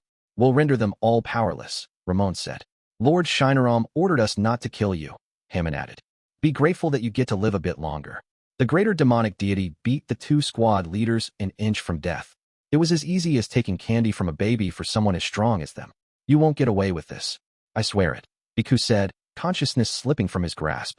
His wrathful gaze was pointed at Ramon Hammond and Shinaram, and he let out an agonizing roar. He was rolling in a pool of his own blood, all his limbs having been cut off. "You're still so energetic," Shinaram commented, gazing down at him with a smile. "Don't die yet. I need to sacrifice you to the demon god. You've done well, gathering the blood and becoming a sacrifice. You should feel honored by your role." "Ha ha ha. Ramon Hammond, I'll leave the Beastkin outside to you." "Yes, sir," Ramon replied. "We won't kill them, but we won't let them escape." "It's so boring that it's hardly training," Hammond groaned. "What is this monster?" a Beastkin shouted. "Why did it appear from Prince Beku's room?" cried another. "Ag!" Shinaram's gleeful tone echoed in Beku's ears, but it was soon drowned out by the horrific screams of the Beastkin, who spotted Ramon Hammond after they had left the room. "Hey, everyone. I'm sorry," Beku murmured. From next to Kay's and the squad leaders' lifeless bodies, the beast-crowned prince did his best to maintain his consciousness amid the sea of blood. However, he could no longer resist, and his vision slowly faded to black.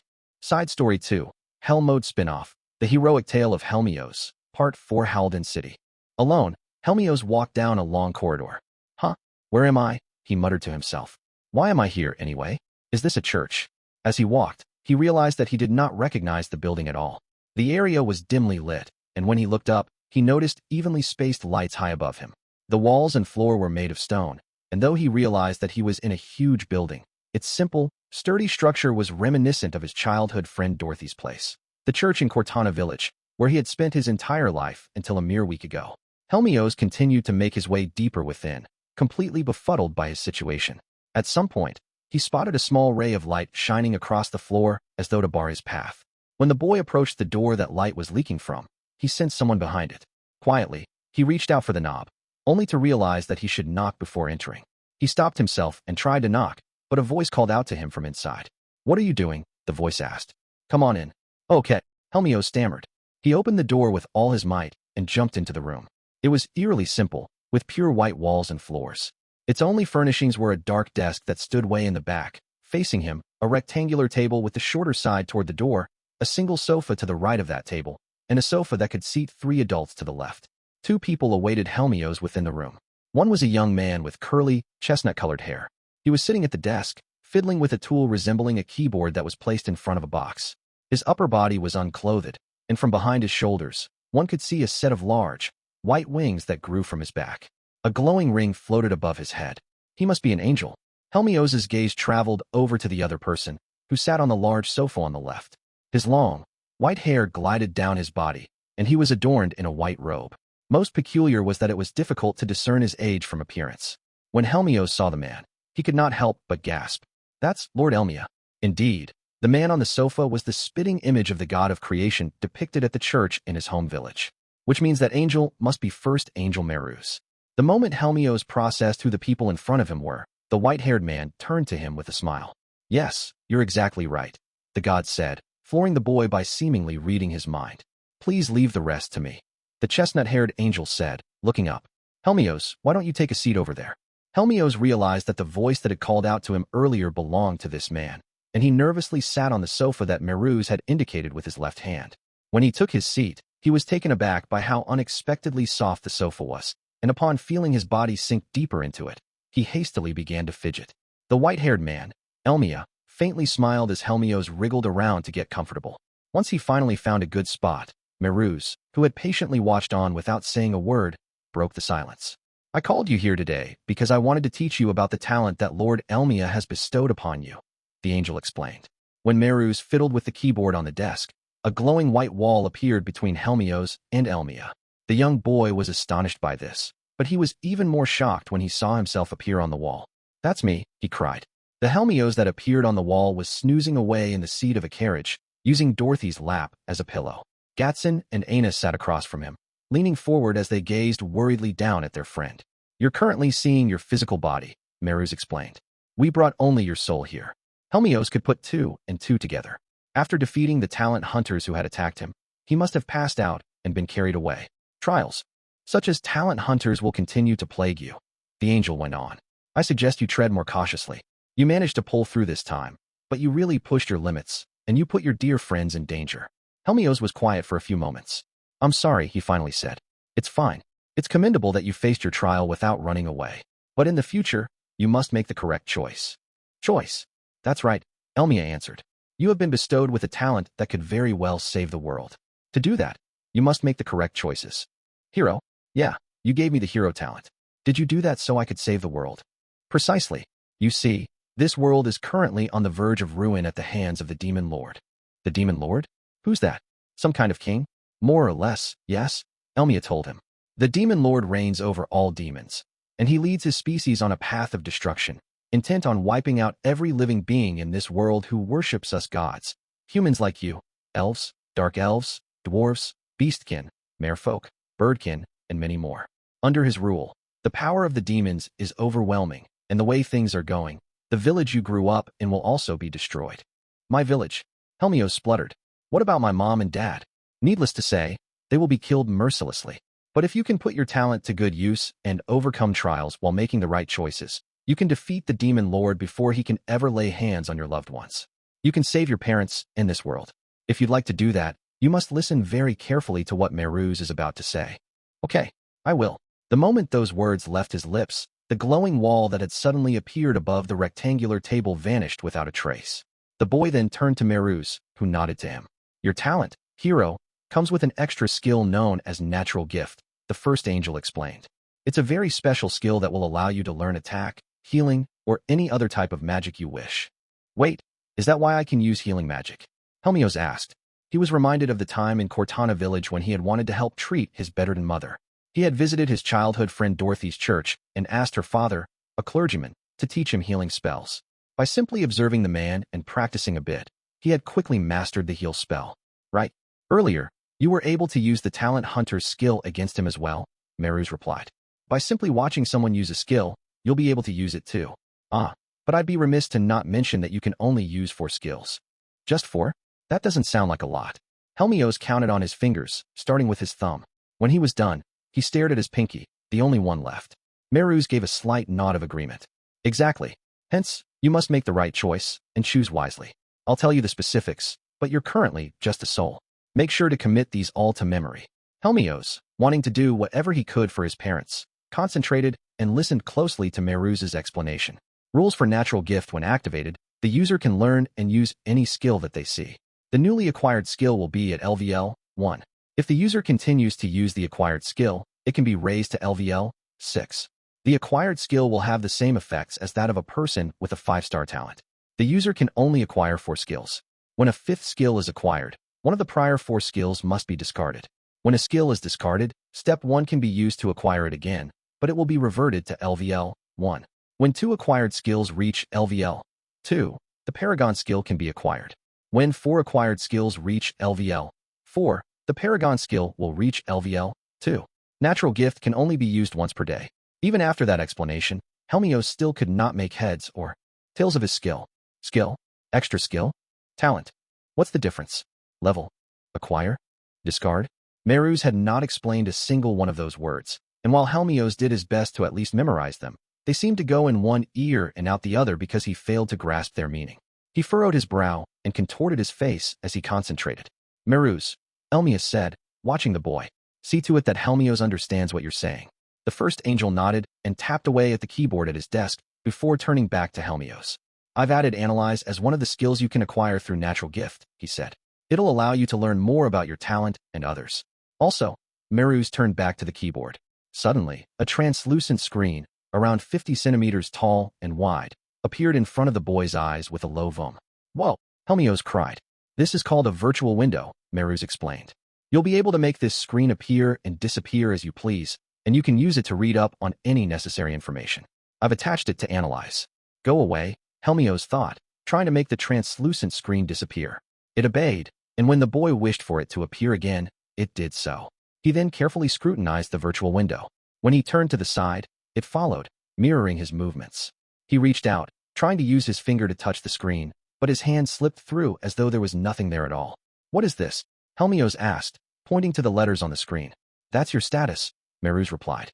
Name, Helmios. Age, 5 class, hero level, 20 HP, 395, 790, plus 750, 1500 MP, 278, 557, plus 750, 1500, attack, 395, 790, plus 750, 1500, endurance, 395, 790, plus 750, 1500, agility, 395, 790, plus 750, 1500, intelligence, 278, 557, plus 750, 1500, luck, 278, 557, extra skill, natural gift, healing, blast punch, analyze, not applicable, skills, hero 1, healing, 2, blast punch 2, analyze 3, null, paragon 1, swordmaster 4 XP, 400/1,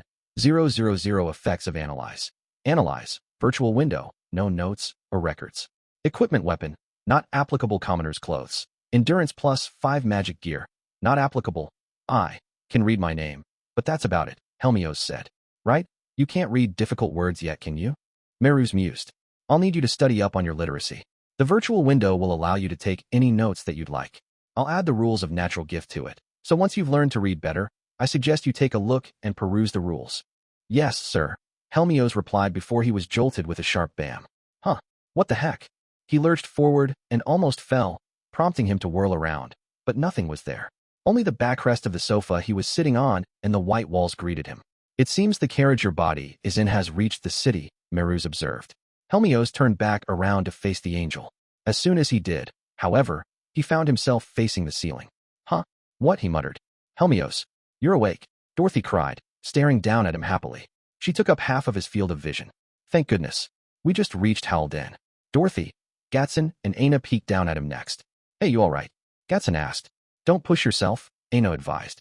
I'm okay. I can get up, Helmios replied. He raised his head from Dorothy's lap and sat up in his seat before looking outside the carriage window. The vehicle had crossed the Howlden city gate and just creaked to a halt. The crimson sunset illuminated the buildings nearby as people busily walked in front. Helmios gazed at the scene when Knight Captain Maxil peered through the window. Hey, Helmios, he said. Glad to see you up. All right, Helmios replied. Thank you, sir. No, we should be the ones thanking you. If you hadn't been there, I don't know what would have happened to us. But you can put that all behind you. Starting today, you guys will be living at Talent School. Talent School? What's that? It's a place for kids Lord Elmia has bestowed with talents, kids like you, to improve their abilities. The Lord of the Land has prepared an area specifically for talented children, but you'll eventually have to head to the academy. Will we be living there too? Gatson asked, peering over Helmios' shoulder. Yes, the Knight Captain answered with a nod. Why don't I just tell you all now? Come on, get off the carriage. The kids obeyed, and upon doing so, they spotted other children stepping off carriages of their own. Just like Helmios and his friends, kids with talents had been gathered from across the region, escorted by knights, and now, they all crowded in front of the Knight Captain. Listen carefully, Maxil said. We're going to take you all to Talent School. It's a place where kids like you, who have been bestowed with combat-oriented talents, will learn how to wield your skills and what is necessary for your survival. You'll be trained so that one day, you can utilize your powers for Jayamut. Be warned that talent hunters like the ones who attacked today will appear all throughout the Empire. To protect you, your families, and your villages, large cities like Howlden have talent schools so that you won't have to worry about your safety and well-being. Hence, we've made our rounds throughout the nearby regions and gathered you all here. Hey, Bring a few of them over here, one of Maxill's nearby subordinates ordered. Moments later, a knight led several soldiers in front of the knight captain, where Helmios and the other kids were. Welcome back, Captain, a soldier exclaimed. We were worried since it took you so long. Maxill gave a slight nod. We'll hand over the talent hunters who tried to attack us. Take them away from the carriages and throw them in prison. I'll escort these children to the talent school. The soldiers all nodded before swiftly dragging the restrained talent hunters out of the carriage. The criminals had their arms and legs bound behind their backs and were rolled along the ground like worms. Among the captured criminals was Vice Captain Zine, and the soldiers could not hide their shock at the sight of him. Vice Captain Zine, one gasped. Captain, what in the world happened? He was secretly connected to the talent hunters and told them our routes beforehand, Maxill explained. It's likely that there are more traitors in our midst, and we'll interrogate him carefully later. Keep him in a cell separate from the other talent hunters. The soldiers were then entrusted with escorting the talent hunters, while the knight captain took Helmios and the other kids into a large building. Is this the talent school? Dorothy asked. That's right, Maxill replied. Ah, Principal Mahato, thank you for making your way over to us. The knight captain looked inside the building, and his polite tone made Helmios and the other kids turn toward the principal. An elderly man clumsily walked over with a magic tool lamp in one hand and a staff twice the height of his body in the other. As Principal Mahato approached, Helmios realized that the man only looked so short because he was hunched over. He was certainly well on in years. Thank you all for coming here, Mahato said with a smile. I'm glad you're all back safely, though this is a bit sooner than our initial plan.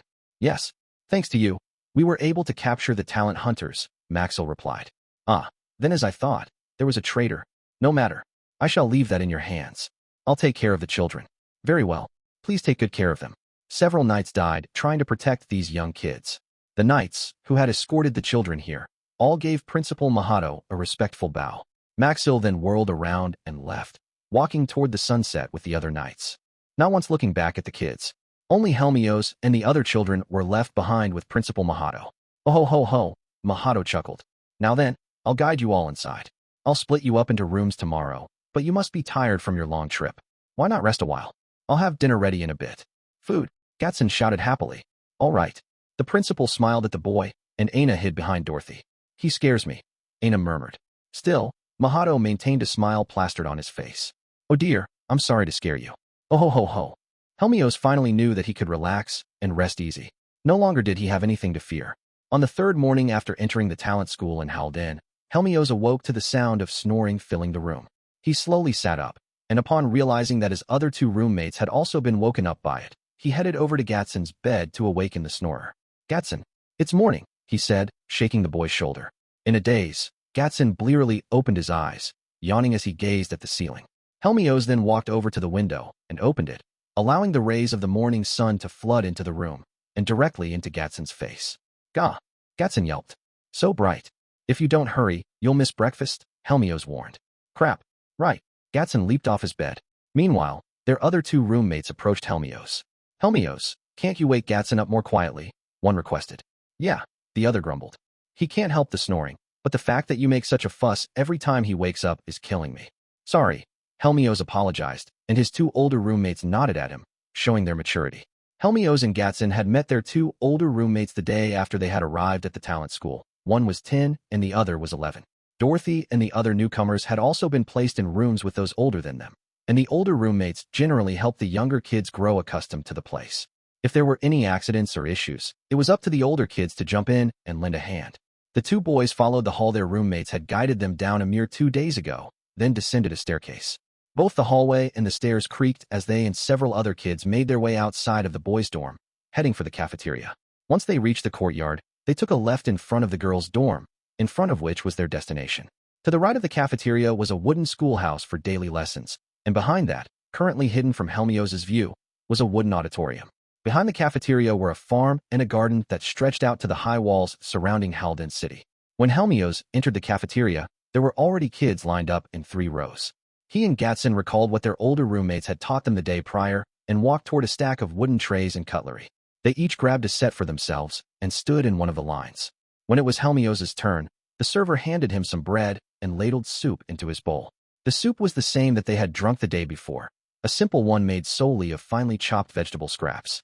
Helmios felt like this soup was rather plain compared to the ones he had made for his family at home, but he resigned himself to his fate. assuming that this was the norm for these people. Gatson, on the other hand, a growing boy who loved to eat, was not so understanding. Come on, he whined. Give me a bit more soup. Please. Sorry, but I can't just offer you special treatment, the server replied. Mon. The server paused for a moment. Oh, all right. Hand over your bread. I'll give you this one. The server exchanged Gatson's piece of bread for a larger one, and the boy made his excitement apparent. Meanwhile, Helmios glanced around the spacious cafeteria. Dorothy and Aina were already seated and waved at the two of them. And so, Helmios and Gatson went to eat at the same table as their friends. Good morning, Helmios, Aina said. Good morning, Helmios echoed. You're lucky you weren't forced to skip breakfast today, Gatson, Dorothy pointed out. Duh, I got moves, Gatson replied. The boy proceeded to greedily chow down on his bread and practically funnel his soup into his mouth. Helmios, who sat beside him, tore off a bit of his own bread and dunked it into his soup before carrying it into his mouth. The bread was dry and had not properly risen. There were tough spots throughout, and he had discovered yesterday that it was best to soak the bread in the soup before eating it. Food is yummy when I get to eat with everyone, Aina said with a happy smile. Her hair, a far cry from yesterday's messy coiffure, was now properly combed and glossy. Dorothy had brought a comb from home, and thanks to that, Aina was able to fix her unruly locks.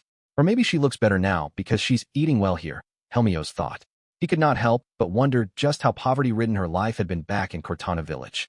Once the bell rang, signaling that breakfast was over, the kids filed out for class, with Helmios and his friends following suit. They left the cafeteria and entered the schoolhouse, where their classrooms were. Classes at Talent School were divided by year, or rather, by the number of years one had been at the facility.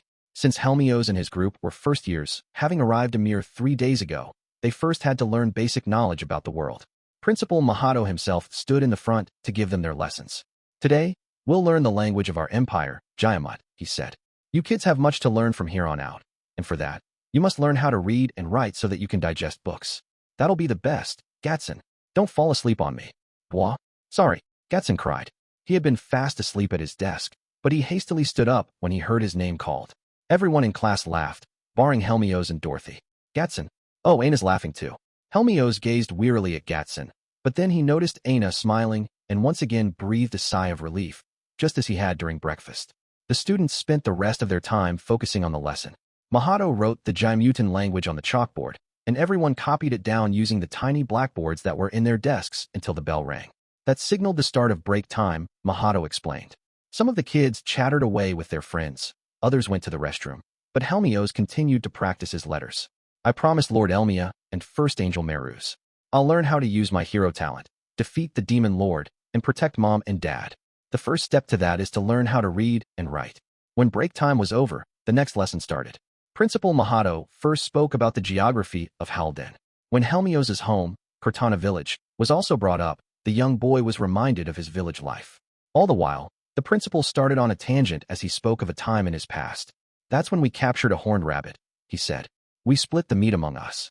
Have any of you ever eaten a horned rabbit? You can roast it whole over a fire, and when you stick your knife into it, you can catch a glimpse of white meat as fat drips from the steaming cut. A loud growl filled the room, coming from none other than Gatson's stomach as he sat next to Helmios. It prompted another round of laughter. Ugh, I'm mortified, Dorothy muttered. Yeah, embarrassing, Aina added. Just then, Helmios heard footsteps pace down the hallway and approach their classroom. Gatson, are you hungry, Aurea? Huh. The principal stopped himself, also hearing the footsteps. When he turned to the door, it opened, and a middle-aged man peeked inside. I'm terribly sorry for my sudden interruption, he said. I just got an urgent request. I'm looking for a boy called Helmios, but is he in this class? You're the Viscount's emissary, Mahato said. You're quite late. My sincerest apologies, the middle-aged man replied. The roads were packed, and many failed to notice the Viscount's carriage as well. That caused my delay. The man gave a deep bow as Mahato turned away and spotted Helmios. The principal gestured with his chin. Go on, Helmios, he said. I doubt you'll be treated horribly. Huh? Me? Though he was extremely confused, Helmios quickly put his board and chalk away, then stood up and trotted toward the door. When he left the classroom, he spotted several knights in full suits of armor lined up in the hallway. Still perplexed, he followed the middle-aged man out of the schoolhouse. It had been 3 days since Helmios had parted ways with Maxil to be under Mahato's care. He was now back at the place where that had happened, where a carriage was waiting for him. Escorted by the middle-aged man, the boy boarded the vehicle, and 4 horses immediately began pulling it along. I'm sorry to spring this on you, but I'm taking you to Viscount Howlden, The lord who rules over this area. The man explained as the carriage creaked forward. He was being less stiff and formal with Helmios. Okay, Helmios said with a nod, unable to wrap his mind around his situation. You'd better change into this. The man pulled a set of clothes from the leather sack next to his seat. You don't want to be rude. Right here. Correct. Helmios was given no other choice. He took the clothes and began to get changed on the spot. The top and the pants had a peculiar scent that he had never smelled before. It was oddly addictive. When he finished changing, though, his nose was hit with the musty scent characteristic of outfits that had been stored away for a long while, and he intuited that the aroma from earlier had come from a deodorizer. After he was done, he gazed outside the window, the carriage clattering throughout the ride. It was just before noon in Howlden City, and Helmios had never seen so many people bustling around before. He could not hide his awe. They were even spilling out onto the roads, making it difficult for vehicles to pass. This is weird. I don't really sense a lively or cheery atmosphere. For the past 3 days, Helmios had not set foot outside the school, and he had been fast asleep during his ride there as he had been meeting God of Creation Elmia and First Angel Meruz. Not once had he seen the city, and the busy sights made it look like a festival was underway, but he quickly discarded that idea. While the city was crowded with people, unlike the cheery air of the classroom, everyone looked impossibly exhausted. They lifelessly wandered about the streets. When the carriage left the area, the impressive crowd immediately died down, replaced by several magnificent buildings. These houses are all so huge, Helmios murmured. Their yards are too. The middle-aged man, who had been quiet since ordering Helmios to get changed, opened his mouth. This is where lords and those with peerages live. As Helmios went past these houses, clearly grander and more majestic than the commoners' houses that had lined the streets earlier, he spotted a gate far larger than any he had ever seen. When the carriage approached, the gate groaned open, and the vehicle rushed in, maintaining its speed. It circled the stone fountain before stopping near an impressive manor. Helmios stepped off the carriage, and a sharply dressed, elderly man greeted him. My name is Burton, head butler of the house of Viscount Howlden. Sir Helmios, my master awaits. Right this way, please. They passed through an atrium at the entrance, and a massive staircase stood proudly before them. It had a landing halfway up, then split off, arcing out to either side the rest of the way up to the second floor. Helmios followed Barton, the butler, up the stairs, and headed down a hallway in the right wing, then took a left and made their way to the front of the manor. As they walked the halls, servants bowed their heads, and Helmios solemnly bowed back. It's such a big house, the boy murmured. He immediately recalled the temple of Elmia, the god of creation. If the manor is this huge, I wonder how big that temple is. The butler, who could not have possibly read Helmios's mind, sounded proud and happy to receive the words of praise. Oh yes, it is a large house, isn't it? He replied. I guess he's happy to hear his master or their belongings being complimented. Maybe there's something else I can praise. It's a big city too, Helmios added. I've never seen a city as big as this one. It's awesome. I see. Sir Helmios, you hail from Cortana village, yes? How are you doing in talent school? Is there anything that troubles you? Well, I never really did any studying before I came here. It's harder than I thought. Is that so? But I heard from Mahato that you're studious and always giving it your all. It may be tough now, but I promise that it shall be of use to you one day. Do you know the principal, sir? Yes. We once worked in the same department of the palace. Really, if there's anything you'd like to say but find it difficult to tell him directly, feel free to come to me anytime. Thank you. As Helmios eked out his response, the pair reached the end of the hall. A lavish door with ornate engravings stood solemnly in front of the boy, and Burton raised his voice. I've brought Sir Helmios, my lord. Come in. A voice replied from beyond the door. Burton bowed toward the door before placing his hand upon it and opening it, using his other hand to usher Helmios inside. The boy gingerly stepped into the spacious room. To his right was a large window, and to his left was an extravagant fireplace, while the middle of the room was furnished with a long, white table covered with a cloth. A dining room? Helmios wondered aloud. A man sat in the depths of the room, behind the table that stood in front of Helmios. Precisely, the man replied. I've wanted to have a little chat with you. I'm quite the busy man, and the only free time I have is during lunch. I'm sorry to trouble you, but won't you have lunch with us? Yeah? Sure, of course. Thank you, Helmios mumbled. Us? Helmios walked alongside the longer end of the table, near the window, when he spotted 2 people already seated. The man in the back of the room, whom Helmios had been speaking with, was middle-aged and had a neatly trimmed mustache.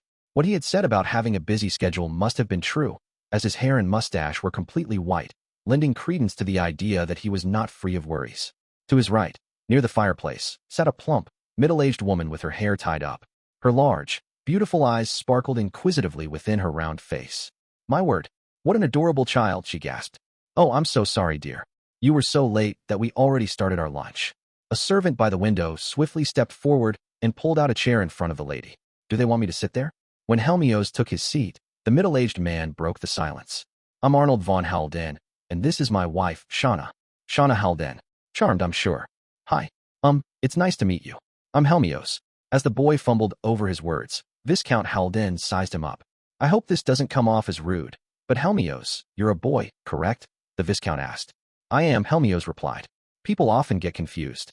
Though the boy was not very well aware of it, he took after his mother, and with his hair grown out, he was often mistaken for a girl by the occasional visitor to Cortana village. It took you quite some time, Burton, the Viscount said. Does that mean? Yes, my lord. With every passing day, more and more people are flooding into our capital city, chased out of their homes. Yeah, the city was super crowded. Even Helmios had found it odd to see so many people on the streets. I thought so.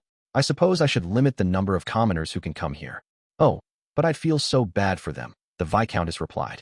They've lost their homes and come to this city in search of a place to be. But this city doesn't have the funds or space to accept so many outsiders. But dear, Viscountess Howlden could not help but raise her voice in protest. What's going on here? My lord, perhaps it's best to save this conversation for another time, Burton advised, interrupting the conversation. Yes. Excuse us. This may not suffice for having you come here on such short notice, but feel free to eat as much as you like. The food might have gotten a bit cold, but it's still good. Almost immediately, the servant who had pulled out the chair for Helmios left the room, then returned with a few other servers pushing small wagons of food. The Viscountess gazed at Helmios apologetically, feeling guilty for having startled the young boy. All the while, food from the wagons lined the table, and Helmios was greeted by a lavish feast the likes of which he had never seen before. Nobles eat so well, and it's still only lunch. Back in Cortana village, whenever he and his friends got hungry, they would sneak into the fruit orchard to steal a few malmo fruits to snack on. Please let me know if you run out of bread, the waiter said. I shall bring a fresh batch right away. Soup and salad were placed in front of Helmios, along with a basket of bread. He was sure that he could not eat it all. How's the food? Do you like it? The Viscount asked. Yeah, yes, my lord, Helmios replied. His initial response had been full of enthusiasm, but he had quickly remembered his manners and offered a more formal one. Hee, you're an energetic child, I see, the Viscountess said, smiling kindly at him. I can hardly believe that you're the child of prophecy the Margrave mentioned. He hails from Cortana village, so he's not to blame, the Viscount explained. He'll be taught proper manners before he meets with Sir Arctica. Arctica? Helmios asked. Who's that? We of House Howlden are under the wing of Margrave Arctica, the Viscountess answered. I'm sure you'll be allowed to meet him one day. Dear, if we're going to teach this child manners, why not keep him in our manor? That isn't for us to decide, the Viscount replied. And he's still a child. Surely he wants to spend time with friends his age. True, Viscountess Howlden looked visibly disappointed, making Helmios feel as though he had done something wrong. You remember Lucas, don't you? This boy is his son, the Viscount said, much to Helmios' astonishment. He should study hard like his father and learn to make full use of his talent. Wait, you know my dad. It was the Viscount's turn to look a touch surprised. Your father hasn't told you about me, it seems. Where to start? Yes, I fought alongside your father, Lucas. And in that battle, he lost his arm. He looked wistful as he emptied his glass of wine. Did you and my dad fight the demon lord? Lord Merus told me about it. Did you just say Merus? Viscount Howlden could not hide his disbelief. The Merus? First Angel Merus. Yes, in a dream. Actually, I'm not really sure what it was. But my soul was summoned, and I met him. Goodness, the Viscountess gasped. Her large eyes grew wider, and she gazed at the boy with awe. Did I say something weird? Just your soul? Then this is Lord Helmios, the Viscount muttered. Yes, Lord Helmia. He was there too. Helmios cried. The Viscount placed his cutlery on the table and gave a deep sigh. It seems the oracle was true, he murmured. I didn't think Lucas's child, of all people, would be. Helmios did not know how to respond when the Viscountess, who sat across from him, began to sniffle. He turned toward her. Finally, the horrible, wretched war will be over, she wept. Perhaps the child who was permitted to return to Lord Helmia's side guided us. What child? This house doesn't have a child. Or maybe they had one. Helmios finally intuited why the Viscountess seemed so eager to allow him to stay in the manor. Oh, hey, it's the Knight Captain. The door sounded with a loud thump, and Burton brought Knight Captain Maxwell into the room, cutting off the boy's train of thought. Helmios, my lord, my lady, please pardon me for interrupting your meal, Maxwell said. I came to report back. How did it go? The Viscount asked sternly, a stark contrast from the soft demeanor he had shown his wife and Helmios. Did Zine spill it all? Unfortunately not. I came to tell you the status of our interrogation. I'm not sure if he received an exorbitant amount of money or if someone important to him has been taken hostage, but he maintains his silence. Then I shall allow you to be even harsher with him. If he is after the envoy of God that he heard about from Sir Arctica, I'm certain that he's trying to threaten my land. My dear, please don't treat Zine too terribly, Viscountess Howlden protested, looking saddened. When you once went to watch the goblin hunt, he risked his life to protect you. Please, at least, spare his life in kind. Why, you're right. Indeed, perhaps it's best if he stays imprisoned for a bit longer to repent. It sounded as though Vice Captain Zine, who was connected to the talent hunters, would at least avoid the death sentence. But Helmios was unsure of how he could join in on the conversation, so he merely took a bite of his bread. I should buy everyone a souvenir before I head home. As his meal drew to a close, he decided that he wanted to bring back some bread and fruit for his friends. The adventures of Helmios, armed with his extra skill, natural gift, had just begun. Bonus short story. The carriage headed back to the talent school with Helmios on board. The boy had finished lunch with the Howldens, and it had been an hour since they had departed, but they still had not reached their destination. They passed through the nobles' district and onto the main street. The carriage, protected by knights atop horses, was moving rather slowly. I feel like it'd be faster if I walked the entire way, Helmios thought. The streets, lined with wooden stores, were crowded with people, but they all looked exhausted and lifeless. Everyone looked down as though to turn away from the sunset, much to Helmios' dismay. Just then, Burton, the head butler, who sat across from the boy, broke the silence. I'm so very sorry for how long this is taking, he apologized. Oh, it's fine, Helmios replied with a strained smile. Upon hearing that Helmios had met God of Creation Elmia in a dream, the Viscount, Viscountess, and head butler had begun treating the boy differently. Not only was the butler escorting him back to school, but he had even been provided several knights to protect the carriage. Their guardianship slowed the vehicle down, however, and Helmios found it humorous that the Howldens' considerate acts were working against them. You're very kind, Lord Helmios, Burton said, misunderstanding the meaning behind Helmios' smile. He then pointed to the basket filled with bread and fruit that was in the boy's lap. You even prepared souvenirs for your friends. Well, I've got a friend who eats a whole lot. His stomach growled in the middle of class today. The boy began his story, but he was immediately interrupted by loud, angry roars from outside the carriage, and he snapped his mouth shut. You guys are outsiders, a man shouted. I bet you snuck in through the gaps in the outer walls. Am I right? Come on, answer me. I am sorry, someone replied. Helmios leaned out the window to look around and spotted two men, each dressed in leather armor and carrying a hefty stick, outside a tableware store. Their anger was directed at a family of four, a father, a mother, and two daughters, sprawled out atop a dirty mat. It's cause of outlaws like you roughing up our walls that we gotta keep repairing 'em, the other man roared, glaring at the family. How stupid can you be? If a monster makes it through those walls and into the city, can you take responsibility? Can you? Nearby people atop similarly dirty mats hastily fled for their lives. When he saw that, the second man flashed a discreet smirk, something Helmios did not miss. Who are those guys? The boy asked. They're a group of vigilantes, Burton replied. Lately, people from other villages have been coming here, and crime rates are on the rise. In response, the people of the city created a self-appointed group of vigilantes to protect the safety of the citizens. But they don't have to yell like that, do they? They don't know, but they aren't totally wrong either. There are indeed migrants who break through cracks in the outer walls to enter without an immigrant permit, and some of them even create holes for others to follow. Surely, Lord Helmios, you understand that we cannot sit by and watch that happen. When Helmios fell silent, a shrill scream filled the air. Let go. Helmios' head whirled toward the noise, and he saw the youngest daughter of the family from earlier crying for her life. One of the men in leather armor had grabbed her arm and tried to drag her away. That sight was the last straw for Helmios. No longer did hesitation grip his body. Lord Helmios? Burton exclaimed, but the boy would have none of it. He burst out of the carriage and cut through the wave of people working to distance themselves from the commotion. In mere moments, he had jumped in front of the man who was trying to drag the poor girl away. Stop that, he shouted. The second vigilante froze for a moment, and the older daughter took her chance. She pounced on the man's arm, freeing her little sister from his grasp. Be big, sis, the little girl wailed. The other vigilante snapped back to his senses and tried to take the daughters hostage while swinging his large stick around. I told you to cut it out. Helmios bellowed. The boy stepped forward and stopped the stick. Hinga, the man gasped. The vigilante had thrust his stick out and was shocked to find himself stopped dead in his tracks, his stick refusing to budge at the hands of a child. He could not help but stare in awe as the other vigilante finally realized that an unknown child had gotten in their way. "You little brat," he growled. "This isn't a joke." Rah! He swung his stick around, and Helmios used his other hand to grab that one as well, stopping both men. The vigilantes, unable to hide their shock, used all their might to try to free their weapons, but the boy tightened his grip, crushing them. One vigilante had been pushing, and he fell forward, while the other member had been pulling and fell backward pathetically, landing on his butt. "Damn you, you little," the second man rumbled as he stood back up and swung what remained of his stick. "Enough," Burton shouted from behind Helmios, the fully armed knights in tow. Startled, the two vigilantes froze. They spotted the Howlden family crest sewn into the collar of the approaching butler's jacket and immediately turned pale. "Wait, you're the Viscount's," one of them murmured. "Indeed. I serve the Viscount," Burton replied. "And this boy is his guest.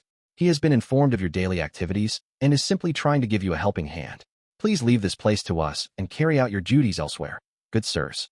The two vigilantes, able to read between the lines, frantically bowed their heads, then whirled around and raced off. "We're sorry," they cried in unison. Once the two men had left, Burton turned back to the migrant family. "I beg your pardon. Do you have a permit with you?" The mother quietly shook her head. Burton frowned for a moment, but he swiftly turned expressionless once more. "I suppose there's nothing we can do," he said. "Please escort them out of the city." The knights stepped forward to surround the family. "No," Helmios cried, unable to maintain his silence. "Please, Mr. Burton, don't be so cold-hearted. Lord Helmios, the laws of this city exist to protect those who live here," the butler replied quietly. "To disregard them is to disregard the people of the city. I'm sure all the immigrants who come here, not just this family, have reasons for leaving their villages. However, those reasons alone do not warrant that we bend the laws and make an exception." Helmios could not refute that claim. He could not choose between the butler's words and immigrants' circumstances. They were equally important to him. "But they've got such young kids," Helmios muttered, beginning to tear up while pleading Burton with his eyes. "I suppose I can arrange a permit for them." The butler relented with a sigh. He turned back to the family, all of whom were hanging their heads. "Head to the church in the middle of this street by the end of the day. They're a helpful organization that will accept immigrants, but they can't help everyone. I'll have you work there until you receive your permits." The family all looked up. "Oh, really? Thank you so much." "Thank you for saving us, big brother," the youngest daughter said. Finally, Helmios flashed a smile. When he saw how exhausted the siblings looked, he asked them to wait for a few moments and rushed back to the carriage. When he returned, he was carrying a basket filled with a heaping pile of bread and fruit. "F for us?" the parents gasped in shock. "Are you sure?" "Of course," Helmios replied. "Eat every last crumb." The mother took the basket and burst into tears. "Huh? Why?" The boy started with confusion. "Our village was attacked by goblins," the father explained while staggering to his feet. "We made it out alive, but we've barely eaten or drank until now." The man's legs peeked out from his tattered rags. One of them was being stabilized with a splint. Only then did Helmios realize that the parents were covered in wounds. "No wonder you're all beat up," he said. "Okay, heal." The boy knelt down in front of the man and cast his healing magic, healing the injuries in a flash. "Indeed, truly, he is the child of miracles," Burton murmured as he continued to gaze at the boy. The butler quietly wiped away a tear that slid down his cheek.